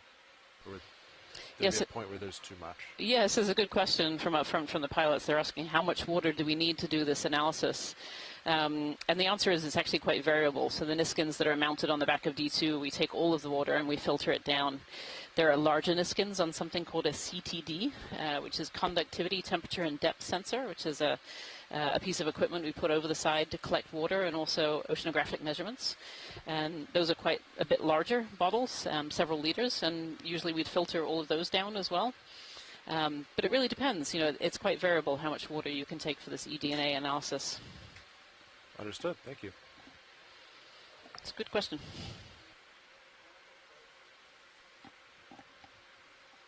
Bridge, copy that.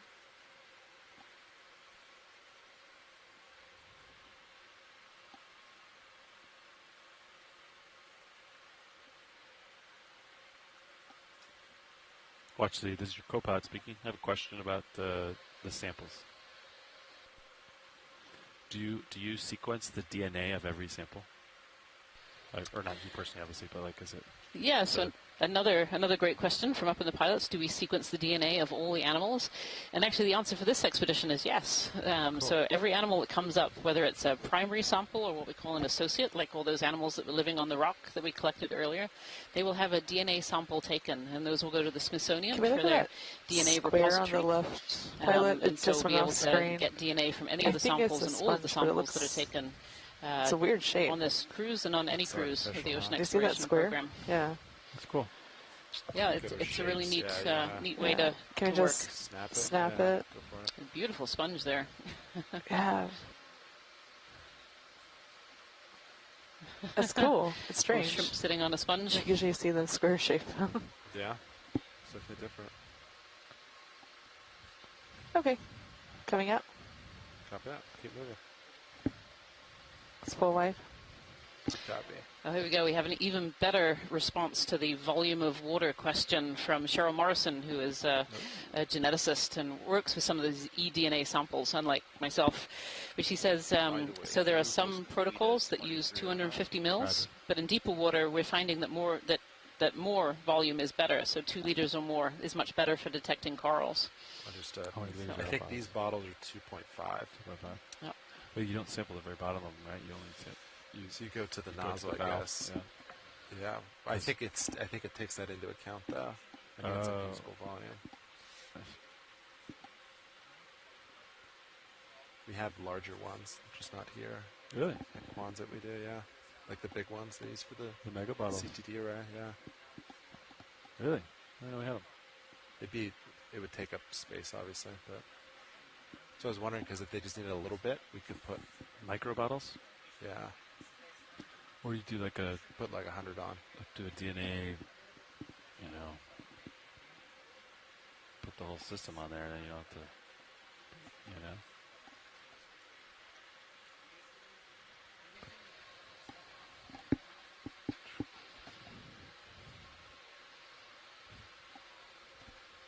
Looks like it's steepened up a little bit. I'm going to attempt to say it again. Heteropolypus. A little mushroom coral there in the bottom of the screen. I've seen a few of those. Ooh. Oh, actually, no, there's another one. There it is, but you can actually see its stalk. So over to the left, pilot. To the left? Yeah, to the left. See the long, thin stalk, and then the mushroom coral sitting right next to it. I think I do. Looks like a little mushroom. We didn't see the stalk of the one earlier, so it'd be nice to have a quick snap zoom on that so you can actually see what the base looks like. And this is sitting right next to what we think is Alaska Gorgia. We got a little sample of that earlier. All right, Biddy, you want to start to come in? Okay. We've also had a request for closer zooms on animals. Animals? From video team. Oh, a little cup coral in there too. Look at that. To the top at this time, but if we Okay. find one. Gotcha. Let's go for it. Close-up look at that zoom little on shrimp that sitting in shrimp there. would be great. The smallest animal ever? The one that's on And the another coral. The one in frame, got it. A little tiny one. Go for it, go for this. So you can see they kind of have this fleshy base and they're stuck to the rock there. Some species of this Heteropolypus actually have like a sand anchor and they actually live in sediments. It's one of the few corals that does actually live in sediments. But this one is attached quite firmly to a rock here. Is this the one you wanted, Washer? Zooming in? Yeah, this is great. Got it. That's max zoom. Copy that. This is a great image here.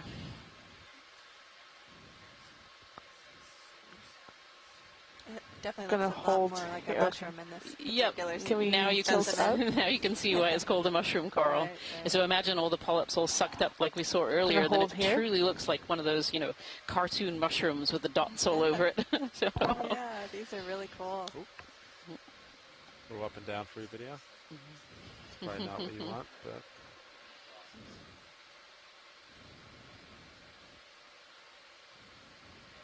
So I'd said earlier these have these dimorphic polyps. They have Can we two put different the kinds of stick cam on polyps, and I 12? was actually corrected by Tina Moltzover that they actually have 3 different kinds of Sure, polyps, we so go they're for it. trimorphic. Just so you And have these it. different polyps have different jobs. kind of So float. some Okay, reproduce, coming out. some feed. Gonna get a good one here. Come Some are back. for protection.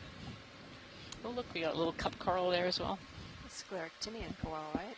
That one, no, That's that the one's a white? soft coral. Oh, is Mushroom it? is a soft Okay. coral. The cup coral that I was getting excited about, the tiny little one, yes, that's a scleractinian. Okay, yeah, Yep. that's the one that's one I keyed in on. There you go. I've seen a lot of those in the rock. Yes, good to keep going, pilot. Thank you. Yep.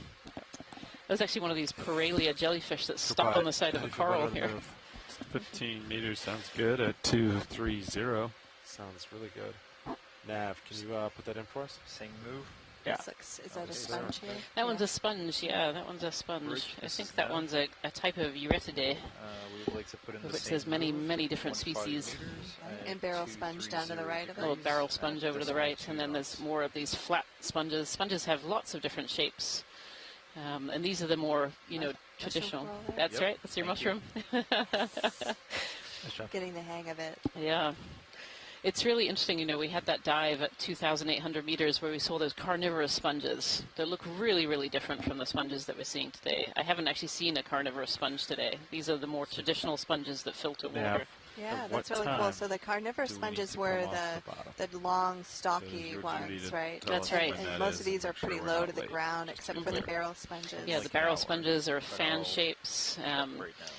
Again, trying to enhance that water flow, trying to get that water flow through to be able to bring in food. It's not just the ascent time. Whereas those So it's a long little bit sticks, needs those to kind of, carnivorous set up sponges, as well. they had those special barbs or the sticky substance to try and you trap haven't already discussed other that. organisms and then grow over them and digest them on the outside.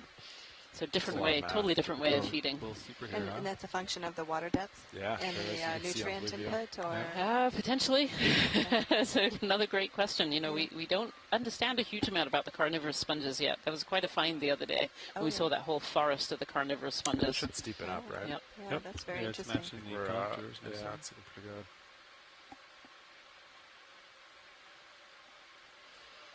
Kelly Markello here is Right, noting, bump of it back course, down that to we 10 haven't afterwards. seen any crinoids, and I actually See don't what we remember got. seeing What's any the phone? crinoids. Now, there's a lot search that. going on the bottom, so maybe when we take this video and take these images and have a look a little closer, kind of in more slow-mo, we might be able to see some tucked in there. But I certainly haven't seen any obvious like we did the other day when we saw so many crinoids during one dive.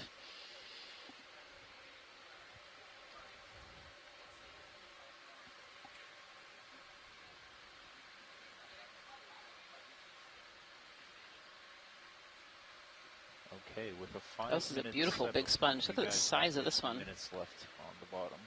5-0, you said? Hmm? How many minutes left? 50. 5-0. Roger. Understood. Got to be at least 50 or so centimeters wide, maybe a little bit longer even. Wow, that's about a half a meter there. Beautiful. These sponges are really interesting. You can see all the little holes and crevices that they create. Very often inside those are where we'll see an amphipod or another little crustacean Can you get kind some of living zooms on deep the inside. sponge? And so they're using it as protection, again, as that habitat that's so important on the deep sea floor. Just really quick. Are these snap zooms? What? Yeah. Yeah, go for it. Beautiful texture of this sponge. So these sponges filter water, so they actually pull water from the outside into that central big opening and then squirt it out. There have been some experiments with dye where they'll release dye on the outside of a sponge and look at how fast they're actually filtering the water all the way through. And some of them reach really great speeds. It'll come squirting out really, really fast. And these are made of silica, right? These are silica. Yep, some of them have carbonate in them. This one is probably a glass sponge, a silica sponge. And are these growth rings that we're Yeah, seeing, what these is very silica? faint curvilinear features that go around the margins? I don't think so. I think those are mainly the spicules. So, yeah, the spicules, Okay. which give the sponge some structure, some Okay. stiffness to it. It's not, so it doesn't indicate how the sponge grew? I don't believe so, but if there's someone in the chat room who knows a little more, please do let us know. Huh. Yeah, So, that's interesting. Reminds me of silicone spray. Yeah, what's that stuff? I don't know. So these little holes that we're seeing are where we'll find those little special cells, those little flagella that are wiggling around, and they all wiggle in time so that they create a water current that pulls water through the cells and into that central opening and pull out their food. Okay, video's clear, pilot. All right, copy that. I'm going to turn the port a little bit to line up with that. Okay, coming wide. Sonar. Sure. Copy that. Just a couple degrees. Take what you need.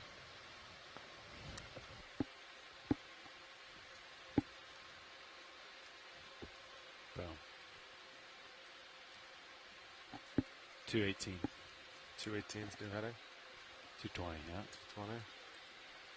Just past a crab there, perched on a sponge, it looks like. Looks like an old, sponge skeleton that's covered over by hydroids. Copy. Thank you.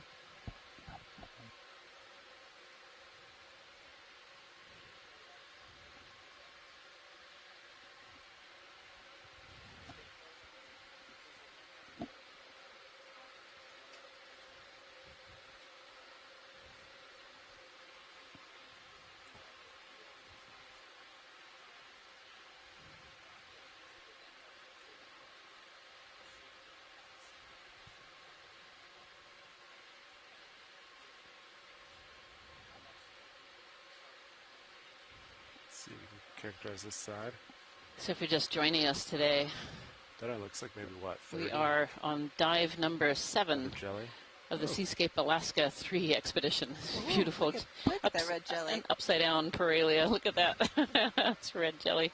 It's all kind of folded up. There he goes.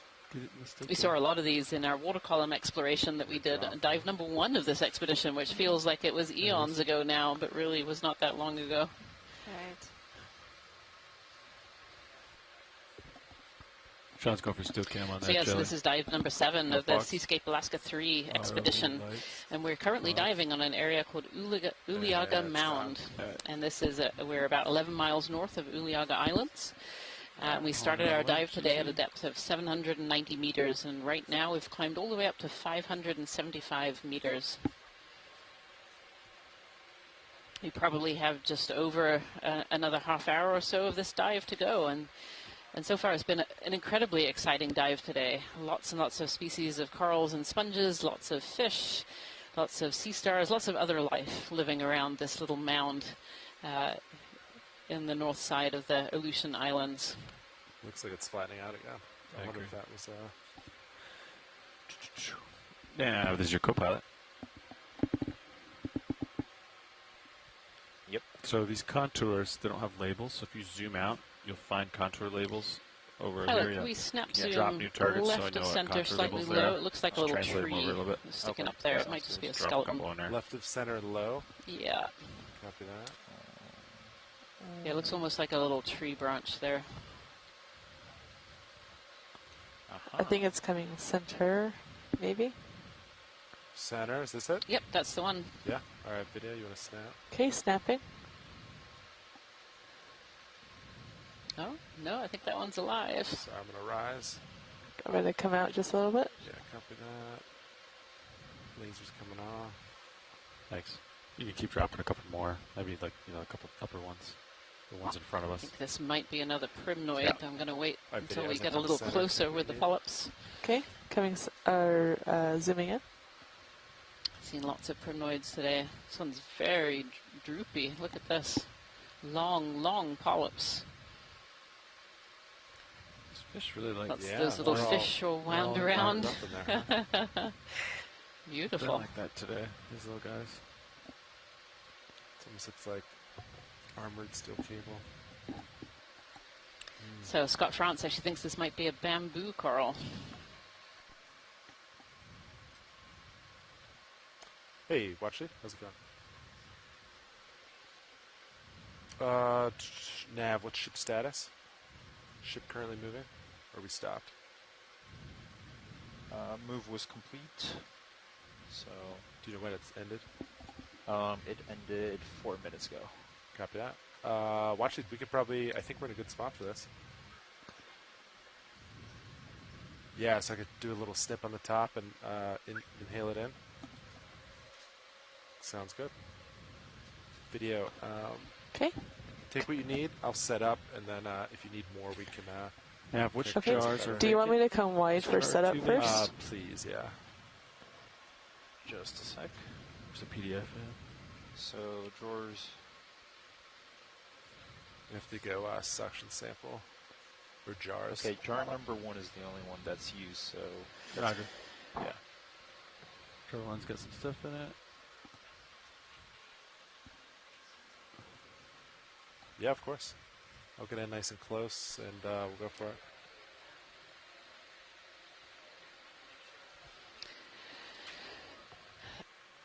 Hydraulics are up, increasing RPM to 1,000.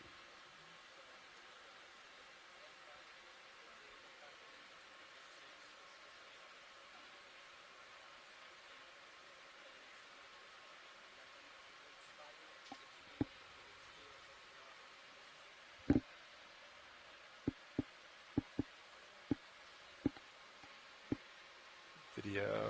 We're coming on base. Okay, coming into base. Oh, fog lights video. Let's see. We can't really see it from there, can we? It's kind of behind. Oh yeah, it's kind of behind. I can. Well, actually, do you want me to? It kind of looks like that's not quite the base we're seeing. Do you want me to maneuver a little bit, see if we can get it before we sample?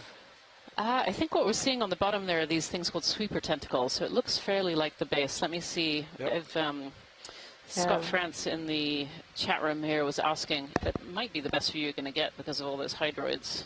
Understood. Yeah. Okay. Are you good for us to proceed with sample then? Yeah, I think that's good. Yeah, you can definitely see the two different kinds of tentacles here. We have these long, thin ones on the bottom and slightly fatter ones up top. And there is a beautiful node. It is a bamboo. Look at that. A beautiful node sticking through. It's pretty small chunks. Otherwise, they're not going to fit down the tube, right? See if it's too big. Thank you, pilots. That's great. The tube. Okay. It wouldn't fit. So yeah. I think it's going to be, those bamboo are typically stiff. They're not very compliant. Not compliant? No. All right, let's see. You'll put minis up? Yep. Might edge a little closer, actually.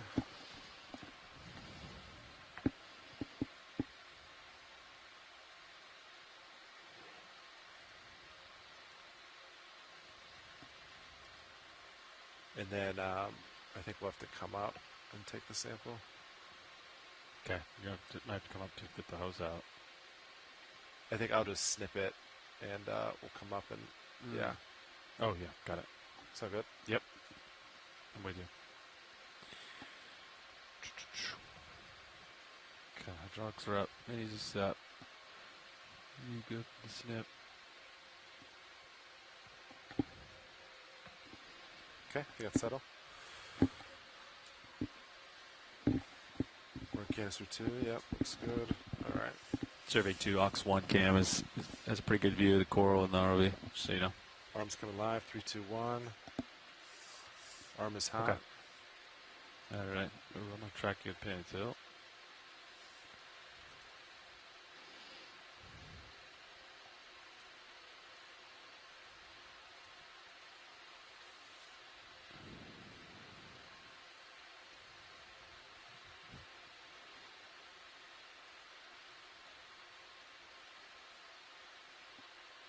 Can you zoom on Minizus?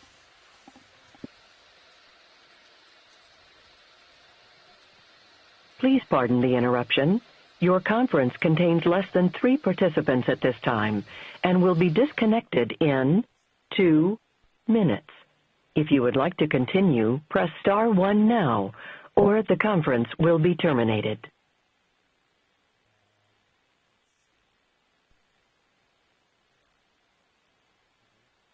Pardon the interruption, everyone.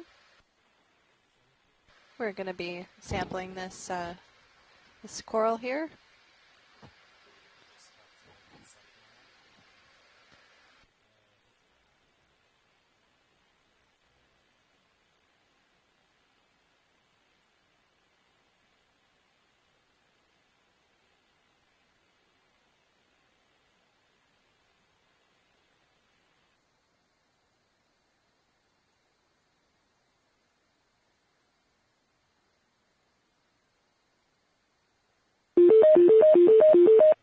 Please pardon the interruption. Your conference contains less than 3 participants at this time and will be disconnected in 1 minute. If you would like to continue, press star 1 now, or the conference will be terminated.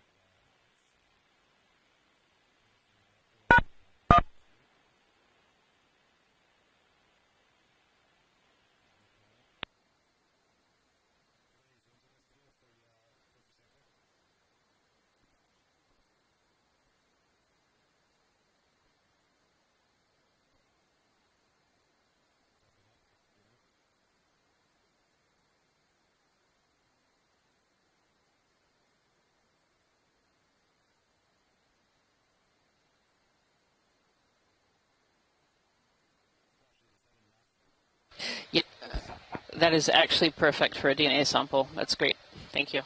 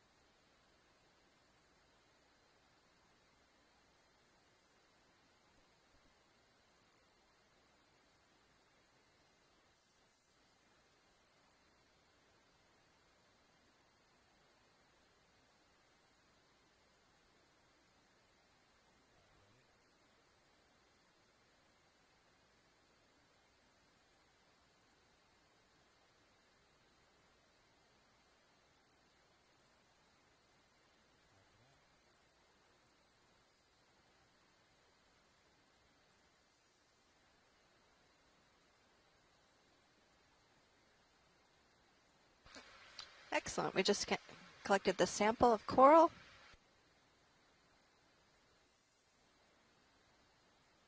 This is a type of bamboo coral. Yeah, this has been ID'd by Scott France as Isidella tentaculum. That's the first bamboo coral, I believe, that we've seen today, or at least the first one we've zoomed in on enough to be able to see.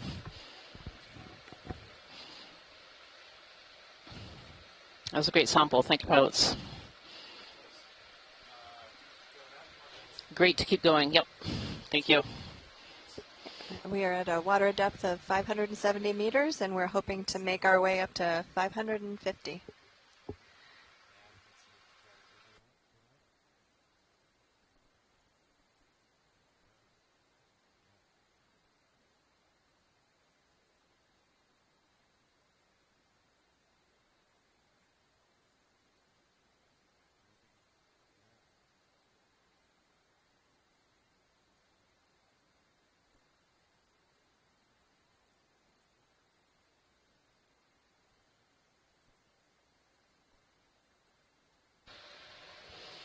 So that bamboo coral is actually described from here by Peter Etnoria from a series of samples collected in the Gulf of Alaska in the early 2000s.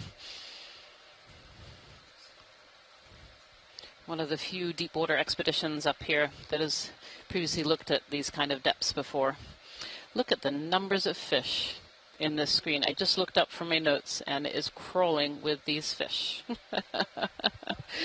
Yeah, these are the sable fish, I believe. Lots of sable fish here. Lots and lots.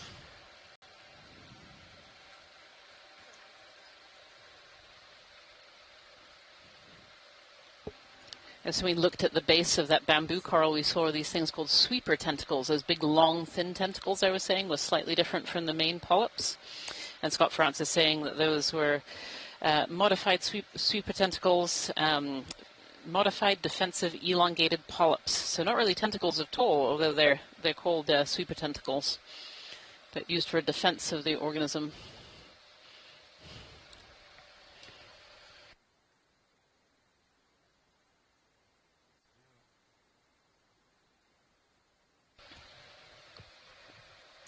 That's a lot of fish.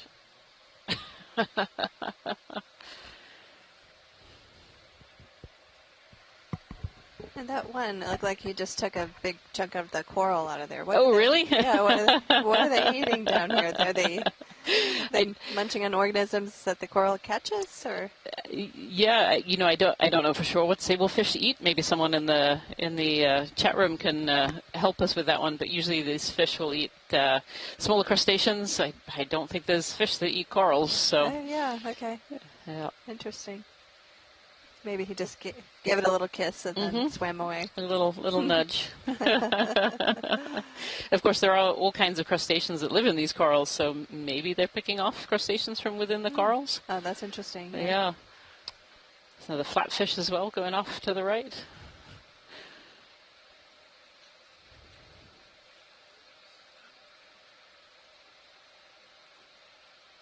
Yes, so something has definitely changed a little bit. We weren't seeing these numbers of fish.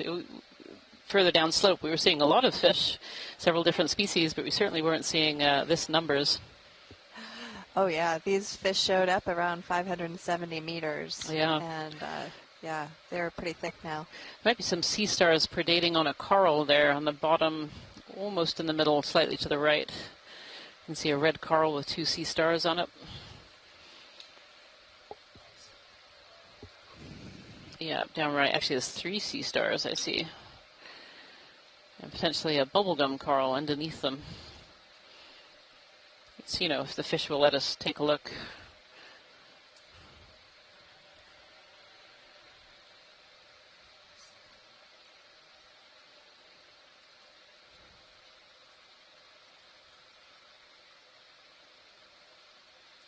Oh, no, this is interesting. You can actually see the skeleton where there's not too much of this living coral left behind.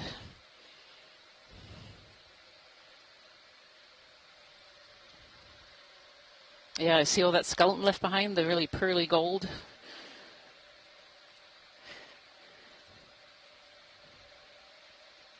It certainly looks like these sea stars have been having a good munch for a very long time on this particular coral here.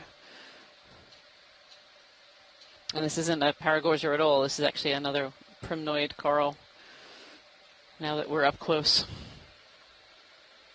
Yeah, Scott France, that primnoa did not stand a chance with 3 of these large coral-eating starfish on board.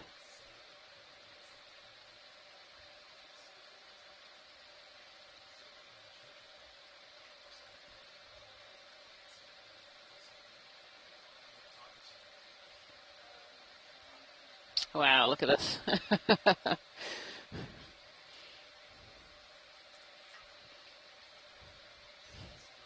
think those sea stars got their breakfast, lunch, and dinner from this coral.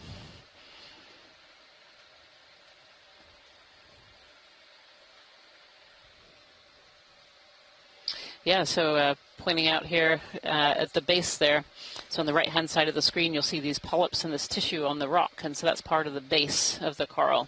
So the base, they start to calcify onto the rock to be able to settle, and then there are some polyps on that base part as well, which will no doubt also be eaten by the end of this event there.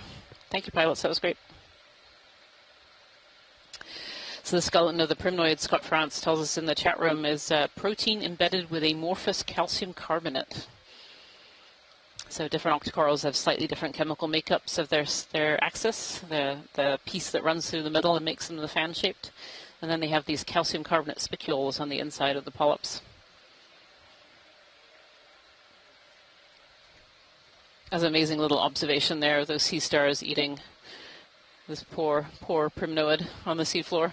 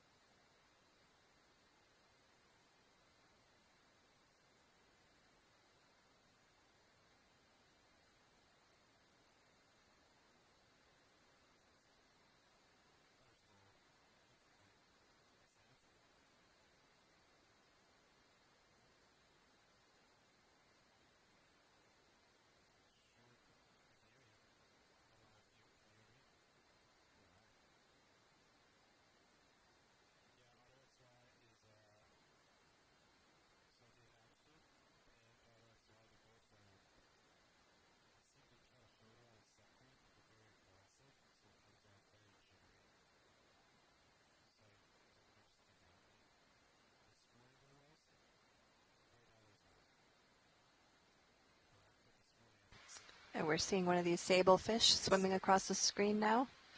We saw lots of them earlier, swimming amongst the coral.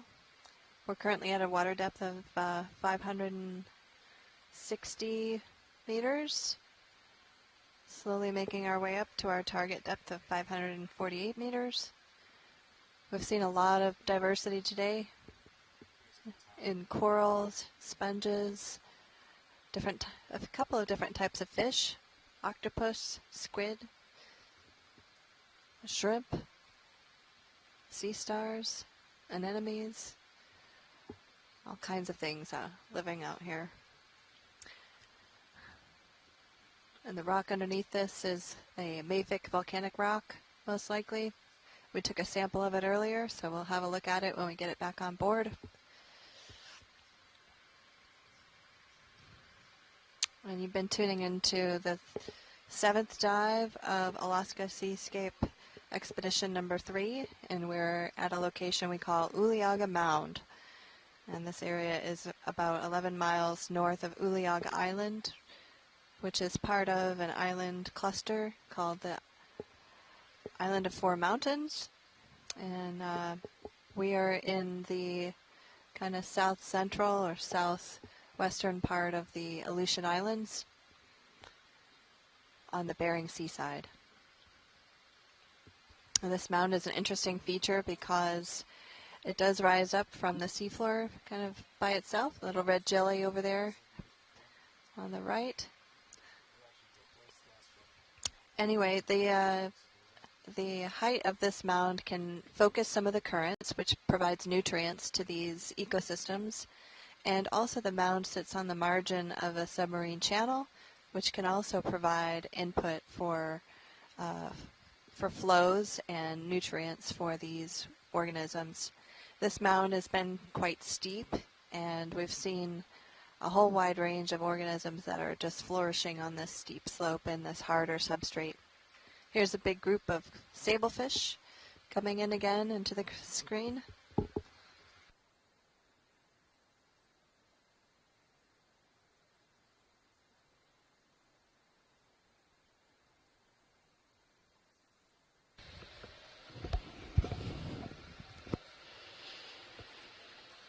So I just got up for a quick break, and I seem to have come back to a science chat that's talking about how corals taste, which is very interesting.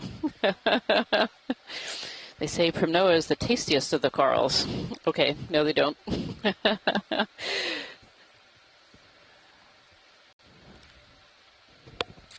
Yes, Steve Oskovich is said an observation that I've noticed myself a lot too, and that when you actually collect primnoa, they ooze a lot of mucus, but that mucus actually smells just like cucumbers.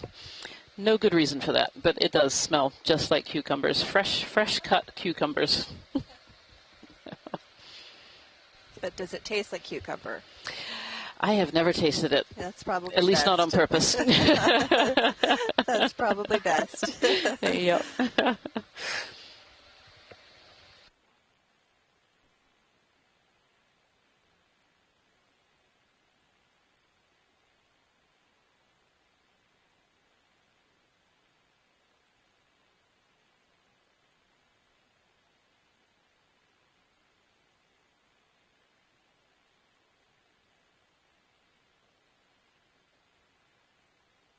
That's another one of these sea stars predating on a primnoid coral going past us here. You can just see the skeleton left behind.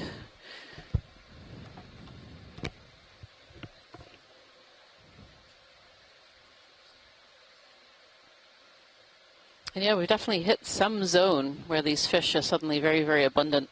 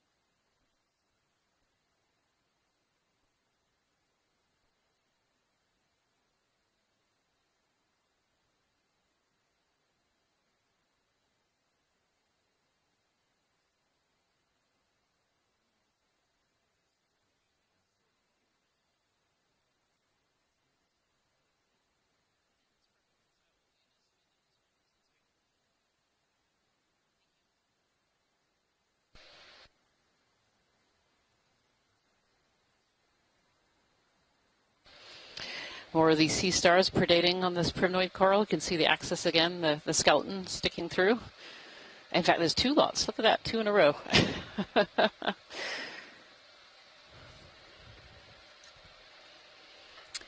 It's a sea star feast.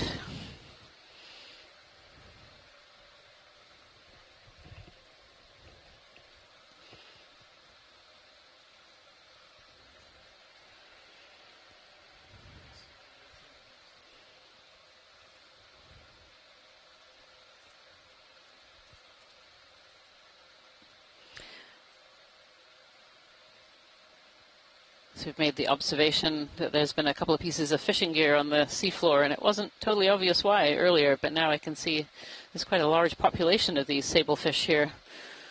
And so maybe this is quite a fertile fishing ground. There's more of those redfish too. I've seen a couple as we went by, the rockfish.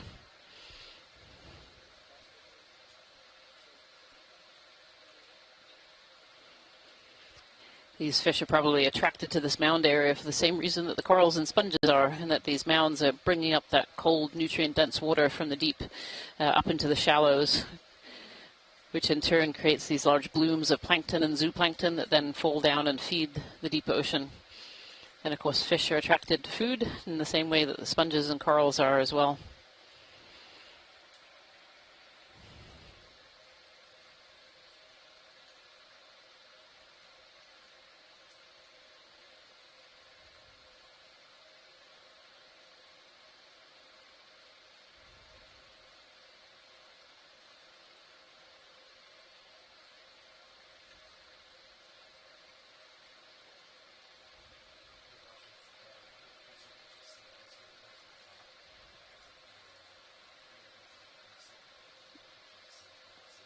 Okay, that's great. Thank you, pilot. Yes, the pilots have just let us know as we're kind of slowly creeping towards the top of this feature that the currents have been increasing. And we've kind of seen that throughout the dive. They've increased, but they've also changed direction as well with the tides.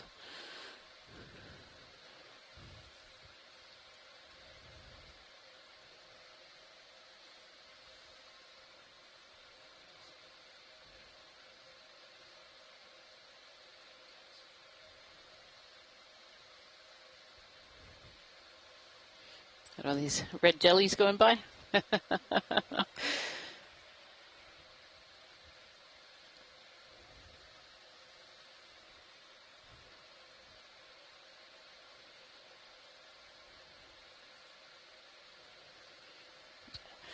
Another one of these rockfish tucked in there as well. He's bright red in amongst all these sablefish.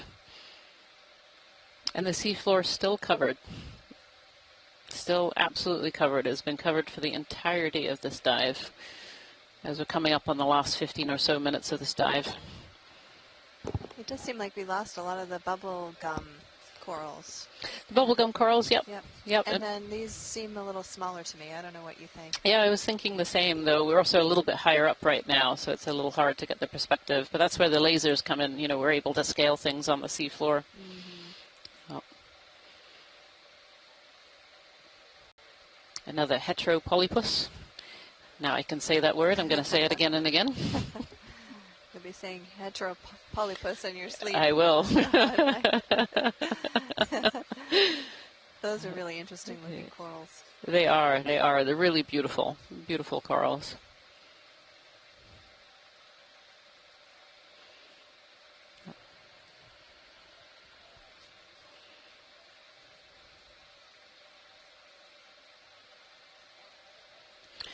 Lots of big anemones in this dive too that we've seen.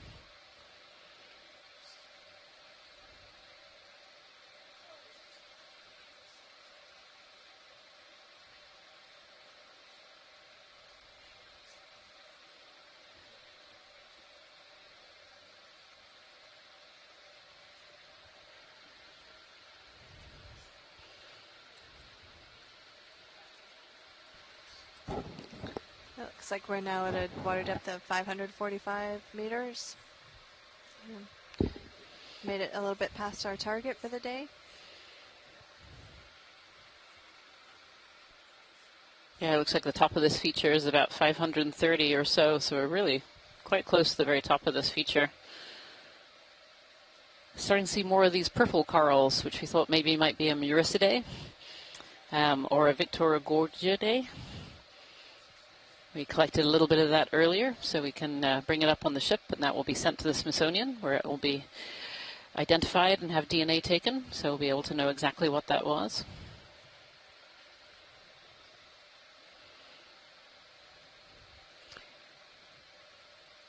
During these expeditions, we don't take a lot of samples. We take very selected samples for exploration targets, we call them. And so we're looking for species that we either are not quite sure what they are representative of the area, or are species that we know of, but we hadn't really known of before from this location.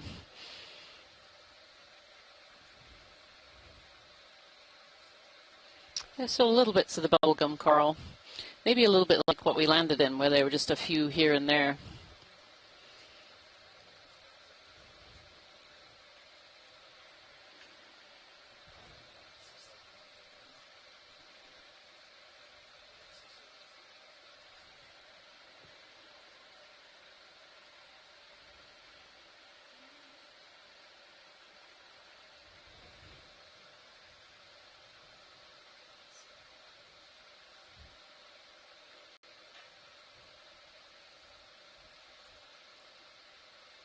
I feel like as we've got close to the top here, maybe it's also because we're flying a little bit off, but there's a lot of particles in the water here.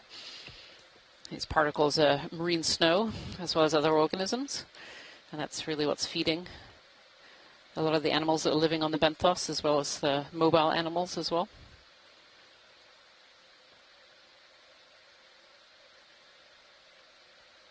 And little prominences like this mound, or larger ones like seamounts, are known for collecting a lot of this marine snow, collecting a lot of this food falling to the seafloor. And that's often why we see these areas of high biodiversity, these hotspots of biodiversity. That's a lot of fish.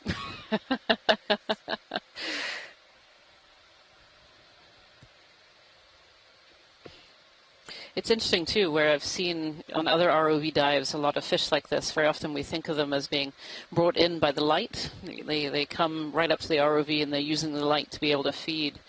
But these don't seem to be paying as much attention to the light as I remember from other ROV dives.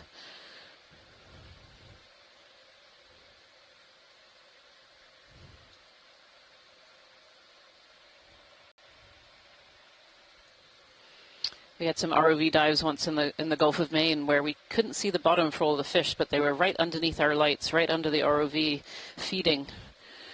And so they were completely in the way. It was a carpet of fish, and they were obviously attracted by the lights that were there. But these just don't seem necessarily to be attracted to the lights.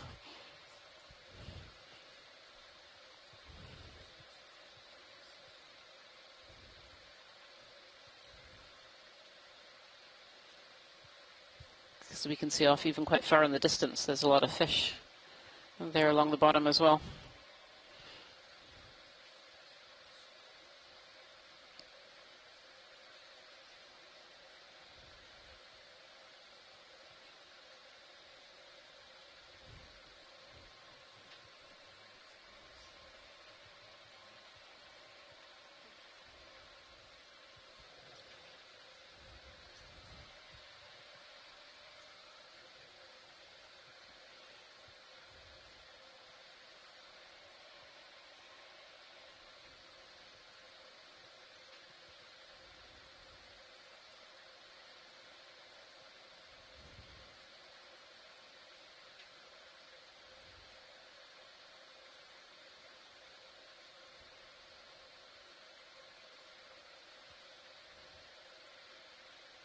It certainly seems like as we've come up towards the top here that we're getting the smaller colonies primarily. There's still some big ones in there, but primarily these smaller primnoids.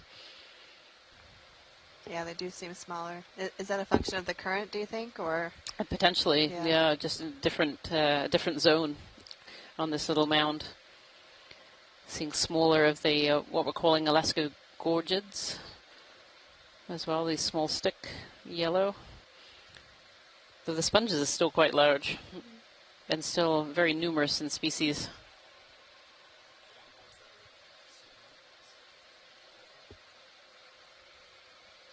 We're getting really close to the top of this mound feature here. Oh, we are. Interested to see what this looks like.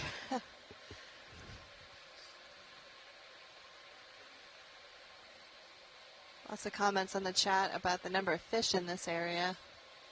We definitely have not had a boring dive today. We've been lots of things to see on the dive today. Kind of difficult to see the rocks today with all this biology in the way. But no, it's not been a great one for seeing what the underlying bedrock looks like. Yeah, but I'm okay with that. I learned a lot in terms of what the different types of corals there are, and the sponges and the sablefish. My identification is getting a little better as well. It is. We'll make a biologist of you. You're all trying very hard. I appreciate it. Oh, Tina 4 going by as well in the water column. Tina 4.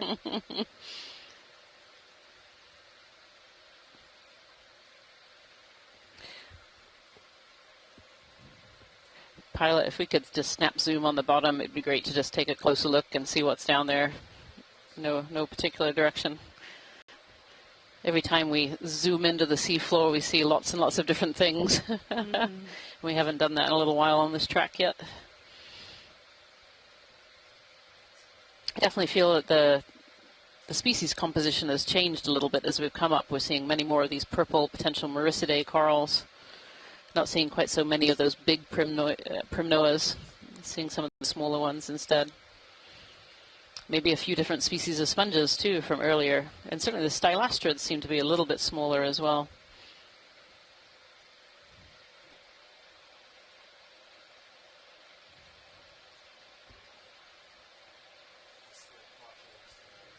This is great. Yeah, this is perfect. So maybe some Paragorgia polyps, or maybe the beginning of a little mushroom coral there. We got these purple Muricidae, some more primnoids, some beautiful sponges.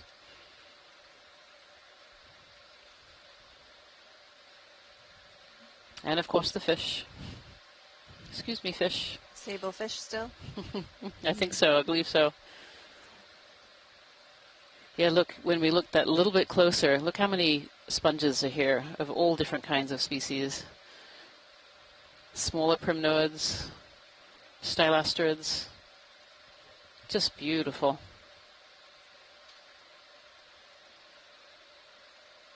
You got two different kinds of stylastrid there as well. Stylaster. More primnoids. A little shrimp tucked in there as well.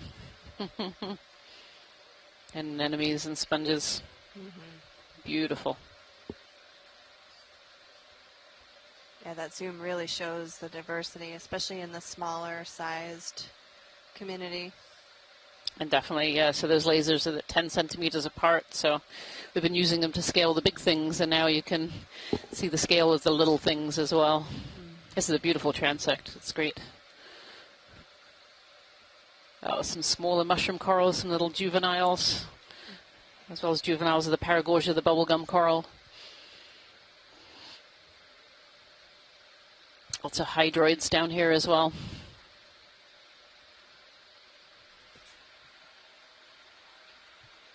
Calyptophora, Paracalyptophora, maybe some Thurorella as well, and Plumarella. What a great shot. Look at that.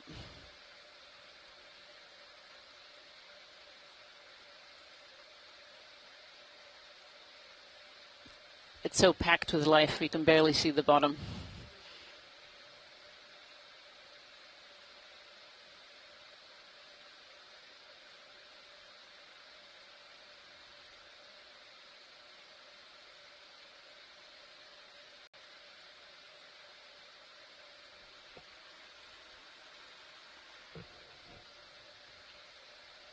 More sea stars as well. I've seen a couple of different species and lots of these little brittle stars that we actually hadn't seen many of so far, but they were probably there, just closer to the bottom, hidden away with all this life. Tons of these shrimp.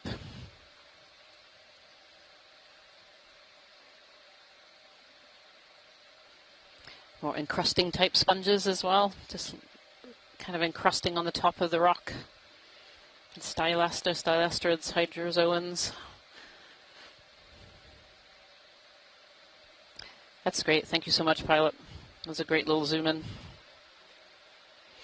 Maybe an Arthrogorgia in there as well. Alaska Gorgia. Wonderful.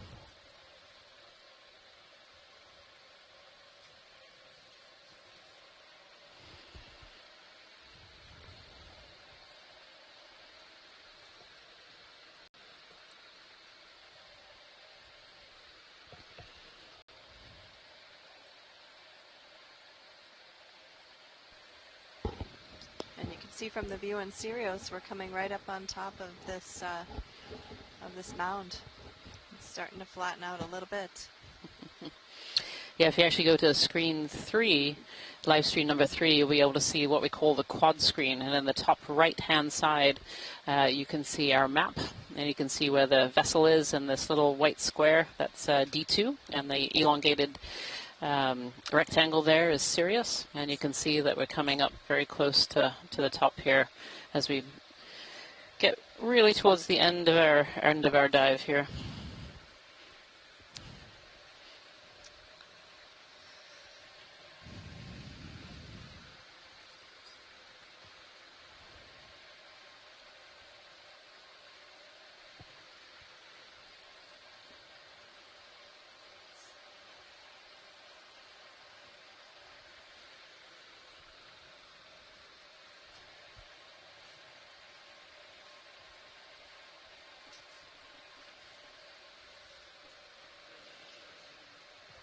Some really big sponges here.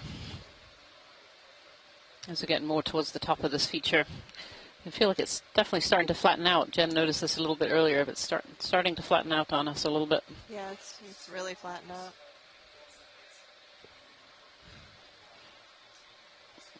Yeah, the pilots are confirming that their sonar is also showing that it's much more flat than it's been the last few hours. There's really not a lot of change in the biology here, but I do see some more sand, it mixed in between the corals versus a lot of what we've seen so far is more rocks in between. Do the top of these features tend to be more sandy? Would that be expected? Yeah, probably. Yeah. Anything with more wave action, more current action, any kind of currents that can break apart and move the sediment, will certainly be a little sandier. A little too deep for waves to really impact it, but the currents definitely could.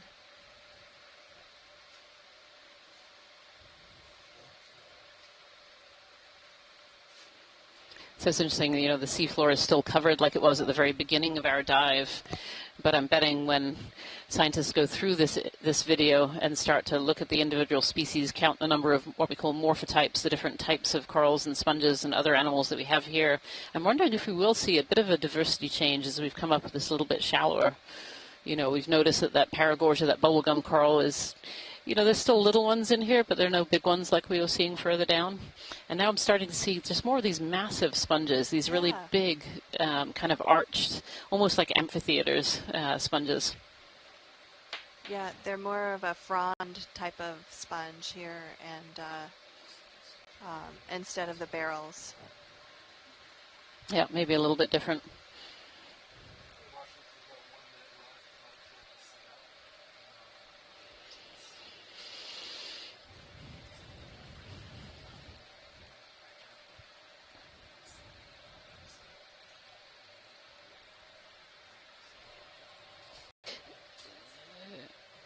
Yes, pilot, I think we're very close to the top. I think that's great. So just before we leave the bottom, it would be great to take another eDNA sample, just so we have one for the end of the transect.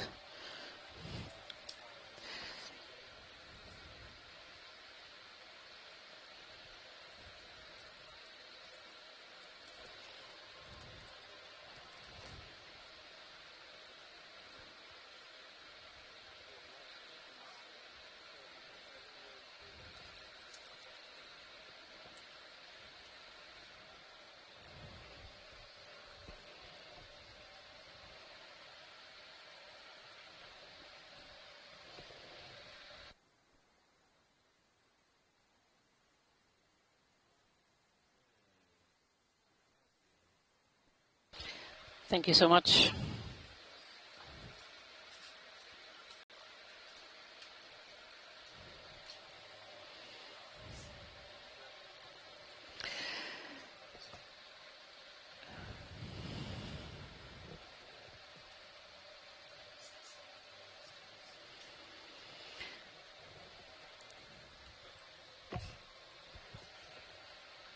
So these are the last views today of our dive number 7, Uliaga Mound, which is where we've been diving today, about 11 miles north of Uliaga Islands. We've been diving on this mound. We started at 790 meters, and we're ending now at 530 meters. So we've come up quite a ways today in today's dive. And it's been an absolutely spectacular dive in terms of biology. There's just been a massive species of corals and sponges, associated species, mobile fauna like fish as well. So just a really high biodiversity site, a very characteristic high biodiversity site. So this has been really exciting for me to see today. It's also a geologically interesting location, given it's this mound-like feature and its presence on the north side of the Aleutian volcanic arc, and also with its position sitting on oceanic crust on the overriding plate at the subduction zone. So I was excited to get a sample, especially a very big one. Yeah. So what a great dive today, and a great one to be able to document. So just as we finish this dive, we'd like to just acknowledge in the area in which we have been working. So as we proceed to explore the deep waters off the Aleutian Islands, we respectfully acknowledge that we are working within and around the traditional Alaskan native homelands of the Sugpiaq, Alutiiq, and Unongan. We acknowledge their native homelands and honor the indigenous knowledge and heritage of these coastal communities and their relationship with the ocean. We will work with care not to disturb Alaska Native uses of the ocean environment, and we look forward to building upon this indigenous knowledge to add to our collective understanding of the oceans. I say thank you so much for joining us today. Thank you everyone at home for watching. Thank you for all the scientists on shore who've been helping us today. We've had a great suite of scientists on shore, particularly since it was a Sunday, their weekend. And of course, I thank you to the ROV crew, to the video team, to everybody else who has been helping us today on board the Okeanos Explorer. And we hope to see you tomorrow for another dive. Thank you so much.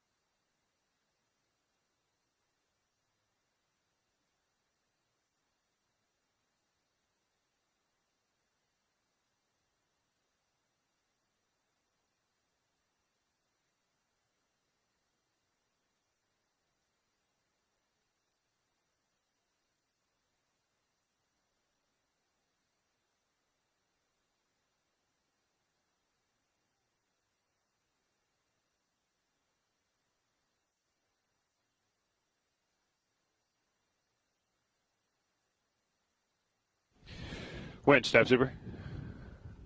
Go for winch. Hey, can we pass control to the aft station, please? Control passed.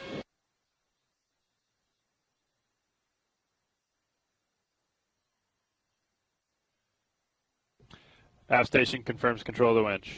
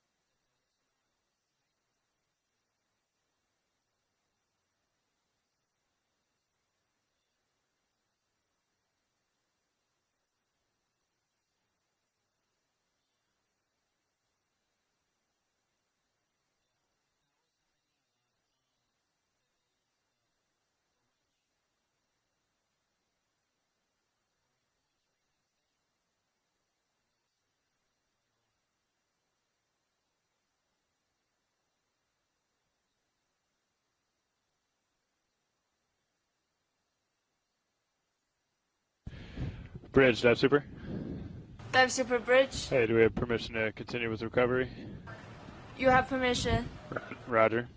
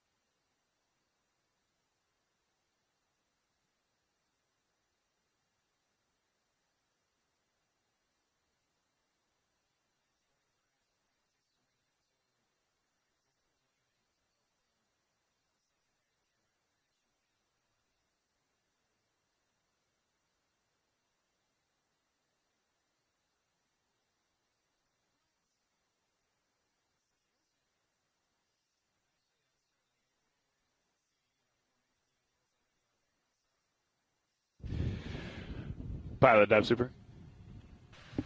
Dive super, pilot. Hey, is the control room ready to continue ascent? Yes, sir. We are ready. Roger.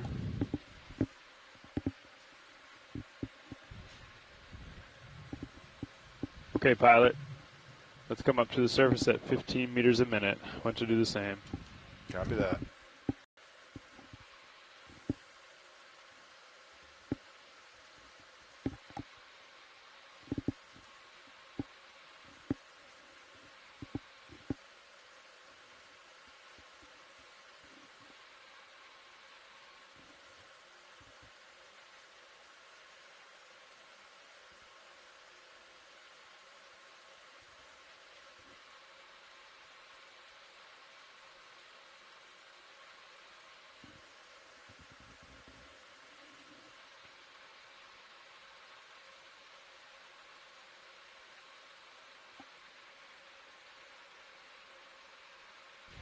Four 0 meters, wire out.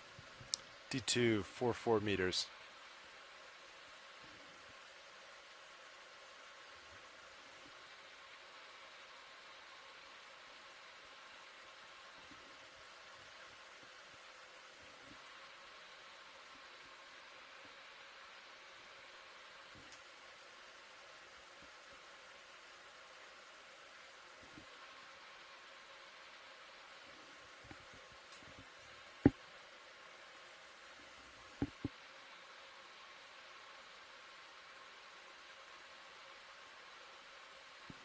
30 meters, wire out.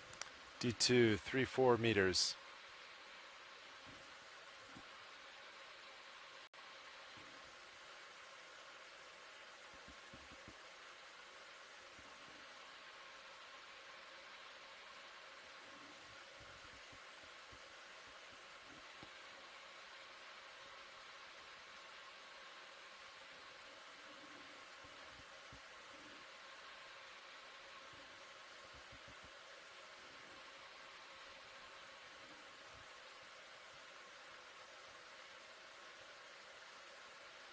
Two 0 meters, wire out. D223 meters.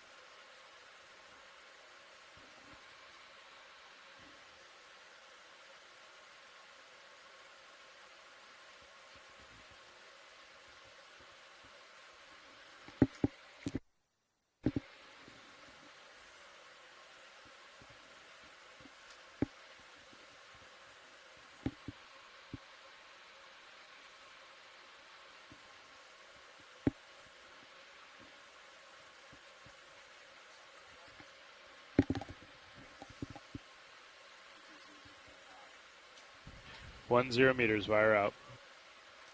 D213 meters.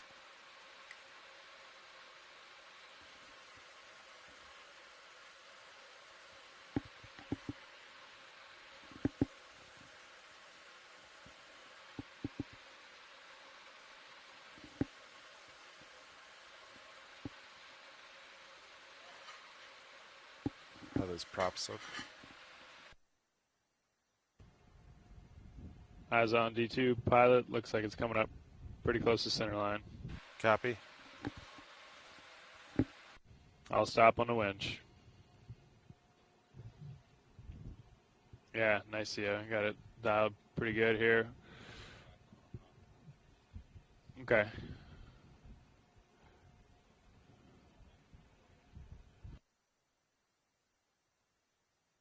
D2's on the surface.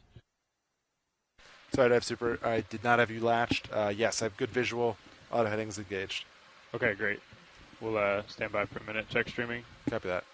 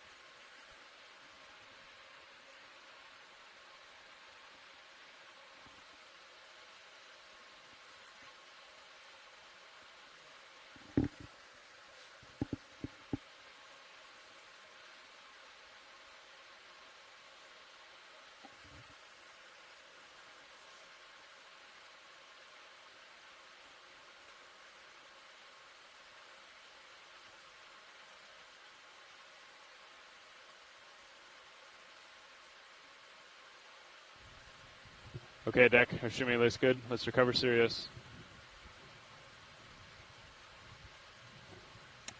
Pilot, you can provide slack as necessary when we bring Sirius over the transom and until the straps are on, please. Understood.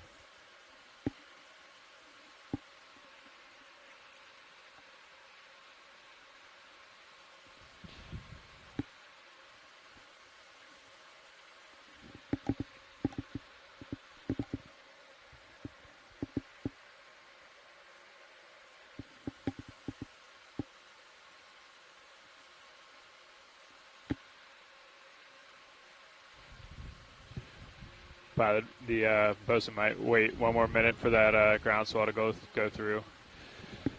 Understood.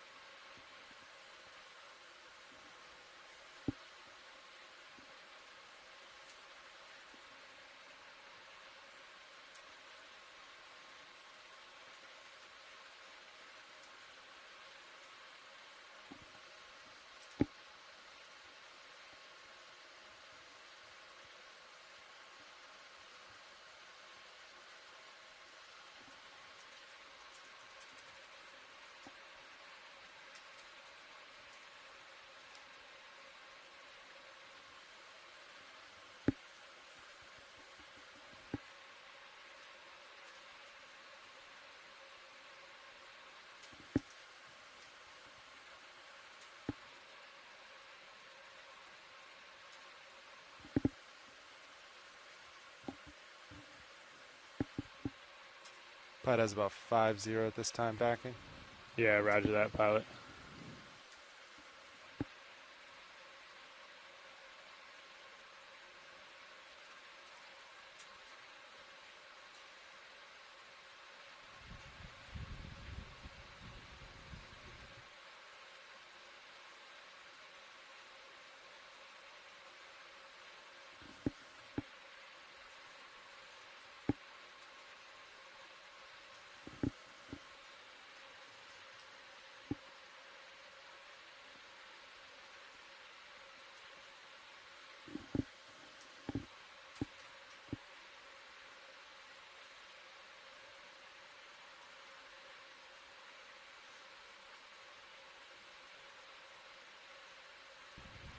Looks like a good, pilot. We're bringing you back to center line now. I think maintain what you have until the straps are on. Good copy.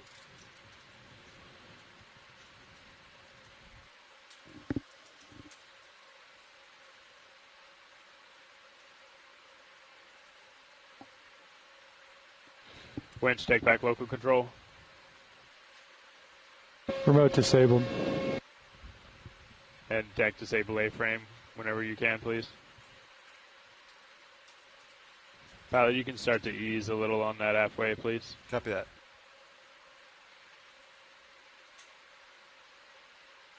Thank you, deck.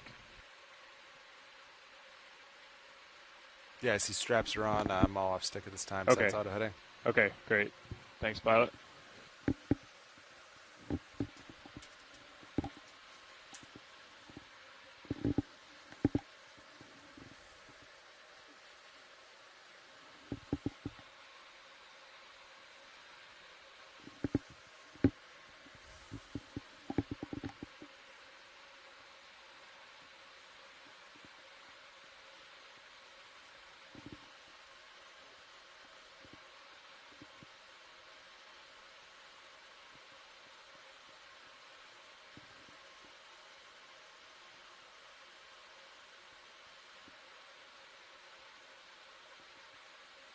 Okay, pilot, let's disengage auto ahead, please.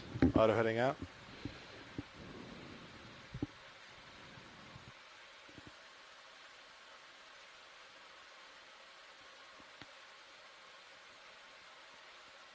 Looks like there's one piece of tape, and it looks free from our end. Yep, looks free from up here as well.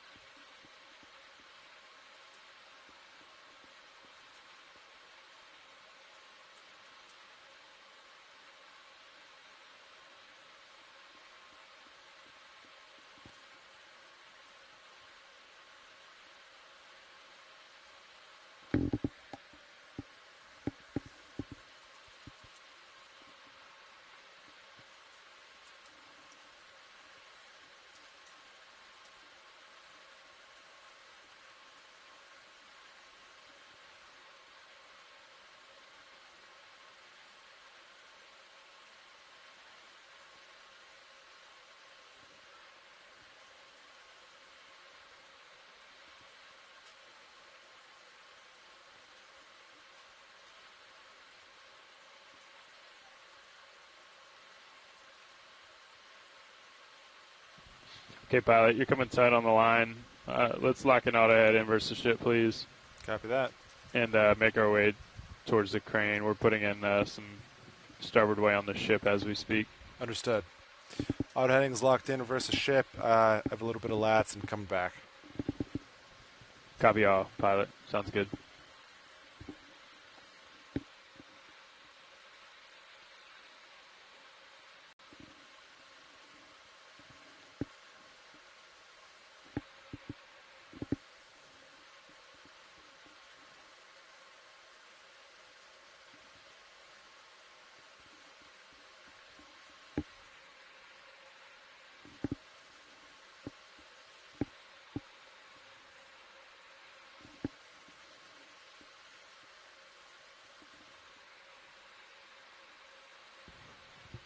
Are you ready for me to come off lats? No, I think keep him in, please, pilot. Copy that.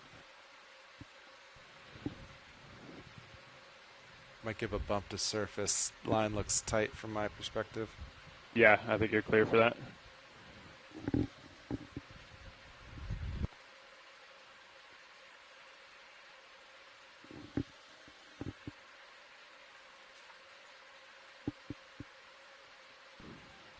Okay, pilot, we're going to increase our starboard way, but I think keep doing what you're doing there. Copy that. Maintaining.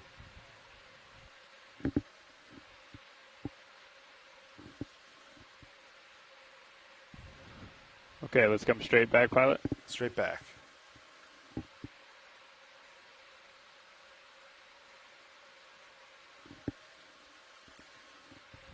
And just do what you need to get under the crane, pilot. It's looking good.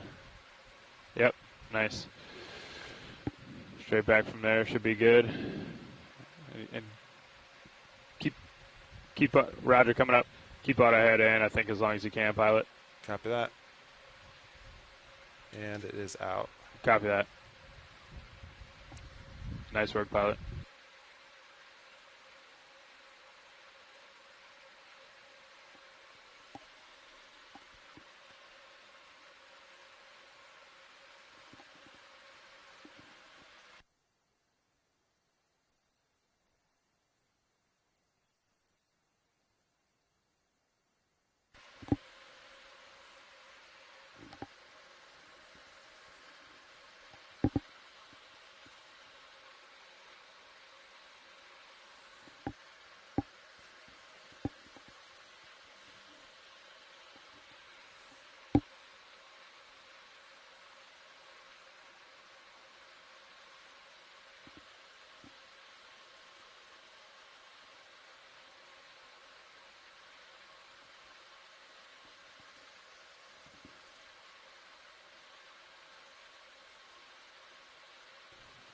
Pilot, secure power.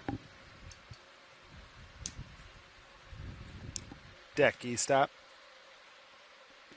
Winch, knife switch. Power meter reads 0. Roger, vehicle cold.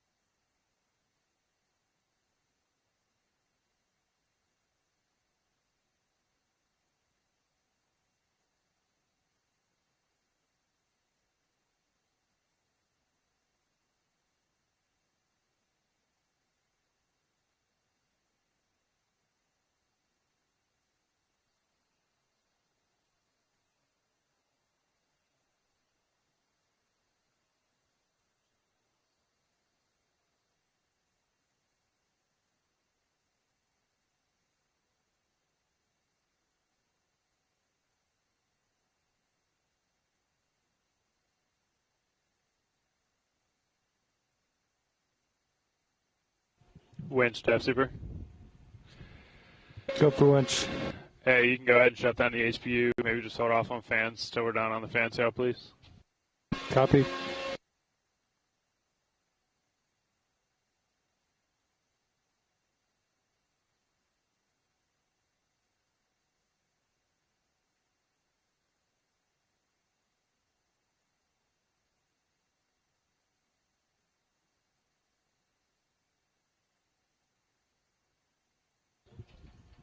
Pilot, Dev Super. Dev Super Pilot. Yeah, nice work in there. Control room, you guys want to come down and help out with post dives? Yes, sir. Nice job. See you back here.